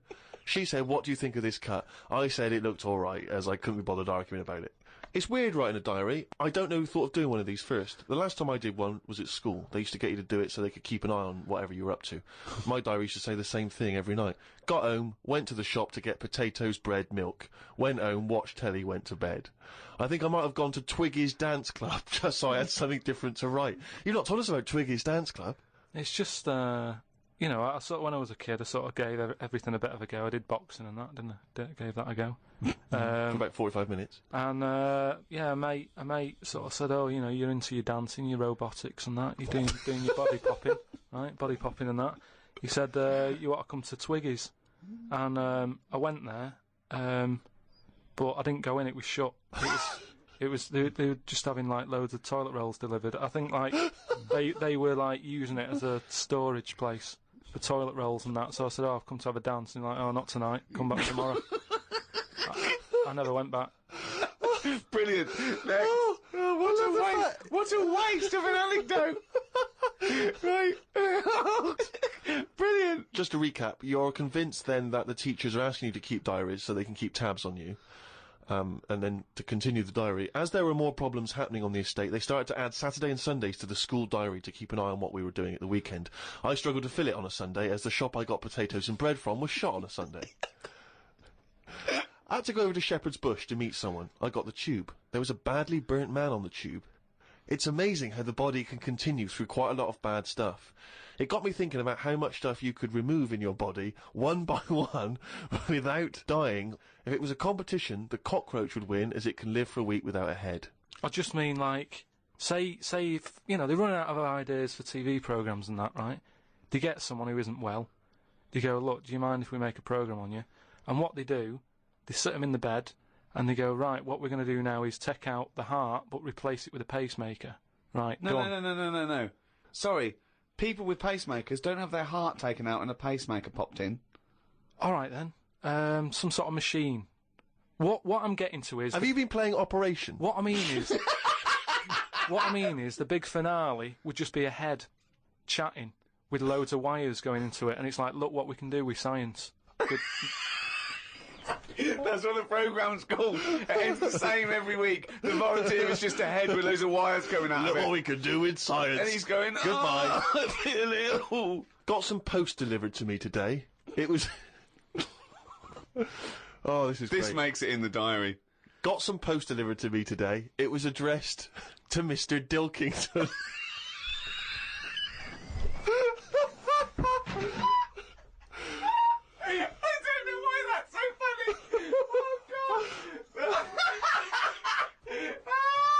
I got some post delivered to me today. It was addressed to Mr. Dilkington. I opened it, and the first sentence read, Dear Mr. K. Dilkington, you're one of our most valuable customers. I put it in the bin. Thought I would learn some new words, as Steve always says I don't use enough different words. I read in the Fortean Times that the word whew means an ugly female ghost with drooping breasts. What do you mean? Is that how am I pronouncing that right? Who's using that word? Who is using that word? It was just W-E-W-E. Let's call it a woo. An ugly female ghost with drooping breasts. I think I'm right when I say there are too many words in the world. I don't think I will ever get round to using the word woo. Watched a health programme.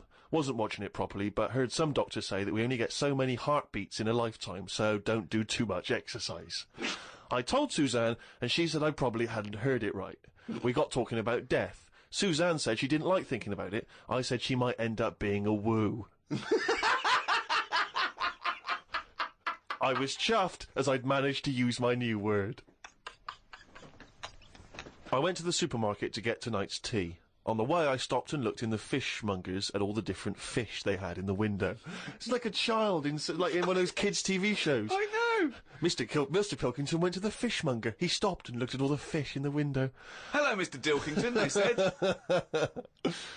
There was a newspaper clipping stuck on the glass about a two-headed fish that they've made in Taiwan. I don't see the point in doing this, as a fish having two heads ain't gonna solve the world's hunger problems, as the head is the bit you throw away.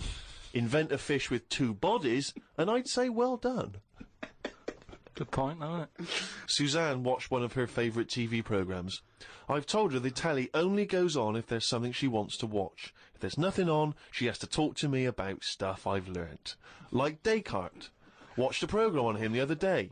He is the one who said something like, I know I'm about 'cause I dream. Doesn't work for everything 'cause ants don't sleep. I don't know if I'd like that or not. You don't know if you would like it if you didn't ever Not sleep. sleeping. It's just one long day. I don't know. Don't know how you put up with that. Do you think it'd be a good idea? No. Why not? Because, as you said, it would get a bit boring. You know, your sleep is your rest, your time off. It helps you detoxify. It helps you sort of think things through on a subconscious level. You know, But don't you ever get it where, I mean, sometimes it's brilliant to have a sleep when you're tired, but don't you sometimes feel that's like... the best time to have a sleep, when you're tired. No, but sometimes when you go to bed and you're not that tired and you're kind of thinking, oh, I'm going to waste some hours of my life now and I'm not really in the mood for this. Well, that's just wishing you had longer on this earth doing creative things. I mean, if you didn't have to sleep, you could spend more time talking to a tortoise and going to the toffee shop.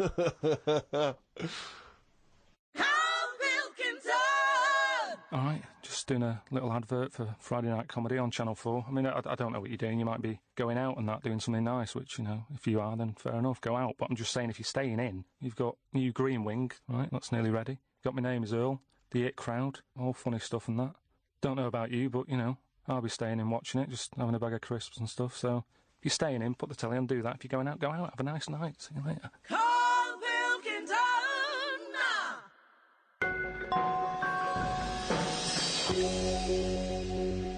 Well, it's that time again. If you'd give us the jingle, please. Oh, chimpanzee that you fucking news! Okay, now that surely cannot be fair on anyone's ears listening. Right, ages ago, right, about the 1950s. Oh, yeah. Oh, yeah. There was this gangster knocking about. And do you know how, like... Was he called Hairy Fingers? Do you know how, like, a lot of gangsters like to get into gambling and that? Yeah, yeah. And, you know, like, all his peers and that, all these mates who are, like, gangsters and stuff, they've all bought horses, right? Like, they take racing and they make money from them and that, don't they? Yeah. So anyway, he was Chuckles like... Seagull was no different. And he was like, yeah, that's a good thing to get into. I might get into a bit of that, right? So he gets himself this horse, right? And there's a big race coming up. That's why he's sort of it's a bit of a last minute. And the jockey turns up and it's fine. It's a human jockey and it's fine. Excellent. Okay, well that was another podcast. So anyway, please listen. Oh, hang on, next... there's more. Oh, hang on. So anyway, this big race is coming up. He's like, I've got to be involved in this because I can make a lot of money out of my horse here. Choose the jockey wisely, then. So he says to his mate, he said, look, I've got myself a horse and that. He said, we just need a jockey, get someone to sort it out and what have you, so I can get in this race. Go to the jockey club. His mate's like, yeah, all right, I'll have a word and that, have a look round and that, see if there's anyone decent. And the good thing about jockeys is there's never been a shortage of jockeys because a lot of them don't make the grade. So there's always too many jockeys to go round. Always too many human jockeys. Yeah. There's never a problem getting jockeys. Fine. Go on.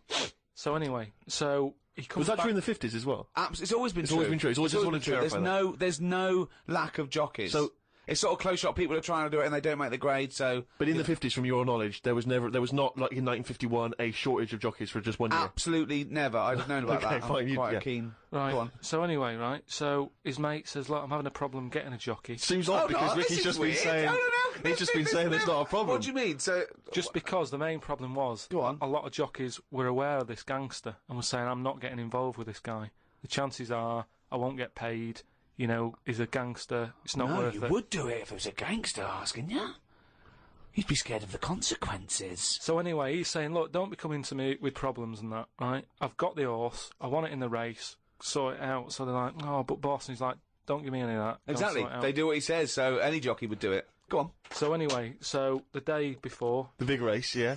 Left it to the last minute, okay, but fine. And, he says, have you got a jockey then? They're like, yeah, but... And he's going, don't worry about it. Have you got a jockey? Yeah, but... And he's like, well, look... He wants to say, sure, yeah. So, he's saying, has he ridden horses before and that? He said, well, yeah, he has, but mainly... And he's like, brilliant. And he goes, yeah, but mainly in, like, a circus. In the No, like in the circus and that, he'd worked with horses and stuff. In the apparently. circus. It's fine. So he's like, that's enough. That's all I need to know. Well, they'd be too heavy because circus people are quite built, aren't they? They're a bit heavier than the jockey because the jockeys are about 8.5 stone. He said, "Brilliant, get him down there and that, right?" Anyway, the race happens. He didn't want to meet him beforehand. He wasn't worried. No about point, not bothered. No. As far as he's concerned, he's It's he's putting his money on it and what have you. Yeah. Right. Sure.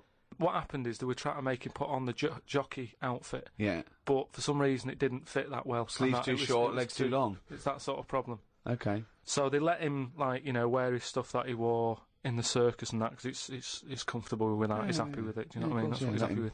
Anyway, race starts and what have you. This horse straight out of the trap and that, high speed, right?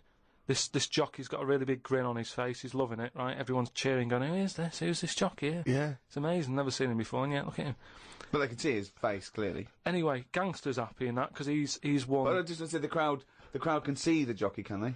What? The crowd can. I mean, it's yeah, but he's so fast and what have you. It's a blur. It's all a blur. He's good at it. I mean, apparently he was close to falling off, and people were like, "He's gone. He's a goner." Right. But he's got such a good reach that he managed to grab hold of good reach. Oh. And they could tell he was smiling. They could tell he was smiling, but they couldn't see the detail of his face. Is that right? Just to clarify that. It was just blur and that. Sure, but they could tell he was smiling. Yeah. They knew he was happy. At the end of it, do you know, like the winner sort of rides around the crowd bit, sort of, show off and what have you. Yeah. And all the women are there, and do you know, like women are all dolled up at these events. Sure. They've all got big hats on. Sometimes they got fruit on those hats. Yeah. Okay. Right. Yeah. Right. And one of the women, particularly Carmen Miranda was very popular. One of the women had like you say, fruit and what have you on it, a little banana. Right. Some kind of they're Cuban not real. woman. They're not real though. The hats though. They're not real fruit, is it? No, of course not. Never. So but I don't know who. I thought they wore those sort of kind of Cuban entertainment shows. I didn't realise they wore them at events. Even if it's like a big event, you might have a hat with fruit, and it's sort of joke, but it's fake fruit because it would perish. This jockey didn't understand that. He'd never seen false fruit. I don't understand. But why did the jockey suddenly? Why was he so desperate for fruit? I don't understand. So anyway, meanwhile, the gangster's collecting his 500 quid winnings. Yeah. Right, he's over the moon. Yeah. He kicks off because of this woman with the fruit. Yeah, I don't understand. I still don't understand why the jockey would go. Everyone noticed. Jockey, little monkey fella. Oh, that makes sense. If he was a monkey, that would make sense.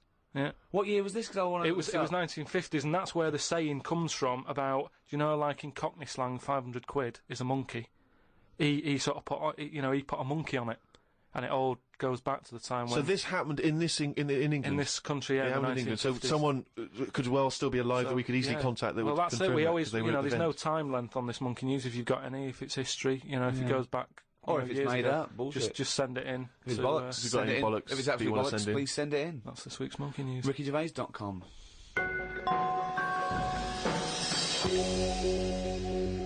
Well, that's the end of the 10th podcast in a series of 12. Only 2 more to go. 1 more hour of the drivel that is the thoughts of Chairman Pilkington, or Dilkington, as he should now be known. This podcast was brought to you by Positive Internet. Those great guys at Positive Internet host the world's #1 podcast. It's goodbye from me, Ricky Gervais, Stephen Merchant. If you want to get in touch, remember it's podcast@rickygervais.com. And Karl Pilkington. Right. The Ricky Gervais Show on Guardian Unlimited.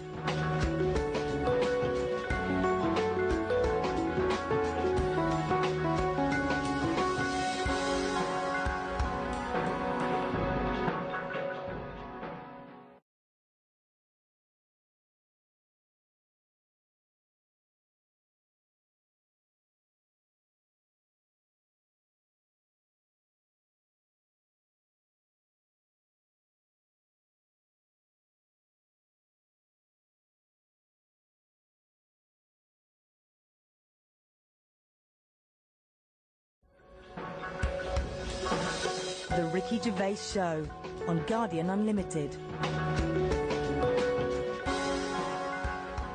Welcome to the 6th podcast in a series of 12. The Ricky Gervais Show, available online with me, Ricky Gervais, Steve Merchant. Hello. And Karl Pilkington. All right. Halfway through after this then, Karl. Yeah. You enjoying it? It's all right, isn't it? It's had a great response. We're the #1 podcast in the world. We've had thousands of emails and messages, and it's just great to know that people all around the world are listening, don't you think? Yeah.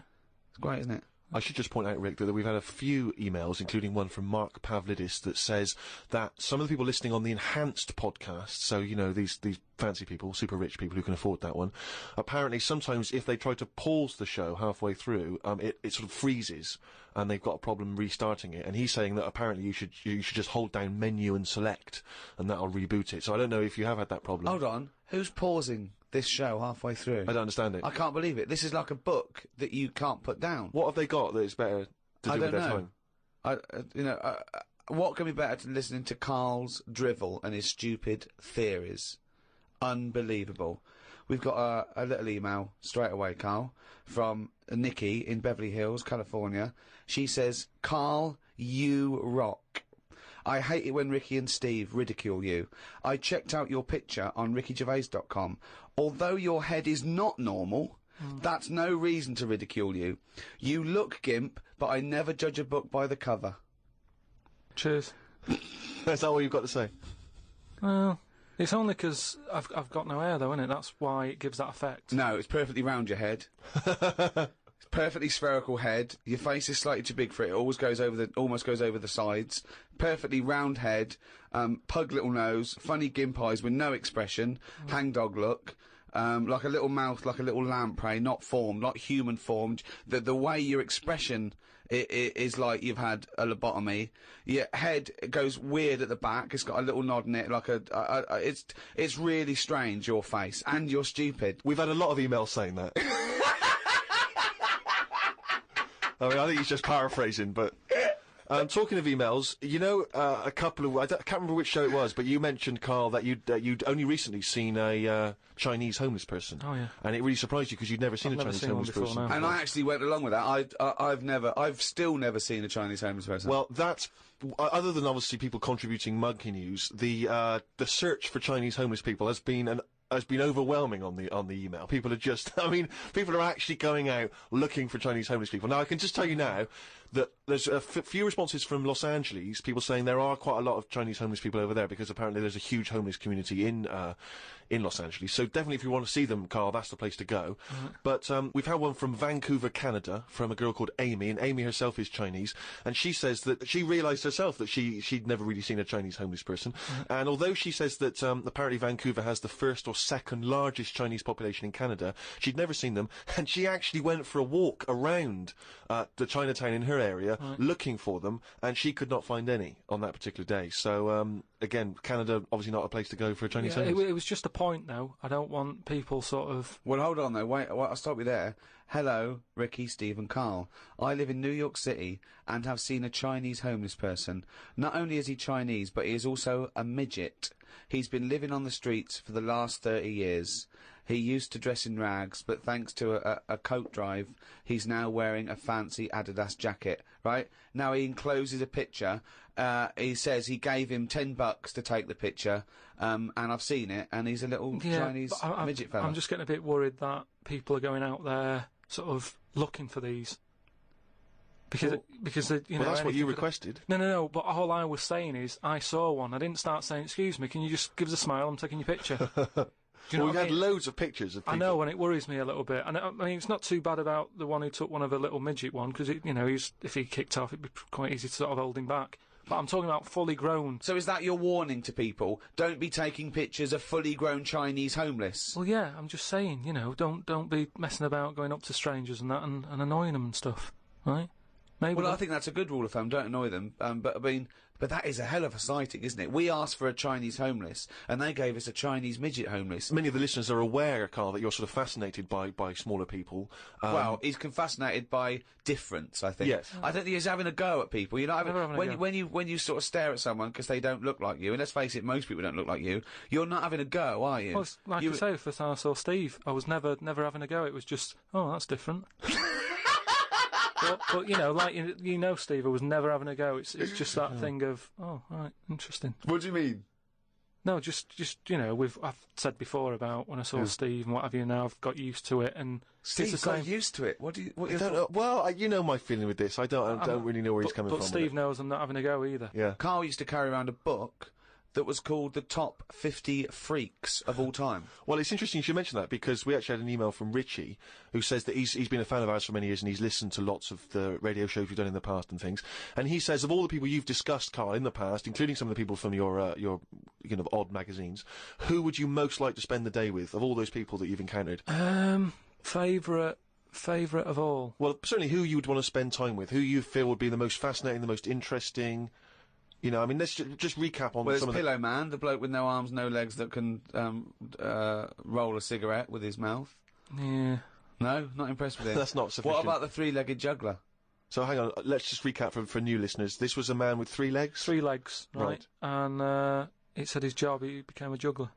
Okay. Not using the gift that he's been given. What would you suggest? Anything. Running, swimmer. Just, Yeah. But yeah, what are the others? What are the other ones? There was a picture of a gentleman who was fascinated by him. He used to play the piano. Oh, he's got a tiny head, doesn't he? Yeah, that's that. That's the one who he sort of ages fast. Right. So like every other week he's having a birthday and stuff. And yeah, that was weird.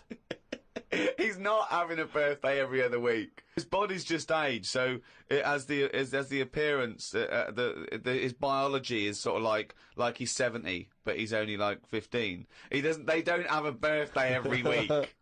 You idiot. But yeah, I don't know about knocking about with one at a long time though. That's only for a day. Yeah. Suppose it depends what I'm up to. Because if we're going out and about, the Pillow Man would just be a bit of a drag. Whereas if you're going for a walk across, the 3-legged guy, ideal. So yeah. The Ricky Gervais Show on Guardian Unlimited.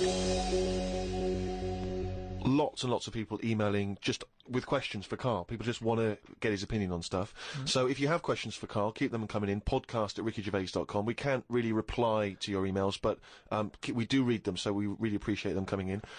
Just a couple of quick ones for you, Karl. Wendy says, if Karl had to eat the same dinner every day for the rest of his life, what would he eat? She mentioned this because she was having Christmas dinner, and it was a big, she loves Christmas dinner. It's the trouble with Christmas dinner. I mean, the roast dinner is the king of dinners, and the Christmas dinner is the king of roast dinners. Yes. But you can't have one every day. No, it's absurd. But it's brilliant. We have 3 meats in our house. It's unbelievable. The amount of meats is just amazing. It's just a plate of meat. It's just meat, with one Brussels sprout, one token Brussels sprout, and the gravy. Oh. You see, it depends, doesn't it? I mainly eat just so I keep going. I'm not that bothered about, because I don't really taste it anyway. I just shove it down. You're like you're like a horse. But at what point did it become important that things were sort of, seasoned or garnished to go with it and stuff? At the end of the day, we're all eating, aren't we? So you can move about and that, and you've got energy. But we need to know what we're tasting, don't we? Because we need to have certain things. We need sugar, we need salt. So we need to know what they taste like to know we're getting them. No, but now we've got them. chefs, so leave that up to them to make sure we're getting I thought you were salt. talking about an evolutionary standpoint and how it evolved, not there was a little chef. Do you think that's likely? No, but leave it for them to make sure, we're getting safe food. I mean, to be honest, it annoys me the way people worry about food now and how there's so much to choose from. I think it's got out of hand. I'll watch... Any form of choice really worries you, doesn't it? No, you don't like choice. No, choice is good, but not too much. It's like with anything now, if you go into a toffee shop, there's like loads of different... Where are you going to find a toffee shop? You're in a fairy tale. Yeah.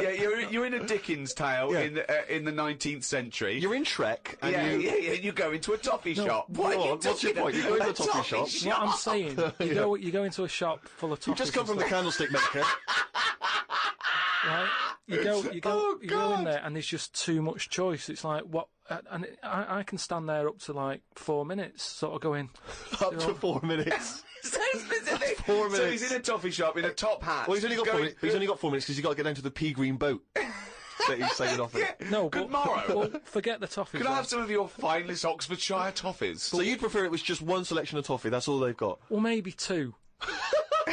What I'm saying is, right, there's now too much choice. Whenever you get a menu in a restaurant, it's not like you don't just go, oh, right, what is the? Yeah, I'll have that. There's too much. It's like a book now, isn't it? And you look at it all.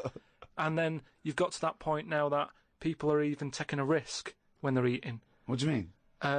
You know, in Japan or China or something, they're eating that fish that if it's not cooked right, it can kill you, right? Yeah. Not worth the risk when there's so many other fish. Yeah, I agree. Why have mackerel, have a bit of cod or whatever. Yeah, as soon as there's a risk, yeah. take it off. Take it off I the agree. Menu. I totally agree. Not worth it. We've got a fish that might or might not kill you. Well, is there anything that definitely won't kill you? Yeah, but a chicken won't kill you. Right. I'll play safe then. I'll have that. I love that. I love the chicken. That's what I'm saying. The Ricky Gervais Show on Guardian Unlimited. But anyway, we were talking about sayings and that. Stitching time saves 9. Don't. You know, I'm never going to use that. I don't think anyway. Okay. Suzanne. You're never going to understand it fully, are you? Suzanne repairs me stuff anyway. It doesn't really matter. But what about the one? About the one in greenhouses and that? People who live in glass houses shouldn't throw stones. Yeah. What? Does that confuse you? You've never understood that one? No, that's a lot clearer, isn't it? It's sort of saying, don't be chucking stuff about if you're surrounded by glass and what have you. Yeah, but don't forget, it's an analogy, it's a metaphor, it's not to be taken literally. It's not really just talking to people who live in glass houses. It's saying... Hang on, sorry, before you say that, Rick, I'm intrigued to know if he's fully got to grips with this. Okay. Just give us your explanation again of what you'd take that to mean. Well, just don't be chucking stuff about, really.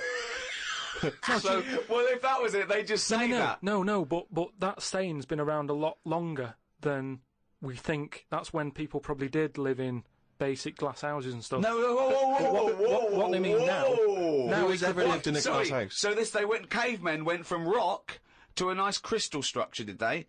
What are you talking about? When did people live in glass houses? What they mean now, when that saying's used now, they mean sort of, you know, plasma tellies, ornaments. No, they don't. They're saying don't chuck stuff about because you'll break it. No, it's not about damaging your own property. They don't mean you're inside the glass house throwing rocks inside your own glass house. It's a metaphor.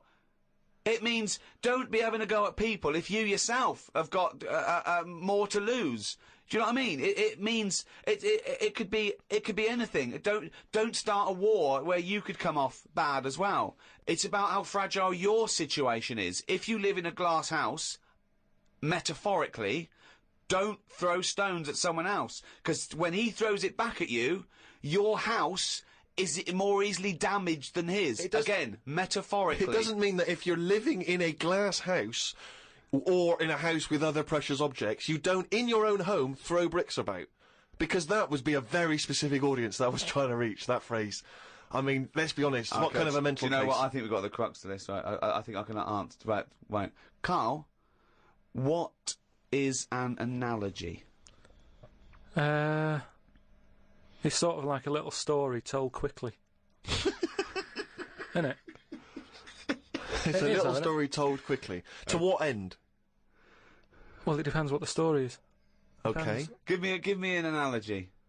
Well, for me, I thought a one with the greenhouse. Yeah. Right? It's a greenhouse. Before it was just a glass house. Yeah. All right, then a glass house. Okay. Right. What I mean is that glass house is metaphorical.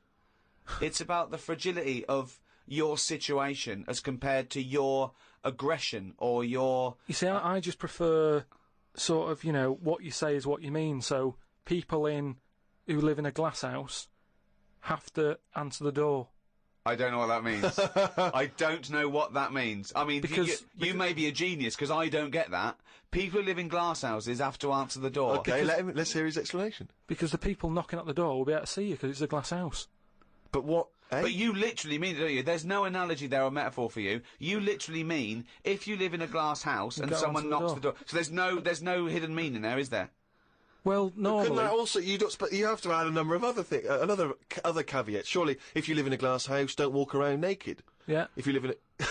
These are literal. See, if you... Now, you could actually make that into quite a nice... saying there, because if that meant, if someone said that to me and they weren't a shaved chimp, right, if they said people who live in glass houses have to answer the door, I think that means, oh, yeah, it means that there are no secrets, you can't hide behind anything. If you're very open, if you've chosen to be totally open all the time, you can't go back on it.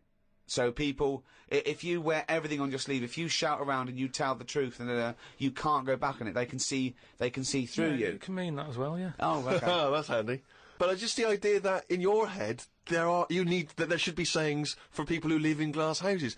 Who is it that's living in a glass house? Well, I'm not talking about them. It's just that if everyone else is bringing up about these people who are living in glass houses, let's get to the real problems they've got. He still hasn't got to grips with the idea of the metaphor or the simile. People who live in glass houses should live near a glazier. Right. Well, here's another saying, right, that I learnt recently from a mate, right? Well, there's an elephant in the room. Okay, I haven't heard that one, but explain it to me.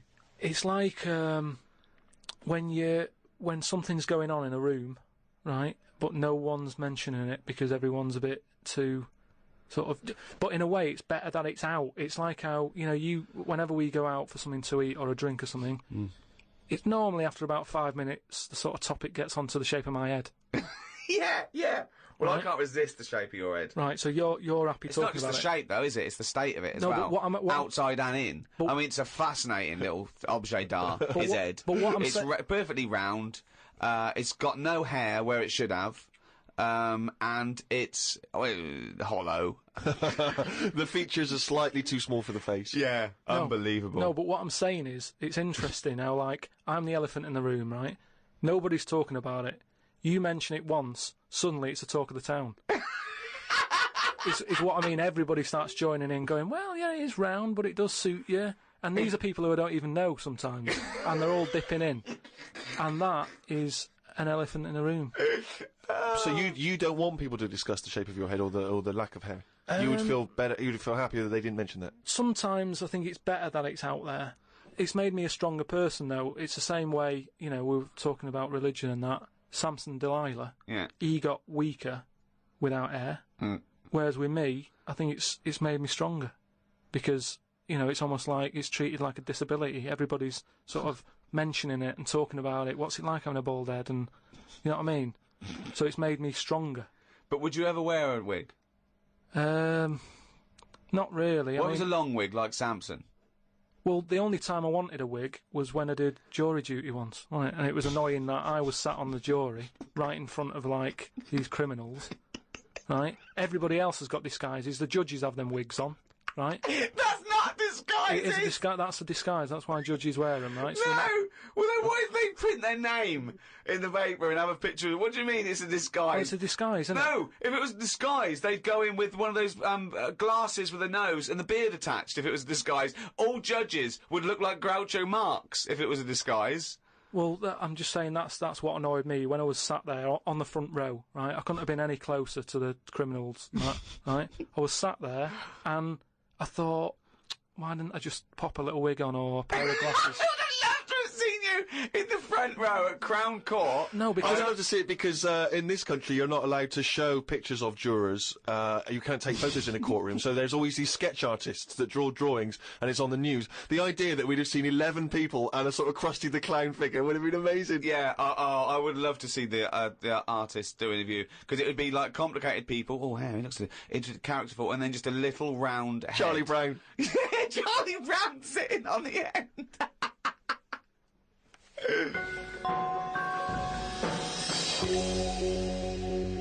Karl, you said that your New Year's resolution was that you were going to learn something every day.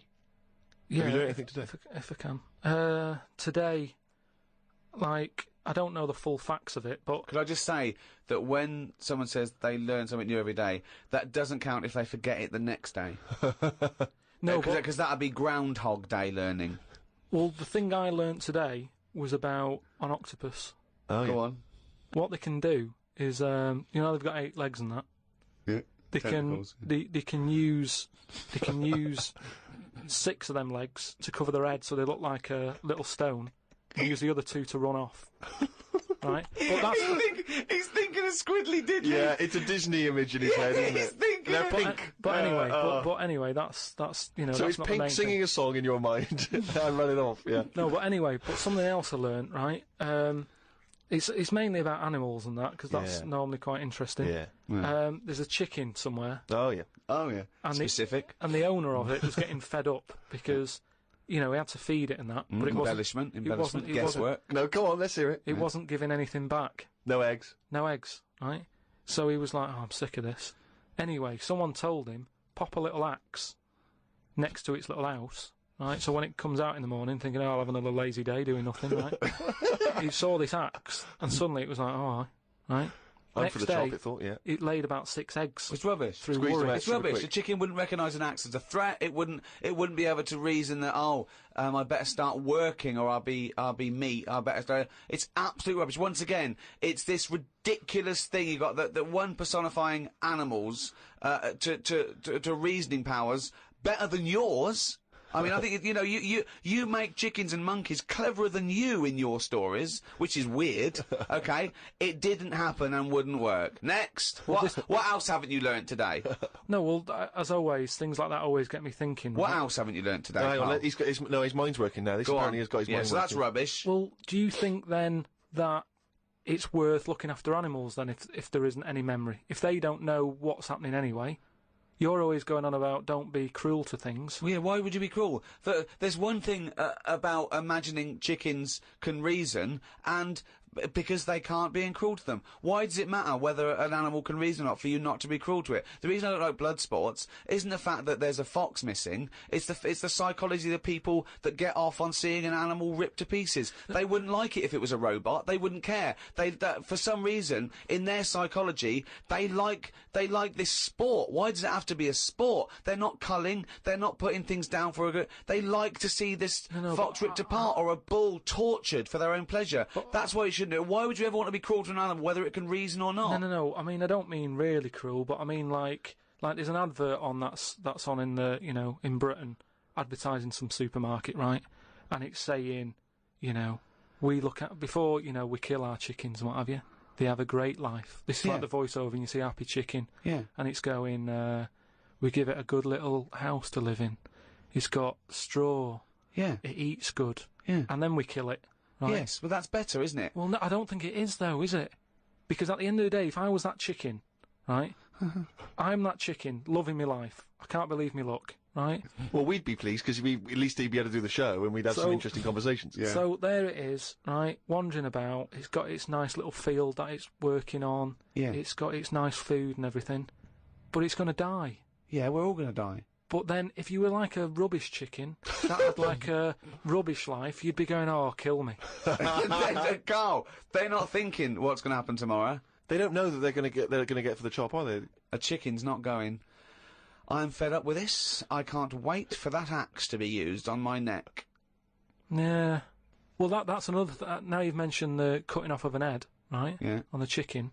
That's something else I've learned, right? It's like a pinball is mine. Amazing. Isn't it? Ding dong, bong, dang, ding, ding, dong, oh, head, ding, ding, chicken, head off, bing, dong. No, right, but this was in a proper science magazine as well. Right? Yeah. So you can't have a go. This wasn't something on the internet. This was printed in a magazine. You read it. Okay, and what was it? And here comes the filter. It's going to come out nonsense. Right, well... You could have Professor Stephen Hawking sitting there whispering stuff in your ear, and it could all be true, but when you said it, gobbledygook. Well, let's see then. Let's see, right? What they've done another experiment, right? Yeah. They've cut somebody's head off, right? And you know how they used to do it in the olden days, where they'd put your head in a stock, cut it off, for whatever reason, right? You've done something wrong, right? Yeah. And the question that everybody used to talk about in the village was, you know, oh, I made eye contact with it, right? And it was a bit worrying because he was looking at me and he looked fed up and that. No, he's dead. So they've put a bit of work into this, and they've done it again somewhere, right? And they've worked out that when the head comes off the body, it stays alive and that for 30 seconds. Well, no, they don't know that. They can never know that. No, they did it. They did this experiment. What's alive? What's alive?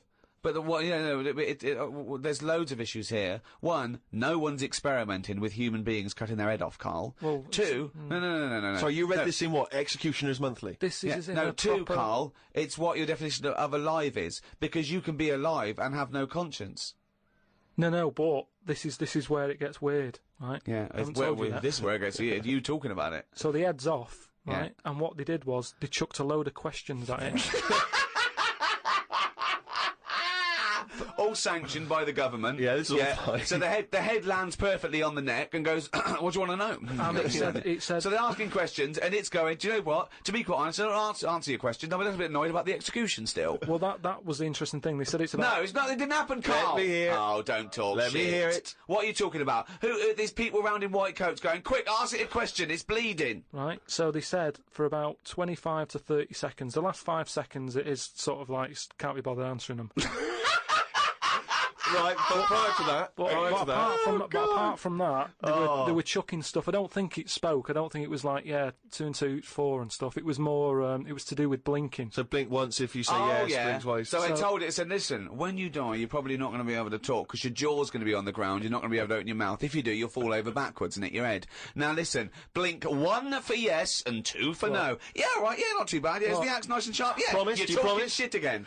You promise to do it? Yes. All right. Well, yeah. The thing is, they wouldn't be able to do it with you, because if they cut your head off, it would just roll. It would roll away, because it's perfectly spherical. They would go, oh no, there's Plus, no... it takes about 20 seconds whenever you ask Karl anything for the question to process and for him to start to formulate an answer. Anyway, if people listening and that, if they learn anything, that's amazing. Just send it in, because it'll come out gobbledygook when Karl tries to translate it. Interesting facts is what we're after then. Plus, also, if you've got any questions for Karl, if you just want to see how his mind works, then you can get in touch with us. Or whether his mind works. Indeed, we've any proven doctors, that. psychologists out there. Podcast@rickygervais.com. That's how to get in touch.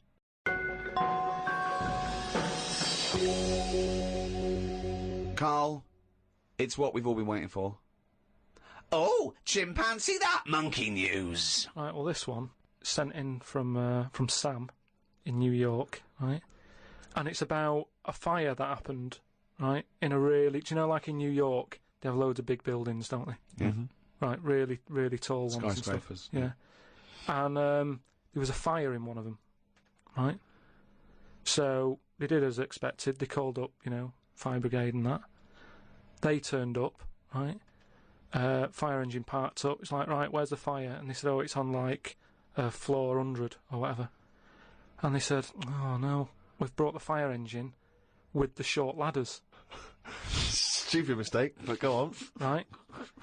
So anyway, so the fire's going and that, and they're saying, is there anyone in there? They go, I don't know, there might be someone up there, but the telecom's not working and stuff. Who do you think might be up there, Rick? I don't know. But just a woman, I imagine. Just a woman or a child. Is there a fireman that could climb up a building at all without a ladder? That seems unlikely, but go on. Go on. So anyway, so they said, well, how are we going to get up there? Yeah. We can't. But they've only brought the short ladders. No, we can't. Let's go home. Yeah. Okay, that was monkey news. So they said, well, there's a lot of like grippage. Because they made up words. The firemen, the NYPD firemen. There's a lot of grippage on the side of the building and stuff. So anyway, they said, why don't we just go and get a monkey, right?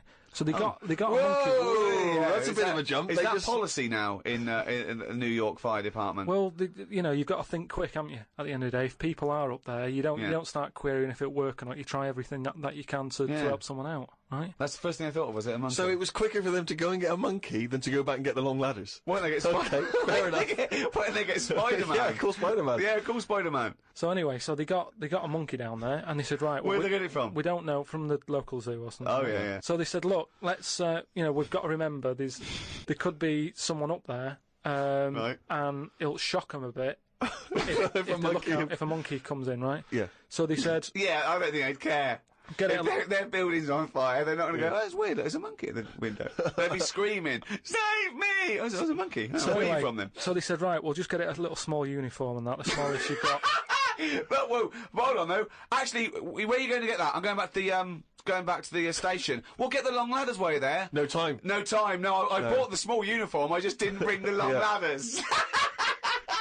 You're an idiot! So anyway, it goes up there, it's got all the kit on and what, it's got its little ARDA on and all that. It grabs, there was like a little person up there, manages to grab that. Not give it a little. Who was up there then? It was just someone that was just the right size for a monkey to be able to rescue, which is handy. Because if it had been anyone else, like a larger person or a family, we'd all been screwed. No, I don't know about the size of it, but it's just the story saying how like it was quite a big monkey, and that it was good at breaking down doors. Oh yeah. It was good at climbing into small spaces and stuff like that. Anyway, so it's big enough to carry a fully grown man, but small enough to climb through a cat flap. Yeah, sure. So which is handy. So anyway, it managed to get have the boots on as well. It got the purse and everything, and now it says it's sort of it's on call if they ever need it again. So. Sure, and if they ever get anywhere again and they've forgotten the long ladders, but there's plenty of grippage, they just call for Coco. So that's this week's monkey news. Bollocks. The Ricky Gervais Show on Guardian Unlimited. Well, I hope you enjoyed our podcast there. Another half hour of absolute drivel. I've been Ricky Gervais. With me, Steve Merchant. See you next time. And Karl Pilkington. And we'd all like to thank those brilliant guys at Positive Internet for hosting this podcast brilliantly. Positive Internet hosting the world's #1 podcast. Here's DJ Reach Around. It is hard eating a knob. So what are you saying? I'm saying, like, I could eat a knob at night. I could eat a knob at night. I could eat a knob at night. I could eat a knob at night. I could eat a knob at night. I could eat a knob at night. I could eat a knob at night. I could eat a knob at night. I could eat a knob at night. I could eat a knob at night.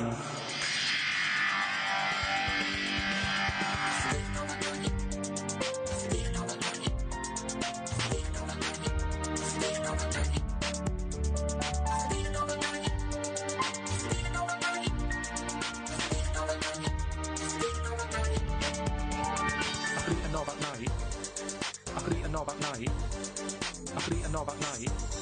I could eat a knob at night. I could eat a knob at night. I could eat a knob at night. I could eat a knob at night. I could eat a knob at night. I could eat a knob on the slip. I could eat a knob at night. I could eat a knob at night. I could eat a knob at night. I could eat a knob at night. I could eat a knob at night. I could eat a knob at night. I could eat a knob at night. I could eat a knob at night. I could eat a knob at night. I could eat a knob on the slip. I could eat a knob at night. I could eat a knob at night.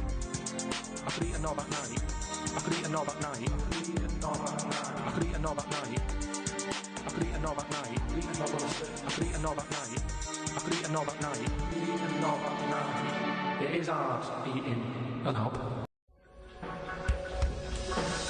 The Ricky Gervais Show on Guardian Unlimited.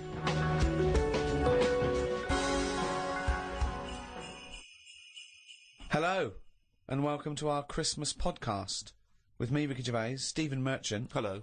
And Karl Pilkington. All right. Merry Christmas, everyone. Merry Christmas.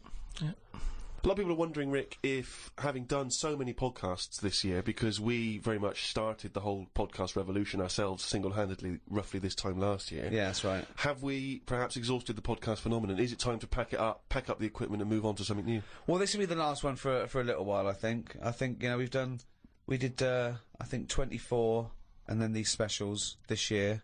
I think we started it about this time last year. Well, I don't know about you, Rick, but I'm bored of the whole podcasting thing, and I know that you probably feel the same way. Well, let's stop for a while.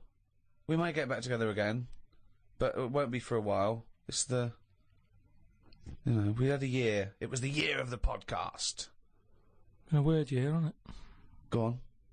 No, I'm just saying, when you look at it like that, when you think about all the podcasts that we've done over a year, just a lot of stuff has gone on. Looking back at the year, a year in which we've seen,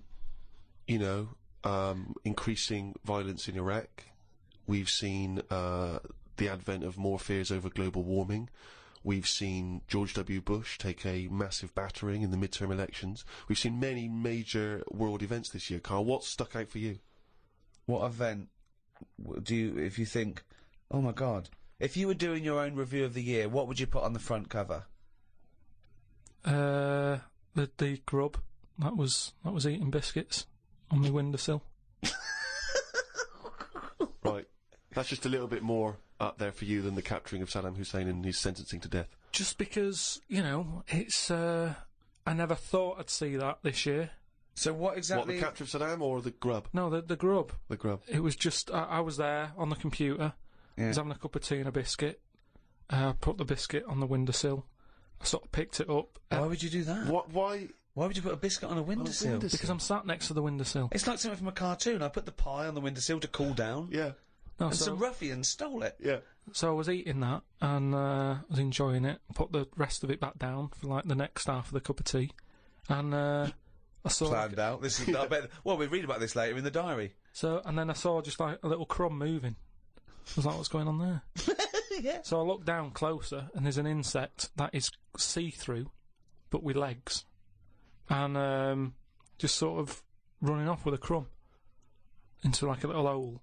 And then when I looked, I noticed there was loads of these little see-through things, and they were obviously all like, "Oh, I got biscuit," and that's exactly what they were saying. They were going, biscuits over here. But I can't, what was it? Like I say, it was amazing because they're miles away from what I'm about, and yet not that far.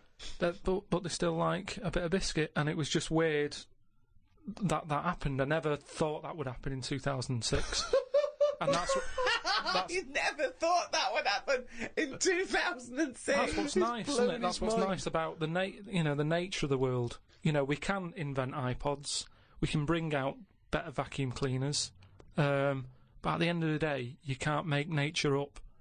And to see this see-through thing eating a biscuit, that's where I've sort of gone this year. I'd say out of anything, I've sort of gone out of my way to learn more stuff about weird stuff that's out there. I don't know what you've learned. You've learned that a creature which you can't even identify or name. You don't know, right? You don't know what it is, right? Looked like it nicked a bit of crumb. I don't know what knowledge is that. What is that? How is that useful? Just because everything is changing. But it's not useful. It's not useful to you, and it's not useful to anyone. You can't pass on that as knowledge because we don't know what it was, but Karl or where thinks, it happened, or why it happened. But Rick, Karl thinks that the grub has an inkling, has a taste for McVitie's in the same way that Karl does. That's why he's from Meggs. He's thinking, I can't believe it. We both love hobnobs. No, as opposed to just being taking the starch from the flour. Yeah. Exactly. Yeah. But what I'm saying is that these things have been around for years. Yes. Maybe longer than us. Yes. Right? Now, their life isn't changing in the way that ours have. They still live in a little crack in the wall. Yeah. But they're eating biscuit. And that was never meant to happen. So it's changing it. What I mean is you might start getting fat insects. That should never have happened. You don't normally see a fat beetle. You go, oh, look at that, that's a bit fat. Put a bit of weight on. And now that's going to happen because they're eating sugary stuff. The squirrels in the park, because people are feeding them Mars bars and everything, they're getting fatter, they're getting bigger, they're getting more violent. Now, over time, you know, they're going to cause more trouble than they are now. What evidence have you got that they're getting more violent? Just because when I'm sat in the park and what have you, they're really, like, cocky. They come up to you now and sort of jump up on the bench and sort of attack you for food. They're not happy with acorns now. They want a bit of croissant. And that's what I'm saying. They've changed.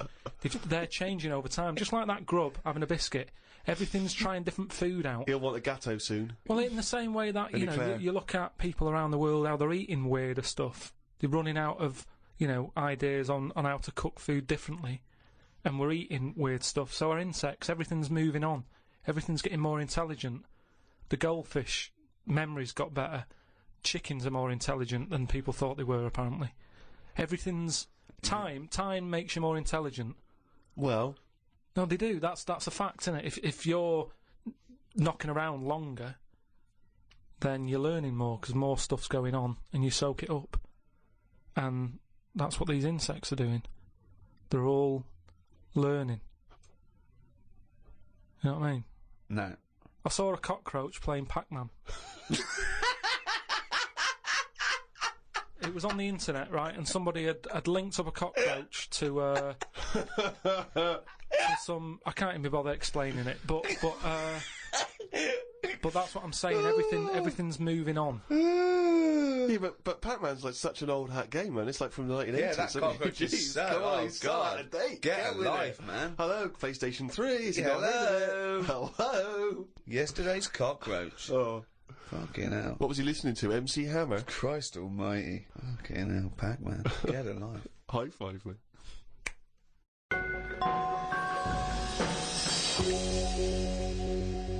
I was in the supermarket recently, just walking past the condoms on the way to the pornography, and I thought, you know, it's worth perhaps, you know, getting a stocking. You know, get a stocking? No, getting some condoms. What, to put over your head? You're not still doing that, are you? No, I thought it was worth getting some condoms in. You know, it's Christmas party season, and you never know when you're going to run out of balloons. and And I was weird, because the condoms in the supermarket are contained in a kind of cage, in a plastic cage. So it makes it all the more embarrassing buying them. Because I took them off the thing and I was trying to open it. Sort of, because I thought that they would, you had to open it. Try it on. Exactly. This, in case it doesn't fit. Bring it back. Yeah. Bring it back, yeah. And I was do you do alterations? Yeah, we do, yes. £5. And, so I'm trying to open this thing, and this guy who works there, sort of with his middle-aged guy who works there, goes, you have to take that to the checkout. So you can't open that yourself. And I was just, because I don't know, I still find it very embarrassing, dealing with any of that sort of, prophylactics and things. The novelty of that is still very embarrassing to me. And so I just left it. I thought, forget it, I'm not gonna take these to the counter, because you never know. It's like if you get served by a woman, it's still a bit embarrassing, particularly if that's all you're buying. Because she knows what you're up to. You're going to fill them up with water and throw them at students. And anyway, the reason I mention this is because it reminded me of the conversation we've all enjoyed in the past, Rick, about when Karl bought for his girlfriend for Christmas. Was it a 2-pack? A 2-pack of what was it? Condoms. Wasn't it about buy one get one free? Yeah. It was a bumper family pack, wasn't it? Not a family, obviously. That'd be weird. Yeah, a family pack of condoms. One for the kids. Enjoy yourselves. So that was a couple of years ago, Karl. The famous condom gate. Have you bucked your ideas up since then? Not really. They were the early days.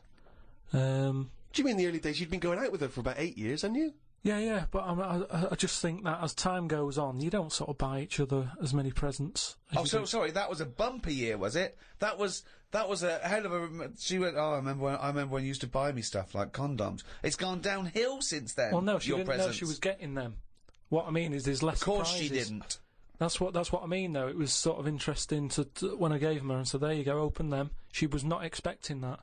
And as time goes on... No, she was probably expecting a piece of jewellery or a holiday in Paris. It's more difficult, is what I mean, to surprise someone, innit, over time. No. But the surprise thing is meant to always be a good surprise. Yeah, but don't... If you always get something good... It's like the 3 wise men. What did they get the second year for little baby Jesus? Do you know what I mean? Once he's had that gold, it's like... I've sort of made it hard work for myself there. I've got to get him something better than that now. So it's best to give him the myrrh. And next year, get him the gold. Step it up a bit or whatever. But don't you understand... Because I don't want to criticise you because you're a lovely man, but having read the diary and read much of this diary, one of the things I notice is the complete lack of romanticism. The number of times Susanna says, book us a lovely meal out, take me out tonight, and you always write like it's a massive chore, like it's a headache for you. Oh no, I've got to spend a romantic night out with my girlfriend. Because it's the same reason I don't like... Christmas and stuff is the expectations.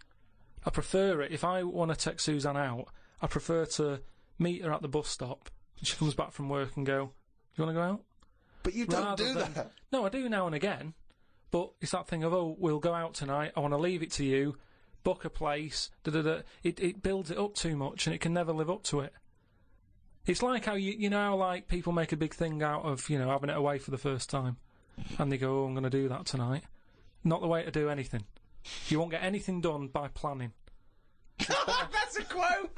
That's an amazing quote! That'll be up there with Newton and Churchill.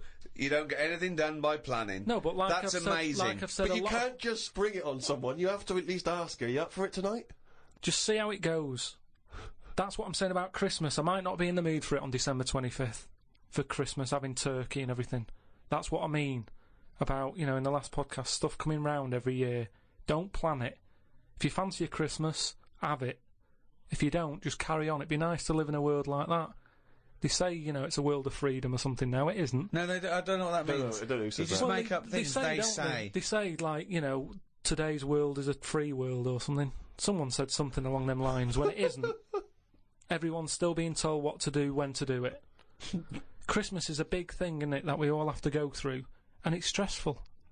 It's not a happy time. You're such a miserable sod. You really are. No, but Christmas is it's a big upheaval. It is out of all of those special days that go on, Christmas is the one that's... What are you doing with your time? It's the question we return to again and again. No, but read it. You're visiting your parents. You're hiring a car. You're going down the calf. It's not like you're taking your work away. You're doing some important neuroscience work, and we've had to take you away from that for 3 days. No, but what you're not doing anything of any value, Carl. But what I might want to do, but I can't because the shops are shut because they want to go off and celebrate Christmas. You know, it's an upheaval. Easter's all right. It comes and goes. Do you want an egg? Not really. Don't have one then. You're not forced an egg.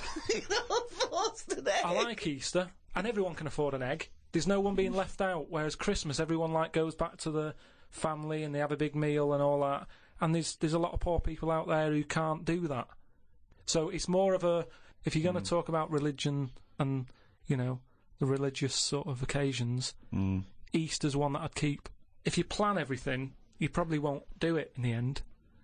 Whereas... Again, that as a soundbite is gobbledygook, isn't it? No, what I mean is, say holidays, when you know they're coming, you never enjoy them as much as one when it's surprised on you. Who surprises someone with a holiday unless you win it on a game show? How can you go, bloody hell, I'm on holiday? Suzanne did it with me. She sorted it all out and booked me time off work without me knowing. Oh, that's a lovely romantic gift. Yeah, and I went along with it and we had a great little holiday. Yeah, so maybe you should do something like that. Fair.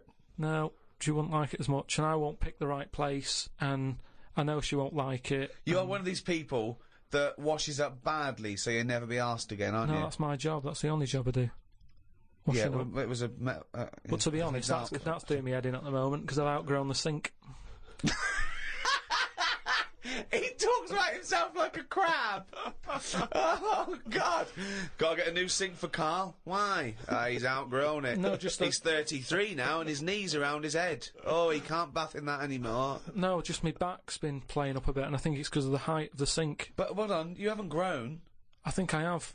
Well, you haven't. No, you haven't grown at 33. Well, it's definitely something... It's just not very good. Subsidence? I don't know. I've just said to Suzanne, I said, this isn't as good as it used to be. It's not... This isn't as good as it used to be. This washing up. Oh... He says he's got nothing in the flat. That's why he has to do a shop every day, because he's got nothing in the flat. It's easier that way, isn't it? You don't know what you're going to want to eat. But that's why you get a... But you don't have a different meal every day of the year, do you? You rotate maybe a dozen meals, don't you? So you can get in enough ingredients that any time you go to the fridge and go, oh, am I going to have chicken? Oh, am I going to have fish today? Oh, maybe I'll have some pasta. I do that every day. No, but I always come down to one of half a dozen meals. You've got a freezer. We haven't got a freezer, have we? We've only got a little fridge. Oh, There's nothing wrong with nipping to the supermarket. There's nothing wrong with that. So you've got too much time on your hands, boy. You had one thing. You had to do one thing this year. Promote the book. Couldn't be bothered. Couldn't be bothered, mate. Could not be bothered. I haven't seen Karl, an interview with him. I haven't seen him on the TV. Oh, he was on the TV a while back on the thing called The Culture Show, on BBC Two. And I tell you what, he was sat there, looked like a little frightened frog in a chair being interviewed. And I tell you what, I'm not being funny, but his head looked fucking round. Did it look fucking round? Yeah. Literally looked like a little fucking round-headed twat. Yeah, I'm not doing that. And that's my personal opinion. Yeah. Did you enjoy that interview? Not really. Why? Well, I met a guy, funny you should mention that, I met a guy when I was in France recently, and I met a guy, he wasn't a Frenchman, but he was over there, and he saw me, he was a bit drunk, and he came over and he went, Karl Pilkington's got a head like a fucking orange. and I high-fived him and we agreed. I thought, isn't that nice? Even when you're abroad, you can find someone who speaks sense. Yeah. They shaved your head more? No. It's just the way they sort of greased it up a bit just to get a bit more reflection off it. No, they put a lot of makeup on it. They said, do you want any makeup? And I said, not really. And that's when I was, at the back where they could have done it. And then I went and sat in the chair, and there's, a live audience there. And the woman goes, no, I best do some colouring in. And it was she gave you a book to colour in? People. No, she started colouring me head in. And she was, had some brown powder. She's doing my head, doing the top of it and stuff. And I was going, isn't that enough now? And everyone's looking and sort of laughing to themselves that I'm having my head coloured in. Sure, she was doodling on the top. She took longer than anyone else who she was doing. I watched other people who were on. Well, she's got more flesh to do. When you usually powder someone, it stops at the forehead. You just have to go around to the fucking back. Yeah, but the camera wasn't at the back of my head. She was just kept going. No, and but going. the shine for the cameras that would get in people's eyes. They've got to be careful. Health and safety. The light will bounce off into the eyes of the audience. Blind them. Yeah, well, I wasn't happy with that anyway. So I'm not doing it again. How do you cope with this newfound interest in you as a person? I've got an idea, Steve, by the way. You know, for me, I want Karl to be famous, so it gets him hassle in the street. Yeah. That's what I'm hoping. Sure. When they see him in the street with his little fucking round-headed face like a fucking orange. Yeah. Right? I'm going to do a tour next year, okay, called Fame, okay? And everywhere I play, if I hopefully play to millions of people in, I might even go to America, but I'll make sure the theatres I play, or there's a picture of Karl on the seat, right, that they can put in their window. Uh-huh. So next year, I want a picture of Karl in every window. With. Or whatever. But if you can make this yourself, put Karl everywhere. So, have you seen this bald-headed twat? Please make up the posters. Just send emails to friends. Absolutely. I want to see pictures. If you own a shop, but a big picture of him. If you even if you're, your own home, your own flat, get it everywhere. Have you seen this bald-headed twat? This is Karl Pilkington. He's got a head like a fucking orange. Get it everywhere. I want to see the world papered with Karl's round head. Happy New Year.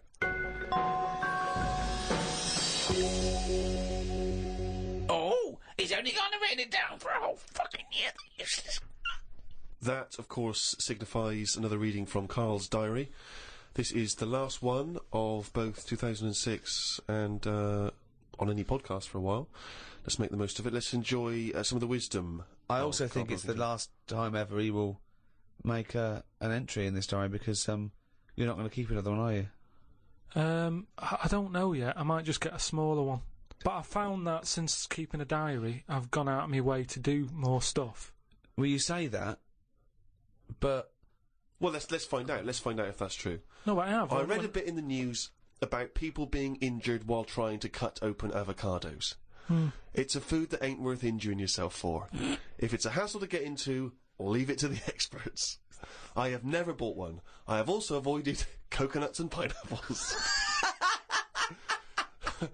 The amount of hassle to get into these things outweighs the joys they give. Yeah. It's the same reason I never bought a pair of Dr. Martin boots. Too much hassle when it's time to take them off. Yeah, a lot of my mates used to wear them in, like, the 80s. You know, you can't just kick them off, can you? It's a big upheaval. You've got to unlace them, you mean? Yeah, I mean, since I found shoes with Velcro on them, brilliant.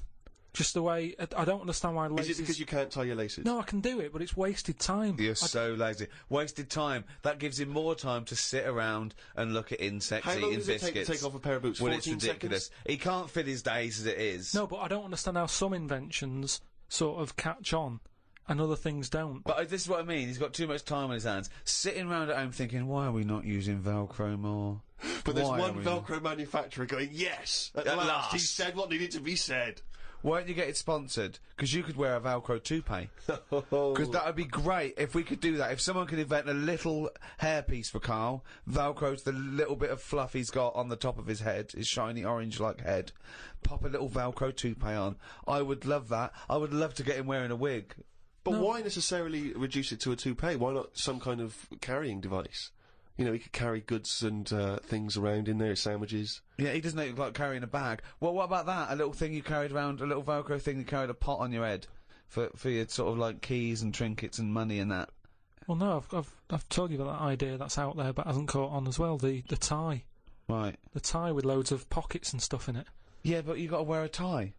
Yeah, but that'd be quite nice, wouldn't it? I've never wore a tie because I always think, what's the point? It's just hanging there in the way. Can you imagine this image of Karl walking around in his big Velcro shoes, a tie with an apple stuffed in it, car keys, iPod? No, but don't you think it's a good idea? Would you wear it with a shirt and collar or just a t-shirt? No, wear it with a shirt. That's what I'm saying. It's an invention that will smarten up the world. Now, a tie, what does a tie do exactly? Yeah. What does it do? Nothing. Right. So I'm saying make it do something. But I'm saying don't wear it at all. Pop your keys in the trouser pocket. No, or because take a bag. Because the world is getting more and more scruffier, isn't it? When you look I don't know what that means. I don't know what that means. When you look back at, like, Victorian times and everything, everyone wore a hat. Right? They wore a tie. They wore a suit. And it was a nicer looking place to look at. When you see it on pictures, you go, what a smart world that is. Well, you can't see cholera and things on pictures, but sure. No, but I'm just saying it's better to try and cover it up with a bit of, you know... cloth. Yeah. Yeah. The world looked nicer with more cloth. Whereas now everyone's roaming about scruffily. So what I'm saying is, if we make the tie more useful, and give it a purpose, it might come back and the world will look tidier. But a tie, its purpose is to look smart, really. Well, originally it was because we didn't have buttons, so it kept the collar up at the front. That was the invention. It was a useful invention, the tie. Yeah, it was called a tie. It tied together, okay? Yeah. So then, when we had buttons, that we didn't really need the tie, but it was a symbol of smartness, like saying, I've made an effort, okay? But now, that would go away. So now, you wouldn't look smart with a tie. They go, oh look, it's like a bag round his head with his apples and oranges and his keys and his sticks he's making a nest out of. So it would be scruffy. It would make the tie scruffy, so it would defeat the object. So now when you're carrying stuff round, I mean, crawling on all fours because your shopping's so heavy round your neck, they'd go, look at that scruffy fucker on all fours. Oh look, but look at his lovely head of hair. It's Velcro. It's a hat. Yeah, well, that's the other problem, isn't it? I can't go back to a wig now. My theory about reading old news is right. It's less bad when you know it's old. It was a story about a weatherman who was fired yesterday for having a nude picture of himself on the internet. But that happened 2 days ago. He's probably got another job by now. So old news isn't as shocking. Well, old news isn't news, though, is it? It's olds. What are you doing? Just reading the olds? No, but what I mean is, if someone... Stick the video on of last week's news. I just want to catch up on the olds. Yeah, but then it's still news. News is something that you don't know, isn't it? If someone tells that's you everything to you. That's information, Carl, not news. Yeah. But news is information. No, the key with news is the word new. No, I don't think it is it? It's just information, but they tell you at 10 o'clock at night. It's like, what information's gone on? Bong. Here's some information. Yeah, that you didn't know before, because you couldn't have, because it only happened today. Bong. Yeah, but never mind that. I'll tell you in a couple of days. It doesn't matter as long as you get the same info. Bong. Yeah, we can't call it news, though, because it's misleading. We'd get done. It's called olds. Bong. Yeah, but listen to me theory. What I'm saying is that if someone in your family, you know, it's Christmas and that, I don't want to bring the tone down, but someone dies in your family. Now, say if you're away on holiday, and they don't call you because they don't want to ruin your holiday, and you come home, and they go, Uncle Frank's dead, and you go, oh, when did that happen? And they go, 2 weeks ago. Now, because everyone else has got over it, it's not as bad for you. Because part of bad news is the way everyone's walking around moping, going, oh, have you heard the news? Frank's dead. But because everyone's got over it, time is a healer. That's what I mean about old news. It's better than new news. But according to you, the only news that really matters is stuff that affects you. So it doesn't matter when you... there was an earthquake. When was it? Yesterday. Phew, that's all right then. Often the aftermath is worse than the actual event. 2, you only care about things that actually happen to you. So the doctor goes, you got a kidney stone. Oh, when did this happen? 2 weeks ago. Oh, that's all right then. Doesn't make sense. No, but the world is... You're not upset about dead Uncle Frank just because other people are upset. You'd be upset personally. It wouldn't make any difference when they told you. Yeah, but it is everyone else's emotions that make it worse, I think. Knocking around people who are miserable. What about warnings? What about when they do things like smog warnings, or, you know, there may be a... I don't like it on the news when they sort of say, news just in. I think, oh, what's this? You think, oh, what's going on? But it might be useful to know it. Important information. No, it just makes you panic. What? Yeah, but sometimes knowing stuff keeps you alive. Yeah, I don't know if I like it. It's sirens, you see. I don't like sirens, do I? I've said to you, I think it's a scary noise. Well, it's meant to be, so you get out of the way. No, it's not meant to be. It's a sign to get out of the way. I'd prefer it if it... Like I've said... Hiya! Could you just move out of the way it can be anything, as long as we know... It can be a chicken noise. But as long as you know that's chicken not going to freak people out. No, but it sort of make you smile. But you'd go, oh, best get out of the way. You're cycling along and you hear what sounds like a giant chicken behind you. And you smile, because you know that even though someone is burning to death, there's something clucking in my way. Do-do-do-do, whack! Do-do-do-do, whack! Oh, that's probably a guy having a heart attack. Going to my mum and dad's today. I'll cut to the chase, Rick. They basically, we got about 4 pages while they drive to his mum and dad's. Oh, Jesus I'll skip past that because it takes fucking forever. Got there with mum and dad. His mum made him some dinner. The old woman next door, brackets, whose man was a witch, just pop that in brackets. Just pop that in brackets. I think we've discussed that before, actually, the old woman whose mum was a witch. Whose mum was a witch? Yeah. Oh! The old woman next door has been worrying because she keeps seeing adverts on the telly about changing to digital TV.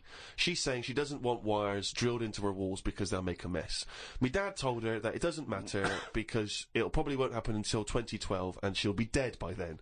He didn't say that to her, though, did No, he? he did. They've got, you know, she's old. It doesn't. She knows she's going to die. I mean, it's something we've all got in common. And he's right, isn't he? Why is she worrying about it? Maybe that's sorted it out. Put it into perspective for her. You will be dead when this happens. Don't be worrying about it. But everybody worries, don't they? You've got that little sort of hole in your head that you fill with worries. You know, everyone's got to fill that little worry hole with worries, and that's us. Worry hole. Everyone's got to fill the worry hole with We've got to assume that there's a worry hole. A worry hole. Unbelievable. I love the fact that, you know, doctors in a million years would dig this up and go, humans used to have a worry hole. Went to bed around midnight. Suzanne and I decided to sleep tops and tails, because it made me get a bit more room. Me dad had cut a bit off the mattress to fit it between two cupboards.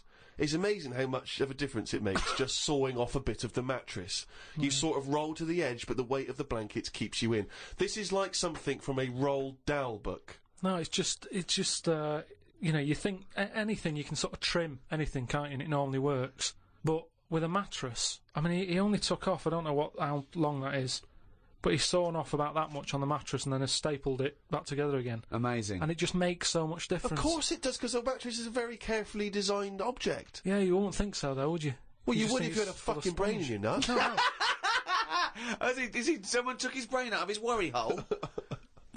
Oh, God. He sawed the mattress in half. So we decided to sleep tops and tails. It just gets stranger. So strange. Why? He did it to make the room nicer with the cupboards on either side. So he sawed a mattress in half. Well, not in half. Can you imagine how much hard it must be to saw a mattress in half?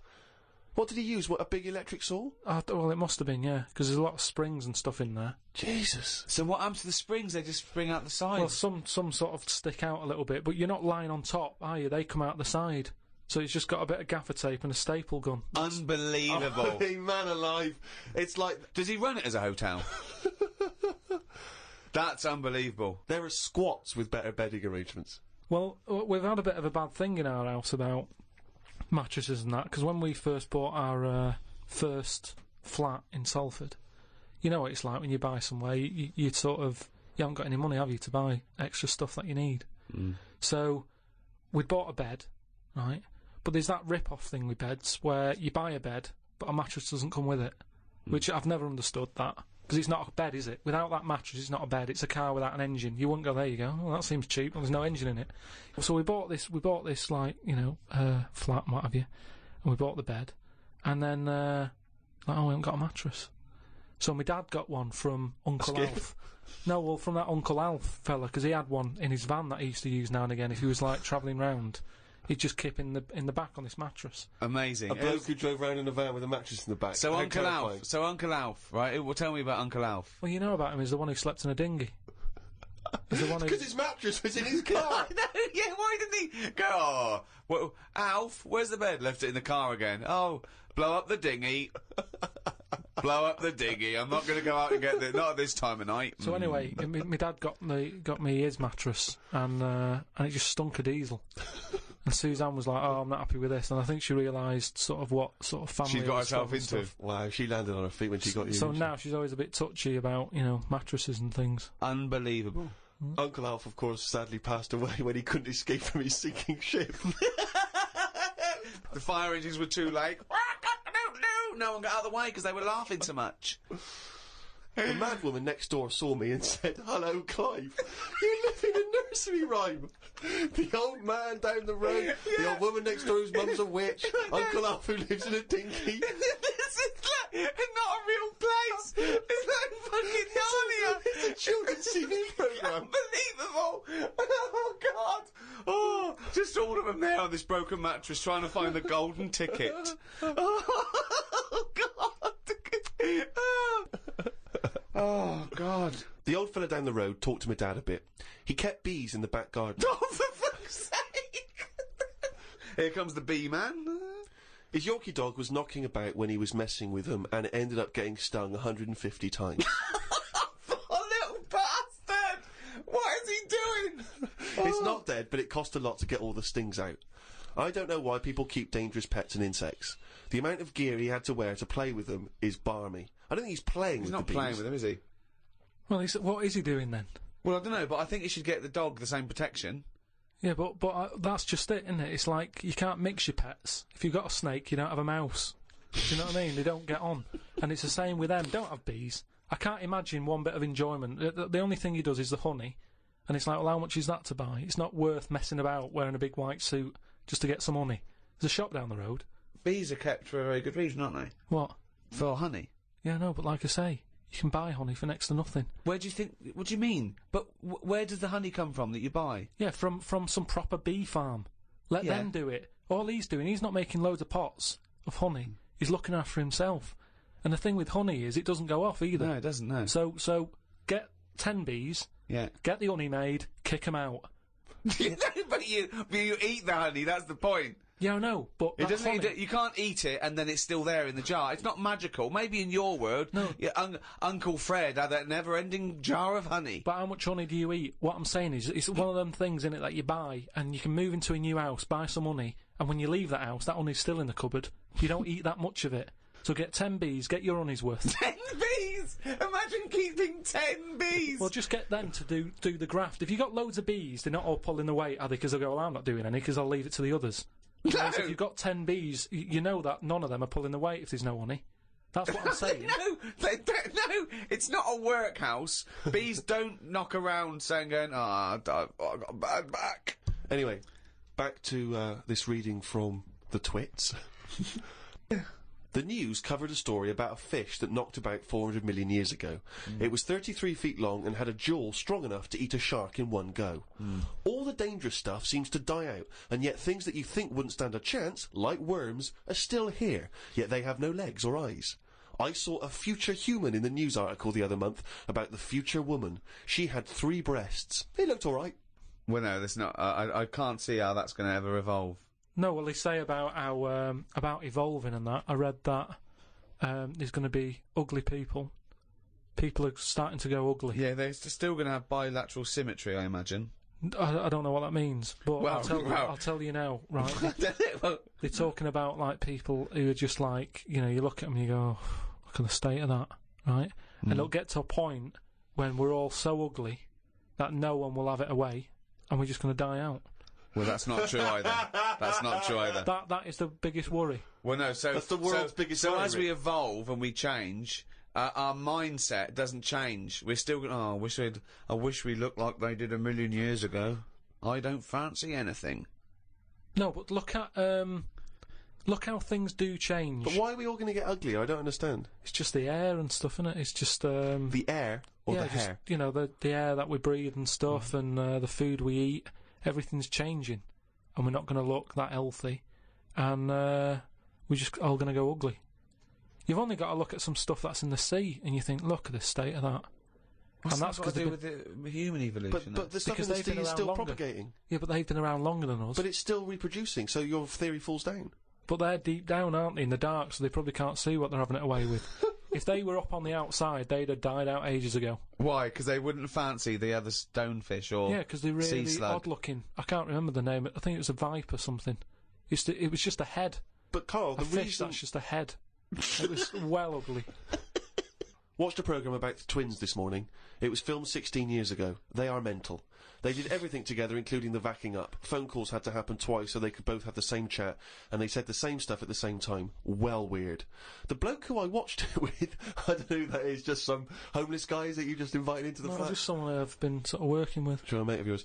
He said he fantasised about having it away with a pair of twins. I don't see the point in this. If you're going to have 2 of something, I would prefer to have 2 different. Have 2 different women. If I had 2 cars, I wouldn't have the same one twice. Same rule with women. I don't even normally like buying the same pair of trainers twice in a row. No, if you're going to have something new, make a change. It's like that fella who was going out with a woman and then left her and went out with a twin sister. Not worth it. Not worth it! It's not worth the upheaval, is it? Because it's exactly the same model. I watched the final of I'm a Celebrity, Get Me Out of Here. It was between singer Jason Donovan, singer Mylene Class, and singer Matt out of a boy band. I had my money on Donovan, but Matt won it. I think it was because of his last task. He ate a fisheye, some grubs, a big fat insect that they have on every year, a crocodile knob, and a kangaroo anus. I feel like we've come there, Rick, to where we entered. It was this time last year when we first started the podcast that we were talking about I'm a Celebrity, Get Me Out of Here, and you coined the famous phrase I could eat a knob at night. Yeah. So it's full circle. It's just the last series finished recently, and it was astounding that he ate a crocodile knob, he ate a crocodile eye, he chewed up and swallowed a kangaroo's anus, which I to be honest, I didn't know was a food stuff. Could you eat any of that? If I had to eat any of them, it would have to be the anus. What, really? Yeah, more than the other stuff. I couldn't eat anything that's still alive. No.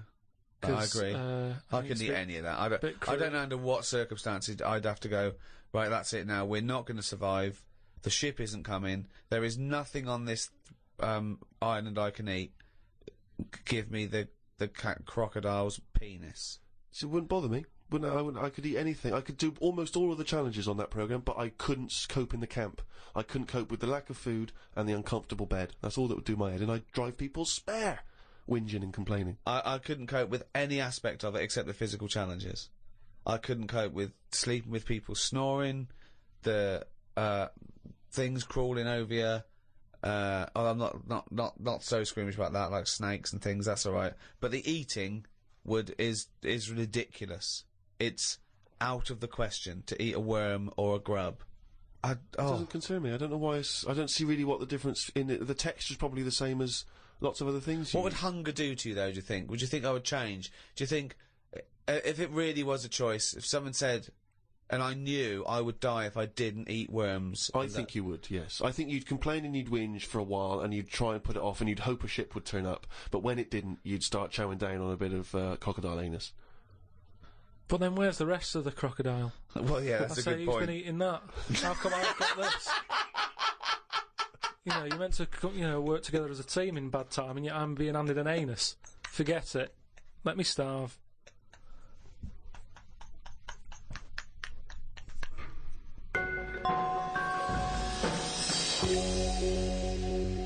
Well, thanks for listening. That was the Christmas podcast. We should say the winner of the last competition we did. They can win the podcast book and Flanimals and the extras book that's out, still available, all available, and the CD. The three CD set of the best of the podcast. Yeah, is that right? Series 1. Brand new hour. If you haven't got that, get out. Maybe you've got some record tokens. Yeah, if you've got record tokens or book tokens, those are the perfect things to spend them on. Or £50 from your auntie. Exactly. Go and buy one of those. And the winner was Stephanie Prow from the Wirral. Well done, Steph. Well done. Well, thank you to Positive Internet, the guys that host this podcast. That's the end. That's the end of the Christmas podcast and the end of this team for a little while. Yeah. It's been great. So it's goodbye from me, Ricky Gervais. Goodbye from Stephen Merchant. Goodbye and Happy New Year. And goodbye from Karl Pilkington. Alright. Alright. That was alright, wasn't it? Yeah, it's good. It's alright.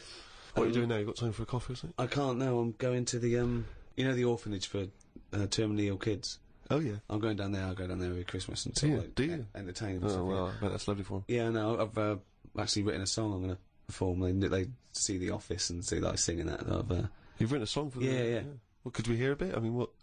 I don't want to put you on the spot, but you've got the guitar there, isn't it? Yeah, hold on. I wrote this for a kid. He's a brave little guy. He's only about 10, but it's heartbreaking. He's Don't cry, it's Christmas. Santa's coming soon. Though you ain't got a mommy or daddy, Santa still loves you. And he's riding on his reindeer to trample down the gloom. So don't cry, it's Christmas. Santa's coming soon. Don't cry, it's Christmas. Santa's feeling kind, though you know you'll never see him. He's not just in your mind, and it's not that he's invisible. It's because you're going blind, so don't cry. It's Christmas, Santa's feeling kind.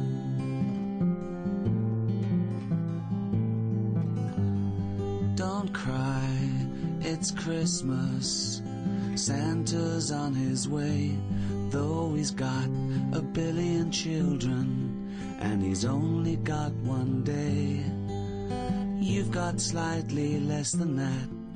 If I were you, I'd pray, but don't cry. It's Christmas, and it sounds a little gay. Oh, isn't that be quite moving for everyone? Yeah, I would ask you now to not play that song. Oh no, too late now, they expect me. But I'm not sure it's going to be as well received as you perhaps hope. I think that's better than any gift, and I don't really want to give gifts because they're expensive. Sure.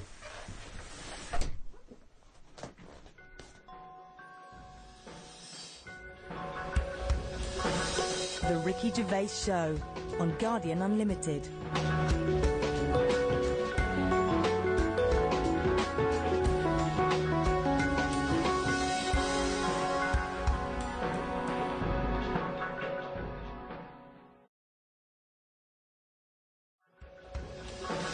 The Ricky Gervais Show on Guardian Unlimited.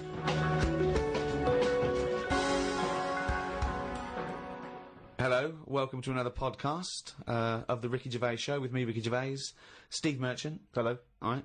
And, of course, Karl Pilkington. Right. Rick, you'll be pleased to know we've already had some responses. You remember last week I mentioned that you can email us on podcast@rickygervais.com if you've got anything for Karl or you or I. And Simon and Mark have already emailed us in this link to something that was on the BBC News website. I don't know if you're familiar with this, but it's a remarkable story. Well, I'll give you the headline straight away, and you can draw your own conclusion. Lion mutilates 42 midgets in Cambodian ring fight. That's just the headline. That's a hell of a headline. That makes me want to know more about the story. Well, that's what a headline should do. I mean, I think we'd all read the news. We'd all take more interest in the news if they could open the BBC News at 6 o'clock every night. Bong. Lion mutilates 42 midgets in Cambodian ring fight. Bong. We'd definitely pay more attention.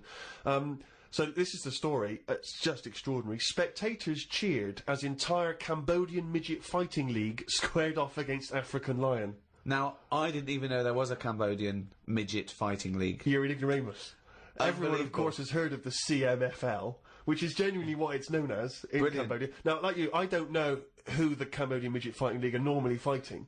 I don't know what tournaments... I assume it's each other. Well, I assume each other. It's midget fighting, then? Yeah, well, let me just give you more information, and then we can dissect it afterwards. Tickets had been sold out 3 weeks before the much-anticipated fight. The fight was organised when an angry fan contested Yang Shamoni, president of the CMFL, claiming that one lion could defeat his entire league of 42 fighters. So this bloke is going to the president and going, I reckon a lion could get all your midgets. I reckon he could destroy all of your 42 midget fighters. Now, apparently, Shamoni, the president of the CMFL, he takes great pride in the league, and he's conveyed in a recent advertising campaign that his midgets will take on anything, man, beast, or machine. Now, I don't know what kind of machine, again, midgets are fighting. But don't the midgets have a say in a this? washing machine. Don't the midgets going, all right, keep it down. No, they won't fight anything. Well, we won't fight anything. We'll fight each other. We're sort of, like, equally matched. No, you'll fight a beast or a machine. No. I'll fight another midget. I will fight any midget. Is what. When I said I'll take on anything, I meant another midget. Machines. So this bloke goes, I reckon a lion could take on your midgets. He goes, rubbish. Yes. And that is why an African lion was shipped in especially for the event, which took place a couple of Saturdays ago, in the city's Colosseum. I mean, they've got a Colosseum, Rick, which is already brilliant. So hold on, this is sanctioned by the city? Well, the Cambodian government allowed the fight to take place under the condition that they receive a 50% commission on each ticket sold, and that no cameras would be allowed in the arena. We'll take 50%, but, you know, for dignity's sake, there's no cameras. You know, we don't want to make this into a spectacle. Yeah. No. It's just lion versus midget, but exactly. You know. Well, 42. Never forget there was 42 midgets. Now this is the tragedy element, and this is why we shouldn't be laughing, because the fight was ended. Don't tell me the lion gets hurt. Well, the fight was ended, Rick, after only 12 minutes, after which 28 of the midget fighters were declared dead. Right. While the other 14 suffered severe injuries, including broken bones, lost limbs, and they were basically unable to fight. But the lion wasn't hurt? It would have seemed that the lion was okay. Oh, good. Because the lion had no choice in this. No. See, that's I love it when a human takes on a beast and comes unstuck. Because that lion was scared and defending itself. Those little midgets were loving it. They wanted to go in. What do you mean they were loving it? You don't know that. Well, why would they do it? Well, what I find out... Well, I'm worried, you see. I don't know the ins and outs of this. I wonder if they were fighting against their will. I got the horrible feeling, because, with all due respect to any midgets listening, they must be fairly easy to round up. You could probably corral some midgets fairly easily. You know, you only need some regular full-size people, and it'd be easy to grab some midgets and take them away, whisk them away, put them in a cage. No, because... No, because they don't. Because a lot of them stand on each other's shoulders and wear a long coat. Sure, but... And a hat, and you go, oh, that's not a midget. No, Let him go. Well, those ones are getting away with it. They're fine. They're wandering around, you know, fine. Because who's voluntarily going to join the Cambodian Midget Fighting League? But midgets who want a bit of action, who want to fight other midgets. They're allowed, they want to fight.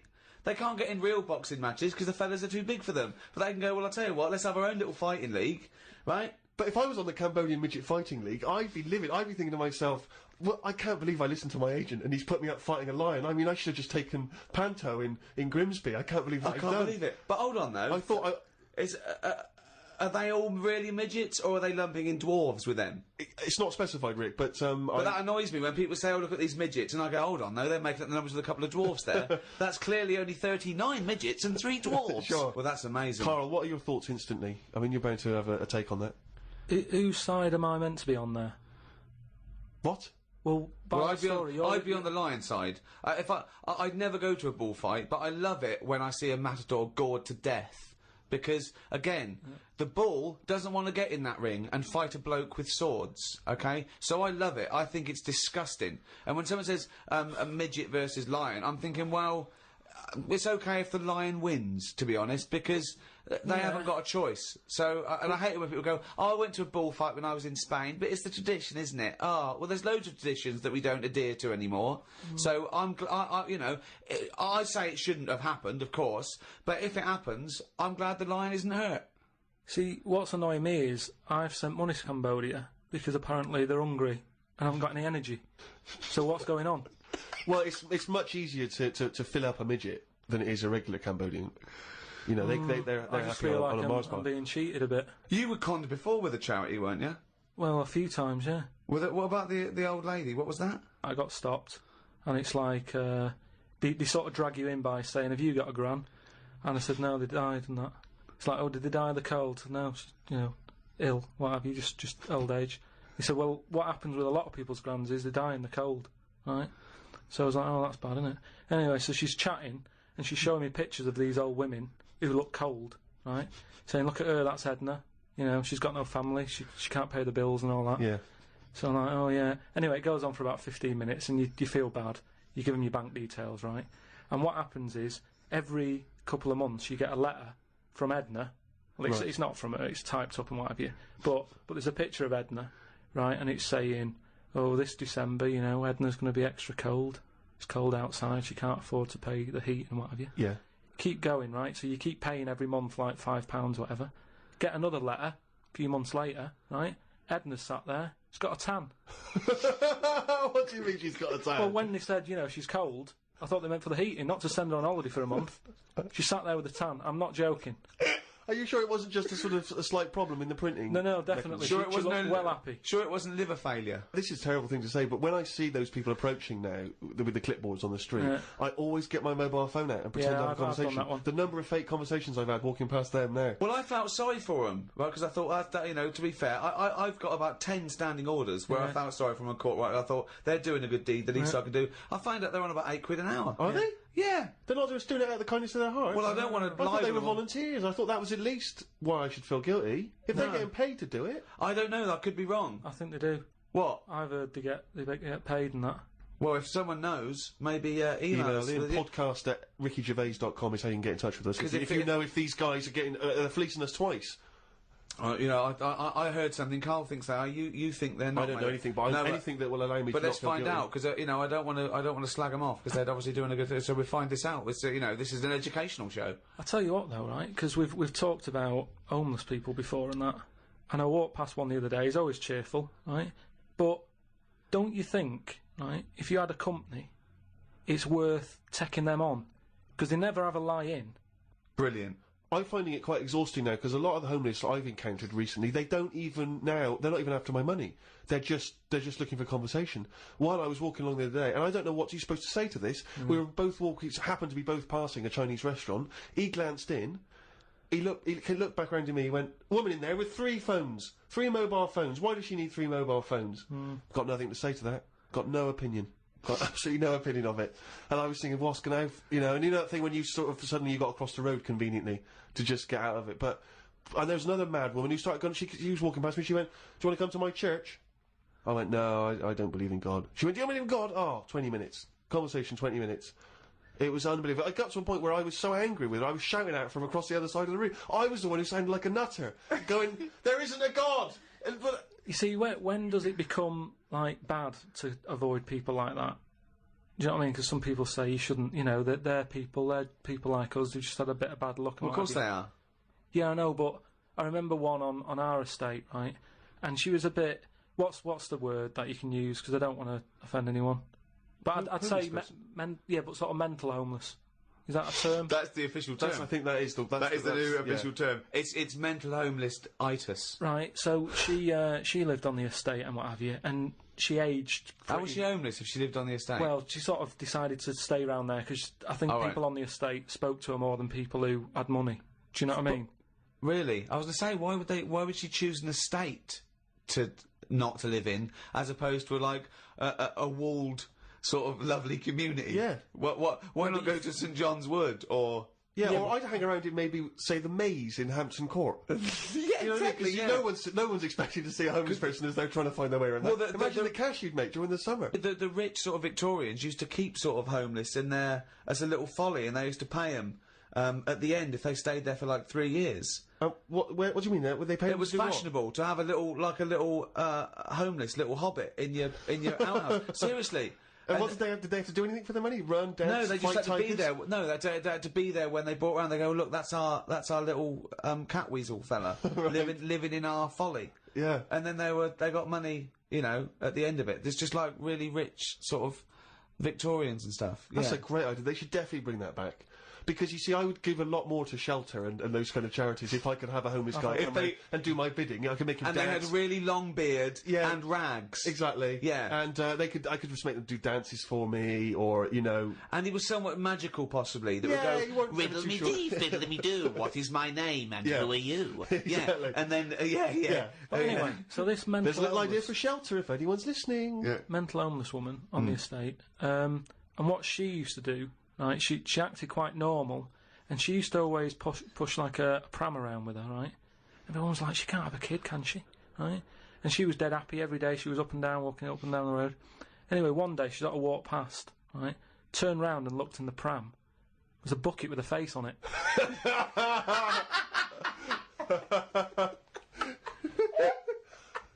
The Ricky Gervais Show on Guardian Unlimited.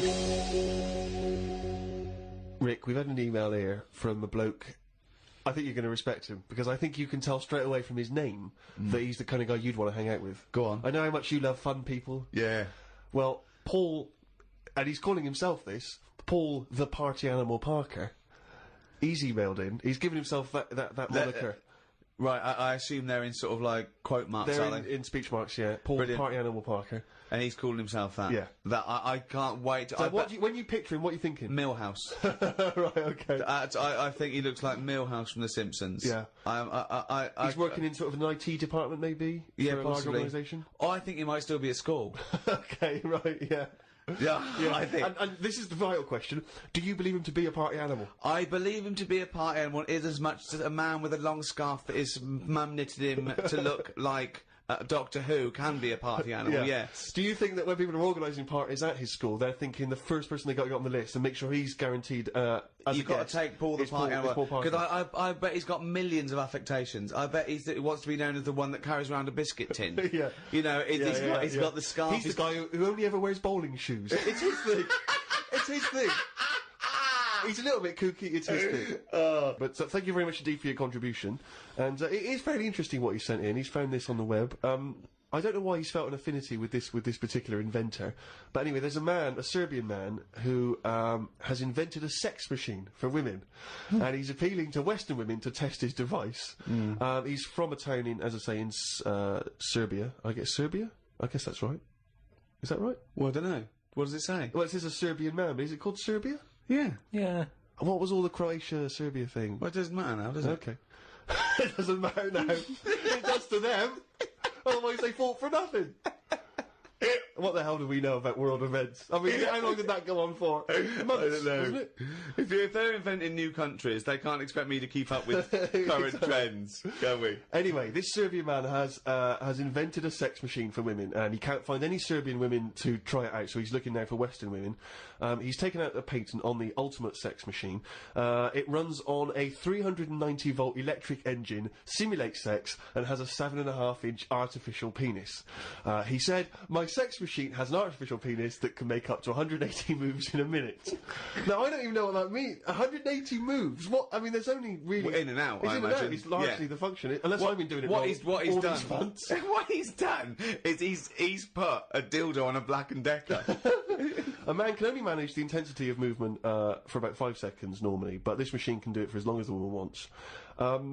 But anyway, so he's looking for a woman who will test this out. But what I love, as soon as I read this, I was thinking, just imagining there going, "Oh, thanks for coming in, yeah, okay." So there's, what's going to happen is there's a penis that's going to pop out from here, and it's going to have sex with you. I'm going to stand behind the machine. I've got to stand behind here, there's a lot of dials and stuff, I don't want to bore you with. Well, why do you have to stand behind it? Just... I can't, it's technical stuff, but I've got to be behind the machine. But there's no penis on the robot at the moment, it's just a hole. No, don't worry, what'll happen is, I'll switch the machine on, I'll go behind, and then a penis will appear. Will it be like a metal-looking penis? It will be a robotic penis, but it will seem like it's a regular fleshy human penis. So you're gonna so you're gonna go behind this robot, go behind the machine, disappear, yep, and then a fleshy-looking penis is will appear through the hole when I switch the machine on. Okay, and that'll be the real robotic penis. But you won't see me for the duration of your section. So you've made this sort of like robotic penis look really realistic. It's really realistic. You will not be able to tell the difference between, say, the robot one and mine, for instance. Okay, well, I don't want to see yours. No, there's absolutely not. Because I've not come round here to have sex with a person. I know, you've come round to test the machine. Yeah, and that is exactly what you're going to get. Okay, use of mechanical action. But what is the idea that on the front maybe he's painted a picture of a robot's face. Yeah. And then when the machine begins, rather like in one of those horror houses, like a kind of mansion in a spooky film, the eyes of the painting, they'll move. And the real eyes will appear, just staring out. But I don't think I can have sex with this machine unless you're actually in the room, just in case anything goes wrong. No. Don't worry, I'll be behind the machine, it'll be fine. It'll be safe, not a problem. Okay. But anyway, so yeah, Paul the Party Animal Parker sent that in, and knowing him, there'll be plenty more coming like that in future weeks. Karl, what do you think about that? Machines and that. Yeah. Well, they've always been sort of... I mean, to a lot of people, sex is important, isn't it? You know what I mean? Not to you? Well, it serves a purpose. What purpose? No. Because you don't want to have kids, so what purpose? Just something to do in the evening. Something to do, innit? When the telly's broke. But for years, like, they've found stuff, haven't they? Machines from, like, Roman times, to that setup. No machines in Roman times. Like that, though. The old sort of knob on a stick machine thing. The old Roman knob on a stick. I'm sorry, but I watch Time Team every week, and Tony Robinson has never done an old knob on a stick machine. I just think of Julius Caesar sitting down and go, "Okay, aqueduct, we love that. Thanks for that. Straight roads, good idea. We can see the enemy coming. What have you got there?" Well, I'm glad you've asked. Plumpticus. What have you got there? Wanklicus. What I've got here is a Yieldy knob. And I've put that on the end of a stick. Oh, a stickus phallus. Okay, well done, Wanklicus. No. Well done. You are my new right-hand man, as they say. No, excellent. But they do stuff like that. You've been in the London Museum and that, and they've got sort of sex stuff from years ago. They've got like these metal pants that they used to wear. I don't know what that is. Metal pants. Yeah, sort of. Is metal. that a chastity belt? You mean?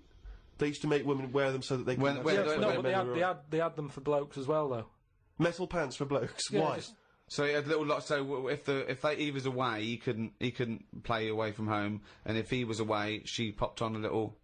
No, I just think they sort of like sexy metal pants. Well, I don't know what you mean. What The are you sexy talking metal about? pants. Well, we'll have to look, because I haven't got it in front of me. It's just something I remember seeing, some sort of sexy metal pants that I used to wear. But what are you saying, sexy metal pants? Because that was not British Museum, that was Soho. No, what I mean That is... was on Compton Street, you were looking They in the always shop had to window. be ready for, like, battle and that, but these were a little bit sexy, but protective at the same time. I love that! Right, I love I'll that. have to look I into love it. the I'll idea have that that's all you remember from the British Museum. So Lancelot, are you ready to face the Black Knight? Yeah. What do you think of these? Huh?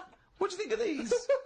Well, I don't really care. Just I just want to look good on the battlefield. Well, they're both protective. Will there be women watching, cheering us on? Well, you're not going to fight like that, are you? What about your chest? I'm going to wear nothing except these sexy metal pants. But what about your chest is exposed? No, well, it's a good chest. I'll be working out. Yeah, I know. But what I mean is, you want metal. I've actually been lifting up the round table every week. I just work out, do that about 4 times a day. But that machine, right? Why did it have to be a woman, or could they have got a little gay fella in? I Let don't me know. just check. It doesn't actually specify the small print here. I love that. Why do you want to see a little gay fella be? I don't want to see it. I'm just saying they're sort of more. Carl, why do you want? I don't want to see Why it. do you want to watch a gay man get buggered by a robot? I wasn't the one typing in gay machines on the internet, finding stuff out about them. It's not a gay Steve was. machine. You just made it into a gay machine. Yeah, he wanted to pleasure women with this machine. You're saying, can I see a little gay fella get a robotic cock up his arse? You're the one requesting that, Karl I don't want Pilkington. that. I'm just saying that. You're the one that wants to see gay men with metal stuff up their anus. No, what I'm saying is they're more up for a bit more experimentation than. What are you saying? Why is that the case? Why? Why'd you say that? No, they're just butt plugs and that. I mean, what I'm saying is... What, you can't just say butt plugs and that. I'm just saying that I reckon they'd be up for it. What do you know about butt plugs? Well, I don't know anything about them. I just remember seeing an advert for some once in a sex shop. What are you doing? No, I wasn't. I was just walking past. I was walking past the sex shop and that. And Your eyes sort of looking. Why were you walking past a sex shop? Just because I was on the way to work and that, and I passed one, and there was a little sort of one. It was open early, which I never understood. Right, it was about 8 o'clock in the morning. Right, Who's rushing out for butt plugs that early in the morning? Who needs them now? Right, but I must get a bagel and some poppers on the way to work. But I walked past it, and it had like a little post-it note or postcard type thing, and it was like popping now, buy an item, chuck in some free butt plugs. And I didn't know what they for. I'd never heard of them before. But all I'm saying is I've since found out what they do with them. What and do if they they do that with them, then give them a go on that.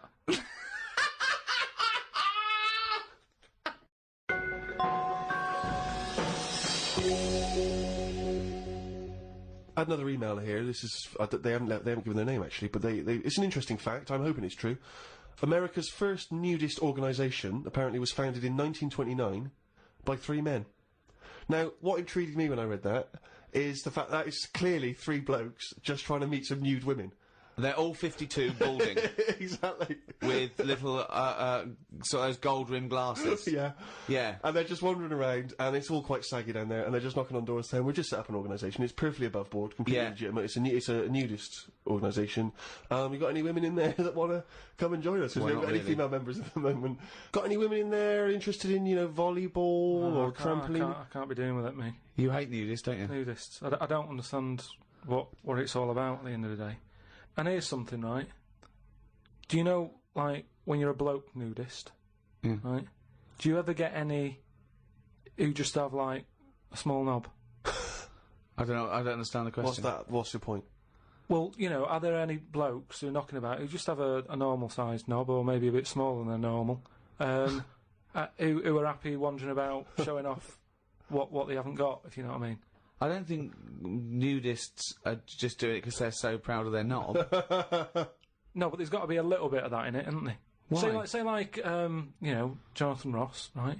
He's nipped to see you now and again and what have you. He's what? He sort of nipped in to see you now and again. He's always happy getting his knob out because he's known to have this big knob, right? What do you mean he's known? Why is Jonathan Ross known to have this big knob? No, he just talks about it a lot, doesn't he? He's always saying about, but you'd like this, wouldn't you? But that's like me I'm known for being a great lover. I say it a lot. It's clearly not the case. What evidence have you got that he's got a big knob? No, but the difference is he's happy to keep getting it out. It's different sort of me walking about going, I've got a big one and all that, but no one ever sees it.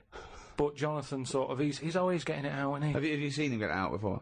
I saw. Well, he did get it out, but I wasn't looking. What do you mean you weren't looking? How do you know it was out?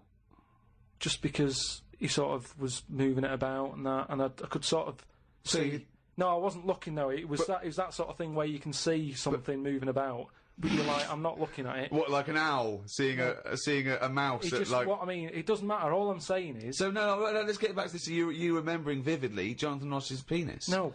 Yes. I don't mean that. Why were you looking at his penis? I wasn't looking though. Well, it was clearly not meant to be looked at. I'm just saying, most blokes who, nudists, they must be pretty confident in themselves to, getting it out. And I wasn't looking. It's just that. I mean, I looked once. Okay. What was it like?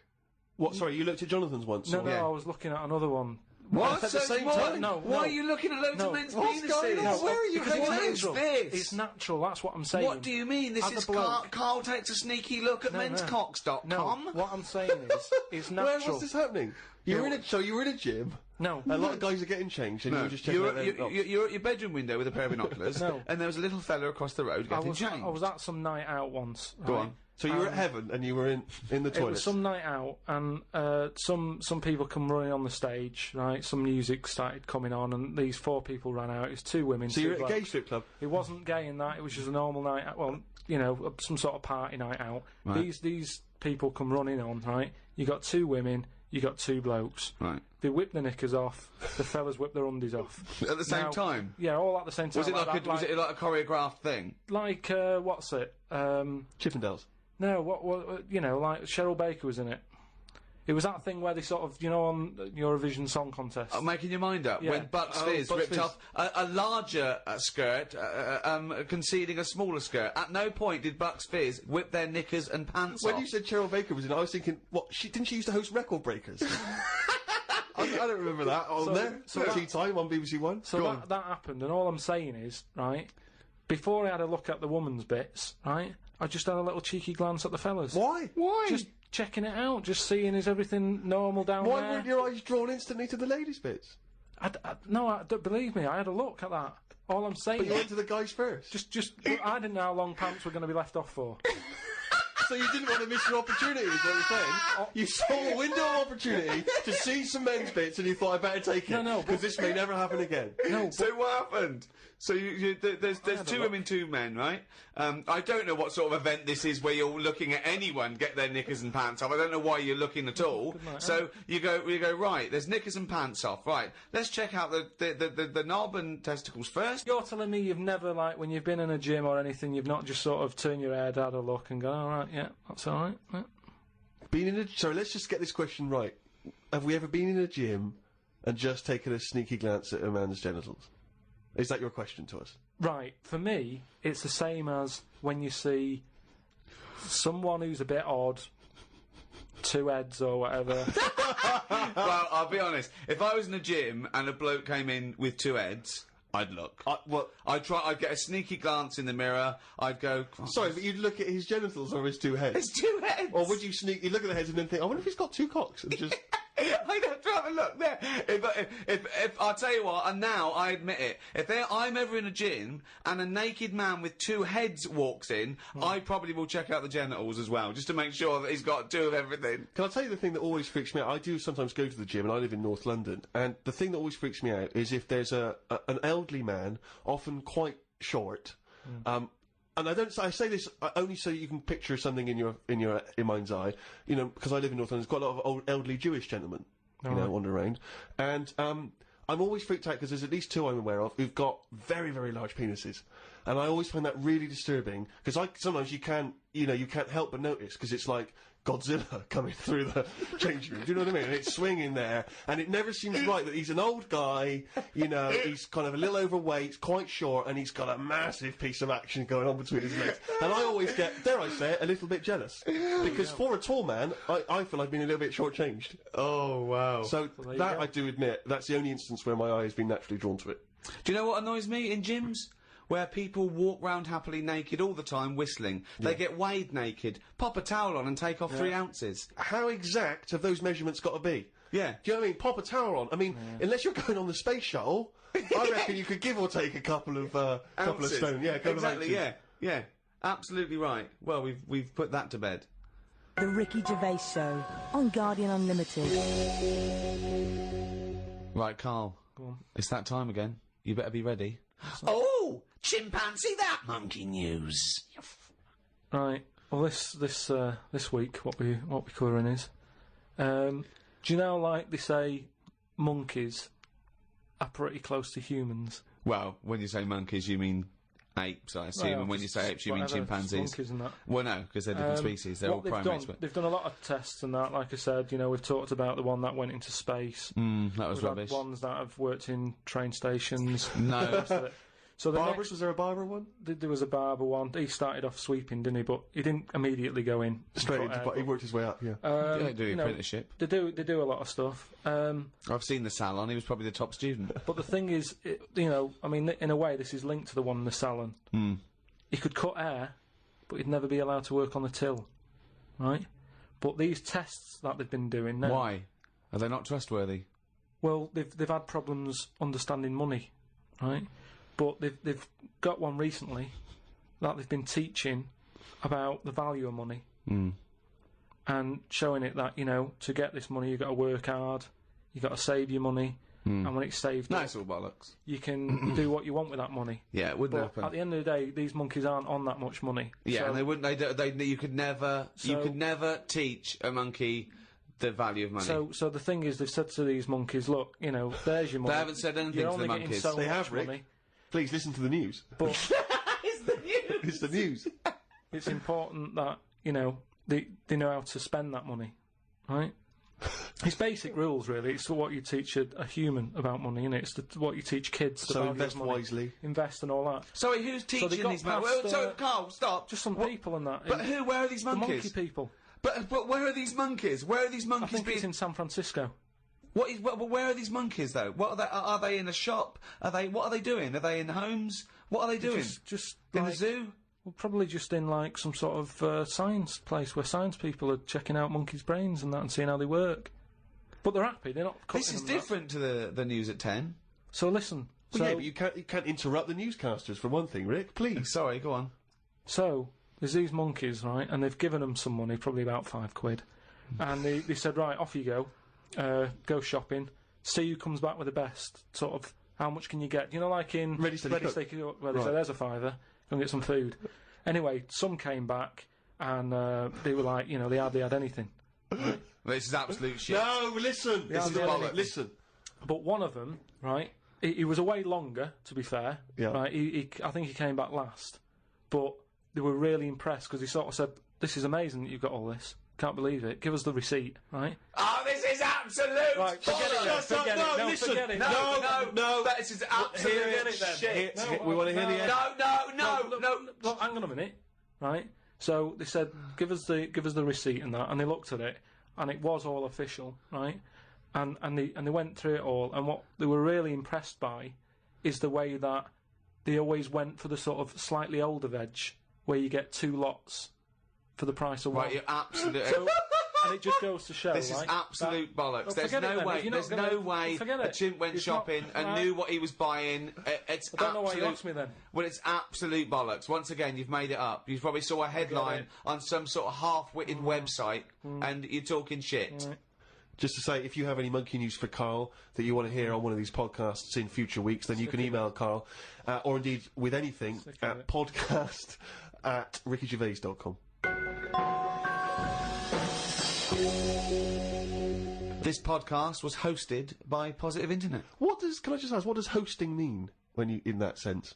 I don't know, but the guys at Positive Internet do, because they're experts in this field, and that's why I like them. Well, thanks very much. Join us next time when we'll I'm sure, waste another half hour of your lives. See ya. Bye. The Ricky Gervais Show on Guardian Unlimited.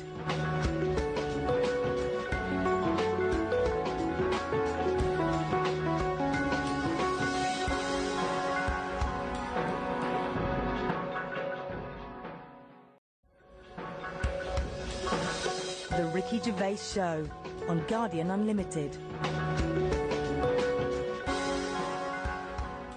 Hello and welcome to another Ricky Gervais show with me, Ricky Gervais, Steve Merchant. Hello. And Karl Pilkington. All right. The 9th in a series of 12 podcasts we're doing For free. Absolutely free of charge. We're getting, we've already done over sort of 2.5 million downloads. We'll probably do 4 million downloads by the end of the series. If I had a quid... I don't even want to discuss it, Rick. You are gutted, aren't you? I'm absolutely furious, because I said to you when we studied, I said, why, you were going, oh, let's give something free back to the fans, and I was saying, it's not worth it, they don't deserve it. But no, you demanded it, and I wanted to pay, I want to charge crazy money for it. I've been a fool. We've had about something like 6,000 emails as well. If we could channel this to good, because you know what I mean? This internet has been set up, billions and billions and billions of dollars go on this cyber highway, back and forth, doing good stuff, communicating, sending people into space, commerce, and people, hundreds of thousands of people are sending me pictures of Karl as a monkey. I know, exactly. I mean, it's unbelievable. It's not what this system was created for. Thank you for all your emails as well. That cost us as well a little bit, because they're going through the website, which costs us a little bit of money. But it also costs me and my precious time, having to wade through the crap that gets sent to us. Thanks to Kieran Gabriel from Merseyside, who sent me a picture of Karl as Bruce Willis. It's the effort. We'll put all these up on the website. David Weinstein has started his own T-shirt range. I could eat a knob at night. And Paul Devon has sent me this caricature of Karl, and it's brilliant. Again, I think they're wasting their energies. It's actually a brilliant painting of a little round, bald-headed Manx, some sort of like freak creature. Yeah. Whereas he could have done a beautiful painting. But thanks to all those. I mean, I have actually waded through the emails, and I obviously, again, like Ricky, I echo the thanks for sending in all the different questions and comments about the show. And there's so many, it's impossible to obviously even reply to them or talk about them. But a couple of that have struck me. Emily from New York has asked Karl this: Karl, if you were on a sinking ship, or you were in a burning building, and you were with myself and Ricky, but you could only save one of us. I don't know why that's the case, but you can only save one of us. Yeah. Who would you save? Would it be Ricky, or would it be me? I think it's a two-man dinghy. Right, okay. Possibly. And we're trapped, and he knows that if he stays there to get both our legs out from under this thing... the girder. Yeah, he dies, so he's got room, he's got time to save one. It's obviously me. It's hard to say, isn't it, at this point? What, because Steve's in the room, you mean? Well, no, just because we don't know what the situation is. Okay, well, let's say we're on a sinking ship, all right? So you're gonna have to rescue one of us, drag us into the dinghy. It's going under. You know, in 30 seconds, okay, this ship's gonna go under and drag you down, and you're gonna die, right? And our legs are trapped, and you've got enough time to untangle one set of legs. Whose legs do you untangle? Now, just because my legs are long does not necessarily mean it's more complicated. No, it's exactly the same amount of time. Just have to make a choice. A terrible choice that Steve would not, hate you for. Well, no, listen. He won't be around for long. He's going to drown in 30 seconds. Well, forget him. Bear in mind this, Karl. You are going to be stuck in a dinghy with Ricky Gervais, and who knows how long that's going to take. You think of all the head squeezing that's going to be going on, the comments, the wind-up. And do you honestly think that he's going to, if there's any provisions, that he's going to split them evenly with you? I mean, he's going to have drunk all the water, and there's only going to be about half an hour in. The food's going to be gone. Look at his gut. Look how much, of the food he's going to have to eat, the baked beans that you've got on board. Whereas me, you know how generous I am. I'm always sort of helping you out. Oh, there we go, Karl. I think he's put the nail in his own coffin there. You know how generous I am, Karl. Let's talk about that, Karl. Come on, think about that one. Yeah, I mean, have you forgot about that, Steve? What? What? The time when we went for a coffee, and we had to have a bit of a heated debate about the 50p change. Yeah, you owed me 50p, and you decided you didn't want to give it to me because it was only 50p. And my point was, it's not a question of 50p, it's the fact that it's not your decision to decide not to give it to me. If I wanted to be generous, that's my decision, but you can't go, oh, it's only 50p, Steve. It's my decision who But you just given him a free keg of beer. Yeah. That did not come to you, and you didn't pay for the free keg of beer. It was a promotional thing that was sent to you. It's the same thing as the way I gave Suzanne my leaving present from my last job. A lot of people may not be aware of this if they haven't heard us talking about it before. Yes, but you had a gift from your work as you were leaving after however many years of service, which you then gave straight to your girlfriend without telling her that it had been received from people at work. Doesn't matter. She wanted a camera. It's the same thing as you. You wanted that lager that I got for free. It hasn't cost you anything. It doesn't matter where I got it from. So you now decide, because you've given me a free lager, that you can now say, oh, actually, I'm not, in the future, I'll just take your money, Steve, on a whim. Well, listen, stop arguing like this. You're rocking the dinghy. Karl, have some of my cheese.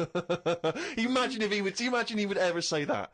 Can you imagine him ever offering you any of his cheese? Are you going to save Karl, mate? I don't want to say. Can we say on the website? Can you just do a little explanation of why on the website? Can they we'll think about it and... I might do a sort of a for and against or something, and then sort of, so the conclusion is... Okay, alright. Something like that. Go to rickygervais.com. The Ricky Gervais Show on Guardian Unlimited. Well, I've been waiting for this for a week. It's a regular feature now. When we read from Karl's diary. Karl decided to keep a diary. He's gone through with it. I can see it there. It's massive. It's a huge desk diary that he has to carry around with him, and the pages are getting full up. You're really keeping to this. Yeah. Right. This is extracts from Karl's diary. Did podcast and went for an Italian with Ricky and Steve. Italian place is good. We've been there a few times. I always have the same thing, spaghetti. Can't remember what everyone else had. Last time we went there, Steve had little octopuses with pasta. You could see that they were octopuses. They hadn't been cut up or anything. My rule is that I only eat stuff that looks nice when it's alive. A cow, a chicken, some fish. An octopus is an odd-looking thing alive. Even worse when it's dead and limp. It looks like it just shouldn't have been sat in the spaghetti. Yeah, I agree. I agree with that. Ricky drew another picture of my head. We've given a few of them away as prizes, but he draws so many of them that they won't be worth as much anymore.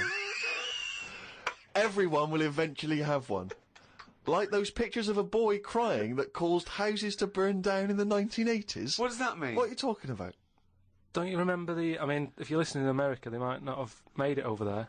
Is it the sort of like the sugary ones with kids? Like, is it Techikov or something? It's just some kid. My auntie Nora had one, and it was just like a kid with like a blue jumper on, and it's like a painting, not a photo. Yeah, exactly. Yeah, and he's just crying. Like a chocolate box. It's really awful, sort of sugary. And what happened is they found out that a load of houses were being set on fire or burst into flames, whatever. And the weird thing was. Oh, it's bollocks. Every house that burnt down had that photo. Yeah, because every house had that picture in the fucking 70s and 80s. Idiot. It's like, we're linking it to sinks. Every house that's ever burnt down had a sink. You're talking shit again. Carry on. Wednesday. Saw a homeless bloke. I'm surprised that no companies have thought about sponsoring the homeless. Something like a clothing company. Give them some clothes that have an advert on the back. Everyone's a winner. Good idea. Not bad, is it? Got on the tube to Camden. Read in a free newspaper that hedgehogs could be gone by 2025. I think I've seen more dead hedgehogs than alive ones anyway, so I don't think I'll miss them. Went round to Ricky's house and had a game of pool. It should have been nice and relaxing, but Jane gave me some cake, and Ricky said I can't play pool if my hands are all sticky from cake. It was the sugar. And it wasn't that either. After he'd finished it, they weren't just sticky. He was licking his fingers, sucking his fingers off, and then was going to pick up pool cues and touch things. And I was thinking, go and wash your hands after licking your hands. You're not a cat. This turned into an argument when I said I didn't want to wash my hands. Why didn't he? Disgusting. He goes for a piss all the time without washing his hands, and then squeezes my head. I know I prefer to have lemon cake crumbs on my head than knob juice. Was going to do a crossword, but I'm tired and have learnt enough today. What have you learned? Well, the stuff about hedgehogs and that. Oh, God. Was on my way to my mates, and I got on a train. Got close to a station, but realised I needed a wee. Was about to go in a cubicle when a blind man with a dog, who was bumbling his way through the walkway, came around. I said, "Are you after the toilet?" He said, "Yeah." I said, "It's on your right." I shouldn't have let him go first, as he took ages, and it would be my stop soon. The dog waited outside the cubicle. I was going to stroke it, but then I remembered someone telling me that you shouldn't. Don't know why not? that is. Because something to do with the owner should be the only one who sort of deals with that dog, and you shouldn't. Well, you shouldn't stroke it because you'll cover it in fucking lemon cake. No, but just because if you stroke it and that, it might like me and want to go off with me, and he'll come out and be lost and stuff. Yeah. I'm not totally sure, but I just thought... You're not... The Ricky Gervais Show on Guardian Unlimited. A few people have sent this in, including Paul, the party animal Parker. I wonder if anyone else in his school... I mean, for some reason we've just assumed he's in school. I don't think there's any actual proof of that. But I reckon he left in June, and he's doing sort of bits and pieces, but he's still not a party animal. Do you think he can hold down a job? Is he just partying so hard that... He can hold down a job. He often arrives late. Sure. And the boss, who's in an overall, go, "Parker, you're late again." He goes, "Yeah, talk to the hand." Yeah. I think that he's the sort of guy that he'll just happily say, listen, I survive on 4 hours sleep. Yeah. Sometimes I go to work, I've not slept at all. But I think he comes in with his headphones blaring, right, on a skateboard, and the bloke goes up to him, the old bloke, right, the old fuddy-duddy bloke goes, you stupid idiot, you can't work there. He goes, chill out, man, and in 2 minutes, he's got him dancing. Oh, I know what he's like. Yeah, he is just like, he just can't resist it, because he's just a fun guy. Yeah. Anyway, Paul and a few other people have sent in this piece of information they've discovered, from one of the more respected news networks. The headline is this: female kidney turns lumberjack onto housework. Right. Now, a Croatian lumberjack apparently has claimed that he started enjoying housework and knitting after he was given a female kidney. He claims he's going to sue his local health authority because he says he's become a laughingstock. He used to enjoy heavy drinking sessions and things. The kidney transplant saved his life, but they never warned me about the side effects. I've developed a strange passion for female jobs, like ironing, sewing, washing dishes, sorting clothes in wardrobes, and even knitting. Well, if he likes it, what's the problem? It's nonsense. It's nonsense. Hold on, though. What makes me laugh is he's become a laughingstock. So what do you do when you become a laughingstock?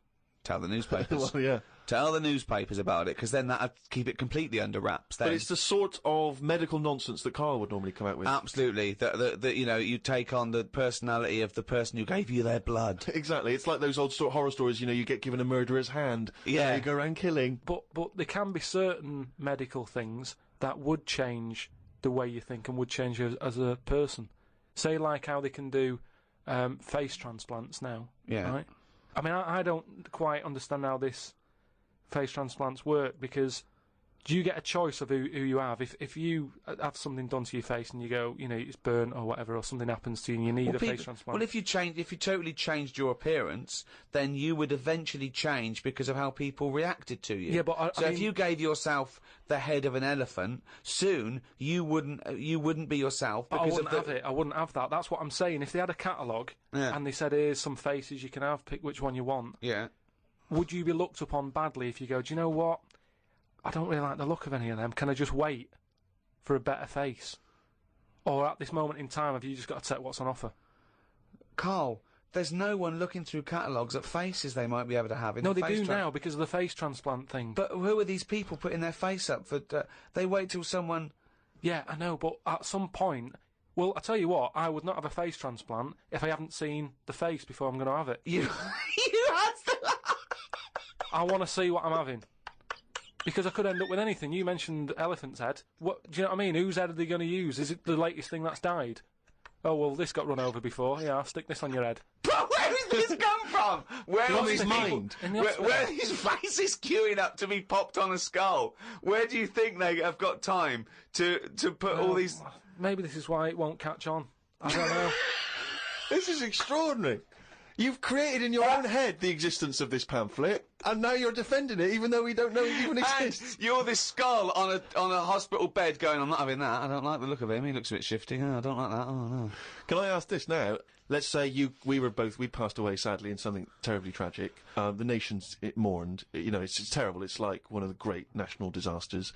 But you, at the same time, you survived the accident, okay, but your face is hideously disfigured. You can take either Ricky's face or mine to have. I'm surprised you're asking this, though, Steve. I mean, it's just, it doesn't seem like any of them is like a great option. Oh, thanks. And this is what I'm saying about the catalogue. If those two were on offer, I might go, do you know what? Pop in again tomorrow. Bring in another booklet. The Ricky Gervais Show on Guardian Unlimited. This is from Anne-Marie Melvin in Amsterdam. She says that she loves the podcast. She listens with her 7-month-old baby. That cannot be a good idea. And she says this to you, Karl. If you had children, what is the most important lesson you'd want to teach them? I mean, in a way, if you sort of look after a kid too much, it doesn't learn that much. But if you let it learn by its mistakes, it'll probably grow up all right. But there are some mistakes you can't afford it to make to learn from. Yeah, driving a car the wrong way down a motorway. Testing if the fire really is hot. No, but say like the time... Does broken glass really taste horrible? These are lessons you don't want it to learn from mistakes. You can tell them that. Yeah, but what I mean is, there's certain things that I just think there was a kid who grew up in our avenue, right, on the estate, who, when it was born, right, we kind of thought it's got no chance, this kid, because its man was a bit of a rumman. You know, a rumman? Where's that? No, just like, you know, she liked going out and having a fag and like having a drink, and she's never at home. It's the one who had the horse in the house. Sure. Right? Which I don't want to go over. Sure, it's old news. It's out there, isn't it, if you want to find out about the horse in the house. But she had a kid, and everyone was pretty surprised when they saw it, because it was a good-looking kid. Yeah. Right? Which was a surprise, because, like, you know, the man wasn't that good-looking, the dad was a bit rough. But it came out, and she was showing it around the avenue, going, look at this I've had. And she was chuffed with it, because it's probably, like, one of the newest things she's ever had, because everything else was always sort of second down and what have you. But suddenly she's got this brand new little baby, right? Anyway, as it grew up, right, those looks went. Right. And I'm not talking getting old, I'm talking by the age of about 3. It looks rough already, right? And all that just happened because that's the life it was in, right? Yeah. So like it had like a patchy head. Its hair. It what? It had a patchy head. A patchy head. It's just sort of. It wasn't a North American Indian. What do you mean, a patchy head? Just his hair was patchy. He used to chase sort of cars and stuff. Chase cars. Sorry. What do you mean? That's what he did for his. Sorry, did she let it get raised by wolves? No. but all I'm saying is that at the end of the day, what is it that makes a person? Do you know what I mean? Now, I don't know what state he's in now, but maybe he learned all his mistakes by the age of 4. I'm guessing he's not chasing cars now, but at least he's done it. I'm guessing he is. Yeah. Do you know what I mean? At least he can go, yeah, I've been there, done that, and you don't go back to it. And you can get away with doing dafter things when you're a kid, can't you? I nearly killed a man once, right? Okay, right. That time when I was in Wales, and I was having a walk with my dad on the cliffs and that, I just picked up a big rock, right? Chucked it off the edge, and as I chucked it off the edge, I noticed a fella was walking down below. Jeez. And I missed his head by, like, inches. Now, I've never chucked a rock off a bridge or, like, off a cliff or anything. And it only took one man to almost lose his life for you to learn that lesson. Yeah, but that's how you learn your lessons, isn't it? See, a lot of people would have said that maybe your dad should have said, "Wait, Karl, what are you doing?" No, but he didn't know I was doing it. I didn't say I'm going to chuck this off here. I just picked it up and chucked it. And, like, as I let go of it, I noticed a fella was down there. You live and you learn. That's a little mantra. Right? Right. You live and you learn. So the woman who's had the kid, sort of look after it, feed it, make sure it's got shoes and that, but let it roam about. That's great. There's the advice for you, Anne-Marie. I love that. Good luck. Just let your 7-month-old baby roam about.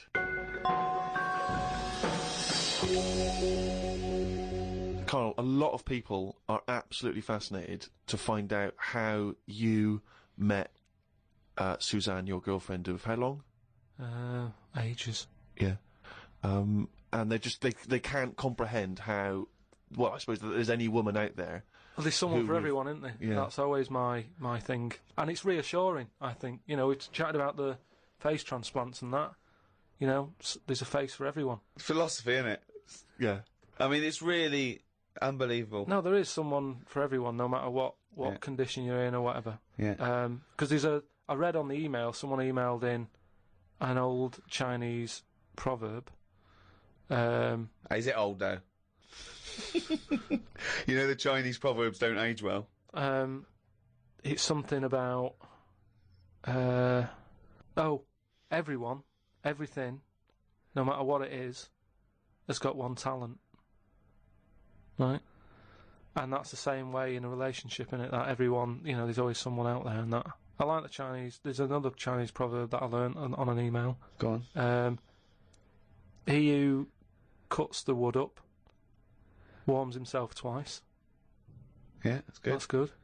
Yeah. And then someone sent in that one about too many Chinese cooks spoil the broth.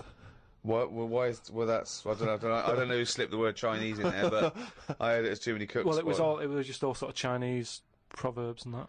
One of my favourite on the same subject is a camel is a horse designed by committee. What do you mean?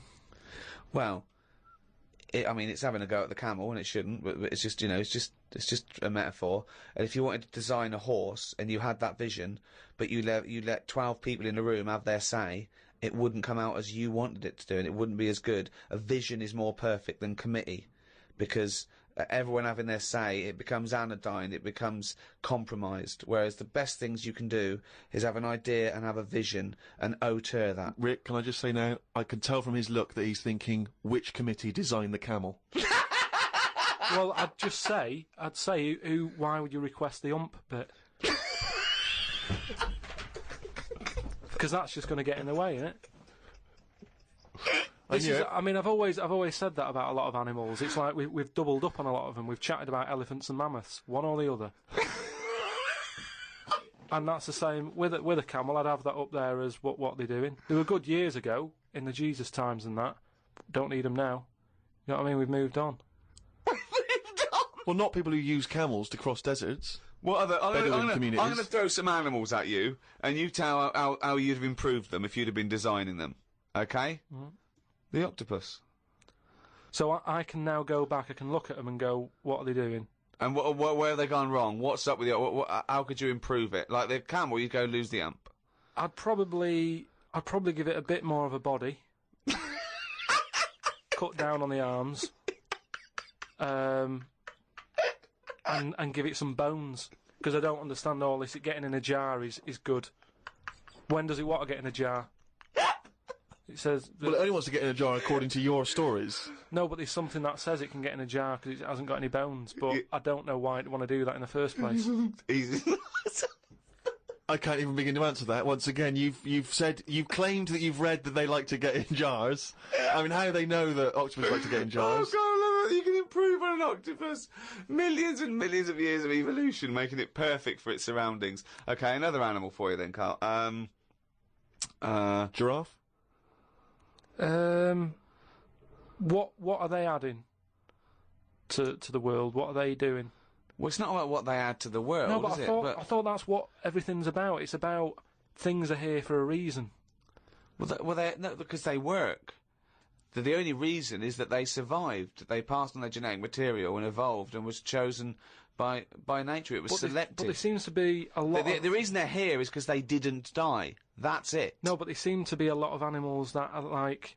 Do you think there's a lot of cheating? Is that what you're saying? There's I'm just saying, there just seems to be a lot of doubling up. Yeah. So you get it down to like 8 animals that represented all of it. So okay, who would get in your team? You can choose 8 animals. This is what I'm saying. If I was Noah, I would have gone like, hang on a minute. I've just seen something that looks a bit like this. Let it drown. And have a clear out. But he didn't. He was messing about saving everything. He was instructed by God to save everything, to be fair to him. Yeah, but if he's been given that job, for me, he's sort of manager of that job. So you believe Noah as well? You believe Noah happened as well, and he built a boat big enough to catch 2 of every species. You actually believe that as fact, do you? Well, it's out there in book form. Brilliant. All right. We haven't answered the question that we started with. How did you meet Suzanne? Just at work. Thanks.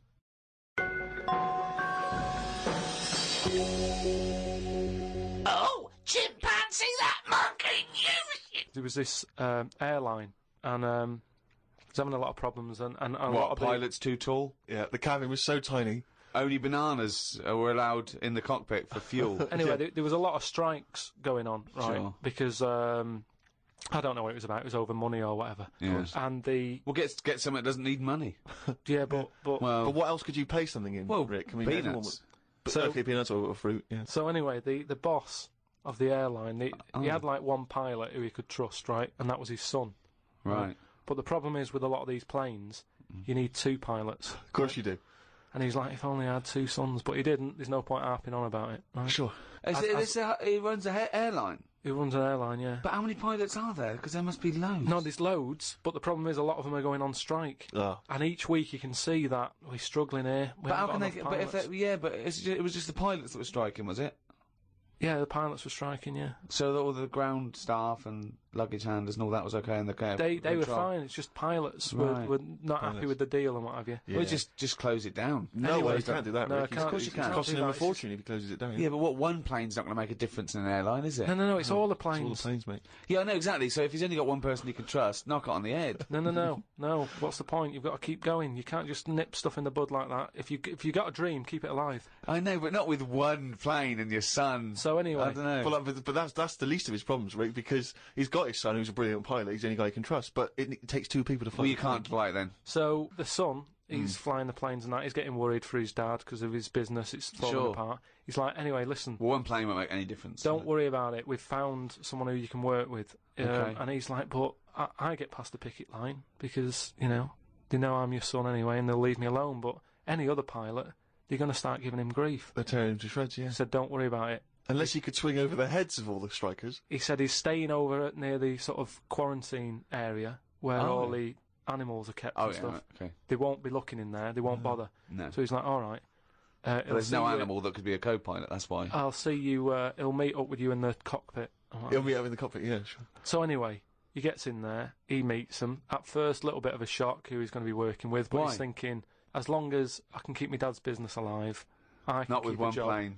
Not So, with one plane. Anyway, what happens is, the strike's going on, he's flying, he's got his mate with him flying, helping out. Who's his mate? What's his mate's name? The flights are brilliant, right? Everybody's loving them. They can't believe how smooth they are. Sure. The shares are going through the roof. Everybody's like wanting to fly. This one plane they've got. That wouldn't make any difference. Everyone's saying, it's only a small plane, but it's worth getting on there. And if it's you a can. small plane because as well. it's a great experience. Gone under, I'd have thought. There's no way they can keep that alive. Apparently they can. So they're keeping this plane up in the air and what have you, and everybody's booking the holidays. It's almost like the favourite bit of the holiday. They're loving the flights that much. Why? Because it's really good flights. I don't understand what difference. Apparently it's a great flight. It makes. It's So anyway, what difference it makes. Everyone's happy. Then one day, what happens is a little bit of a problem. Oh dear. You're not going to tell us that sort of co-pilot Coco he's not able to make it to work, is he? Well, what happened is one woman who was on the plane got a bit peckish, right? And said to the air hostess woman, said, "I'm a little bit peckish. Have you got any sort of nibbles and that?" She went, "No, I got a sandwich." She said, "I don't really want a sandwich. You want something, like the usual stuff that planes give out, just like a bag of nuts or something." Are they not giving those out yet? So no, they don't give it for some reason. She was like, "Look, we've stopped giving out the nuts. We can get you a sandwich." strange. And the woman was like, "I don't want a sandwich. I just want some nuts." Do you Yeah, know what I mean? A sandwich is quite a big meal and what have you. I just want some nibbles, want some nuts. Well, that's not available. So Done. End of story. Can't get your nuts. She said, "Well, why aren't there any nuts?" She said, "Well, the airlines had problems and stuff, and maybe that was one of the cutbacks. We've never took the nuts back on." Yeah, sure.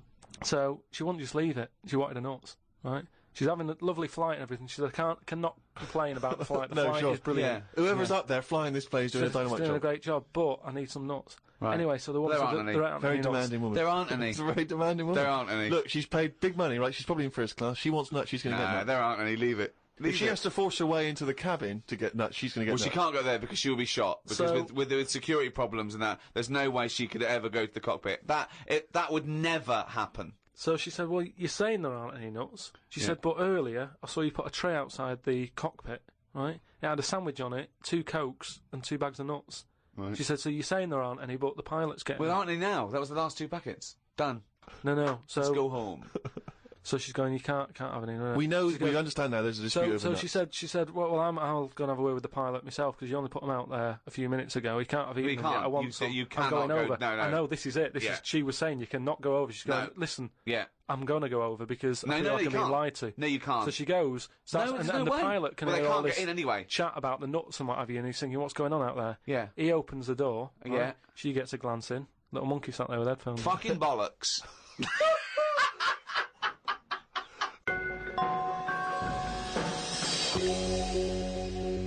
Well, that's the end of another podcast. Do register on rickygervais.com. We'll be able to email you and tell you what's happening when we finish this run of podcasts. We might have some downloads. At the moment, we're working on animating all the monkey newses. So look forward to that. The absolute bullshit that is monkey news in all its glory. This was hosted by Positive Internet. Great guys. The great guys that host the world's #1 podcast. Cheerio from me, Ricky Gervais, and Steve Merchant. Goodbye. And Karl Pilkington. The Ricky Gervais Show on Guardian Unlimited.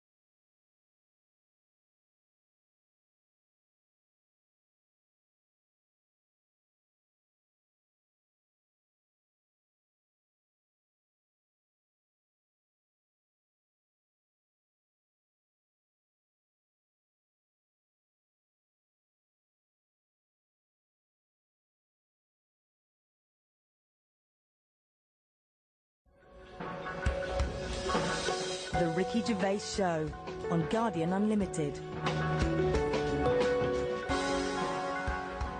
Hello, welcome to the 8th in this series of 12 podcasts, The Ricky Gervais Show, with The Guardian. I'm Ricky Gervais, hello. With me, Stephen Merchant. Hello. And Karl Pilkington. All right. So, thank you again for all your emails. We're getting thousands. We're up to about 250,000 hits a week now, people listening to this show. Blimey. 250,000 people bothering to go in and listen to this show. Nothing else in their lives. Nothing all around the better to world. do. It's unbelievable, though. North America, Asia, South America, all over Europe, and thanks to everyone in England as well, where we do it from in a little room in London. Keep going to rickygervais.com and registering, because so when we finish these 12, we can email you when we come back and start again. We're going to need a little bit of time off to record the second series of extras. Well, I'll tell you more than that, Rick. You're going to need some time off just to have a little breather, because I know how hard you work. And you, mate. Well, thanks, mate, but I mean, I know you blinking work hard. But Karl's been on holiday again, hasn't he? Oh, yeah, that's right, yeah, because, Karl, you don't do anything. And you have weekends off. You take at least 5 or 6 weeks holiday a year, even though you haven't got a job now, you're meant to be doing this, and yet you still go on your whole holiday. life's a holiday, basically. Yeah, why do you need a holiday? You potter around. Your big day last week was going to the cobblers, so why do you need a break so much this week? It's just that, it's good for your brain and that, isn't it? It opens it up a bit. You are not evidence for that. Where did you go? Gran Canaria. For a week? Yeah. Just sitting around? Well, there isn't much else to do at Gran Canaria. I mean, I don't want to go slagging a place off, because every time I seem to talk about somewhere, get into trouble for it. Right. But it's just like a big rock. It's just volcanic, innit? And you must have looked like a little barnacle on that. Have you been there before? Been near it before to another rock. Which was just. But what, you had your fingers burned, why did you go back? Because you think, well, they can't have loads of these islands that are the same, like just a big rock with hotels on. They can't get away with it. So you think, they well, obviously the next are one... getting away with it. But why do you keep going to these places that are rocks? Why don't you investigate first? Ask your travel agent, is this a giant rock? Because that's what you do, innit? You go and find out yourself. I mean, when Armstrong went to the moon, what was he expecting up there? That's a fact. That's a big rock, and he still went all that way. I don't know what that point was. No, so what I'm saying is, though, sometimes... Tell us about the moon landing. As you started it, what do you know about that? Because, I mean, so far you've given us a lot of insight into the moon landing. So there was Armstrong. There was Armstrong and that. Yeah. There was fella called Buzz. Yeah. And another bloke. Yeah. Poor bastard. Yeah, never remembered. Yeah, go on. And they went up there, got out. 2 of them did. One of them didn't bother. The one whose name, don't know who he was. Didn't even get out to stretch his legs, right? Went all that way. They had a potter about, had a wander, came back again. Yeah. So, that's all you need to know, isn't it? Yeah. And in your opinion, pointless? To me, yeah.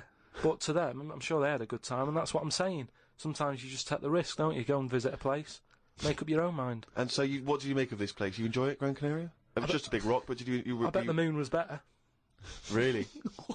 What did you do? It was just, it's one of them. It was a big hotel, which is that's where I made a mistake. It was one of those like big, massive places where there's loads of people, and you go for your dinner. That describes a hotel. Yeah. No. To me. You've nailed that. I've been to a few. That sounds like it. No, but do you know what I mean? Though there's the nice small ones where it's just enough people, but this is like mental, and it was all, it was full of old people really. Ugh. I mean, that's probably why it's called Gran Canaria, right? Because there's just old people. Yeah, right. But what I thought I'd start doing is start a diary. Okay, why? Just because I sort of had a bit of time on my hands and that. Just thought, write it down, write stuff down. And do you hope that this one day will become one of the great literary documents like Samuel Pepys' diary? I haven't heard of that. Is it any good? You've never heard of Samuel Pepys' diary? No, the most famous diary other than probably Anne Frank's. I've heard of Anne Frank's and that, and I thought if she's sat in a loft, knocking stuff up, not much going on in her life at that point, yet she was still writing it down. Yeah, whereas you've been to Gran Canaria, yeah. I thought, so there is stuff going on that I can chat about. Start a diary. Sure. You started a diary? Yeah. And what are you going to do? Did you keep it up every day? Yeah, just... Oh, can I read it, please? Well, a diary's meant to be sort of... Please, can I read some out on this podcast? Karl. Some of it, though, is only relevant to me. It's sort of... Oh, this is... Please, give me it. Oh, my God. I mean, this isn't... I haven't just... Look how big it is! It's one of those desk diaries. It's huge. It's about a foot long, and it's oh, that is amazing. Imagine if Anne Franks had been like that, as she got out... Right, everyone would have heard it clank down on the desk. Yeah, but my writing's quite big, isn't it? Oh, look, give us that. Do you know about joined up writing? Have you heard about that? There's no point. Sometimes you can't read it, can you? So it's best to... okay. Look at look, oh my God, it starts on the first day. This is wonderful. Going on holiday to Gran Canaria today. Woke up to the news that Tony Banks had died. There was a piece on the news about how everyone was shocked. Got me thinking about an invention that would be good. Right, a watch that counted down your life. If it says you've got 3 days left, go to the doctors. Told Suzanne about invention. She said she wouldn't buy one. But she said that about the iPod. How would this device work, this watch? I mean, how would you know when you were about to die? Is that a concern? Again, not for you to worry about, presumably the boffins and stuff. No, all I was thinking is that Tony Banks fella, you know, he died and everyone was shocked about it. But if you had, like, a little watch on... But how does it work? You can't just say, wouldn't it be good? How would this work? Yeah, I imagine you in the patent office going, got an idea. They go, oh, certainly, Mr. Pilkington, what's your idea? Watch that counting down your life. Oh, how does that work? Just wear it, just pop it on your wrist. No, what do you mean, just pop it on your wrist? How does it work? Just pop it on your wrist. Brilliant. You're an idiot. Well, it's interesting that he goes on. The flight to Gran Canaria was a bit bumpy. I thought about the clock that counts down your life again, and I wondered if it would know if you were going to die in a disaster. No, he's querying his own design. He's wondering if it would know. He's invented this. And now he's not even sure. A fella on the plane was reading Koi Mag. It was a fishing magazine. I glanced over and noticed he was reading the Pond of the Month article. Don't think they could make it into a weekly magazine. Well, to be fair to you, because I remember seeing a guy on the train once reading Carp Monthly, a magazine dedicated entirely to carp, and it had Carp of the Month. And I just thought, you know, once you're like 3 months in, the editor must be stressing, have we got any more carp? Have we got a carp that's actually done anything? I reckon if they used the same one twice, there wouldn't be many complaints. No one would be noticing. No, that's the carp they used 2 years ago. There was a really fat bloke on the plane. He was playing on his PSP. While I waited to go to the toilet, I looked at what game he was playing. It was darts. He's that fat and lazy, he can't even face playing a more active game on a games console.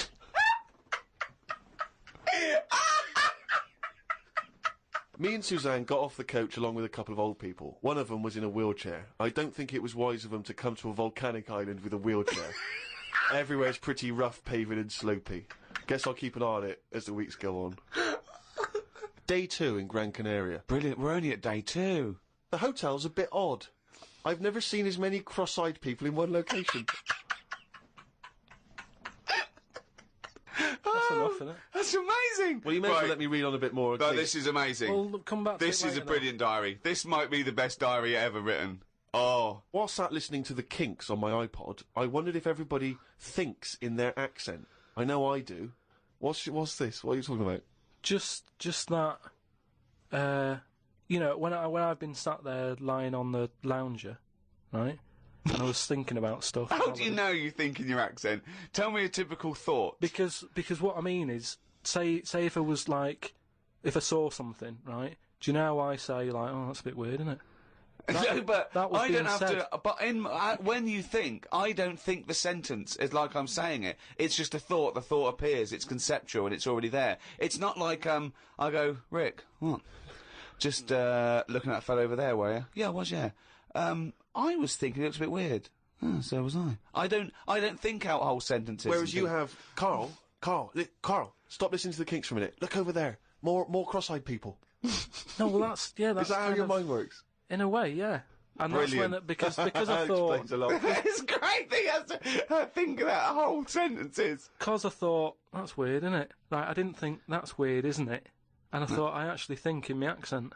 And then I thought, does Stephen Hawking, does he, when he's doing his maths and that, is he? I don't know where he's from, so I don't know what his accent would be like. I think he's from Kent or Cambridge or Oxford. Right. Or something like that. So you think he might think in his voice, in that voice, computerised voice. Just wondered. Had lunch inside today due to shite weather. Sat next to an old fella. Old men's ears and noses carry on growing as they get older. Suzanne noticed his fingers were fat too. Maybe they continue to grow. Suzanne didn't laugh when I said her arse had the same problem. Day 3, cloudy start to the day. Had pie and chips in a cafe. Had a bit of an argument with Suzanne because I thought it was daft that we were paying for food when we were on an all-inclusive holiday. Changed my mind when I saw they sold pie, though. The cafe was called Tattoos. The fellow who owned it didn't have any tattoos. But we never saw his wife.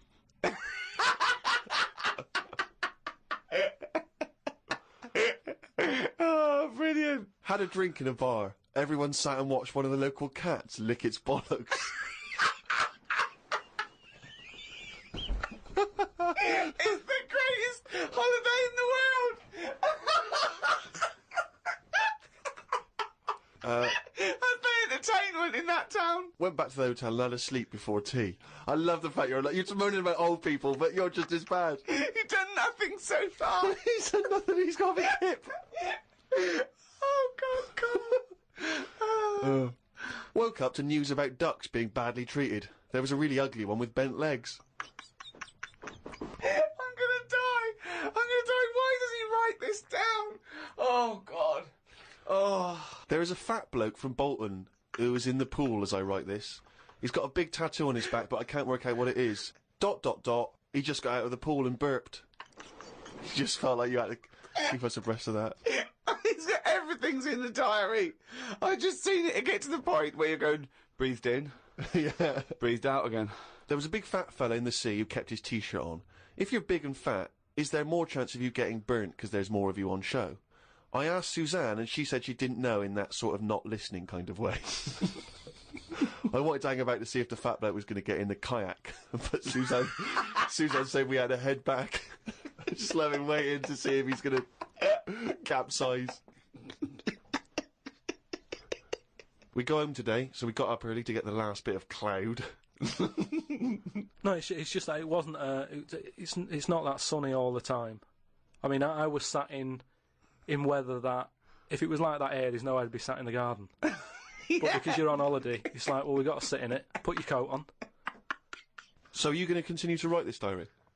Every single day? It's amazing. Keep this diary up. It's amazing. No, I will keep it up, because what I find as well is, I think earlier on, before I went away, I think I did learn something, and because I wrote it down, I remembered it a bit better. So... What was that? I just was thinking then, I forgot it now, but but I remembered looking back at it and not having to read it all, because I remembered the end of it before I read it, if you know what I mean. I have no idea what you're talking about. Well, if you've enjoyed the diary of Karl Pilkington, more next week, I hope. Another week's worth. That's amazing. I'm going to try and get that published. We'll put the odd page up on the web. Go to rickygervais.com. Don't forget to register there as well, so we can email you and let you know what's happening. Brilliant. The Ricky Gervais Show on Guardian Unlimited. Rick, who hosts this podcast? The guys at Positive Internet. Why? No, I know you're a big fan of those guys. Yeah, because they're brilliant. Well, yeah, they are, and I tell you, they're working overtime. Because we've had an email from Jake, who's the director at Positive Internet, and apparently he's been in touch with the editor of the Guinness World Records book. Oh, right. And he's hoping to see if we can get this podcast in the Guinness World Record breaking section, or the podcast World Record breaking section, or whatever they call it. I don't know exactly what record we'd have broken. I assume it's just sheer number of listeners, is it? Or yeah, the number one? Yeah, it's the number one podcast, and it's the biggest downloaded show ever at the moment. Right. I think that's because people have only had podcasts for a couple of years. Yes, well, I don't know. I mean, I don't know when the next issue comes out. I guess it's sort of December time. I used to get the Guinness Book of Records every year. I love it. I've never understood why it was such a big seller. I mean, presumably, who's excited to find out whether, you know, I don't know, a man that can balance 3 egg cups on his head has beaten the record? Well, they're real records as well, obviously. I used to go straight for that. I really loved the sort of animals, fastest, strongest, all that sort of thing, biggest. But aren't they the same every year? Well, no, they do change, and obviously there's new entries to keep it exciting. But what annoys me is that it looks like anyone can get in if you're willing to do something that no one else will bother with. Yeah. They did one on Big Brother where it was the stacking sugar cubes, and I was thinking, well, no one's going to bother beating that. No. There's people that walk along with a milk bottle on their head. And no one's going, oh, I'm a bit jealous of Bill. Why? He's broken the record. What? For walking along with a milk bottle on his head? Yeah. Yeah. I'm going to go into training tomorrow. They're ridiculous. Yeah, yeah. You know, but I do like the real ones. There was one in there I got on a couple of years ago, and it was about disasters. And there was one where there was some big ornamental incense burners at this thing in I think Thailand or Korea or somewhere, and they fell over. And they killed 7 of the congregation, and the headline was "Biggest Joss Stick Disaster." Now again, there's no one trying to beat that. There's no one going, we need 8. Yeah. We need 8 people. We're going for it tonight. What do I have to do? You have to stand quite near those big joss sticks. Okay. And what record am I breaking again? We'll tell you after. Also, I think a lot of people waste their energy on this because there's one guy in there that can do the 100 metres in 11 seconds running backwards. And I want to say to him, turn round. Because I think you'd be fast forwards. You know, if you'd have only, from the age of 10, sort of, you might be, you know, one of the fastest runners in the world. Because you're never going to be considered one of the great athletes for doing it No backwards. one knows about him. That's not going to ever be an Olympic sport, running backwards. Or, and now the 100 metres. Oh. One of them's putting a milk bottle on his head. Yeah. This is one to watch. There was a guy in there, I've always been fascinated by the guy, he had, the world's longest fingernails. And they were truly extraordinary, and they went out and they started to curl around, obviously, and in the end he almost looked like sort of there's a big spiral of gnarled old fingernail. But I just thought, it just seemed like such a terrible affliction, really, to be walking around, you know, with these giant fingernails. So much you can't do, just missing out on, you know, Jeff, you coming bowling? I can't. You know, just so many different things that you miss out on. I've never quite understood who's willing to have this eat into their life. You know, it's going to take over their whole life, just so they can have their photo in this book. It seems a very bizarre impulse. Karl, have you ever been tempted by any world-breaking attempts? Do you find them fascinating or futile? I mean, you don't get paid or anything, do you? No. They do it for the pride. But say, like, the fella who can run with a milk bottle, could he get a milk round? Do you know what I mean? I can understand that if you can use the skill, but like you say, if it's getting in the way of your life and that, then what's the point? There was a kid at school who said, I'm in the Guinness Book of Records. And I went, oh yeah. He said, no, I am. And he brought it in.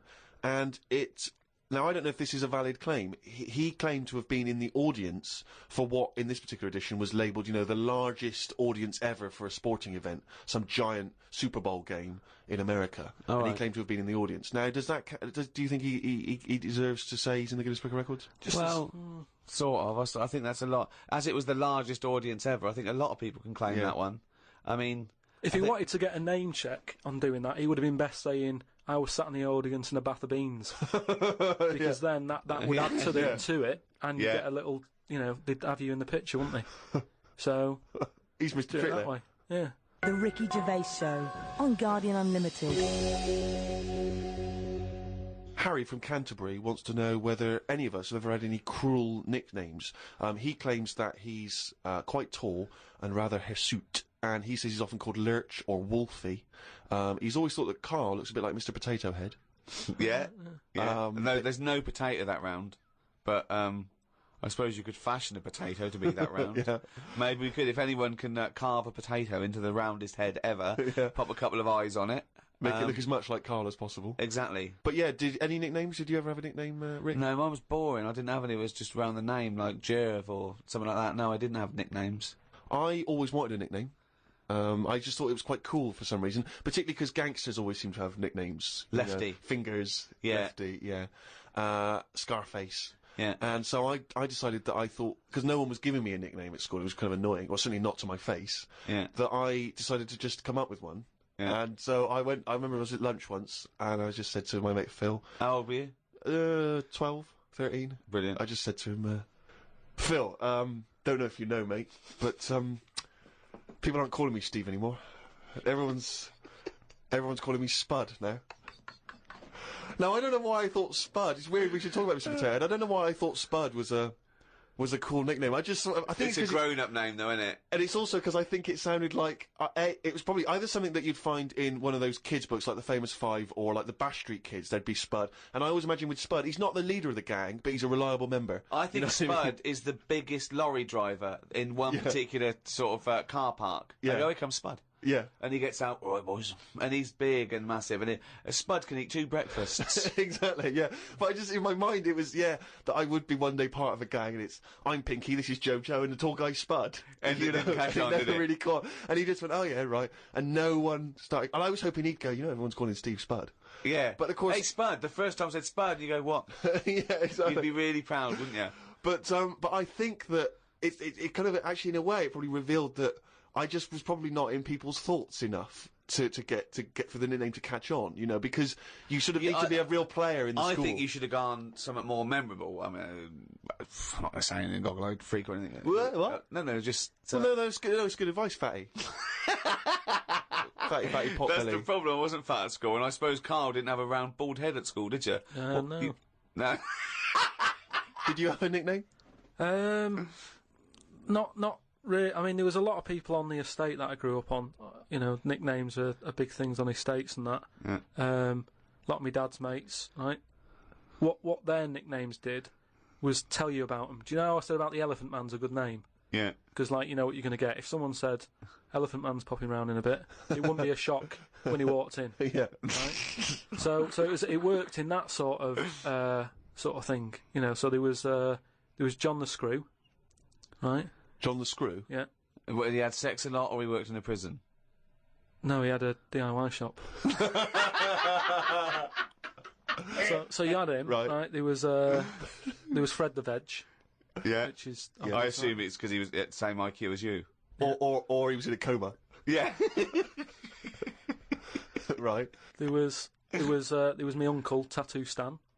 All right. Yeah. He had like loads of tattoos that he'd just done himself.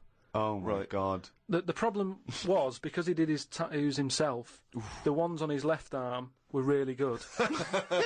Because he was right-handed. On his right arm, rubbish. Right? So there was him. Great. And there was Jimmy the Hat. Jimmy the Hat? Yeah.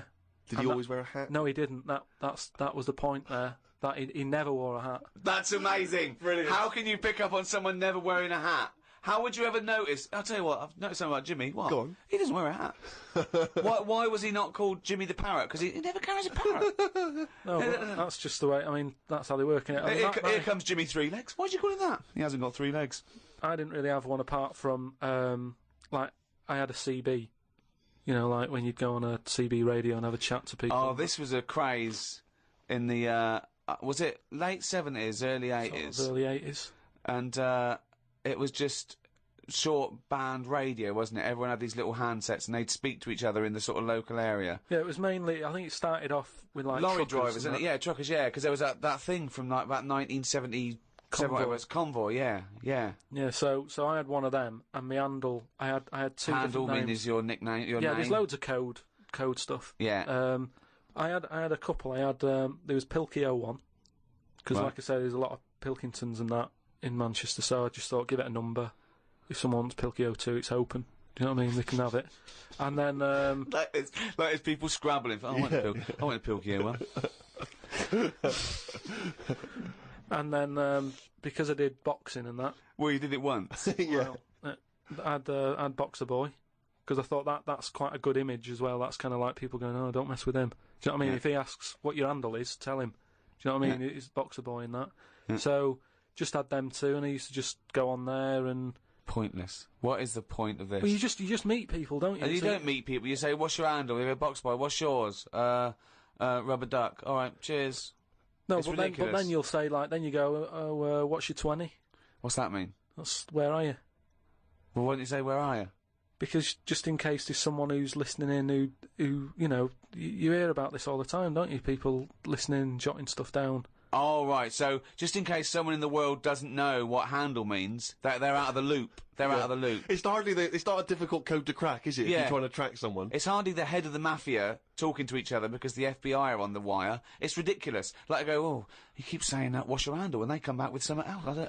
I can't work out what's going on. No, it's like anything, isn't it? That's what codes are all about, isn't it? You set them up and that. Go on, and tell me the code then. Reveal at long last to the world what these codes are. Right, so what's your 20? Where are you? This is better than the Enigma. Yeah. Right, now here we go. Right. How many candles are you burning? Does that mean how big's your car or something like that? Horsepower or something? See? No, that's Oh, how old what are you? time is it? No, how old are you? How old are you? Okay. Right. How many candles are you burning, of course? Yeah. So what's the answer come back? You go, I'm 15. 14. Brilliant. That code, there's no one gonna work that out. There is no one gonna work that one out. So let's just play through this conversation. Give us an example of how it worked.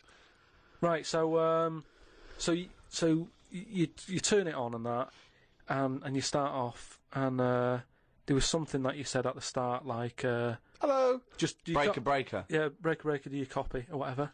Yeah. Then someone will go. What does copy mean? No, what his name I want was. to hear because I want to hear the fascinating conversations that Karl must have had. Yeah. And you go, all right, it's Boxer Boy, yeah. What's your 20? What's your 20? And you go, well, just I'm in Manchester. In the flat. Oh, right. And they go, all right, yeah. How many candles are you burning? Oh. You go, oh, I'm 13. Oh.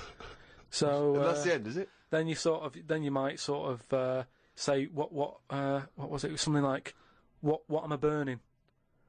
Right. Using burning again. Confusing, but you're on, yeah.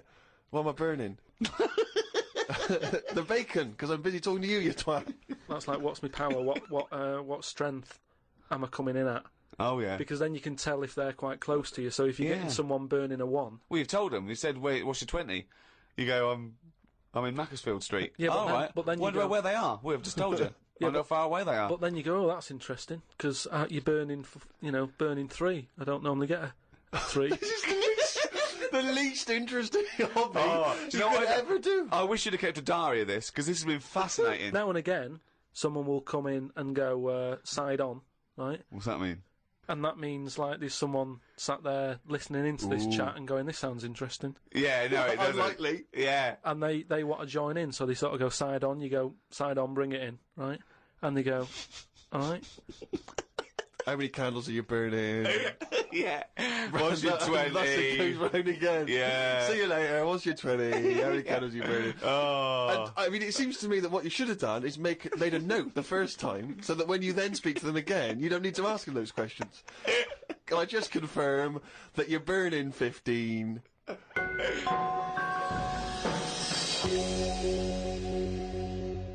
It's that time again. Do the jingle.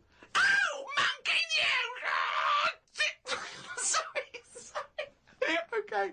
I'm gonna do a really good one. Okay, go. Okay. Oh, chimpanzee that! Monkey news, yeah.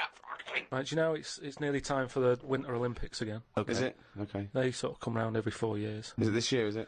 Yeah. And the last one that happened, 4 years ago, yeah. there was a bit of an incident. Oh, no. Oh, well, I'd know about this then, because it would be... Well, it'd be big news, because it's a well-known... televised as well. Yeah. Do you remember any winners that were monkeys? In any of the tournaments? Of course not. No. So yeah. So anyway, it's not going to be that, because it wouldn't be true. Oh, yeah. So anyway, one of the popular events, bobsleigh. Okay, right. You know how it works. Well, you It's need like a 4 sleigh. men. Is it 4 men or 5 4 men. It's 4. So it's definitely 4 men that you need Needs on 4 a men. team. Is it? And there's 2 team bobsleighs. But they're always men. Is that right, Rick? Well, yeah, they have to be. Anyway, humans. Well, they have to be humans. Yeah, it's the Winter Olympics for. Yeah, so let me just clarify. With the Winter Olympics, you can't have any animals taking part. No, and they also no, because they wouldn't be allowed. And 2, there's no way they could disguise it, because not only would they see it straight away, right, but they have blood tests, Right, okay, so, which would show up. So they definitely know if it was Well, they have any blood kind of tests. non-human. It's impossible. It would be literally impossible to have anything other than a human involved in a bobsleigh team. Fine, okay, so carry on. So anyway, this country, I don't want to name them because they try to shake off this sort of, this bad news. Oh yeah, and you don't know. Because it's not true. Yeah. So anyway, the country was doing really well in the qualifying stages. Oh yeah. But the problem was there was like 2 members who were getting all like the press and stuff. Oh right, yeah. And one of them never got a look in. Right. How tall was he? Anyway, so this one member was getting fed up because the other 2 were getting all the press and what have you. So he said, "I'm not happy with this. Yeah. I'm jacking it in." So they were like, "You're joking? We've qualified. We're getting into like the main race and everything. You can't leave us now." And he said, "Well, you could do it all on your own before. The way you were acting and that, you didn't need me, so I'm going." So they were like, "Oh." Well, they need to replace him because there's a certain amount of people needed. So anyway, so the clock's ticking. It's getting close to the big race and everything. Of course it is, yeah. They're like, "What are we going to do here?" The substitute they took with them. What are they Well, going they to must do? have. Yeah, they would take their substitute, so get him No, on. they didn't have any of them and that. It's, What? you know, a lot of injuries and stuff. Or just get a mate to do it. Just get a mate or a friend or the coach to do it. Yeah. But, you know, there's a lot of responsibility on these people and, you know, you won't want to let your country down and that, and they're like, what are we going to do? Get a waiter or anyone in the Anyway, hotel. the time comes for the race. Seems to be 3 people on it. There appears to be 3, okay, yeah. They start off, they're whizzing around the track faster than normal. They're beating their old records. Right, amazing. Because the new fella they've got a little bit smaller. Ah. Right, Is he in the bobsleigh or is he pushing? He's in it. Oh, right, okay. Right. He's wearing a uniform and a helmet, though. We He's can't got see what he helmet looks like. on, We he's can't got see the his kit face. on. Can't see his face. Nobody knows who he is, but the course they do. country's loving it. Of course they They're do. like, well, it looks like we're going to break all our records, you know. Good. It's good that they found someone new. Yeah. Bet the other fella who left is sort of kicking himself, thinking, oh, I could have been part of this. Anyway. This wasn't that bloke that had very short legs and long arms, was it? Anyway, what happened is they're whizzing round the track and what have you. Faster than ever, yeah. Faster than ever, and the press are like going, beating all records here. They started taking photographs. A lot of flashing. A lot of flashes from the cameras and stuff. Right, of course. Suddenly, the bobsleigh goes a bit sort of mental and whizzes off the track, right, into like all the tyres and stuff that they have for protective. Oh, they love tyres, don't they, bobsleigh members? Some of them sometimes you can find them swinging in one, or maybe eating a banana. Ambulance comes rushing over and stuff. The other 2 members are looking pretty nervous for some reason. Oh, what are they doing? They're saying, look, don't take the helmet off because, you know, you can do more damage to the Well, neck. don't tell the paramedics how to do it. They know their job. Yeah, they know their job. So they were like, just you know, and plus, you know, he came in at last minute to help us out. He doesn't want everyone to know who he is. He's not after the limelight. Yeah. Like some of the members we used to have. But he just was helping his country out. Yeah. Leave the helmet on. Anyway, they get him in the ambulance and stuff. The other 2 are looking a bit worried and what have you. They're gutted. They lost the race. The little bloke, is the bloke not saying anything? Is he not? He's in the ambulance now. Is he not saying anything though? Anyway, word got out, right, from one of the ambulance drivers a few weeks down the line, once all the dust had settled on the Olympics and stuff, and light news day and stuff. Yeah. It was reported that one of the ambulance drivers said that on that sort of dreadful night, when, you know, the country lost out on a medal in the bobsleigh, he sort of reported that there was a monkey in the back of the ambulance. People were like going, you're joking. I don't remember this. I don't remember this. Well, this is it, you see, because they sort of swept it under the carpet a little bit. Right. They were like, this is crazy talk. Bullshit. This is crazy talk. Once talk. Absolute shit. Where'd you get this from? This is crazy talk, right? It is crazy talk, and it's from the mouth of Karl Pilkington. But the weird thing is that backed it up. Following week, there was a story of some people who visited the zoo, saw a chimp in a neck brace. And that's this week's Monkey News. Bollocks.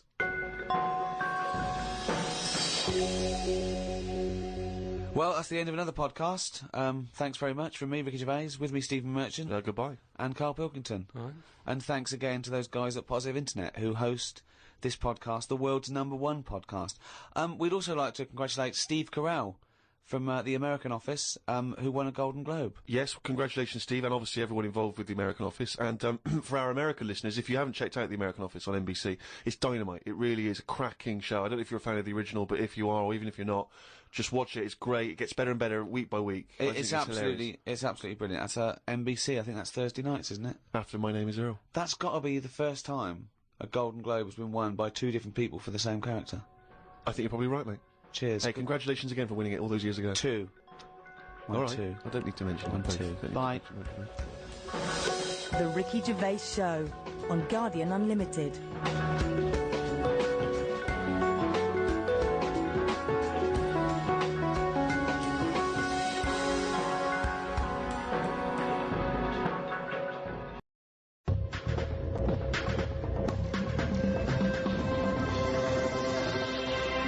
Hello, welcome to number 5, season 2 of the Ricky Gervais Show, with me, Ricky Gervais, Stephen Merchant. Hello. And Karl Pilkington. All right. Coming up, Karl's going to teach us all about Sigmund Freud. No, we're not doing that. Well, no, Yes, we are, because last week we promised people that you'd research Sigmund Freud. Yeah, but I had a look, but I didn't find him that interesting, so... But that's not... But this is what I mean, this is what we were talking about. You say you wish you could go back and learn stuff in school because you didn't. You want knowledge. You always say about you want to learn something a day. I want to learn something interesting every day. Yeah, but you've got that... I had a look at the website. He just SigmundFreud.com. Yeah, he started that, I just had a look. I just did a search on, like, famous quotes from philosophers. Quotes, brilliant. That'll get you everything you need, a quote. Well, I don't need to know his history. That sums up a man's life work, a quote. No, but that's what you're remembered for, isn't it? Churchill will go on the beaches and all that. Sigmund didn't really have any sort of... Catchphrases is what you mean? Yeah, things that you hear. Yeah, sound bites. Yeah. He wasn't good with the press. Brilliant. So you haven't bothered to learn about him? You didn't even pick up a book? I wouldn't know where to start. Do you feel like you're thinking in your head? Sometimes, like then I was. But I don't know if I am, because it's got a mind of its own, hasn't it? Did look at some of the things that he'd said, and the one Do it now. What have you learnt about Freud? Okay, here we go. This is Karl Educates Ricky and Steve. Number 1, Sigmund Freud. Karl, tell us what you learnt about Sigmund Freud. Right. All I remember was that he said a baby. You know, you look at a little baby having some milk from its mum's breast, right? It looks well happy. It has enough. It's full up. It goes to sleep. It's got a smile on its face, right? He said that's what happens when you're older as well. That's all I remember from all the things that he was saying on his thing. He just said it's weird how, like, it's like... Now, to be fair, Rick, that is obviously in translation. Yeah, I know. From the original, so I don't want you... No, I'm not having a go at Freud. You know. I mean, Freud has been discredited on some issues, and we've moved on with experimental psychology and But that's the one that was interesting. I don't quite follow... So what do you take from that? Explain that to us in layman's terms. I don't know. Well, that's pointless. Without application, knowledge is pointless. But it's not knowledge, is it? He's just saying drink milk all your life. It's good for you. Calcium. No, he's not saying drink milk all your life. What is this? Is this an advert he's doing now? He also came up with go to work on an egg. Yeah. Oh, Christ almighty. But like I said, I wasn't that impressed by his work. So unbelievable. Karl is allowed to vote. I know. He's allowed to cast a vote in this country. It doesn't make sense. Yeah, no. I wish I hadn't. I've only done it once, and look what happened. I got called up for jury duty.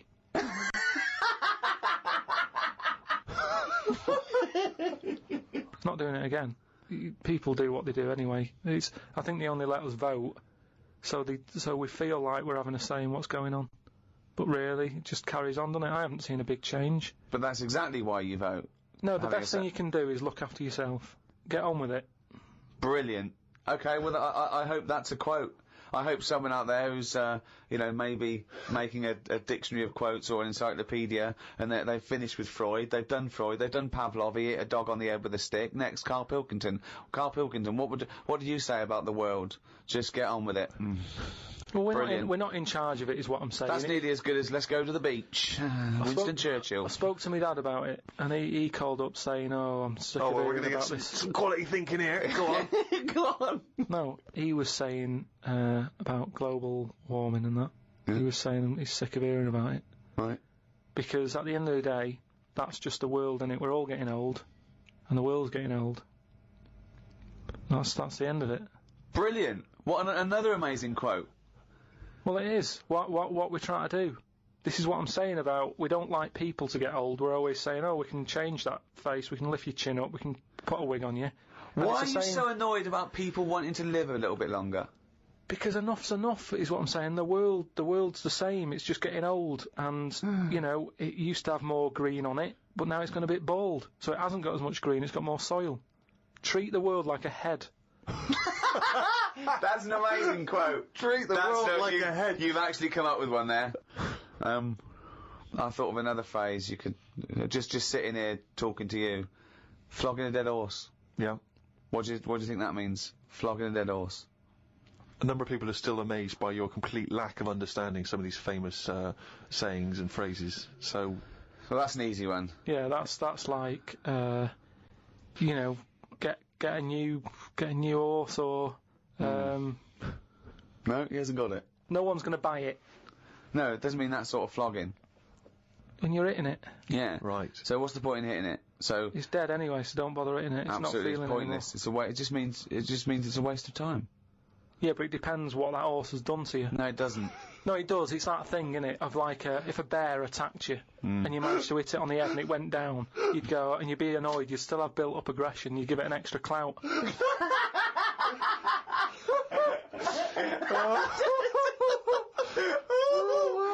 Unbelievable! That's extraordinary. I don't know who's compiling this book. Sometimes it's worth flogging a dead horse if he did something to you, if he annoyed you. Karl, I've got a couple of little facts for you, just to try and inflame your imagination. Go on. Sharks are immune to cancer. Really? Yep. So what? How have they found that out? Well, I don't know, but I've never heard of any fish having cancer though. I haven't heard of a cod being ill. So why are we focusing on that one?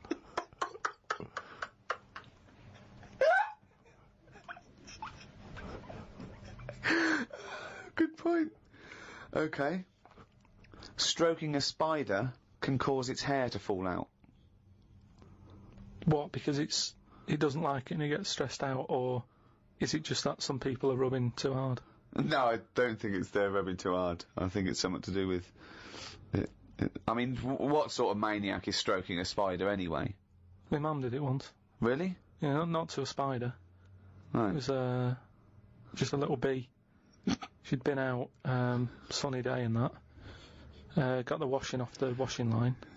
She was bringing it in. Little bee sat on the top of like the bed sheet or whatever it was. Yeah. And she's in the kitchen with it, and she goes, "Look at that little bee there." She started sort of stroking its head. And it loved it. How did it make it clear that it loved it? Well, it wasn't struggling. It was just sat there like, because it must have been like a bit dozy. They get a bit dozy, don't they, in the heat and that. And he just stayed there on the sheet, and she sort of stroked its head for a bit, and she had to put it out. It didn't go out. It didn't try and escape. It was like, "You've had enough now." And that was that. She sent it out. She loved all that. She loved little flies and stuff, and we had Harry the housefly. What? Harry the housefly. What do you mean? It's just a fly that always seems to knock about in one corner of the room. Right, it's the same fly, was it? Yeah, it was the same fly. Yeah. How do you know it was the same fly? So whenever she saw a fly, she went, "Oh, look, it's back." Well, we weren't letting him in. It's just that it stayed in. Karl, what makes you think it was a pet housefly as opposed to a different fly every day? Because it was always in the same place, in the corner. But it could have been that something about that particular place that attracted flies rather than it was the same fly. Well, I'm never worried about it. It wasn't harming us. It just always hung about. But how do you know it was the same fly? How do you recognise it? We weren't worried about it. It doesn't matter, does it? If like we're thinking another fly's getting a bit of free rent or something, just let it stay. I don't understand why. But why no? Well, no, right, okay. You're in a house, right? There's flies, okay? Not flies, fly. Why do you think it was the same fly for all those years? Just because we haven't got loads of other flies. At no point was there a crossover period where there's two, and it's like, hang on a minute, he's trying it on here. That's what I mean. It was always just one on its own. And we just thought, leave it, it's all right. I don't know why are you suspicious? Why you always think someone's out to do you? No, I don't know why you assumed when you see a fly every now and again that it's exactly the same fly. It just was. It's Harry. The one in our house was the same one. How do you know? Well, alright, I don't, but at no point did I feel suspicious. Speaking of flies, though, and that, they've got one, right? I was out with Ricky, right, and he was reading the paper. There was a story there about a fly that its eyesight was bad or something, and they've made it a pair of glasses, and it had a picture of a housefly wearing... Okay, this is incredible, Steve. Can I take over? Hang on, let me just need to finish a couple of questions for that. So there's a small fly and they've made it a pair of glasses. Yeah. So that it can see better. Yeah. And your concern is what? Well, again, it's just that thing of we're looking after everything now, aren't we? Sorry, I've got to come in here, Steve. All right. I showed you the story. You saw it. It was a picture of a housefly with a pair of glasses on. Yeah. Right? It was about a one-sentence thing. It was about how far technology's come. Yeah. And a group of scientists using microscopy, right, and laser tools had as an exhibition, shown that they could make a pair of glasses smaller to fit on a hat. They've put it on there, and they've taken a picture of it, and it's on as a display. At no point was it actually, because the fly had bad eyesight, the fly was presumably dead, it was purely an art installation, or a show of technology. I thought you were going to say, Rick, that you'd drawn the glasses on there. Yeah. And he believed it, like, there's a bearded lady in this paper. No. My God, Tony Blair looks like Adolf Hitler. No. What do you think of that, though? But they did it as an experiment. Yeah, but all things start as an experiment. But why would they make a pair of glasses for a fly? How would they know he had bad eyesight? How would they know it was the same fly? Bumping into stuff. I don't know. Bumping into stuff. But why would they bother making glasses for it? And they've got a compound eye. They'd have to make about 1,000 pairs of glasses for a fly. It's just that thing, innit, of human nature is something's wrong with something, let's fix it. And they try and help people out all the time, don't they? When you know, we're always doing it. We're always trying to help people out instead of just going, you've been dealt a duff card, cope with it. We're always fiddling, always fiddle about. It's like that bit about what was it? See, this is technology going mad and that. They're doing operations on people, right? And instead of injecting you with stuff that knocks you out, they're going to hypnotise you, and they operate on you when you're hypnotised, but you're still awake, so you sat there awake, you're aware of what's going on around you, but you can't feel anything because someone's hypnotised you. Why are we messing about with that when there's nothing wrong with the injection? Well, there are. I mean, it's not healthy to constantly give someone very dangerous. Yeah, but you just said it yourself there, constantly. If you keep coming in having stuff done, on someone, don't be doing multiple operations. Well, sometimes you need to. Why? Because of whatever the complaint may be. Yeah, but no, not multiple. Give them 1 or 2 max. After 2, it's like, enough's enough. We've operated on you, we fixed that. We're not fixing anymore because it's just going to be, there's going to be something else wrong with you. Because you're getting old. Like the world. Get on with it. That's what I'm saying. Stop sort of ploughing stuff into it. Like I've said before about a car. You know, the gearbox has gone. All right, we'll replace it. Oh, exhaust. Well, all right, we'll put an exhaust on it. Oh, the oil filter. Forget it.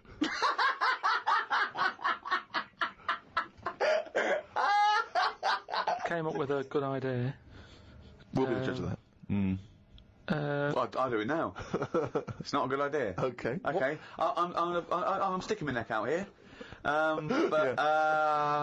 think this isn't going to be a good idea. Okay. Thoughts? Well, I'm going to agree with you. I'm going to second that motion. Okay. Let's see if we're both right. See-through skin. High five, Rick.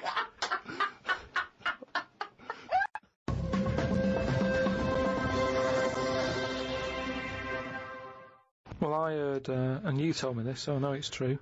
What? Do you know when I talked about replacing blood with ink? Yeah.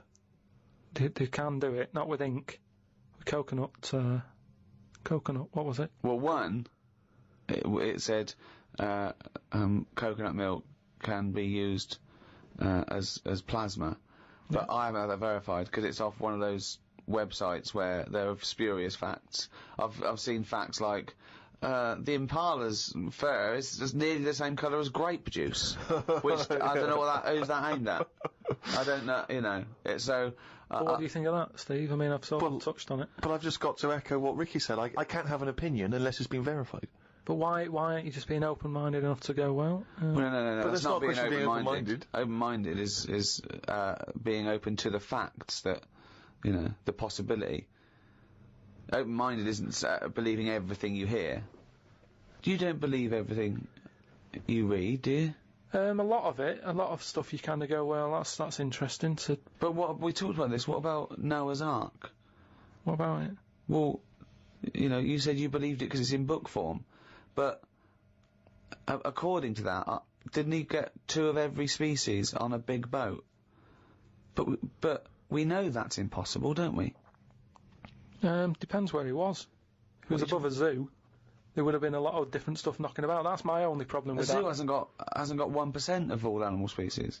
No, but they've got more. What I'm saying is, where was he floating where he could get an elephant, a giraffe, a cat, a dog, a gerbil, Where were all these things floating about? Well, exactly. Right, That's these my Old only Testament downfall. zoos, they were quite Yeah, quite but big, exactly. were they? But you're right. You're questioning it. How is it possible? But I've just said, a zoo. But what are you talking about? A zoo? As I said, there's no zoo that has got 1% of all animal species.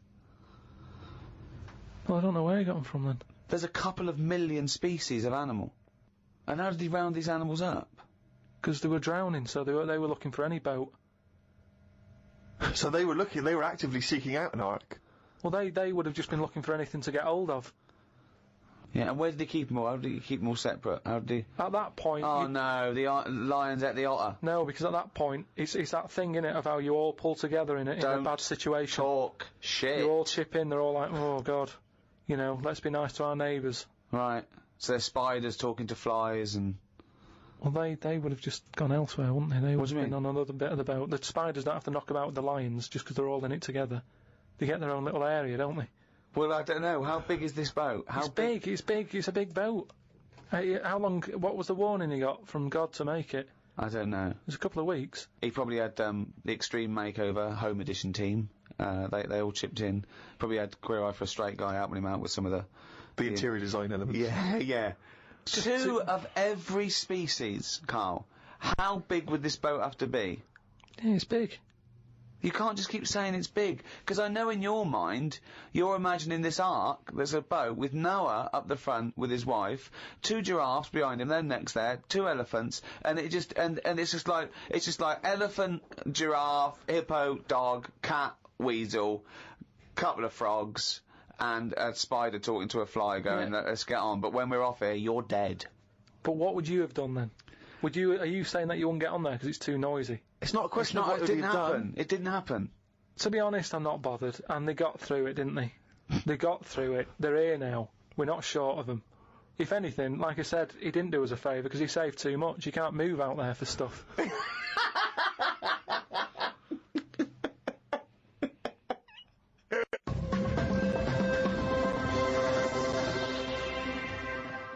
Oh, chimpanzee, that is raining down again, you fucking... That's the jingle for excerpts from Karl's diary. This is all legitimate stuff. Ricky and I have had no input in this. This is the first time we get to read it. Went and did some shopping for stuff as it was my turn. Suzanne moaned a bit because I forgot orange juice and bought some cheap toilet paper.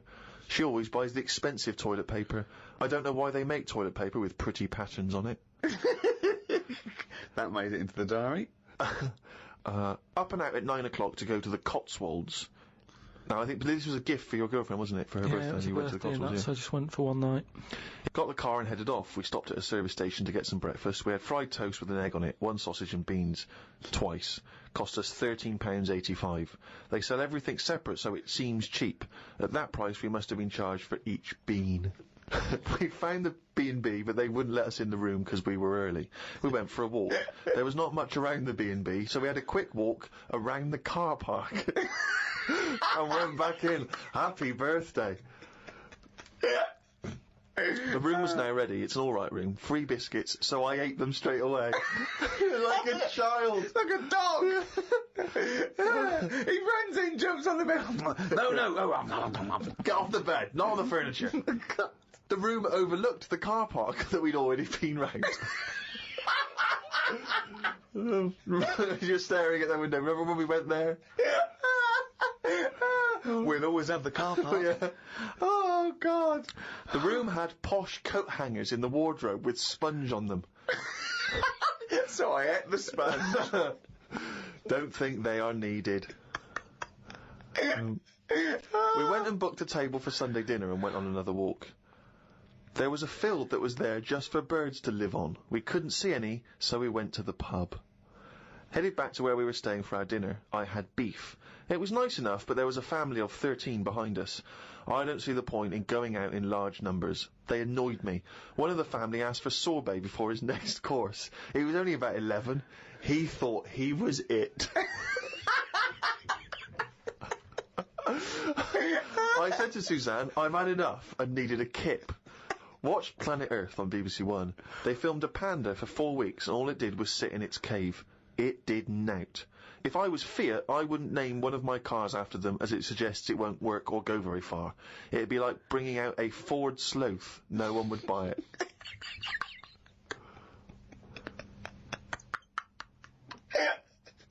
A Ford Sloth. I would love that ad campaign. Oh, that's amazing. Oh, God. The new Vauxhall Slug.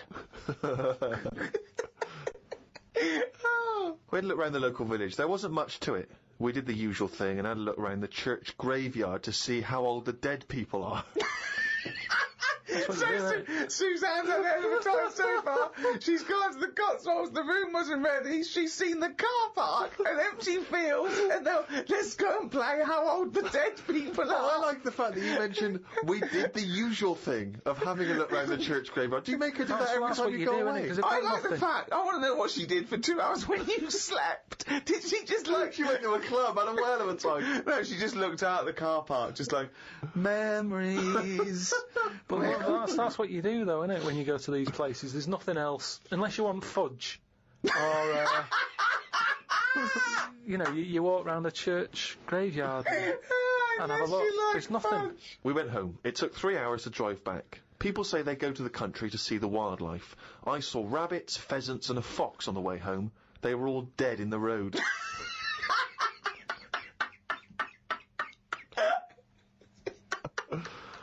I was just intrigued to know, because Rob from Burton-on-Trent has sent this in, and he wants to know that, because he's just started seeing someone, and he wants to know what your advice, Karl, is on how to keep her happy. You know, he's just started a relationship with someone, he wants to know what your advice would be to keep her happy, because, you know, I mean, he won't have heard that you took Suzanne on that wonderful trip to the Cotswolds, so...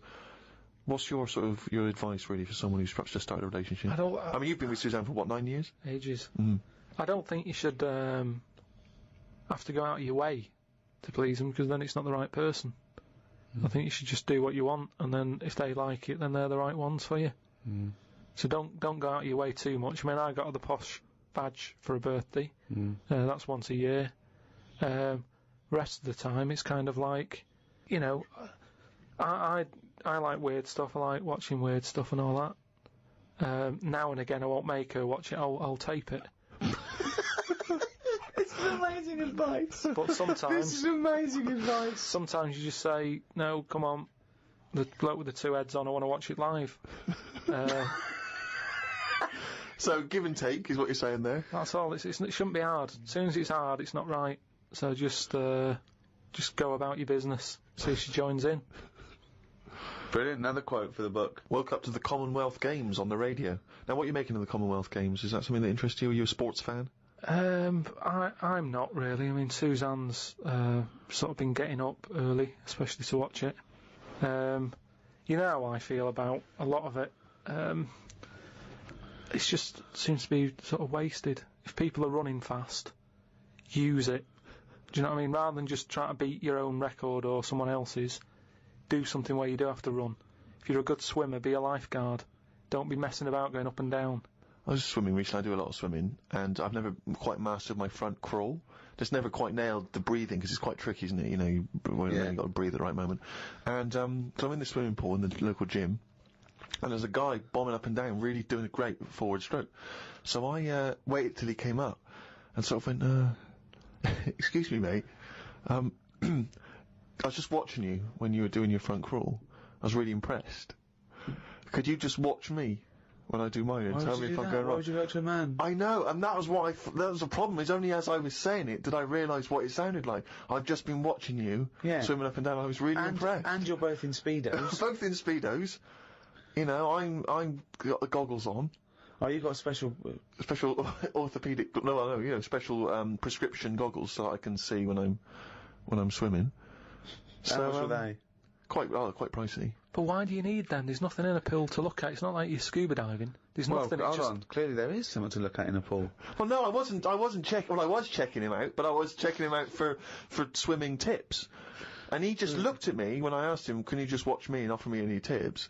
And he just looked at me like I was just mental. That is such a strange thing to say. Can you just watch... I don't know how you had the nerve to do that. Well, it was innocently motivated. Well, I know it's innocent, but what a strange thing to go up to someone and... But what civilization are we living in where we can't just ask our fellow man to help us out with our forward crawl? But we're in a society where we can't. But you know that. It's a strange thing to say. But sometimes it's nice to just think, no, do you know what? I'm not going to fall into the trap of thinking he's immediately going to think I'm gay, or that I'm chatting him up. I'm just going to ask him to do me a favour. There's nothing wrong with that. What if he said, yeah, it's good, yeah, do you mind coming and help me with, my plastering? You'd have said, no, I can't. But it's not the same. He's in the swimming pool. He's there in the pool. He's swimming up and down. He's, you know, it's not no skin off his nose to just offer a bit of kindly advice. If your car's broken down in the middle of nowhere and someone drives by, you know, it's a generous thing to do. Just stop and maybe look under the bonnet and help them out. I agree. But I don't see how that's any different. Yeah. You know, and in the end he did, and all he asked was that I wake him off. No, he didn't. I'm joking.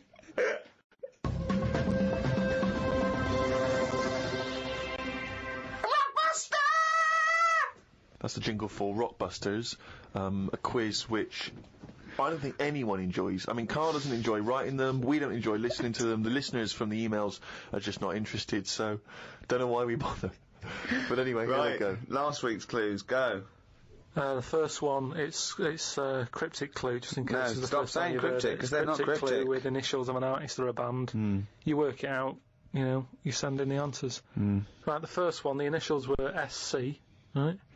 And the cryptic clue was, I went into the restaurant on Monday, Tuesday, Wednesday, Thursday and Friday. The fella making the food, he was there each time. Okay. Right? So you got to think about it, this is what I'm saying. Yeah, just tell us the answer. What is he? He's a cook, isn't he, if he's making the food and that. If he was there on Monday, Tuesday, Wednesday, Thursday, Friday, it's the same cook. Right? Yeah. So what have you got there? Same cook. Same cook. Sam Cook. You said same cook. Yeah, but if I went, the way I look at it is, if I worked in a record shop... The way you look at it is, if I worked in a record shop, someone came in and said, have you got Sam Cook? I'd go, yeah, sure, he's in the jazz section or whatever. Right, the second one... Bollocks, that is bollocks, that one. Go into that woman's store and rip her off, right? So what's a store? Shop. Right? If you're ripping someone off, what are you doing? Stealing. Another way of... Conning. Right, okay. And what is it? It's a shop, it's a woman, so what am I saying? What's the initial? C. Con shop. Right. It's a woman. Corn her shop. There you go. Shop. So Steve worked that one out, well done there. The last one. I'm stunned. You've had a go at laying down a track, but it ain't perfect. Go on then. What's that? So a track is... Yeah, what's the initial? E. Okay. So you've had a go at laying down this track. Yeah. So when you're laying down a track, it's like it's a mix, isn't it? Yeah. You've had a go at doing it. You've just you know, it ain't perfect. So you could say it's what's another word for not perfect? It's a bit of a shit. Bit of a like that's a bit rough, isn't it? It's a bit of a rough mix. It's your rough mix. Your rough mix. Your rough mix. I've never heard of that band. That's not a band. Annie Lennox, isn't it? Your rough mix. So Your rough mix. Candice Morris in London. Got them. I really don't know what to say. So signed picture off to her. Well, I feel embarrassed that we're still doing it. Okay. Yeah, well, we're jacking it in a bit. Should we just not mention it again, like it never happened? Well, let's do Monkey News next week. No, we're not doing Monkey News. There's nothing going on. I'd be doing it if there was Monkey News going on. It's not going on. We can't do it. Rockbusters has to fill the gap.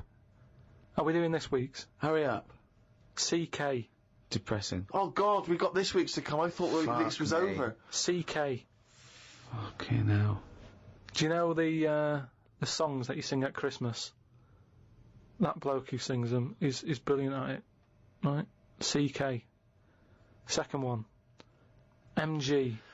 I told the homosexual man that the grape tree was mine. What? I told the homosexual man that the grape tree was mine. And what's the initials? MG. Right? Okay. Bit of an easy one. And I ask you if you believe in Father Christmas, right? What would you say if I asked you? The initial is S. Is that specifically Ricky? We might as well keep it as Ricky, yeah. I ask you if you believe in Father Christmas, what would you say? So have they got? Is there any prior knowledge? Do they have to guess what I'd say? Well, no, it's obvious what you'd say about it. Oh, this is so bad. So it's an embarrassment. This. Yeah. So it's a little quiz. Leave them thinking with that for the next week. Right. What are you going to learn about next week? Podcast@rickygervais.com. Just send them in. Embarrassing. Don't bother if they're shit. Right. Well, that's about it for another week. It's the end of number 5, number 6 next week. Keep coming to rickygervais.com. We'll keep you abreast of things that are going on. We've made a little video, haven't we, Karl? We might pop up there. And, we've had a few emails about the old shows. People came into them late in the season. Well, you can now get all 12 episodes of the first season, on iTunes. And I think that's a 2 or 3 quid in England, or $5 or so, I'm not sure. But you can get those now, all 12. So, from me, Ricky Gervais, goodbye. From Steve Merchant, goodbye. And from Karl Pilkington. All right.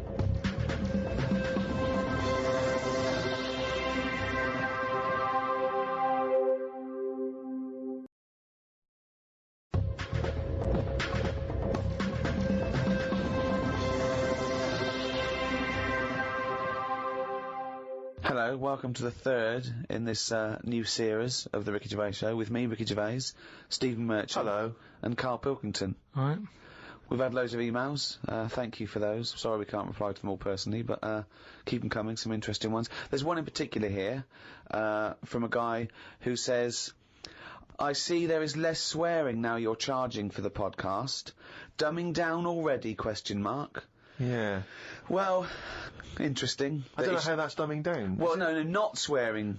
That's interesting. Not swearing is dumbing down. And also, the fact that he's complaining that we're not swearing enough. Yeah. What sort of a cunt would bother writing that email? Don't know, mate. I don't know, but I know he's just some kind of fucking cocksucker.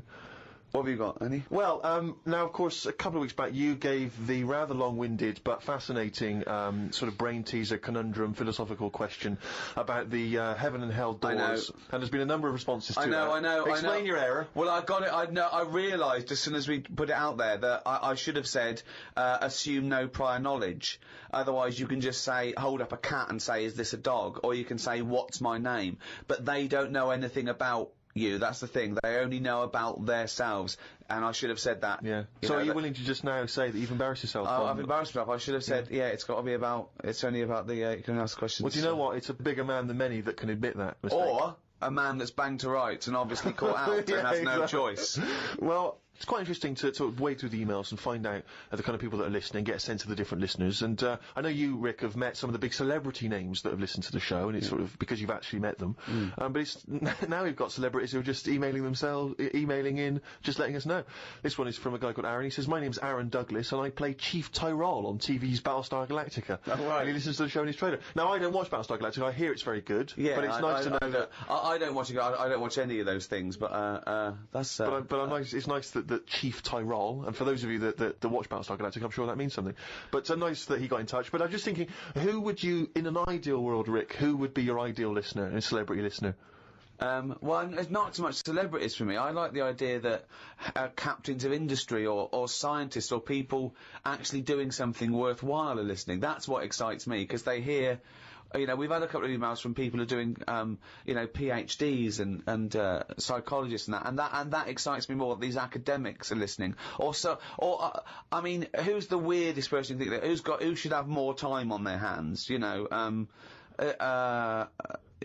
Hawking. Imagine Stephen Hawking listening to this show. You know, he's putting together the formulation for the universe, but he's going to listen to a little bit of monkey news from Karl Pilkington.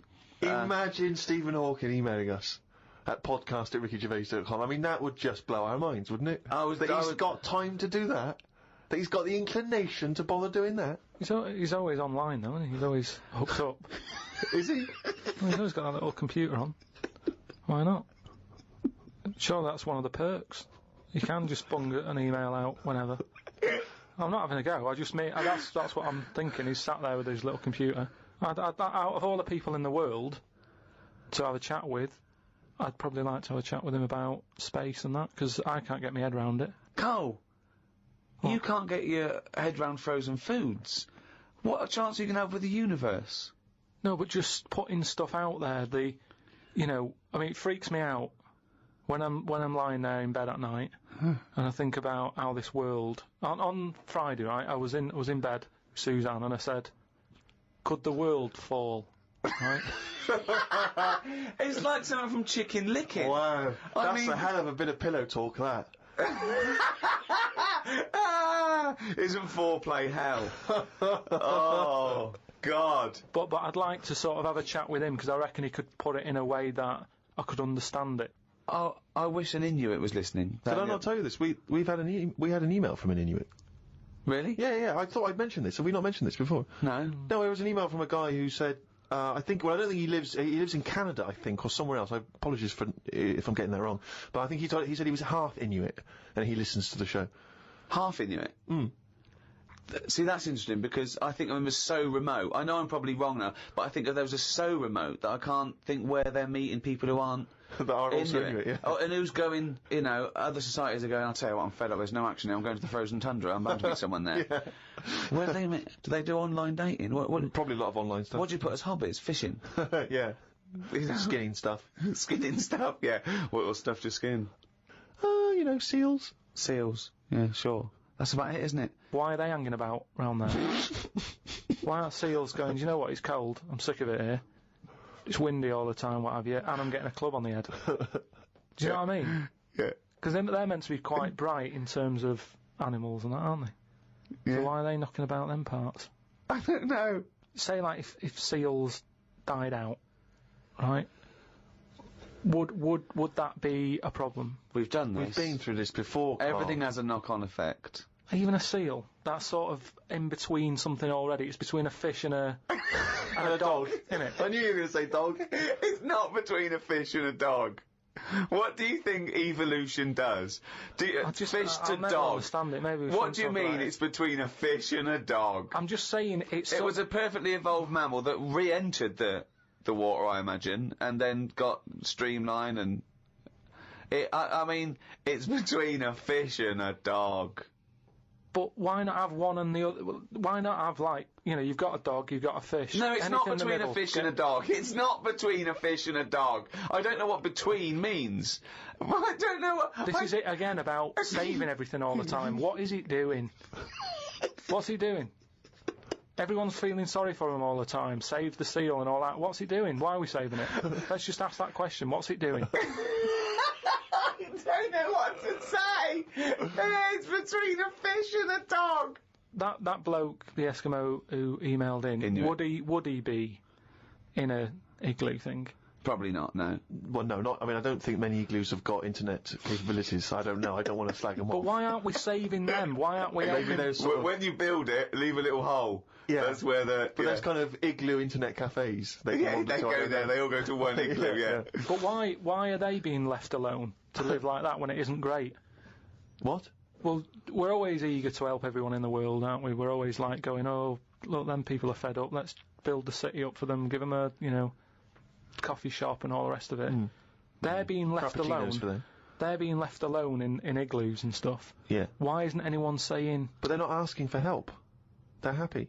Well, they're not necessarily happy, but that's the way they live. That's where they choose to live. But why hasn't anyone just gone over and gone, do you know what, we can make it a bit better for you? Well, they have. I've never had a leaflet through the door saying help an Eskimo out, or, you know, clothing for Eskimos. The most remote people in the world, eventually someone gets them some whiskey and fags, and that's the end of them as a culture. It happens all around the world. There can be this idyllic world where there's no stress, and soon they're watching Come Dancing on telly, knocking back some whiskey and smoking 40 fags a day. But they're not moving, surely Dancing on Ice. Yeah. But what I mean is, like, Oxfam collects clothes for people in Africa where it's warm. Probably don't need a jacket. Nothing for Eskimos where it's freezing, where they'd be quite happy to get a jumper in the post. Right, okay. So what are you suggesting? To Africa we send parasols and sun cream. Yeah. You're an idiot.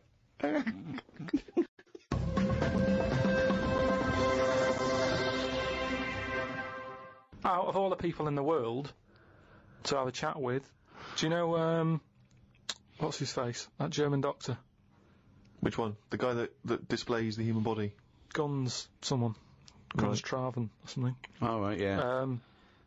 He's pretty good. Mm-hmm.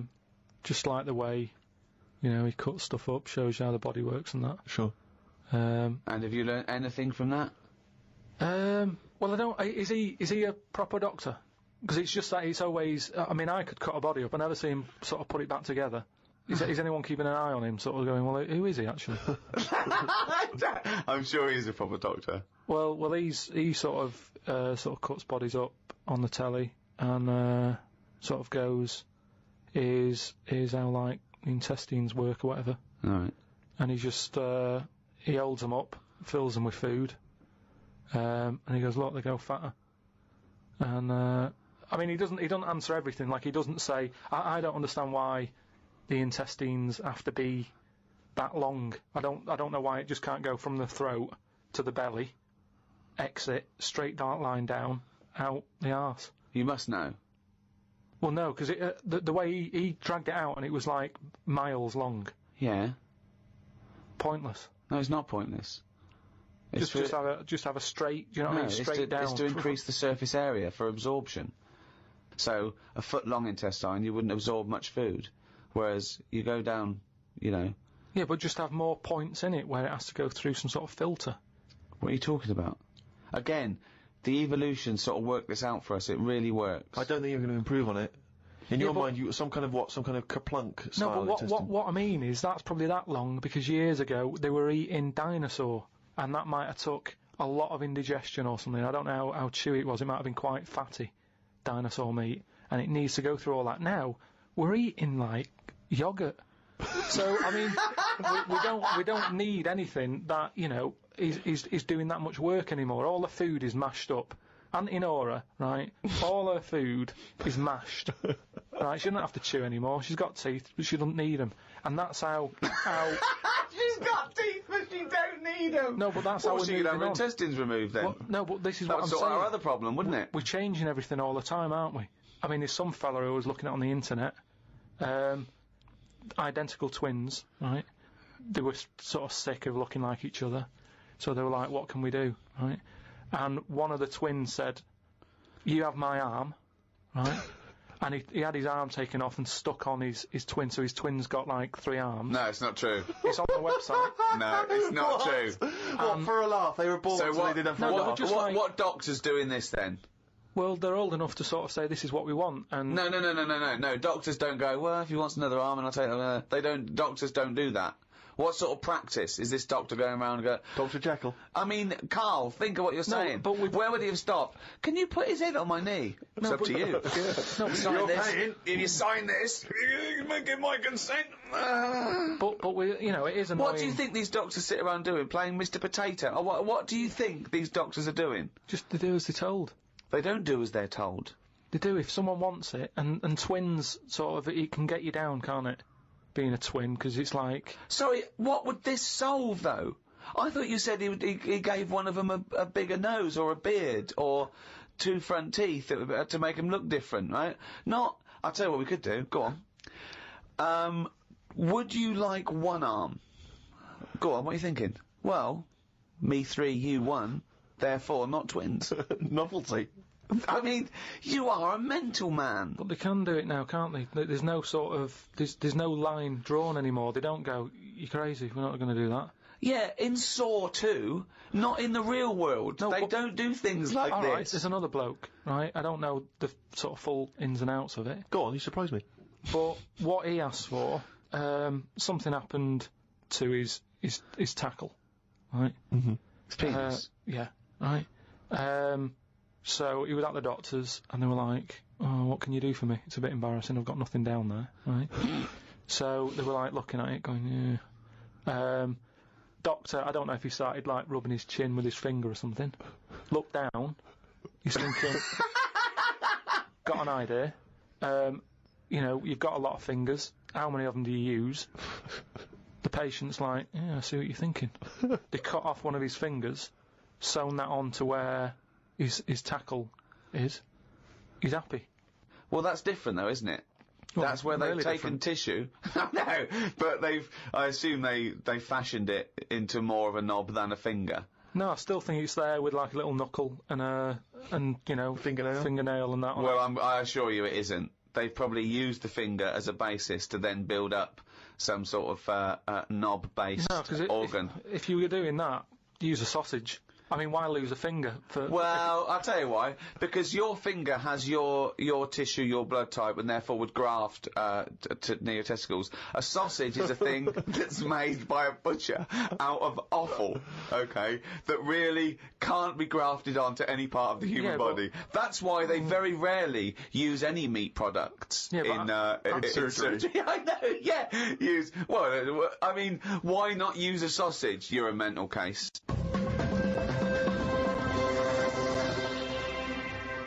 I saw some bloke the other day in a meeting, and on his desk he had a picture of his kids who were twins, right? And they looked alike, and he did that thing of dressing them the same, that sort of thing that annoys me, right? And I sort of said, you know, you've only got a small desk, just have a picture of one of them. He looked at me like I was mental. That's weird, amazing. It's not. I think it's it's sort of common sense. You know what you've come up with there? No solution to anything. That's what you've come up with there. You've come up with the best no solution I've ever heard in my life. Or it's solutions to problems that don't exist. No, because more room on the desk, isn't it? Yeah. It's no solution to a problem that didn't exist in the first place. Well done. There was a picture on when I was on the plane coming back from here, there was a picture of this new luxury hotel. It'll be, I think, $10,000 a night to stay there. It looked extraordinary. It was a hotel, and the best rooms were built under the water, under the sea. Wow. So it was the best hotel we've ever seen, but surrounded on all sides by glass, and out of it you could see the sea, the sharks, the fish. I don't think I'd like that. No? But that, again, that's just one of them hotels where it's over the top for over the top sake, isn't it? Like where they have 12-course meals. Well, just have 2, but make them bigger, rather than dragging it out and there's the first course. You know, a couple of snails. Yeah, it's just for me all that is. Don't eat a snail. Don't have one snail. Eat one big tortoise. If you want slow food, don't have loads of little snails. Here's a giant tortoise. Tuck into that. Feeds 10. But it's what you were saying before. When you start having to take a risk with food, like the fish that can kill you if you eat it, don't bother. There's apparently a delicacy in Japan, again, someone could verify this, where they eat a live little octopus. And it can stick to your throat, because it's obviously fighting for its life. I mean, good. Again, you don't need to eat a live octopus. What are you thinking? How cruel is that? Well, how fresh do you need your food? It's not, do you know what I mean? But I always remember this story when I was a kid about some bloke who, a bit sad, this story, but weird. He had throat cancer, right? And his doctor said, carry on with your life, right? It's not going to be that good, but just carry on. But don't eat meat. And he was like, oh, I love meat. He's like, yeah, but just don't, have your veg, plenty of vitamins and stuff, keep yourself strong, but don't be eating that anyway. He was fed up because he loved his meat, and his wife was feeling a bit sorry for him one day, and thought, I'm sick of him looking fed up and that, all he wants is some meat, for God's sake, give him some meat. So she goes to the butcher's, gets him a big piece of, steak and what have you. He can't believe it, he's like, oh, brilliant, cheers for that. Anyway, he's got the meat on his plate, just about to tuck in, and the cancer comes out from his throat. What? No, I know, it sounds really weird, but it's something that I was told about years ago when I was growing up. What are you talking about? It was just some bad illness, some cancer thing, and it was coming out waiting for the meat. It was sort of dying. Again, a lot of your medical knowledge is from the film Alien. So this guy with throat cancer, okay, as opposed to it being a disease of the cell. It was like a living... The alien. It was alien. So it was the animal.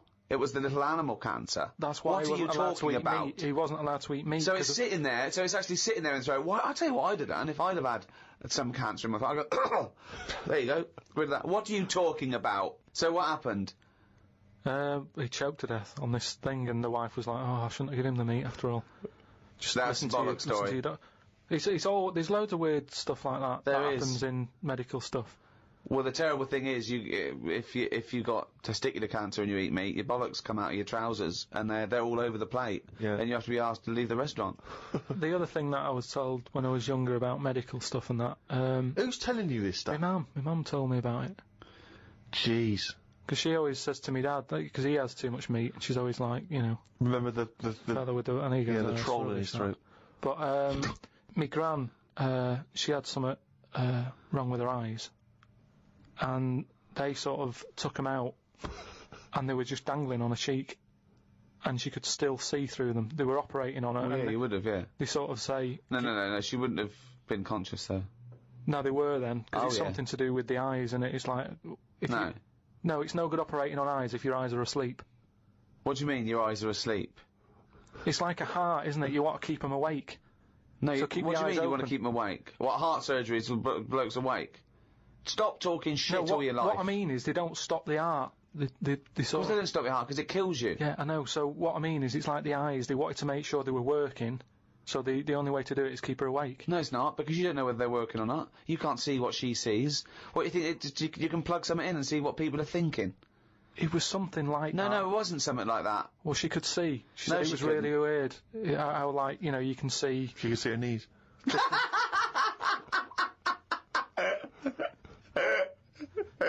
That is bollocks.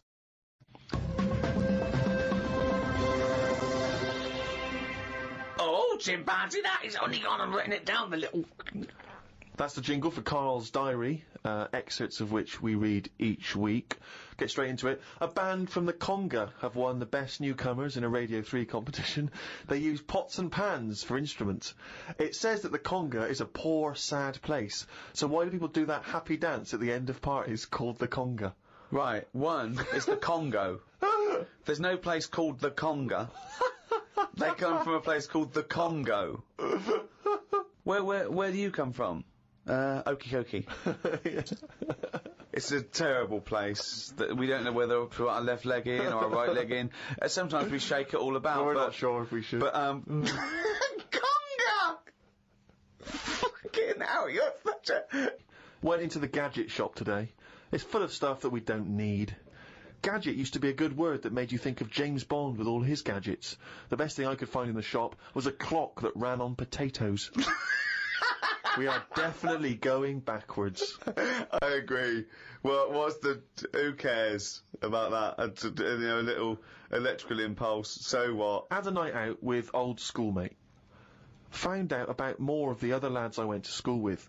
One is living underground. What do you mean living underground? Not like a mole. Do you mean he's got a basement, or do you mean he digs a hole every night? My mate went to visit him, and he said it had been raining really heavily and that, and it's all the rain's running in. What do you mean he went to visit him? He went down here? What's that? That's an hole in the ground. Yeah, come in. He just said, oh, come round see us, and he's living underground. What do you mean he's living underground? He wanted to be in the army, but was turned away, and that's the closest thing you can sort of...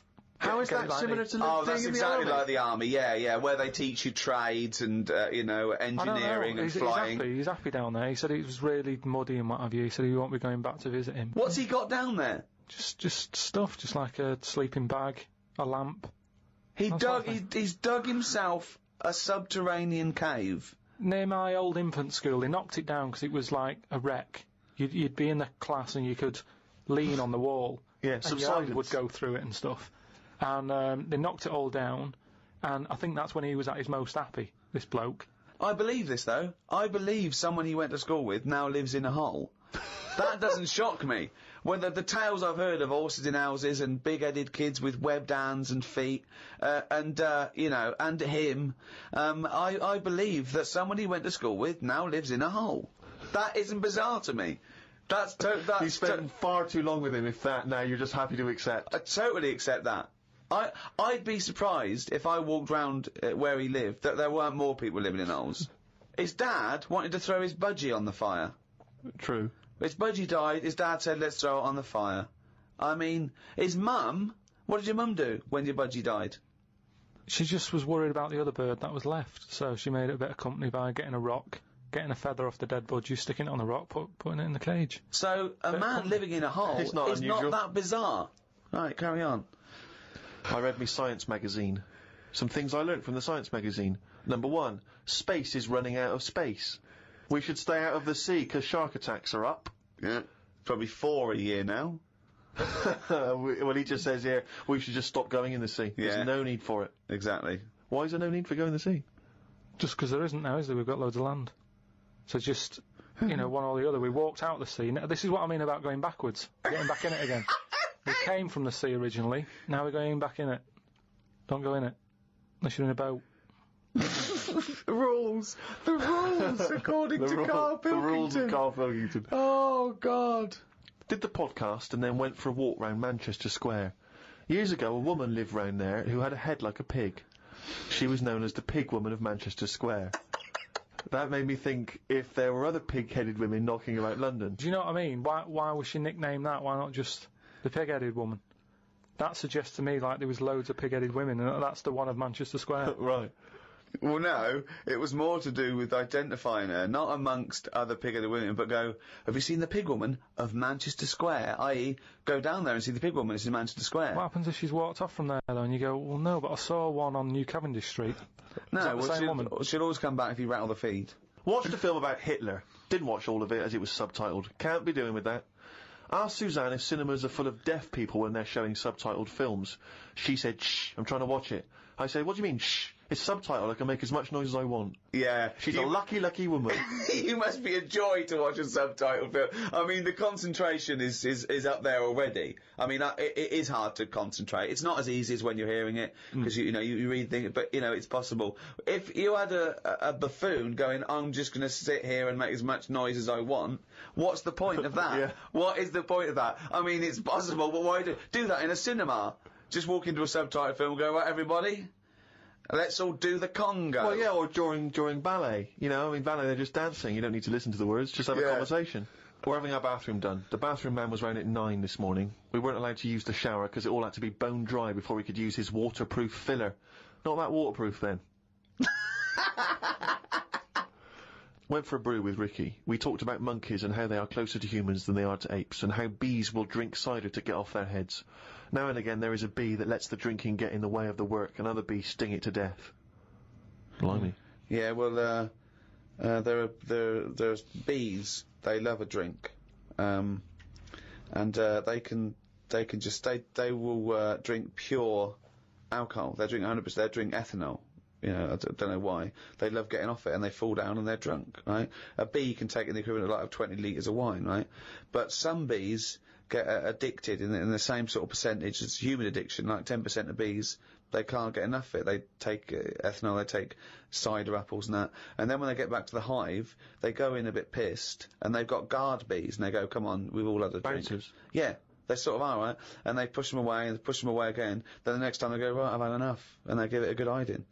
And Karl couldn't get over this. I saw his face, but I knew that he was thinking of that bee with sort of like eyes rolling round his head, a little bit belligerent with his jacket on backwards. Yeah. You know, and the bouncer going, come on, son, we've all had enough. Let's move away, Yeah. move away. You're not coming in, right? You're wearing trainers. Yeah, you know, you're wearing 3 pairs of trainers, and I'm sick of it. You know. But what I did find out, because I went home and went on the computer trying to find out about drunk bees knocking about. They're not actually meant to fly. It's only because they don't know. Fly. Well, no, but they're if they were told that you're not actually designed to fly, they wouldn't bother. No, this is that thing that goes around that aerodynamically, on the face of it, looking at the size of the wings and the body proportions and everything, that it's a surprise that they can fly. Okay, it's not that no one's ever told them they can't, and as soon as someone tells them you're not meant to fly, they all fall out of the sky going, oh, what are we doing? Like in a cartoon. No, but it's something about the confidence and that. At the moment, nobody's saying it's nothing to do with the confidence. There is no such thing as confidence in bees. A bee never loses its nerve. That's not why it drinks. Because what are you drinking for? I'm just not confident anymore. There's no point to turn to the bottle. I can't go up there again. You're an idiot.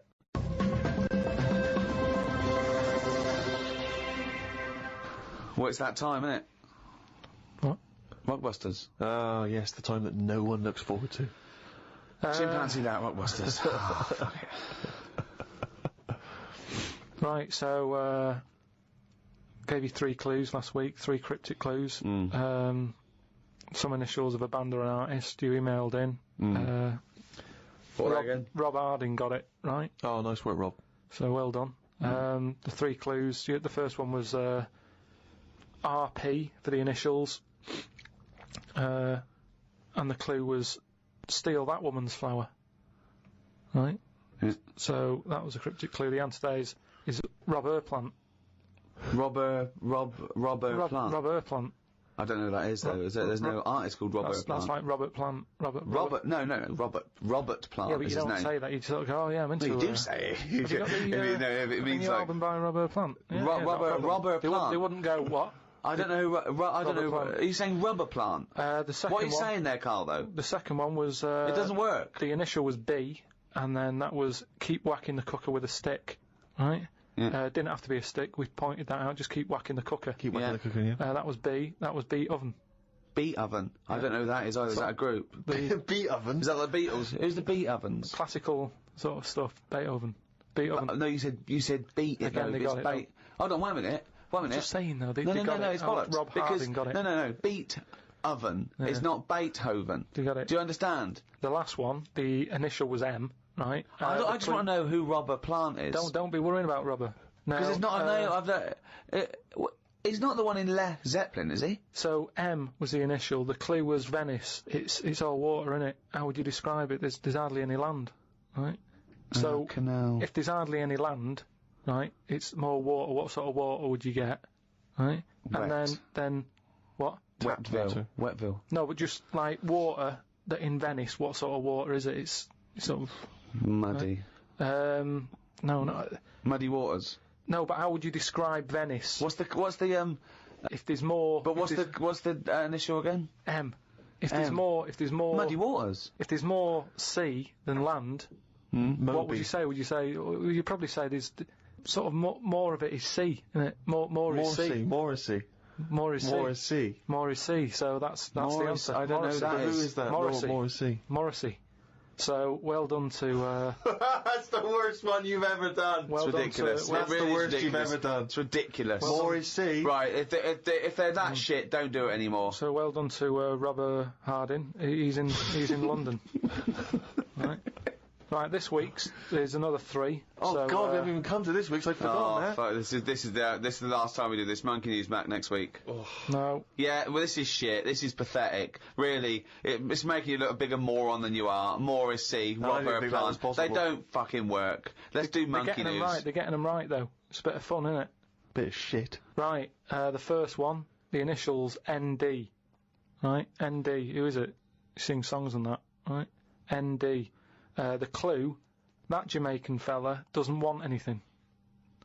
So you've got to sort of imagine, why is it a Jamaican fella? Yeah. Right? That Jamaican fella doesn't want anything. ND. Second one, the initial is E. I ask him to pass me the ball by using their head. Right? It's a band or an artist again. I ask him to pass me the ball by using their head. And the last one, TR, the initials, TR. He's got the woolly ones, but I've got the ones that run and charge at you. What forgot? What? He's got the woolly ones, but I've got the ones that run and charge at you. So what forgot? And what's the TR for the initials, right? Email in podcast@rickygervais.com. We just pick a winner, sing you some stuff. That's Rockbusters. Right? Well, that's end of another half hour of.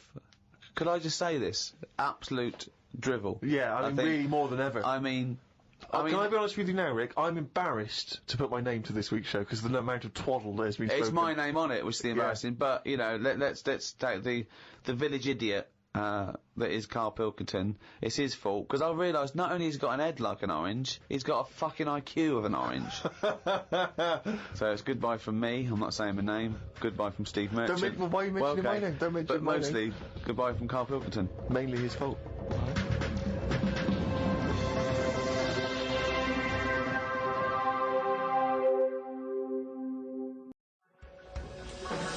The Ricky Gervais Show on Guardian Unlimited.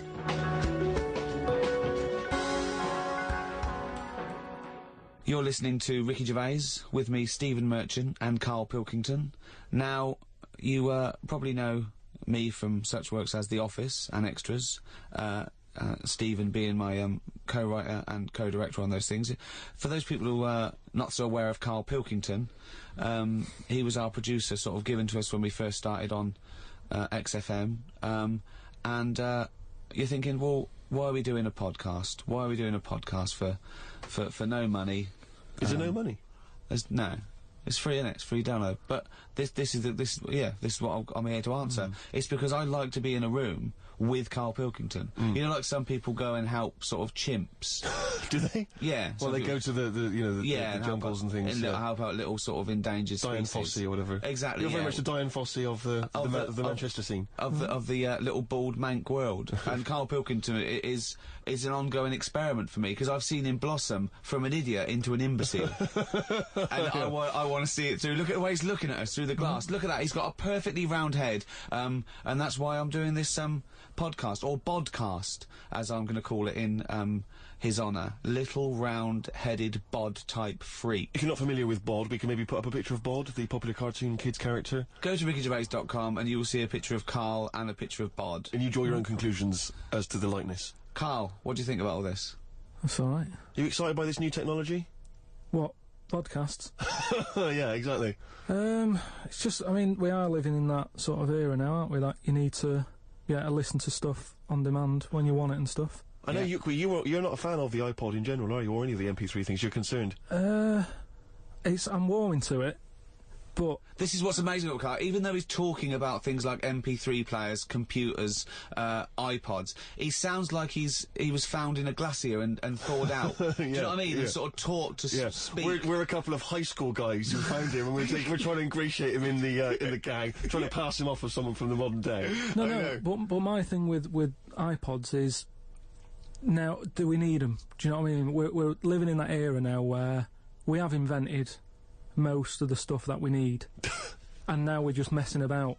They said that in 1900. Someone actually said everything that's to be invented has already been invented. They said that in 1900, and how wrong were they? No, but what came out? At what point? What was invented in that year where they went, right, that's it now? What did they invent in 1900 that made them go, we've done it all now? Well, just think a little bit, right? The 20th century. Think what happened in the 20th century. Go on. Well, cars, planes. Yeah, but is that a good thing? Planes and that. Do you need a plane, really? Wouldn't it have been better if we all stuck where we should be instead of travelling about? War. Well, look, war's happening, isn't it? Because everyone's saying, well, now we can fly, we'll go over there. So there were no wars prior to the invention of the aeroplane? Not like there is today. Right. But what I'm saying is, the world's got smaller, hasn't it? Everyone's saying that, right? Yeah. You know, the way I was saying to you the other day, you know, we now go to places where we shouldn't go. People go on holiday to places where you've got to have an injection before you go there. Yeah. Forget it then. That's a warning. Don't go there. I'm with you on that. I don't want to enter a country where I have to have an injection to stop me from dying while I'm in that country. Right, I totally agree with you on that. So what happened is, they invented the plane, and it's like, oh, let's go on holiday, and then they go, oh, die now. Oh, well, you've got to invent something. Let's invent an injection, and then it's like, right, well, what else do we need to go to that place? There's a lot of faffing. So what I'm saying is, is that a place? A lot of faffing. What I'm saying is, you know, Steve's travelled more than I have. You've been to like dangerous places. I've been to places where you need injections. Yeah. Yeah, but why? Because it's fascinating, isn't it? You know, don't you not believe in that idea of travel broadens the mind? You know, it makes you experience other ways of life, other ways of thinking. It just enriches you as a human being. That's the whole reason people go travelling. But since the invention of the telly, you don't have to go that far to see it. You're absolutely right. So there you go then. The telly was the 20th century, wasn't it? Yeah, it's pretty good. So where would you stop then? You'd stop making stuff now? Stop inventing stuff right now?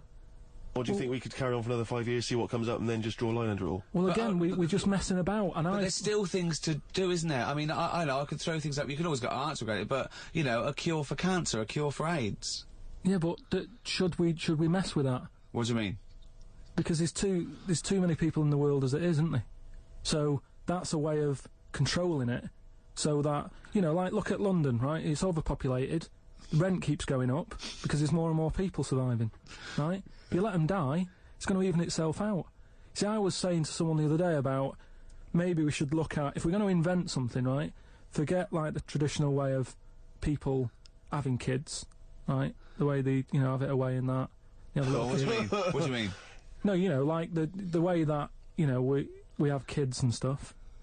If it'd be good if what happened was to control it, is if man and woman, right, they're born and that, they enjoy their life, they learn a lot, they live to be about 78, I think, by that point. So specific. Yeah, 78, No, yeah. but by 78, I reckon you've sort of got to that point where you go, do you know what, I've done everything I'm going to do. If you haven't bungee jumped by the time you're 78, you're not going to do it. No. You know what I mean? So it's kind of like... Your hips have come off. You've done it all now, so I've had my innings. Yeah. And then you die, right? So, say if everyone had that, they live to be 78. But then, just as you die... They give you the bumps. You get... You have a little baby inside you, and as you die, your life carries on. Sorry, how is this happening? Sorry, are you mental? No, but don't you think... I mean, what? I've never heard such drivel. You're saying that, but if Newton said it, you'd go, interesting. That's what annoys me. The point is, Carl, he never would. No, He'd never say it, that's the point. If you never say it, I don't understand what you're talking about there. What? How was it? How is there a little baby in a 78-year-old? No, what I'm saying is it's like an apple, where the apple grows and it's got its little baby pips in it, and the apple goes and the seeds are planted and a new one's born. But that's what happens. But that is what reproduction is. Yeah, but I'm saying babies aren't being born left, right and centre. It's controlled, so that as someone dies, someone's born. But Carl, stop. Whose responsibility is this? If you don't want to do it, we won't do it. But is it supposed to be nature? Has nature got to develop humans so that we act that way? We live that way, or is this a scientific experiment? He said to you then. He said, look, if you don't want to do it, we don't need to do it. Like, if you were up for it, we'll sort it out. We can do that. We'll have a whip round so we can do the research. I just think at the end of the day we've got to do something. And is anyone keeping an eye on this and looking at what we can do next to control the population thing? It does my head in that I've got to live in London for work and what have you, and there's loads of people here, and, you know, forget going out on a Saturday night, it's too busy. And you can't move, and they keep... I mean, what annoys me about London So is... your solution is that 78-year-old women have little babies inside them, and as they slip away into death, the little babies... And how is that baby then raised? Who looks after the baby? Because it's a pretty good system, having a baby while you're young enough to look after that baby and make sure it lives to, you know, reproductive age itself. I mean, that system's been working for years. Nature's sort of sorted it out. Natural selection and evolution sort of makes that a good model. But wait a minute, nature. Pop that on hold, because Karl Pilkington's got an idea. Yeah. That's what it was, just an idea. Yeah, well, it was nonsense. But thank you for it. The worst I mean, it was the ramblings of someone you'd find by themselves in a hospital eating flies. Yeah. This is the sort of thing you find when, if they find maybe a pamphlet or a booklet written by a psychopath. You know, someone, just before they went on a rampage and then turned the gun on themselves, they go through their possessions and they find a book and it's got weird drawings, women with knives in their face, and this kind of garbage. In fact, I saw a similar sort of theory written out on a wall, but it was written in shit. Exactly. Yeah.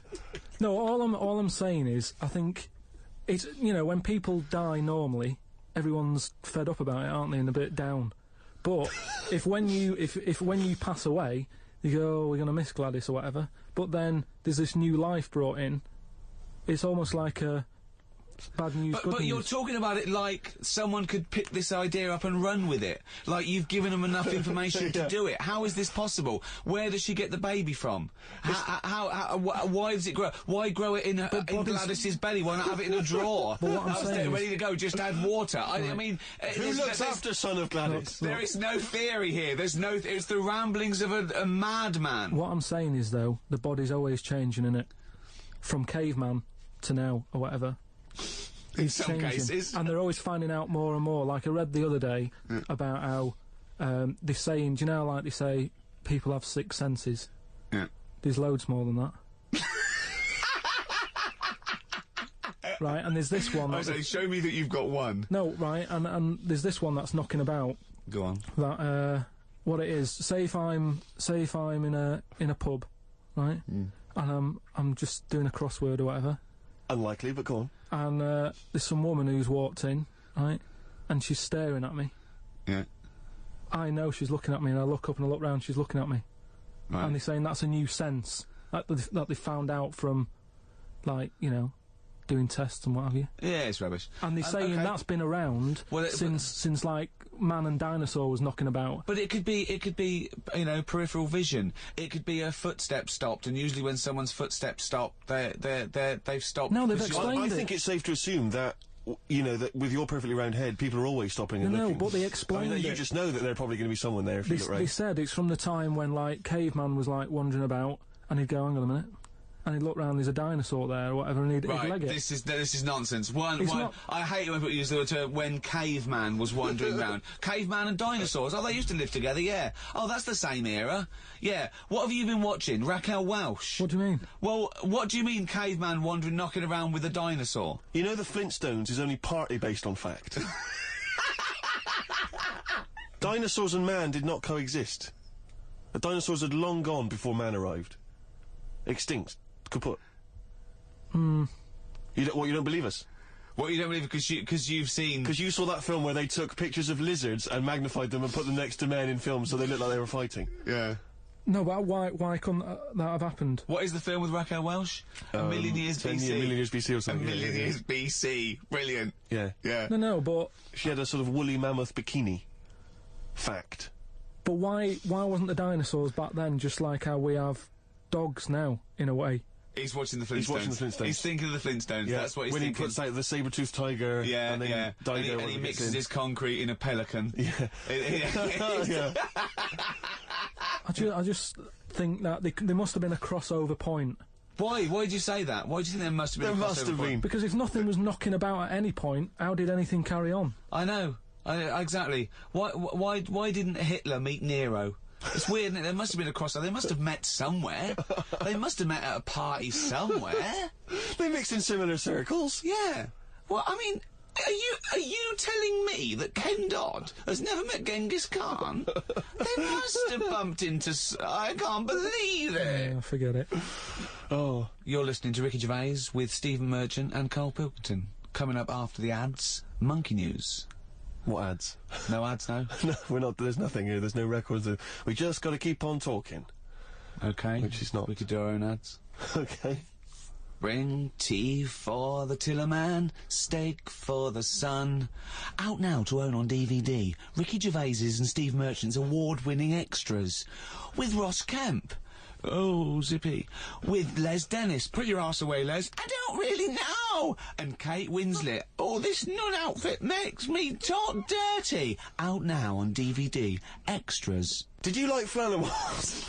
The Ricky Gervais book for kids with pictures of made-up creatures in different colours? Well, if you did, there's more of them now in the new book, more Flanimals. Which is also by Ricky Gervais, drawings by his mate. Out now. The Ricky Gervais Show on Guardian Unlimited. You're listening to Ricky Gervais with Steve Merchant and Karl Pilkington. Well, now time for one of our regular features. Monkey News. Do the jingle. Oh, chimpanzee that Monkey News. Right, what we're doing here is just giving you a bit of monkey news that's gone on, right? Where a monkey's been involved in it. Good little story in that. Yeah. Are you familiar with the one that went into space? The first sort of thing they ever sent up there before man did it and all that. You see, this is what annoys me with it really. Armstrong gets all the glory, but do you know who went up there before him? A monkey. Yeah. Yeah. Dog went up first. But what was the monkey called? I don't know. No, sure, okay. So it's not the most informed news bulletin. The dog was called Laika. Was it? Yeah, they couldn't get it back there. They sent it up there, did a few tests and stuff, and they couldn't get it back. They weren't prepared to bring the capsule back yet. Brilliant. We could all do that.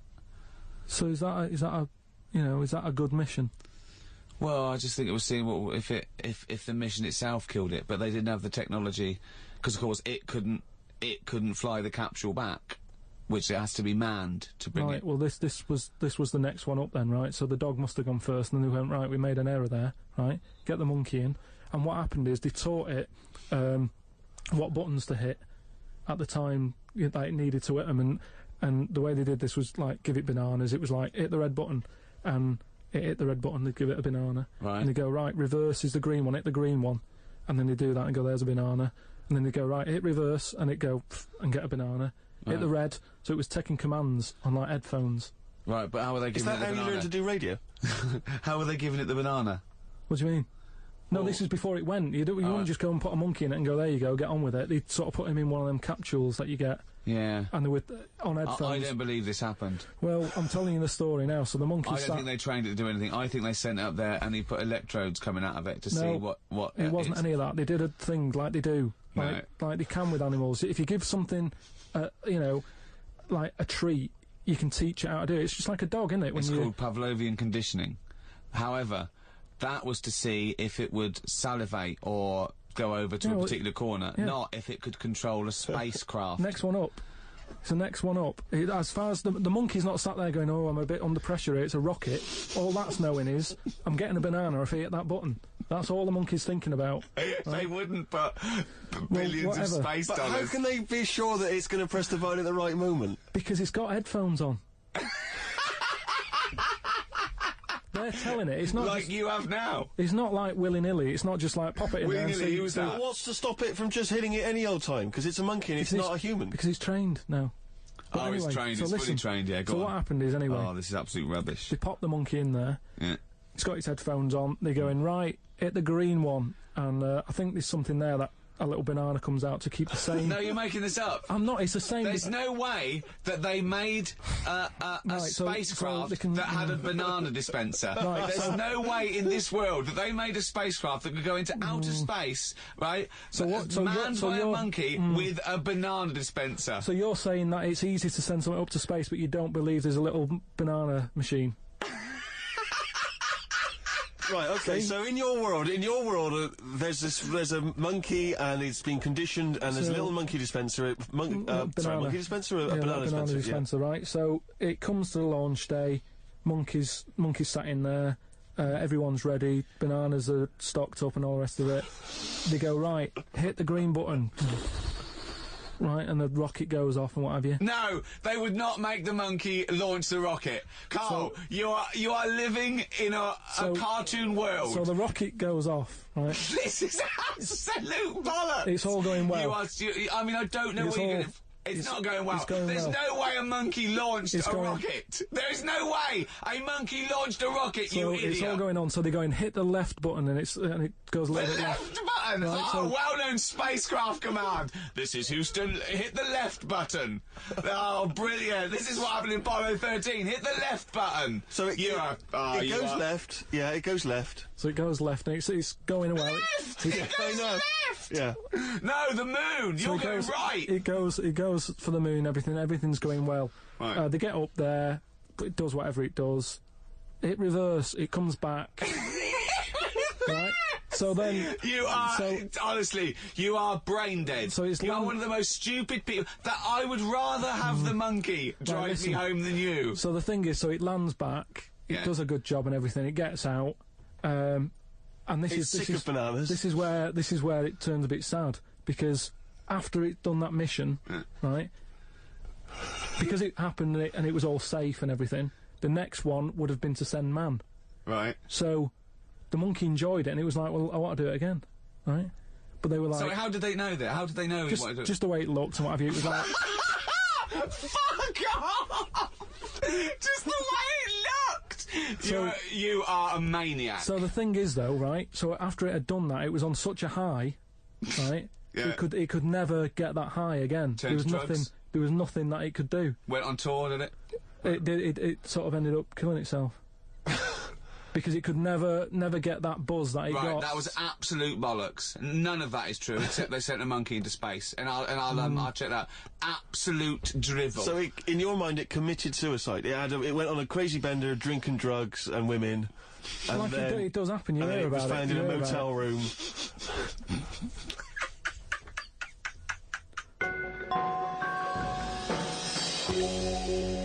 Right, do you know, like, you don't believe in, like, scary stuff? Just like, you know, ghosts. No, I believe in scary stuff. I don't believe in things that are totally logical. Yeah, ghosts. Vampires? No. Anything made up by man. Well, there was something in the paper the other day about a vampire. They found one. They dug something up. It was in the paper? And, it's true then. It's definitely true. But we'll leave that. But we'll leave that because you're just going to do that, so it doesn't matter. No, come on. Go on, quickly. Tell us. No, it's just that they found a body in a coffin with a bit of wood through its heart and a knife in its mouth. But if you don't believe it, then what's the point? Pirate. It was a vampire pirate. But that's definitely proof of a vampire then, and of course, and not some grotesque murder. Yeah. That's definitely proof of a vampire. If it was found, if it wasn't made up. Hang on a minute.